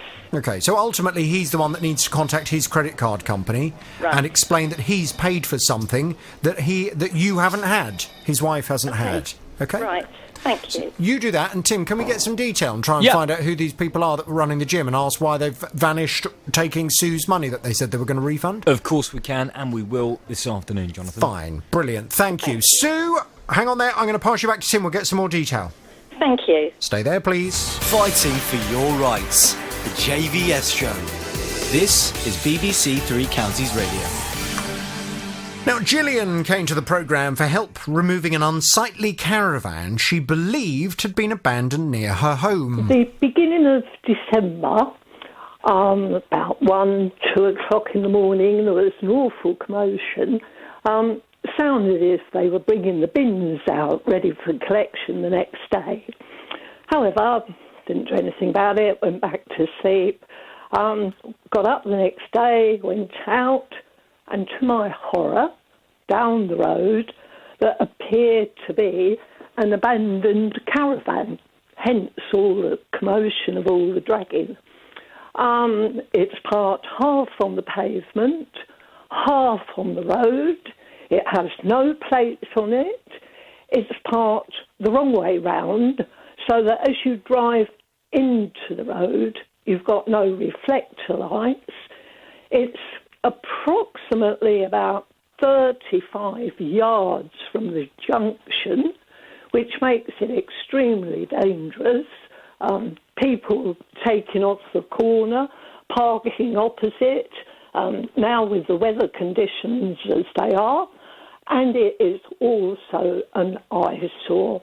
The curtains are filthy on it, and it looks awful. Well, absolutely, it does look dreadful. I've seen the photos of it. I'd be livid if that was parked outside my house or down my road. And I had presumed this would just be a straightforward thing of getting the council to organise to get this thing towed away. Unfortunately, though, when we went off to have a word with Luton Borough Council, the council involved in this case, they seemed to be under the impression that the caravan could stay. Well, that's outrageous. Of course it can't stay. What we now need to do is to find a way of changing Luton Borough Council's mind on this. Gillian is back on the JVS show. Good morning to you, Gillian. Good morning. Good morning. Tim's been speaking to them. Yeah. Luton Borough Council, they seem to think it was fine being left there. Yeah, if you remember initially we reported that the vehicle was served with an abandoned vehicle notice. It was then claimed by the owner. They confirmed it wasn't abandoned, but they hadn't moved the notice from the windscreen, which they appreciate could have caused some confusion. The neighbourhood enforcement team had been out. They said that the vehicle was not parked illegally. It wasn't obstructing the highway and was not in a poor state of repair, therefore their powers were limited. Well, you had spoken on the programme before, Jonathan, to a gentleman called Tim, who has a huge amount of experience dealing with issues, particularly with abandoned vehicles and the relationship with those vehicles and local authorities. So we got him on the programme. Yeah. As you will hear in this clip, he both explains his qualification to comment on this case and then gives a bit of advice as to what he thinks Luton Borough Council should be doing. I've had many years dealing with environmental vehicle crime. I've actually been subject to writing new legislation regarding abandoned vehicles. I'm also the author of the National Standard, which has been picked up by local authorities throughout the country and police authorities, and I've delivered that training over 10, 15 years in the past. My advice to the authority would be use your powers, remove it straight away. The removal and the process of abandoned vehicles is a local authority statutory duty, which means they have to do it. It's not an option, they have to do it. Right, so there is no argument over this. Luton Borough Council needs to organise for that caravan to be towed away. What's the latest, Tim? What have Luton Borough Council had to say in response? Well, I sent them the audio from that programme, Jonathan, and they've come back with the following. We completely appreciate the frustration Gillian feels and would like to assure her that we are and have been exploring enforcement tools available to resolve this issue. Currently, it's not what they said to us last time, but carry on. Currently, the individual claiming responsibility for the caravan has a short period of time to provide the council with proof of ownership, something that Tim referred to. Well, hang on, I thought they'd said that they'd already spoken to the owner of the caravan. So did I. So now they recognise that, in fact, this person has not proved that they are the owner? They are still waiting, it would appear, for proof of ownership, and should he fail to do so, we are confident we'll be justified in deeming the caravan abandoned and would have no hesitation in removing and disposing of it, as we have on many other occasions in the past, as listeners will appreciate we have a duty as the local authority to act responsibly and within the bounds of the law. So it would appear they are now waiting for the documents to demonstrate this vehicle is owned, and if those documents are not forthcoming, then there would be some kind of a removal or a disposal. But why? What I don't understand is why they haven't removed it in the meantime. Because that caravan should not be there, whether the owner has proved to the council that he's the owner or not. I mean, it doesn't mean that it doesn't mean the caravan can stay there. So why have they not done as Tim suggested, taken the caravan, given that person an opportunity to prove that he is the owner, in which case he will then face, I would imagine, storage costs and towing costs for having removed the caravan. Why are they just leaving it there? I should go and ask them this afternoon. I mean, Luton Borough Council, what are you doing? Do you not understand the message you are sending to people in Luton? Do you not understand that people in Luton will now assume, based on your lack of action, certainly to start with on this, that anybody could go and get a caravan and just park it down the road, and Luton Borough Council won't really do anything about it? And even when the facts are pointed out to you, even when you are told about your statutory duty to remove this caravan, you still leave it there while you wait to find out if the person who says he's the owner is the owner? Jonathan, it's ridiculous. May I just say, they have put a notice next to the abandoned notice, and it reads Highways Act 1980, Section 143, remove within 1 month. No, the trouble is they're using the wrong legislation.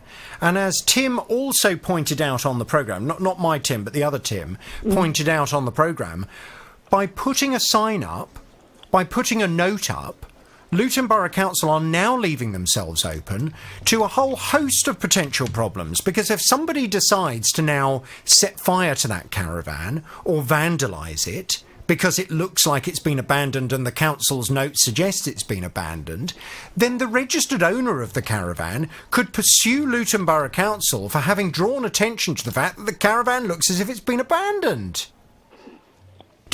Tim, did Luton Borough Council listen to Tim's conversation on the programme? Have they confirmed that they've listened to it? Well, they have not in so many words confirmed they've listened to it. I sent them the audio to listen to. Have they requested Tim's details so a member of the council in this department can speak to Tim and to establish what they have to do and what they don't? No. I mean, it's ridiculous. The whole thing's absolutely ridiculous. And I put it to Luton Borough Council. How would your councillors feel if a caravan was dumped outside their house in Luton? Because based on this message that you're sending, that could easily happen. And Luton Borough Council won't do anything about it. Or drag the heels before doing anything about it. It's ridiculous. It sounds like we need to go and have another conversation with them, Tim. Would you like to invite them to appear on the programme? I certainly would, John. Yeah, I'd like to have a chat with them. Gillian, we will talk again very soon. Travel for beds, huts... Removing an unsightly caravan she believed had been abandoned near her home. The beginning of December, about 1, 2 o'clock in the morning, there was an awful...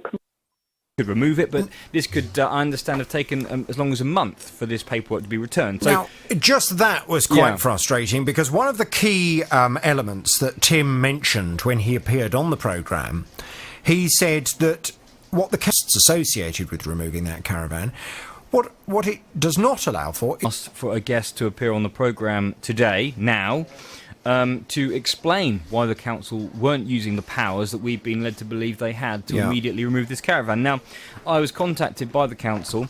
I found this message this morning when I came into work saying that they wouldn't be putting someone up for it into, which of course was disappointing because we were under the impression that they would be. But then the story became quite different, actually. I wasn't expecting this at all. We had a response from the council which actually has removed any need for them to appear on the programme because they've said as follows. We've concluded our investigation. We're satisfied with our legal position in relation to the caravan. We have removed it today. Good.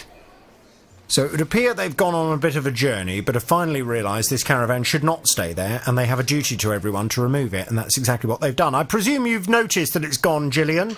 I certainly have. Thank you very, very much. You've done a wonderful job. Well, I'm so pleased. It was a terrible message. The initial response that we had from Luton Borough Council was, in my eyes, a terrible message to put out there. Because what they were ultimately saying by suggesting that this caravan was legally on the road where it was left was that anybody listening to this programme, particularly if you live in Luton, just go and buy yourself a caravan, and it doesn't matter if you've got a drive or not, doesn't matter if you've got anywhere to store it or not, just park it on the road. In fact, don't even park it on the road. Park it half on the road and half on the pavement.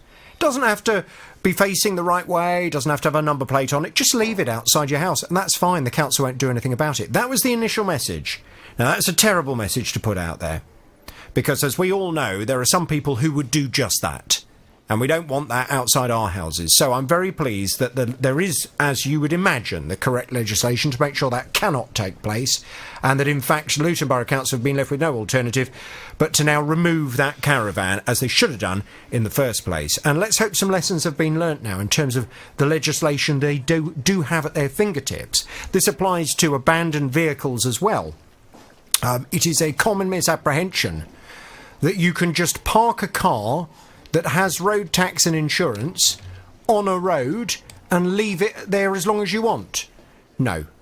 If that car begins to resemble a unsightly mess outside somebody's property, then whether it's taxed and insured or not has no bearing on whether or not the council have a duty to remove the vehicle. So just be aware, to everybody listening to this programme, whether it's caravans or cars, you can't just park it at the side of someone else's house, outside someone else's house, and leave it there forevermore. Gillian, are you happy? Oh, very happy. I think you've worked so hard. Well, it's a pleasure. We will thank Luton Borough Council for getting it sorted. We will thank our listener, Tim, who again has come to the rescue with his legal advice. Thank you very much indeed. Any other problems, you know where we are. Thank you. All the best, Gillian.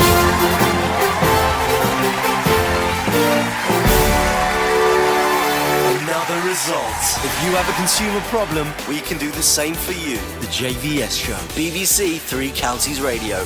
Now, when Elizabeth had an operation for her cataracts, the doctors told her that she had something called macular degeneration, which would lead to her eventually losing some of her sight. Well, in the spring of 2017, she saw an article in the newspaper about a private doctor who developed a new kind of lens to help people with this condition. And whilst it was an expensive procedure, Elizabeth decided it would be worth spending the money to prolong her sight and consequently her independence. She paid £360 for an initial consultation with this doctor and then paid a further £6,000 for the full procedure. Since July of last year, though, this private clinic has repeatedly cancelled Elizabeth's appointments, and she's grown so tired of being messed around, she just wants her money back.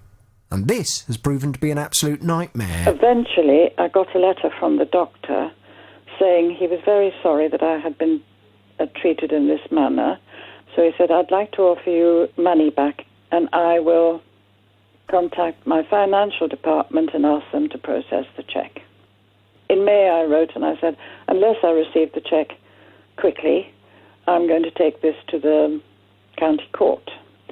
At which time, I got a telephone call from a Greek lady doctor and said, please don't go to court because it becomes very expensive. She said, we've had some very bad publicity in the press and the amount of operations had dropped. But if you give us 8 weeks, we will be in a position to pay your money back again. But they're just not paying you the money? That's right. Well, it's outrageous. So where is Elizabeth's money? I've been off to try and find out, and Elizabeth is back on the JVS show now. Good morning to you, Elizabeth. Good morning, Jonathan. Good morning. So you will I recall... can help you in this investigation. Hang on. Sorry, Elizabeth? I said I think I can help you in this investigation because... Did you read the article in the Mail on Saturday? Well, now, hang on a second, Elizabeth, because I don't know what you're about to refer to, and we have to be incredibly careful about referring people to newspaper articles that I've had no control over, because I'm about to identify the company that you have dealt with. So let me just explain what I've been doing. When you first came to this programme and you explained the fact that you'd paid this hospital... the £6,000 on top of the £360, I, of course, as I would do, tried to make contact with them. And I left answer phone messages on their telephone number. I also emailed them and explained that I'd had this complaint from you and that I would like to have a conversation with them. I did not have any call at all. So when you and I were due to speak earlier on this week, I was fully intending to identify the hospital concerned.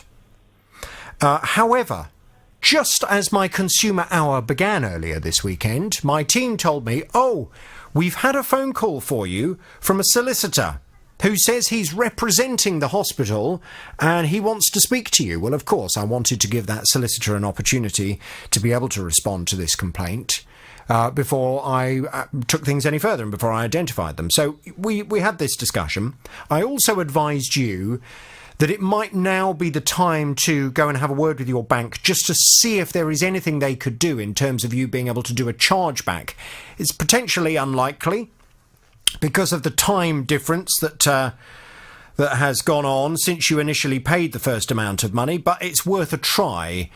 In the meantime, and I will find out how you got on with the bank, I did have a conversation with the solicitor.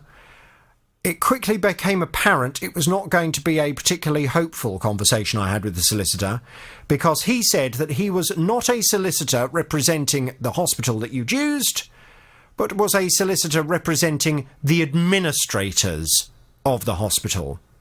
The company that you had used was the London Eye Hospital, not to be confused with any other company with a similar sounding name. He said that the London Eye Hospital is now in administration. He gave me the details of the administrators and said that as far as he is concerned, somebody will make contact with you if you so wish, and I hope you were in agreement that I provided them with your telephone number so that somebody could make contact with you. They will add you to the list of creditors. Now, that's not, of course, very good news. Was that the information you were going to give me that you read in a newspaper article? Well, if it's not, then just say no, because I don't want to bring any new allegations in that I have no control over, Elizabeth. no, I was just going to tell you that the mail... No. Please, the question is, Elizabeth, the question is, and I'm saying this, you have to be really careful because we are on the radio. I'm not going to name anything, John. No, but you're now drawing attention to a newspaper article, and I have no idea what is written in that newspaper article. I see. So I'm just saying, does that newspaper article confirm that this company has gone into administration? No. No, OK, right. Well, let's leave anything that it says in that newspaper article out of the equation because I have no control over what has been written in that article. Okay. So the London Eye Hospital, not to be confused with any other company, has apparently gone into administration. A company called EDS LLP are the administrators. Have you heard from them at all since you and I last spoke? No. OK.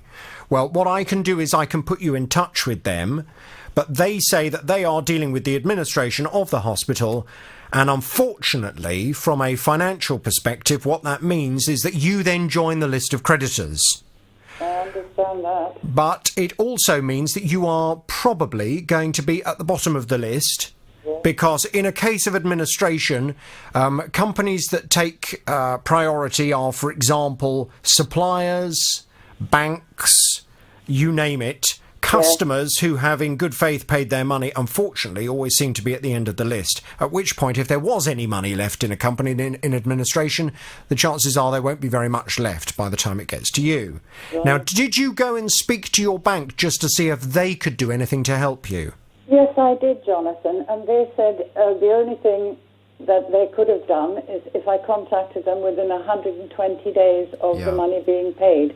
After that, they couldn't do anything. I had a horrible feeling that the time between you making that payment and you contacting them would probably be the sticking point.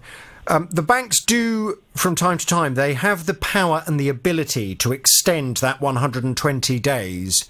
But, as regular listeners to my programme will know, by paying on debit card, although you can then avail yourself of the chargeback scheme, the chargeback scheme is not set in legislation. It's purely a bank agreement. And if the bank decide for whatever reason that they are not prepared to pay you, it is not a case that you are then able to take legal action against the bank, and they don't have to extend the time period that they allow a customer to try and reclaim their money. If only you'd paid the money, just the deposit even if you just paid the £360 on your credit card, it would have enabled you to get the full amount of money back, which is such a frustration. And it's one of the reasons why I'm always banging on this programme, Elizabeth, about how important it is to pay by credit card for things. So let's just have a look at where we are. And I don't necessarily feel very confident and very positive. You've paid by debit card. The bank say you cannot do a chargeback on the money because it's been too long since you paid it. The London Eye Hospital, not to be confused with any other company with a similar sounding name, I have had confirmed to me, is now in administration. And a firm of administrators is dealing with what is left of the remnants of that company. Therefore, the only option you have to try and get some of your money back is to become a creditor. And I think the chances of that are probably slim. Yes, I realise that. I'm so sorry, Elizabeth. Hugely frustrating. Yeah. I'm not going to make any further comment about this hospital because there is a lot of stuff out there about them, and I cannot back up any of the claims that have been made in other articles. But there are lots of things about this particular company and about the doctor that was behind this particular company that you have been dealing with. It's just hugely frustrating for you that you, in good faith, have parted with £6,000, and it looks on the face of it as if you've lost that money. Yes, I agree.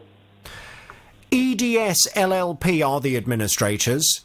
They obviously haven't made contact with you yet. That's not to say they won't do, because they did take your address, so it may well be that they're going to write to you.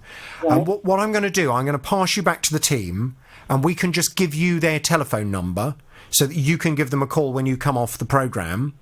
Yes. And you can just explain to them you wish to register yourself as a creditor of the London Eye Hospital and explain how much money you have paid. OK? Yes. Can you please keep me in the loop? Yes, I certainly will. OK. Elizabeth, I'm so sorry. And again, I just need to reiterate this to everyone listening to the programme. Get yourself a credit card. Don't get into debt. I'm not suggesting that you should rack up money on a credit card and not pay the bill. You can pay your credit card off the very same day. Use your credit card as a debit card, but when you pay by credit card, you are protected by the Consumer Credit Act. And if Elizabeth had paid by credit card, she would be eligible for a full refund of the money she had paid this company. Unfortunately, by paying by debit card, with the time limit that exists, that goes out of the window. Hugely frustrating. Please take my advice. Always pay for things that cost... Oh, blimey. A gate company. Gates? A gate company that would fit automatic gates in there for me. And they came and, looked around and gave me a quote. And I gave the go-ahead. They fitted the gates for me. That was about 4.5 years ago. But now, I've had some problems with them on the intercom side and the working of opening the gates from the outside. But with the remote controls, they have worked okay. But since then, they have now... One gate has dropped about 2 inches, so the bottom is open and the top will not close. And they have warped as well. Now, I paid several thousands of pounds for these. I've been in contact with the company. They did come out once and checked the intercom side of it. It was crackly, but then he said, there you are, it's all working now. It must have been a short in the board. And it worked all right for a few months. Then it started going funny again every so often. But you have to put the code in 3 or 4 times to get it to open. And then... Like I say, last year, they've warped and dropped. Let me just ask you a few questions. So these electric gates, how much did you pay in total for the supply and fitting of them? It was over £7,000. So roughly £7,000. Yeah. And what was the date that they were installed? They were wooden Iroko Kelshaw gates. They're like a bowl shape. No. What was the date of you having them installed? Oh, I'm not exactly sure, but it was in the summer. Summer of when? That'll be 14. So 2014. Yeah. You had them fitted. Yeah. I think it was the end of the summer 14. Okay, so let's assume that we're 4.5 years on from the initial installation. Yeah. Okay, and do these gates require any kind of maintenance? Yes, well, the chains need greasing up, things like that. And does the company provide an opportunity for you to have the gates serviced on an annual basis? Yeah. They do. And have you used that service? I haven't used the coming out to do the service, because all they do is, like I say, grease the chain up and the joints on the hinges for the gates. Which how many times have you had the gates serviced from them? From them, I haven't. Well, how would you know what the service involves then? Because they told me what it was. The chaps that installed it all. Okay, so they offer a service where they will come out on an annual basis and service the gates. They come out once a year. They will, yeah. Yeah, but you have not used that service. No, because it's extortionate price. It's over £400. Well, the slight problem with that is if the company recommend that the gates are serviced on an annual basis, they don't recommend. They do state that they need servicing. Well, then that's recommending, isn't it? That they would do it. No, but you just said they state that the gates need servicing. They don't need servicing because they're working perfectly, opening and closing. No, but do the companies suggest, and did they suggest, that these gates require servicing? They state that they do offer a servicing. But do they suggest that the gates need servicing? Yes. Right, OK, so they do recommend that the gates are serviced on an annual basis. Yes. You haven't had the gates serviced on an annual basis, so I've done that myself. Right. It's only a grease nipple on the gates. Right, I got my grease gun and I greased them till it squirts out and says that it's full. Right. With them. And the same for the chain. You just lift the cover off and smear the grease around the chain so the chain works okay. The only thing is, I mean, you're not an electric gate engineer. So No. if the company, I mean, it would be a bit like me, John. You see, what I'm worried about with this, in terms of whether you have any rights in this case, yeah, it would be a bit like me going to buy myself a brand new Ford Focus. Yeah. And Ford say, OK, you need to have the car serviced on an annual basis. Yes. And I say, well, what do they do, really? I mean, they just change the oil, don't they? I could do that myself. I'll just go and do that myself. And then after 4.5 years, the car breaks down and I take it back to Ford and say, well, this car you've sold me, it's broken down. And they would say, well, we haven't seen it for the last 4.5 years. You haven't had it serviced by us. You've got no evidence that a qualified mechanic has had the car serviced, has serviced the car. Yeah. You know, it would put them in a strong position to be able to argue that I hadn't looked after the product I'd purchased in the way that they'd recommended from the outset. And I suggest that this company are probably likely to do that to you. They're probably going to turn around to you and say, we offer a service where we would come out every year to service these electric gates. They are mechanical gates. Yeah. They require servicing. We told you about that. You haven't done that. And now 4.5 years, it's unfair to come back to us and to say that you've got problems with them when we haven't had the opportunity to service them at all in the last 4.5 years. What have they said when you have complained? Well, there's no complaint about the workings of the gates. The complaint is that they warped and dropped. But could they have warped and dropped because they haven't been serviced? No, that's nothing to do with it. Well, I mean, you don't know that. How do you know that as part of the servicing they wouldn't make any adjustments? There is nowhere to make adjustments. So why do you feel the gate has dropped? I don't know. Perhaps it's just the weight of them on because they built the pillars and stuck the iron one into the ground, dug that out, put all that in there. They've built the supports for the gates to go on. It's solid hinges. They're not adjustable nowhere from top to bottom. And the gate is just, bent, bowed. It's bowed. Yeah. What have they said to you when you've complained to them most recently? What have they said?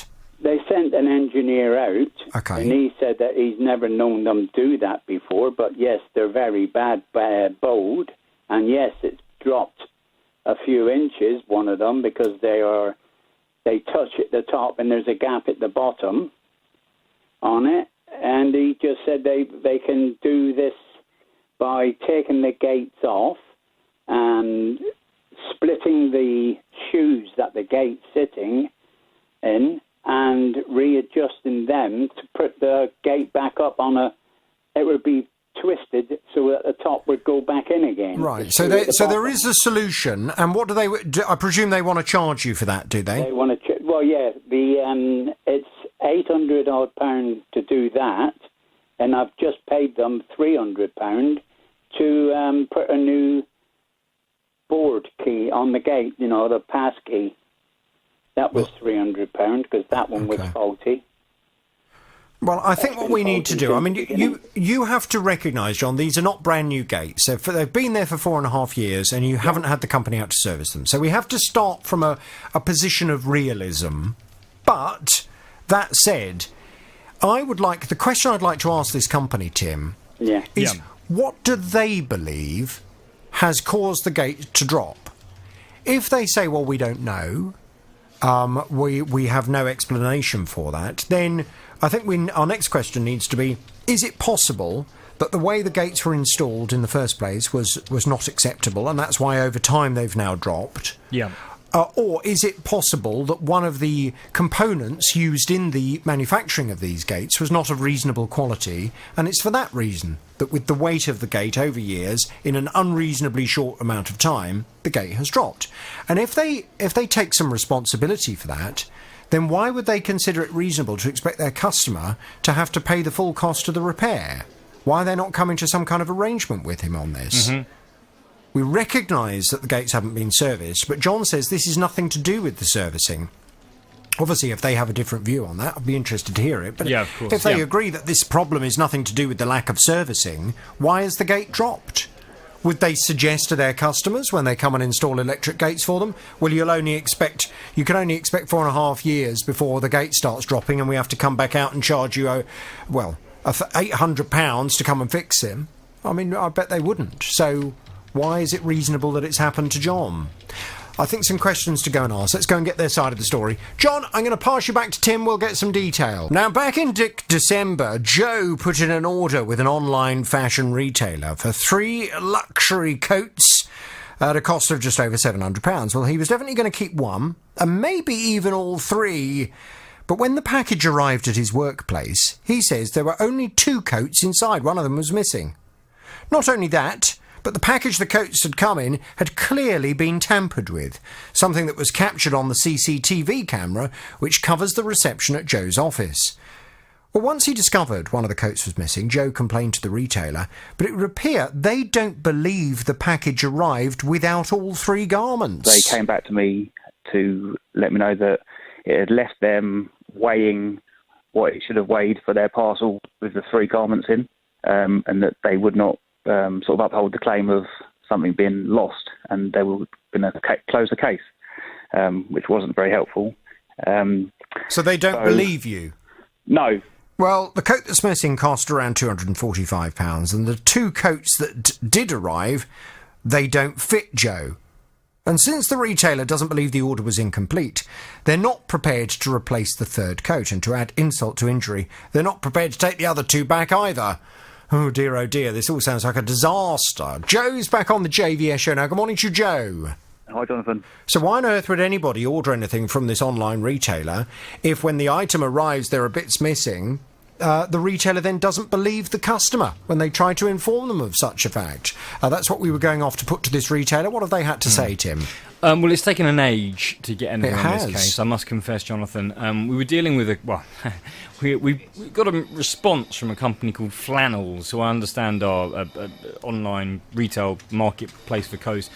I mean, I'm not a huge shopper. It's not something I've heard of, but they are. I've never heard of Flannels. Flannels. It's part of the Sports Direct group. Oh. So, so I've been kind of trying to get in contact with Flannels, with Sports Direct, and eventually managed to get through to the right person, but it did take some time to get any response at all, which unfortunately has been pretty consistently the difficulty we've had with the Sports Direct office that we've been dealing with. Oh dear. Anyway, they said the following. They say, at Flannels we take all complaints very seriously, and we understood the concerns raised by Joe.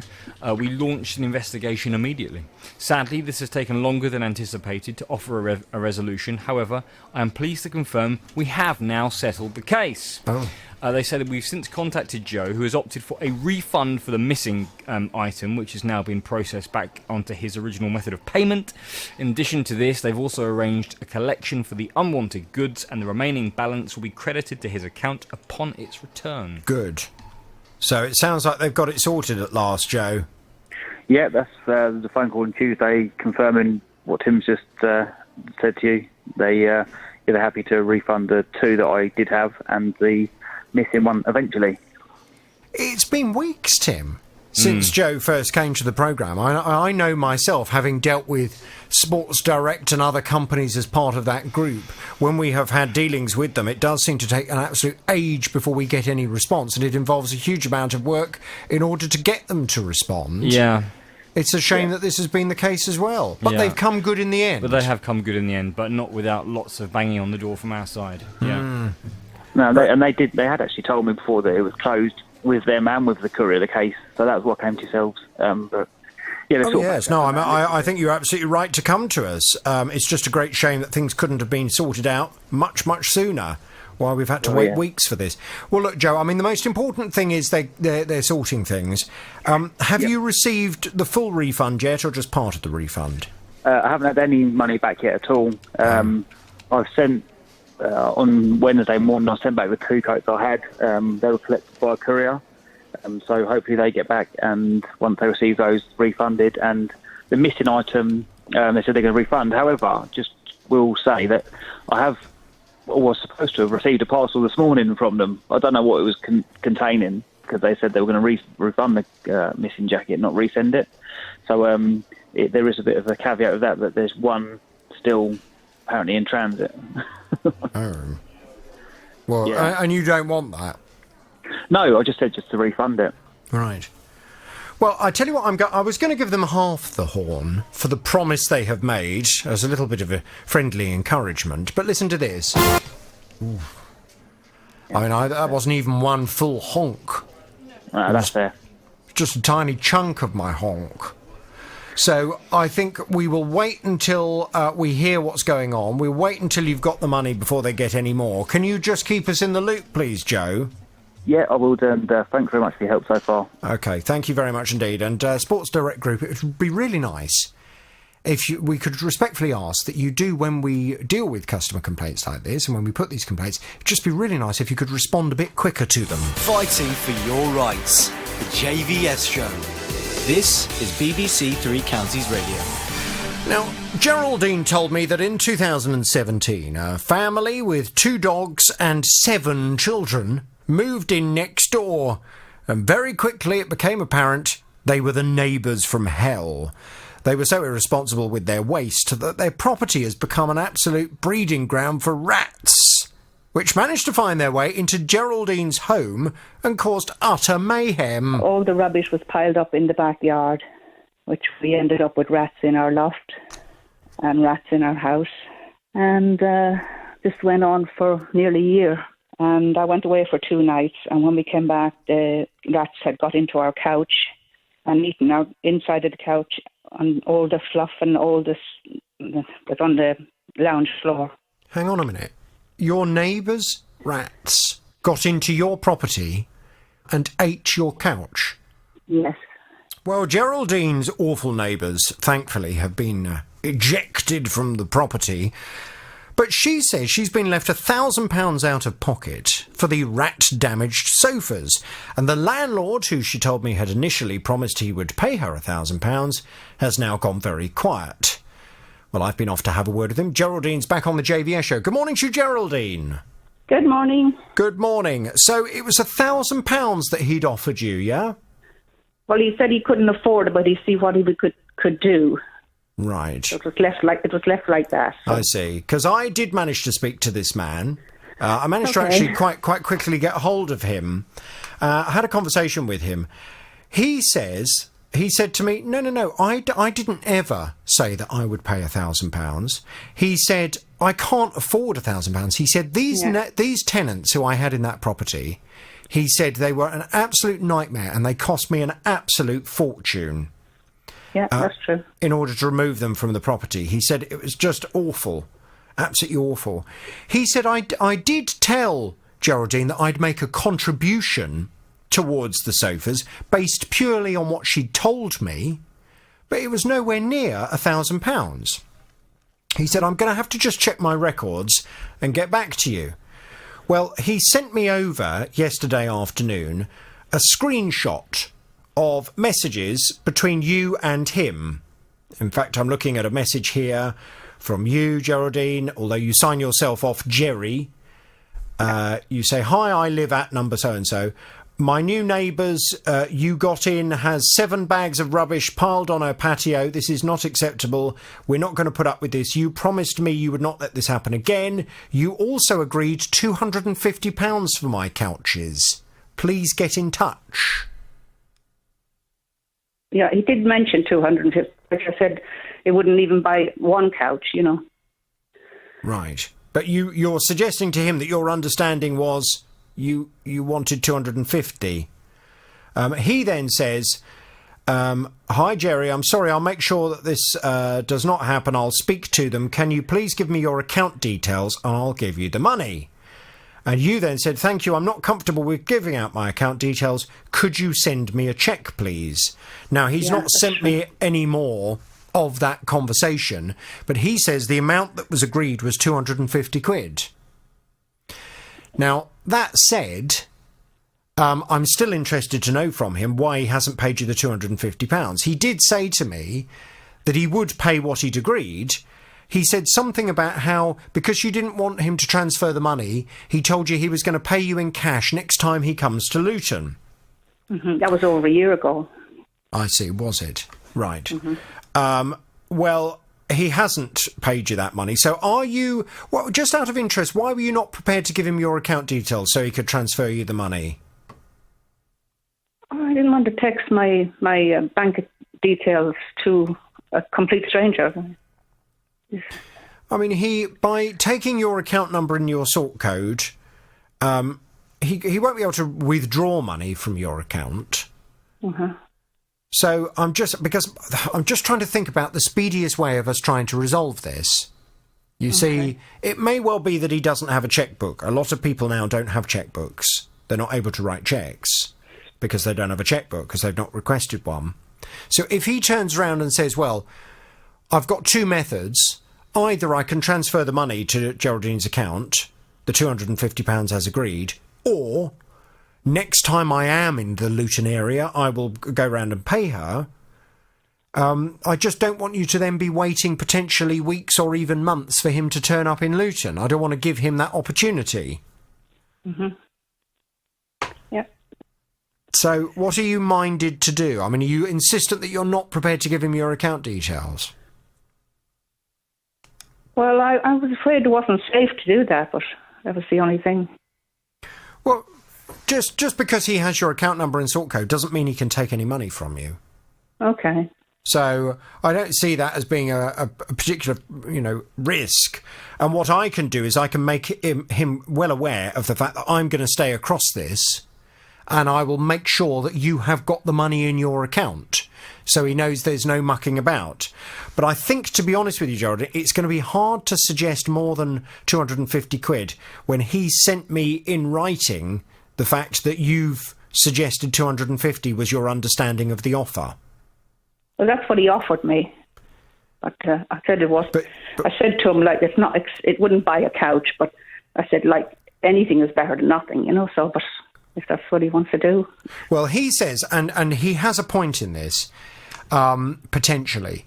He says, it's not my responsibility to pay for this. He did say that to me, yeah. No, I said to him, well, hang on a minute, you are the owner of the property next door, and therefore surely you have to accept a level of responsibility of anything that your tenants cause. He kind of went round the houses to that a bit, but I'm just thinking in terms of if this came to push shove, if he refused to take responsibility, do you have... I'm just trying to remember from our last conversation. Do you have legal cover as part of your home insurance? No. You don't.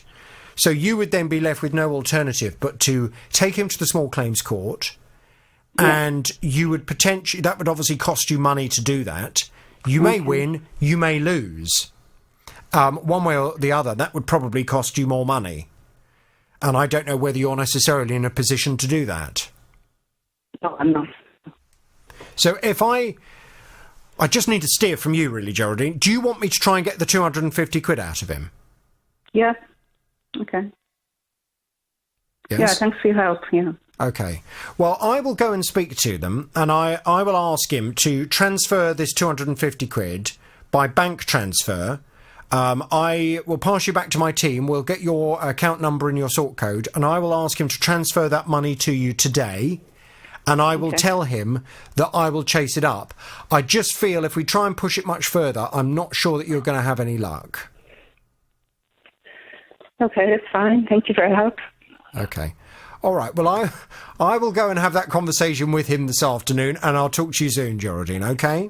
Okay, thank you. Bye. Thank you. All about it without naming any company names, please. No problem. So I am a family of 6 living in a 3-bedroom house. My youngest brother is 23. He's got a disability.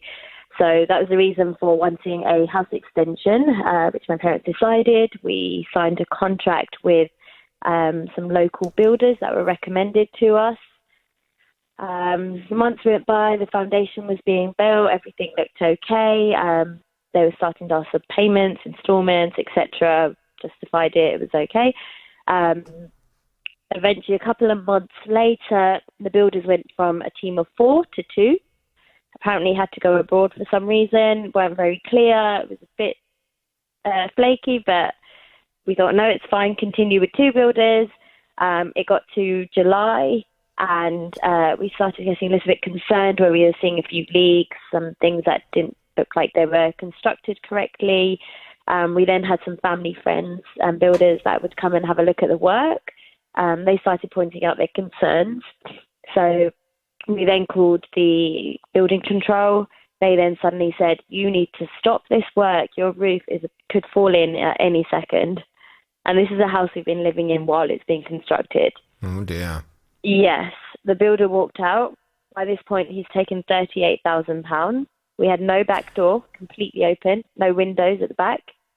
Right. Let me just go back a little bit, if that's okay. I mean, I'm starting to gauge that this is an absolute nightmare for you. Yeah. The extension that was being done, what was the total cost of that? 55,000 for a downstairs, so ground floor extension to the side of the house. So it'd be to a kitchen, a bedroom, and extended bathroom. Mm-hmm. My little brother can't really walk up the stairs, so we thought we need a bathtub downstairs for his body, and then it would be an upstairs single-story extension just on the side of the house. And that was all going to be for 55,000. Yeah, yeah. I mean that seems like a very good price for all of that work. Did you get a number of quotes from different companies? Yes, we did. So this was the one in the middle, and it was also the architect that recommended this firm and said they've done a lot of work for me. Okay. So we thought, okay, but built a good rapport here, trustworthy, seemed really friendly, really good, had a contract signed. Yeah. Okay. So you went about it in the right way in terms of doing all of your due diligence. Yeah. And the fact the architect had also suggested this firm he'd worked with in the past and he could recommend them, that's good. And obviously they were then going to be working off the architect's plan. Yes, correct. So when the building inspector came out from the local authority and had a look and said, oh my God, this roof might fall down, was the builder there at the time? Yes, we called a meeting because by this time we had different opinions and lots of concerns. So we thought, right, let's get an opinion with all the builders and the building control at the same time. And that's when he walked out and said, I'm not coming back to do the work. What, during the meeting he stormed out? Yeah. Right. Okay. And you have not been... why did he storm out? I mean, did he disagree or what? He didn't like to accept that he was being told his work was done incorrectly. By a building inspector? Yeah. So he's not from England, and he says, this is how we do it in our country, this is the right way we do it, and so forth. So I'm sorry. You can't apply building regulations that apply in another country in this country because it won't get through building control. And I'm a bit surprised. Was this guy that said, "Oh, this is how we do things in our country"? Was he the main building guy that the architect had recommended? No. So the main building guy was the son. He could speak clear English, no communication issues. The father, who was the main builder, couldn't speak a word of English. So you can imagine the communication issues we had there. And he was the one that stormed out because it was us telling him his work wasn't satisfactory. But have you subsequently tried to speak to the son, who's the main builder, just to say, can we try and sort this out, because this is ridiculous? It needs to be redone. Numerous times. We even know where they live. We've tried to go around, speak to them. We've tried absolutely everything. Apparently now the son and father don't even talk, which I don't even know what to believe. It's all very, very, very fishy. Yes, apparently so. We've also found out, so we tried to also contact the architect, who we then found out is now in hospital through a serious heart condition. So we can't even contact him. Now we're left in a really broken down house with no heating. My brother and my father sleep in the living room. Me, my mum and my sister are in one bedroom, and then there's another smaller room which my second brother is in. Our kitchen is literally concreted out, just a cooker, a fridge and a sink. There's a leak above the gas cooker. It's just a nightmare. It literally looks like a building site. They've left jobs where they've started it and not finished it. So there's broken walls. It's horrible. Have you had another builder in to have a look? Yes. And to give you an idea as to how much it will cost to put right? Yes. So we've had about 20 different builders, because obviously, as you can imagine, we have such trust issues now with builders. We've had about 20 different people, and some are ranging between, I could fix this within 20,000, some are saying within 40,000, because builders see it as it's not a brand new job I'm building from scratch. It's coming and rectifying someone else's problem. Exactly. They've got to go back and check everything that's been done. And you said, how much have you paid them? £38,000. Okay. So there's £17,000 left of the original amount. So what we've now had to do is use that money to rectify issues, which has cost us more. So it's left us back around to basically nothing. For example, the plumbing work, they've concreted over all of the existing plumbing, which all needs to be corrected. And they didn't even do that. So that's costing us to fix. We've had to pay for windows and doors. One good thing that did come out of this through social media attention, just to warn other people not to use these builders, is a lovely, lovely roofing firm in the local area got in touch with us and came and rectified our roof for us, which I believe would have cost around £5,000, which is absolutely amazing. Honestly, the biggest miracle ever. There are some very kind people in the world, and I'm sure there are people who would feel incredibly sorry for your family, having been taken. It sounds as if you've been taken advantage of, and you're now left in a horrible pickle, because it sounds to me as if these builders that you used were completely out of their depth in terms of the work that they were doing for you. Well, I think what I would like to do is to try and get hold of them. Tim, can we get some detail? Can we go and have a word with the main guy that ultimately the contractor is with? And can we go and ask him what on earth is going on? Why have so many things been built incorrectly? Yep. Why, when this has been pointed out by building control, have they not just gone back to put it right? Yes. It's completely unacceptable just to walk off the job and to leave it like this. I mean, what on earth do they think they're doing? Can we also just look into this architect as well and find out what the situation is with him? I mean, Arju is fairly concerned that he's in hospital with a heart problem, but obviously the architect's recommendation in the first place, I would imagine that was incredibly persuasive for you. Yeah. We also found out later on that there was no structural engineering plan. There was just an architectural plan that the builders were running off. We don't really know about building works and everything, but I soon found out during the beginning, where's the structural engineering plan, which tells you every size and depth, everything that needs to be the sizing of the work and everything that needs to go in. They didn't even have that plan, so they were just running off the architectural plan. Oh dear. Well, this sounds like a nightmare. It all just sounds a big fishy mess. Orange, can you just leave this with us? I'm going to pass you back to Tim. We'll get some detail and we'll go and do some digging around and see what we can find out. Thank you so much, Jonathan. Okay, sounds like a nightmare. Right, thank you, Orange. 08081 008800. That's the number if you have a consumer problem or if you ever want to comment on any of the cases we discussed. Tackling your consumer problems. The JVS Show. This is BBC Three Counties Radio. Now, David has come to me with a problem he's having with his car seat. It's been a perfect car, except that on one occasion, the little roll on the driver's seat as you get in, the bit that holds your buttocks in, if you like, that developed a split, and that was a couple of years ago. It went back in, and they cut out and they put a new little panel in there. It's now happened again. Initially, the manufacturer said, no, they're not going to do anything about it. It's not under warranty. To which I said, well, hang on a second. You've already repaired it once under warranty, so you should be doing it again. It's still within the period.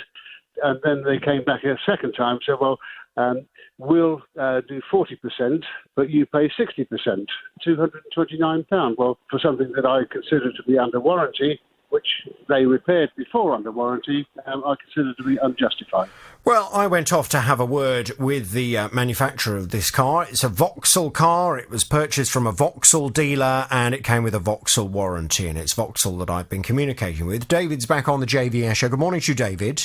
Good morning to you, Jonathan. To start with, the response from Vauxhall really was that they were prepared to make this contribution towards the cost, but because of the age of the car and the fact that they felt it was outside of the warranty period, they did not feel it was reasonable to contribute the entire cost. Now, the only thing that really worried me about this was, even with the 40% that they were planning to pay towards the job, it would still leave you with, what was it, £229? That's right. And as someone who has had leather seats in cars repaired in the past, that seems like a huge amount of money. There are many leather repair companies out there. Many of them will even come to your own drive and do the repair for you on your own drive. And I've never paid more than £100 a seat for a repair that I've had done. So I went back to Vauxhall and I said, what's going on? Why is this so expensive? Why on earth would this be this amount of money?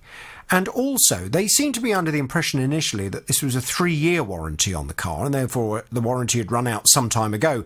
In fact, you have evidence to support the fact that this car came with a 5-year warranty. Well, anyway, the combination of all of that seemed to change Vauxhall's mind, and they came back and said, well, look, we still maintain this is an issue that is outside the warranty, but as a goodwill gesture, in this exceptional case, we will agree to sort out the car seat, which was great. I mean, we won't argue with that. If they're prepared to get it sorted, that's the main thing. So we were really waiting to hear from them in terms of when the car was going to go in. What's the latest, David? What's happening?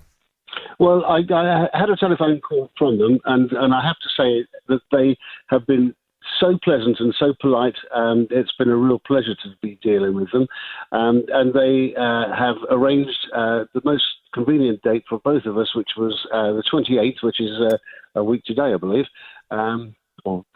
Next Thursday. Yeah. So it's going to go in there, and they are going to look after it. They're going to give me a courtesy car for the day, and I can only imagine that everything is going to be absolutely spot on. I'm very pleased.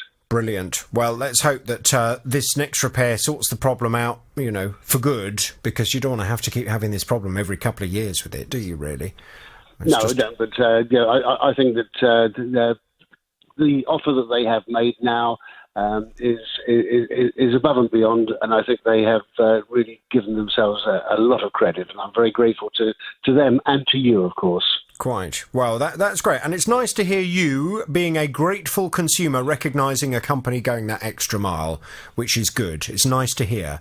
David, I will wait to hear from you. I'm going to give Vauxhall this. A little bit of honkage on my horn. They will, of course, get the full horn as soon as you're able to confirm that the seat is now repaired and it perfectly matches the rest of it and you're a happy bunny. So I'll leave it with you and I'll wait to hear from you, next Friday? Next Friday, I'll come straight back to you, and thank you very much again for what you do. Now, Adam came to me for help after receiving a fine through the post for travelling on a train without a ticket on a date that he wasn't actually even in Germany. I emailed the company, explained to them that I wasn't in Germany, and I think they had the wrong person. A week or so later, I received another letter basically saying the same thing. I need to pay €65 by a certain date, or the fee will go up. Any issues with them, I need to email them. So again, I emailed them and told them that the last time I was in Germany was in fact the 15th, 16th and 17th of January 2016, and not the dates that they've mentioned. And I asked them, have they got the dates correct that they've mentioned, and what proof they have of me on the date they've mentioned too. They didn't answer about the correct dates at all. They just replied with another letter saying, thank you for your opinion. Since you were recognised by the controlling personnel on the passport photo of the driving licence, we continue to assume that the controlled person is you. Please arrange the transfer of €65 by a certain date. So this company, and indeed a solicitor working on their behalf, appear to be continuing to pursue Adam for this fine. And as you heard there, they seem to think they have photographic evidence that he is the person that was on the train when this fine was issued. Well, Adam knows that's not the case because he knows he wasn't even in Germany on that date. So how can we get this train company and their solicitor to see sense? Adam's back on the JVS show now. Good morning to you, Adam. Good morning. You obviously have a German doppelganger. Indeed. It would appear. Tim's been looking into this. What's the latest, Tim? What's happening? Not been hugely easy, actually, Jonathan. Been dealing with Deutsche Bahn, who are a big transport company in Germany. They're actually a member of the same group as Arriva in the UK, so it's a huge company. It's been quite difficult to get in contact with them, if I'm honest. I was trying to get in contact with the main office, with their press representatives, also with the lawyers involved in this case, and it's taken me, in excess of nearly 2 weeks to get anything out of them whatsoever. Finally, I managed to knock on enough doors to hear back from the deputy spokesperson for passenger transport from the company, based in Berlin, who agreed to look into the case. And some really useful evidence we had, Jonathan, was, other than the fact that Adam could present evidence from his boss that he was at work on this day, also in the photocopied version of his driving licence that had been sent to him as evidence that he was on this train, the document number was different to the actual document number on his driving licence. So I managed to provide the office in Germany with both that evidence and also a letter from Adam's boss saying that he was at work on that day. And finally, I managed to get this back from them. They say, Tim, good news. After checking the evidence, we have dismissed the action. Obviously, another person used Adam's driving licence or his identity. But that action has now been cancelled. I mean, it's good news in the fact that there will be no fine to pay, and those letters from solicitors. Yes, but it's a bit worrying about the ID theft. But the ID thing is worrying. I did advise Adam both to contact Action Fraud and the DVLA to report this, which I believe he has done. But yeah, bit scary. Do you go to Germany, Adam, on a regular basis? No, I haven't been since about 3 years ago. But right. I am going end of this week, next week. Are you? Okay. Well, it's a little bit concerning that someone seems to have your ID, and that ID has been used in a fraudulent way in Germany.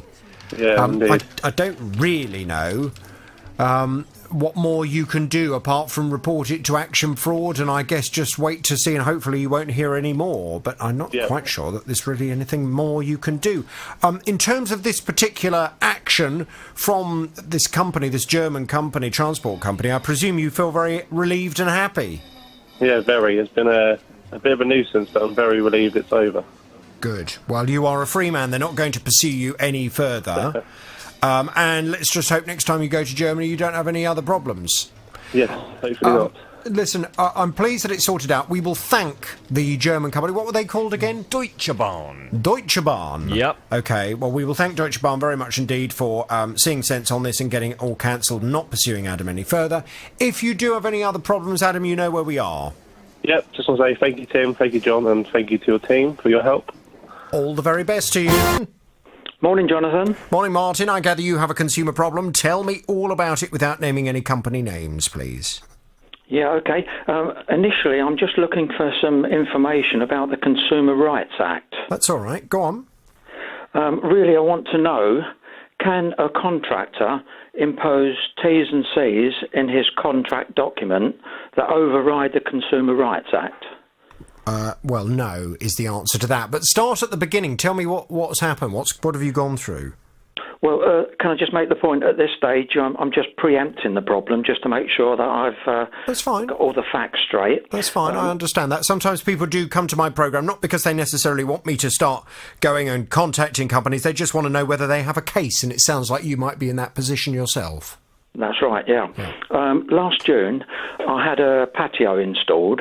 It's about 65 square metres, so it's fairly largish, and it's irregular shape. It's like a car park. It's enormous. Not quite. What it consists of, they put down a concrete slab to start with, and they leave it to set for about 4 or 5 days, and then they come back and spray a final coat on the top that gives it the colour and the pattern. And they did all that, and we were absolutely delighted with it. Oh, I know. So they I've seen this before with driveways. So rather than using individual slabs of stone, they use concrete and then make it look like individual slabs of stone. That's right, but in this particular case, not by stamping the pattern in, but they spray it on with a stencil. Right, okay, fine. So once it was finished, it was absolutely perfect. Colour was right, it was a non-slip surface. I was absolutely delighted with it. How much did you pay for this? 5,500. Yeah, okay. And the company that you use, they came recommended? We actually saw them at a very large exhibition in London, a very well-known exhibition. I won't mention the name of the exhibition. Okay. And we then subsequently went to their premises, which is probably about 20-odd miles from us. We had a good look round. They had some examples there of concrete that had been down for over 15, 20 years, and lorries had been over it, and it looked absolutely fine. Yeah. And you did a bit of research on the internet, I'd hope, and just made sure there weren't whole reams of people saying, God, don't use this company, we've had a nightmare with them. No, we did exactly that. They've got no end of videos showing you exactly how they do it, and load of recommendations. And subsequent to that, we went to 3 of their existing customers that had work done probably within the last 2 and 5 years. I spoke to them, and they were absolutely delighted. They said, fantastic, no problem at all. Well, it sounds as if you've done everything you possibly could. You've done all of your due diligence, so well done, Martin. Well, obviously something has gone wrong, though. What happened? Well, after about 6 weeks, when they finally do the patio, they cut in expansion joints to stop cracking and to ideally stop cracking. So they put 4 expansion joints in ours, and that was absolutely fine. And after about 6 weeks, there was a hairline crack between one of the expansion joints and the edge of the patio. It was about 4 metres long. So I contacted them, sent some photographs, and they said it was nothing to worry about. It was just settlement, and to leave it until after the new year, and they would come and have a look at it then. Well, subsequent to that, there's been about 4 other potential cracks. They are showing up as sort of black lines on the surface with white deposits either side. It looks like a salty deposit. I don't know if these are going to be cracks or not, but they look like potential cracks. But when I phoned him and said to him about it, he was very quick to point out. He said, if you look in our terms and conditions, it does say that we don't guarantee against any cracks. And I did look, and there's 2 pages of very, very small print, and it does actually say in it, the company will take all reasonable care to place expansion joints to minimise chance of cracking, but no guarantee is given against cracking. And I just wondered if that's a fair T&C. Well, you're quite right to focus on the word fair. Because terms and conditions that companies use when a customer signs up for their services, they cannot, A, dismiss the law, so you cannot override a customer's rights as per the law, and any terms and conditions must be reasonable. The terms and conditions are normally used as something in addition to the law, but they must be reasonable. You know, you can't, for example, I couldn't start doing this kind of business and have terms and conditions that says, oh, and if you complain about my work, I'm going to charge you £20,000. I mean, And then turn around to you and say, "Oh well, I'm afraid you've complained now. You've got to pay me £20,000 because it was in the terms and conditions." I mean, that would be absolutely outrageous and unreasonable, and the company would never be able to stand that up in court. So any terms and conditions must be reasonable. So what we really need to work out is whether it is reasonable for your patio to have cracked. Yeah. What do we think has caused the crack? All I can think of is that it's unstable. For some reason or other, the foundation wasn't correct. But when they did it, they put reinforcing steel rods in. It all looked okay, and I don't know why it has cracked, really. And have they been out to have a look at it? No. Initially, when I spoke to them about last July, August, they said the best thing to do would be to send a fella out to put an extra coat of resin spray on it to protect it through the winter, because it's already been sprayed twice. So the chap came round, put an extra spray on it, and he said it would come back in the... For free? Yeah. Yeah, okay. So they've come out and tried to do something to rectify the problem at no cost to you. Yeah. Has that worked? No, the crack's still there, and it's. I don't think they were trying to rectify the problem. They were just protecting it so that no water could get into the crack, and then when you get frost, it could have made it worse. So I think they were just. Have you been back to them to say, "Look, I'm really not very happy about this. I paid you a lot of money, and I've got this one crack that has definitely formed, and there are also a number of other marks on the patio that I fear are about to turn into cracks." Have you said that to them? Yeah, I have. I spoke to them on the phone, and I followed it up with a letter and some hard copy photographs, which I sent them about 2 weeks ago. And I haven't heard anything since, but I thought I'd have a word with you first, so I'm forewarned when he comes round. Well, I mean, it sounds to me as if you want to try and resolve this matter in a reasonable way. Of course, yeah, quite. And it doesn't sound to me as if you're dealing with some kind of fly-by-night company. No. It sounds as if they are fairly well established. I would be very interested to know why, in their terms and conditions, there is this disclaimer about cracking. I mean, I guess the point is, if you or I were told that this company would come and do a patio for us and it would look lovely to start with, but after a period of months, the chances are cracks would start forming and then we would have no comeback, we would never have instructed this company to come and do it in the first place, would we? No, absolutely right, yeah. So my argument would be that particular clause in their terms and conditions is unreasonable. Unless there is something about this particular structure and the way they create this structure that means it is susceptible to movement, and that you were made aware of that from the outset and you took the risk. We definitely weren't. No, quite. Well, why would you? Why would you go ahead and have it done if you're told that it could crack? Yeah, I mean, the idea of having the new patio was to replace the old one, which was an old York stone thing, which was very high maintenance. And this is a lovely surface to keep clean. Just wash it down with a hose and a broom. Yeah. But if you start getting cracks, obviously you're going to get moss and algae and all sorts in it. It's going to look awful. At the moment, it's 6-9 months old, and it's beginning to look slightly weathered. But perhaps in 2 or 3 years' time, it might look like a crazy paving. Yeah, no, you don't want that, do you? I mean, otherwise, what was the point of having it done in the first place? Exactly. Well, I think what I would do if I were in your position, because it sounds to me as if you're not necessarily at the point where you want me to go in and to start speaking to them. You want to try and get that resolved first, and I think that's probably absolutely the right thing to do. I think if I were in your position, I would be saying to them, I'd call them up and say, I haven't had any response to my letter and to my phone conversation that we had, however long ago it was. I'm really not happy with this, and I want to be fair. I want to give you an opportunity to resolve this matter, but I do want something to be done about it because I've spent £5,500 on this patio. I wasn't made aware of the fact when I first had the patio installed that there was a chance it could crack. Had I been made aware of that very fundamental information at the outset, I may have thought twice about having this kind of patio installed. Yep. So it has cracked. We are where we are. I want to allow you the opportunity to resolve the matter, but I'm afraid if I start to sense that you're just going to ignore me and you're not going to try and attend to the problem, I am going to have to take matters further. So can you please get this sorted?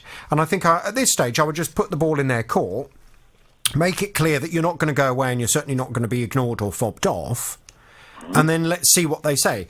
If they still don't seem very keen on doing something, I think then it will be necessary for you to get an expert in this kind of I don't know how to describe it, if it's masonry work or concrete building. I don't know quite how you would describe it, but you'd need to get an expert in who knows about this kind of laying of driveways and patios to come and have a look at it and to give you a professional verdict as to why it's cracked. Yeah. And if, for example, they come round and say, well, it's cracked because the concrete they used had too much of this or that in it, or not enough of this or that in it, then obviously you are in a very strong position to be able to go back to the company and say, you have not installed this patio to a reasonable standard. The materials you have used are not of a reasonable standard. And therefore, I don't care what's in your terms and conditions, I, under the Consumer Rights Act, have the right to expect you to come and either put it right or reimburse me for the cost of having it put right. Yep, that sounds good. Yep. Okay. Okay. I'll try and get them back then, and softly to start with, and see how we go. Bobby has tweeted me rather to say it sounds like the concrete might have dried too quickly. Did you say it was installed in summer of last year? Yeah, but funny enough, the day that they installed it, it rained heavily. Well, could that be part of the problem? They seem to think it was okay. I mean, obviously it was a ready-mix lorry that came. Yeah. They sort of wheelbarrowed it round to the back and tampered it all down. It all looked perfect. Yeah. I don't know. Some things caused it to crack. I mean, it wouldn't just crack unless something had caused it to crack. If they put up a fight, it will then be necessary for you to find out what has caused it to crack, and they will then be held to account for that. But hopefully it won't come to that. Hopefully they'll realise that you are not going to go away, you mean business, and that they need to just do the right thing and get it sorted. Yeah, that sounds great. All right, Martin, good luck. Let me know how you get on. Yeah, will do. Thanks very much for your help, Jonathan. It's a pleasure. Fighting for your rights. The JVS Show. This is BBC Three Counties Radio. Saturday Breakfast with Tim Wheeler and Nana Acquia. It's the big birdwatch, isn't it? 40 years since this began. Not that sort of birdwatch. No. I'm always looking for tits in my garden, but only of the feathered kind. You could just make it up there, couldn't you? Yes, you could do that. I might do that. I saw an albatross, saw a couple of puffins. Are you sure? Yeah. Where were they? Stevenage? Penguin. Is that a bird? That's a bird, isn't it? Saw a penguin. Could have been a dog. I'll be honest. Yeah. Could have been a dog. It's very exciting. I have had an email from Marina.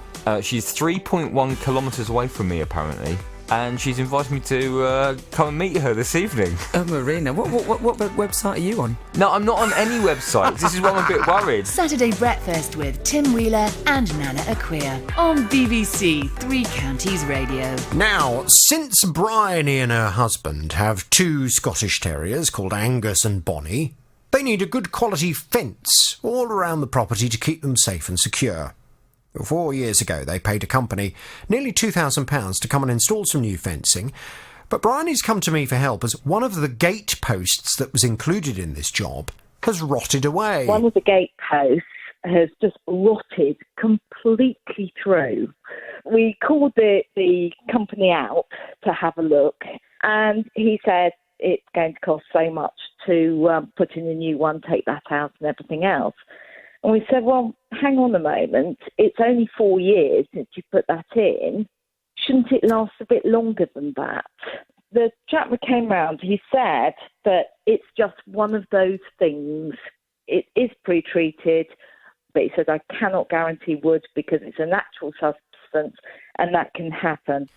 Well, I mean, yes, of course, when you're dealing with natural substances, then, of course, there has to be an allowance taken into the fact that you're dealing with a natural substance. However, it can't just be one of those things. Something must have caused this one particular post to rot away. Either the wood wasn't treated properly in the first place, or the wood had a defect in it, or something was done in the installation of it that has caused it to rot away. Something must have caused that one particular post to rot. So it's not the case that Bryony doesn't have any rights here. And I'll be honest with you, I was kind of geared up for a bit of a battle on this one. Thankfully, I don't think it's going to be necessary to have a battle. Bryony's back on the JVS show. Good morning to you, Bryony. Good morning, Jonathan. Good morning. I went to have a word with the... well, to start with, I spoke to a lady at the company, and she then organised for a man at the company to call me back. Yeah. I don't know if they're a husband and wife team or whatever. Doesn't really much matter. When he called me back... to be honest, to start with, he was a little bit kind of, he wanted me to know that they're not some kind of bunch of cowboys out there. And I said, I'm not suggesting you are a bunch of cowboys. I said, I've been doing this for a very long time.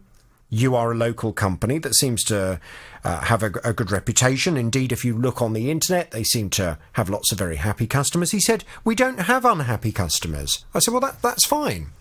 But every single company, no matter how good they are, from time to time will have an unhappy customer. And what differentiates good companies from bad companies is how you deal with that one unhappy customer. He said, look, he said, I've spoken to the supplier, and the supplier has said they haven't put up any kind of argument at all. They've said that they will replace the post, the gate post, at no cost. And he said, I don't want to have an unhappy customer. I'll just go out and I'll just put it right for her. Okay. I said, well, fabulous. I said, when you say you'll put it right, what does that actually mean? Put it right at no cost? He said, yeah, I'll put it right at no cost. He said, Bryony will need to just bear with us a little bit, because we'll do the job when we have workmen in the area who can spare. He said it will probably take a couple of hours to do this job, so we would do it at the end of a day where we've managed to finish something else. But he said, as long as Bryony's happy just to bear with us for a couple of weeks, we will get round there and we'll do it, and we'll do it at no cost to her. Right, that's cool. Yeah, I'm quite happy to wait a couple of weeks for them to fit us in. That is fine. Okay. That's great. Well, I was kind of ready to have the argument, but I think at this point it's not necessary, because he wants to get it resolved. So let's just hope that indeed turns out to be the case, and that I don't hear from you in a couple of weeks' time and you say, I haven't heard anything and the company haven't been out to sort it out. So can you just keep me in the loop? And if you haven't heard regardless, within a couple of weeks, can you please touch base with me? I will do indeed, Jonathan. Thank you so much. It's a pleasure. Let's hope it's all sorted out very soon. And in the meantime, while the post is kind of rotten, is your garden fairly secure? I don't want the dogs to escape in the meantime. Is there a temporary way you can keep them secure? Yeah, we have a first line of defence. It's with Angus we need a second line. That's because he's a bit of a rogue. He's a bit of a Houdini, is he? Oh, he is. He is indeed. I think I think the breed Chihuahua's just down the road from us, and I think he's rather keen on getting to them if he could. In a good way or a bad way? Well, it would be a heady mix, wouldn't it? I don't know what you call a Scotty Cross Chihuahua or a Chihuahua or something like that. He's got the hots for a Chihuahua. I think so, but he keeps getting told off by Bonnie. I see, yes, quite. Well, listen, let's touch base in the next couple of weeks, and hopefully the gate will all be sorted out very quickly. Brilliant.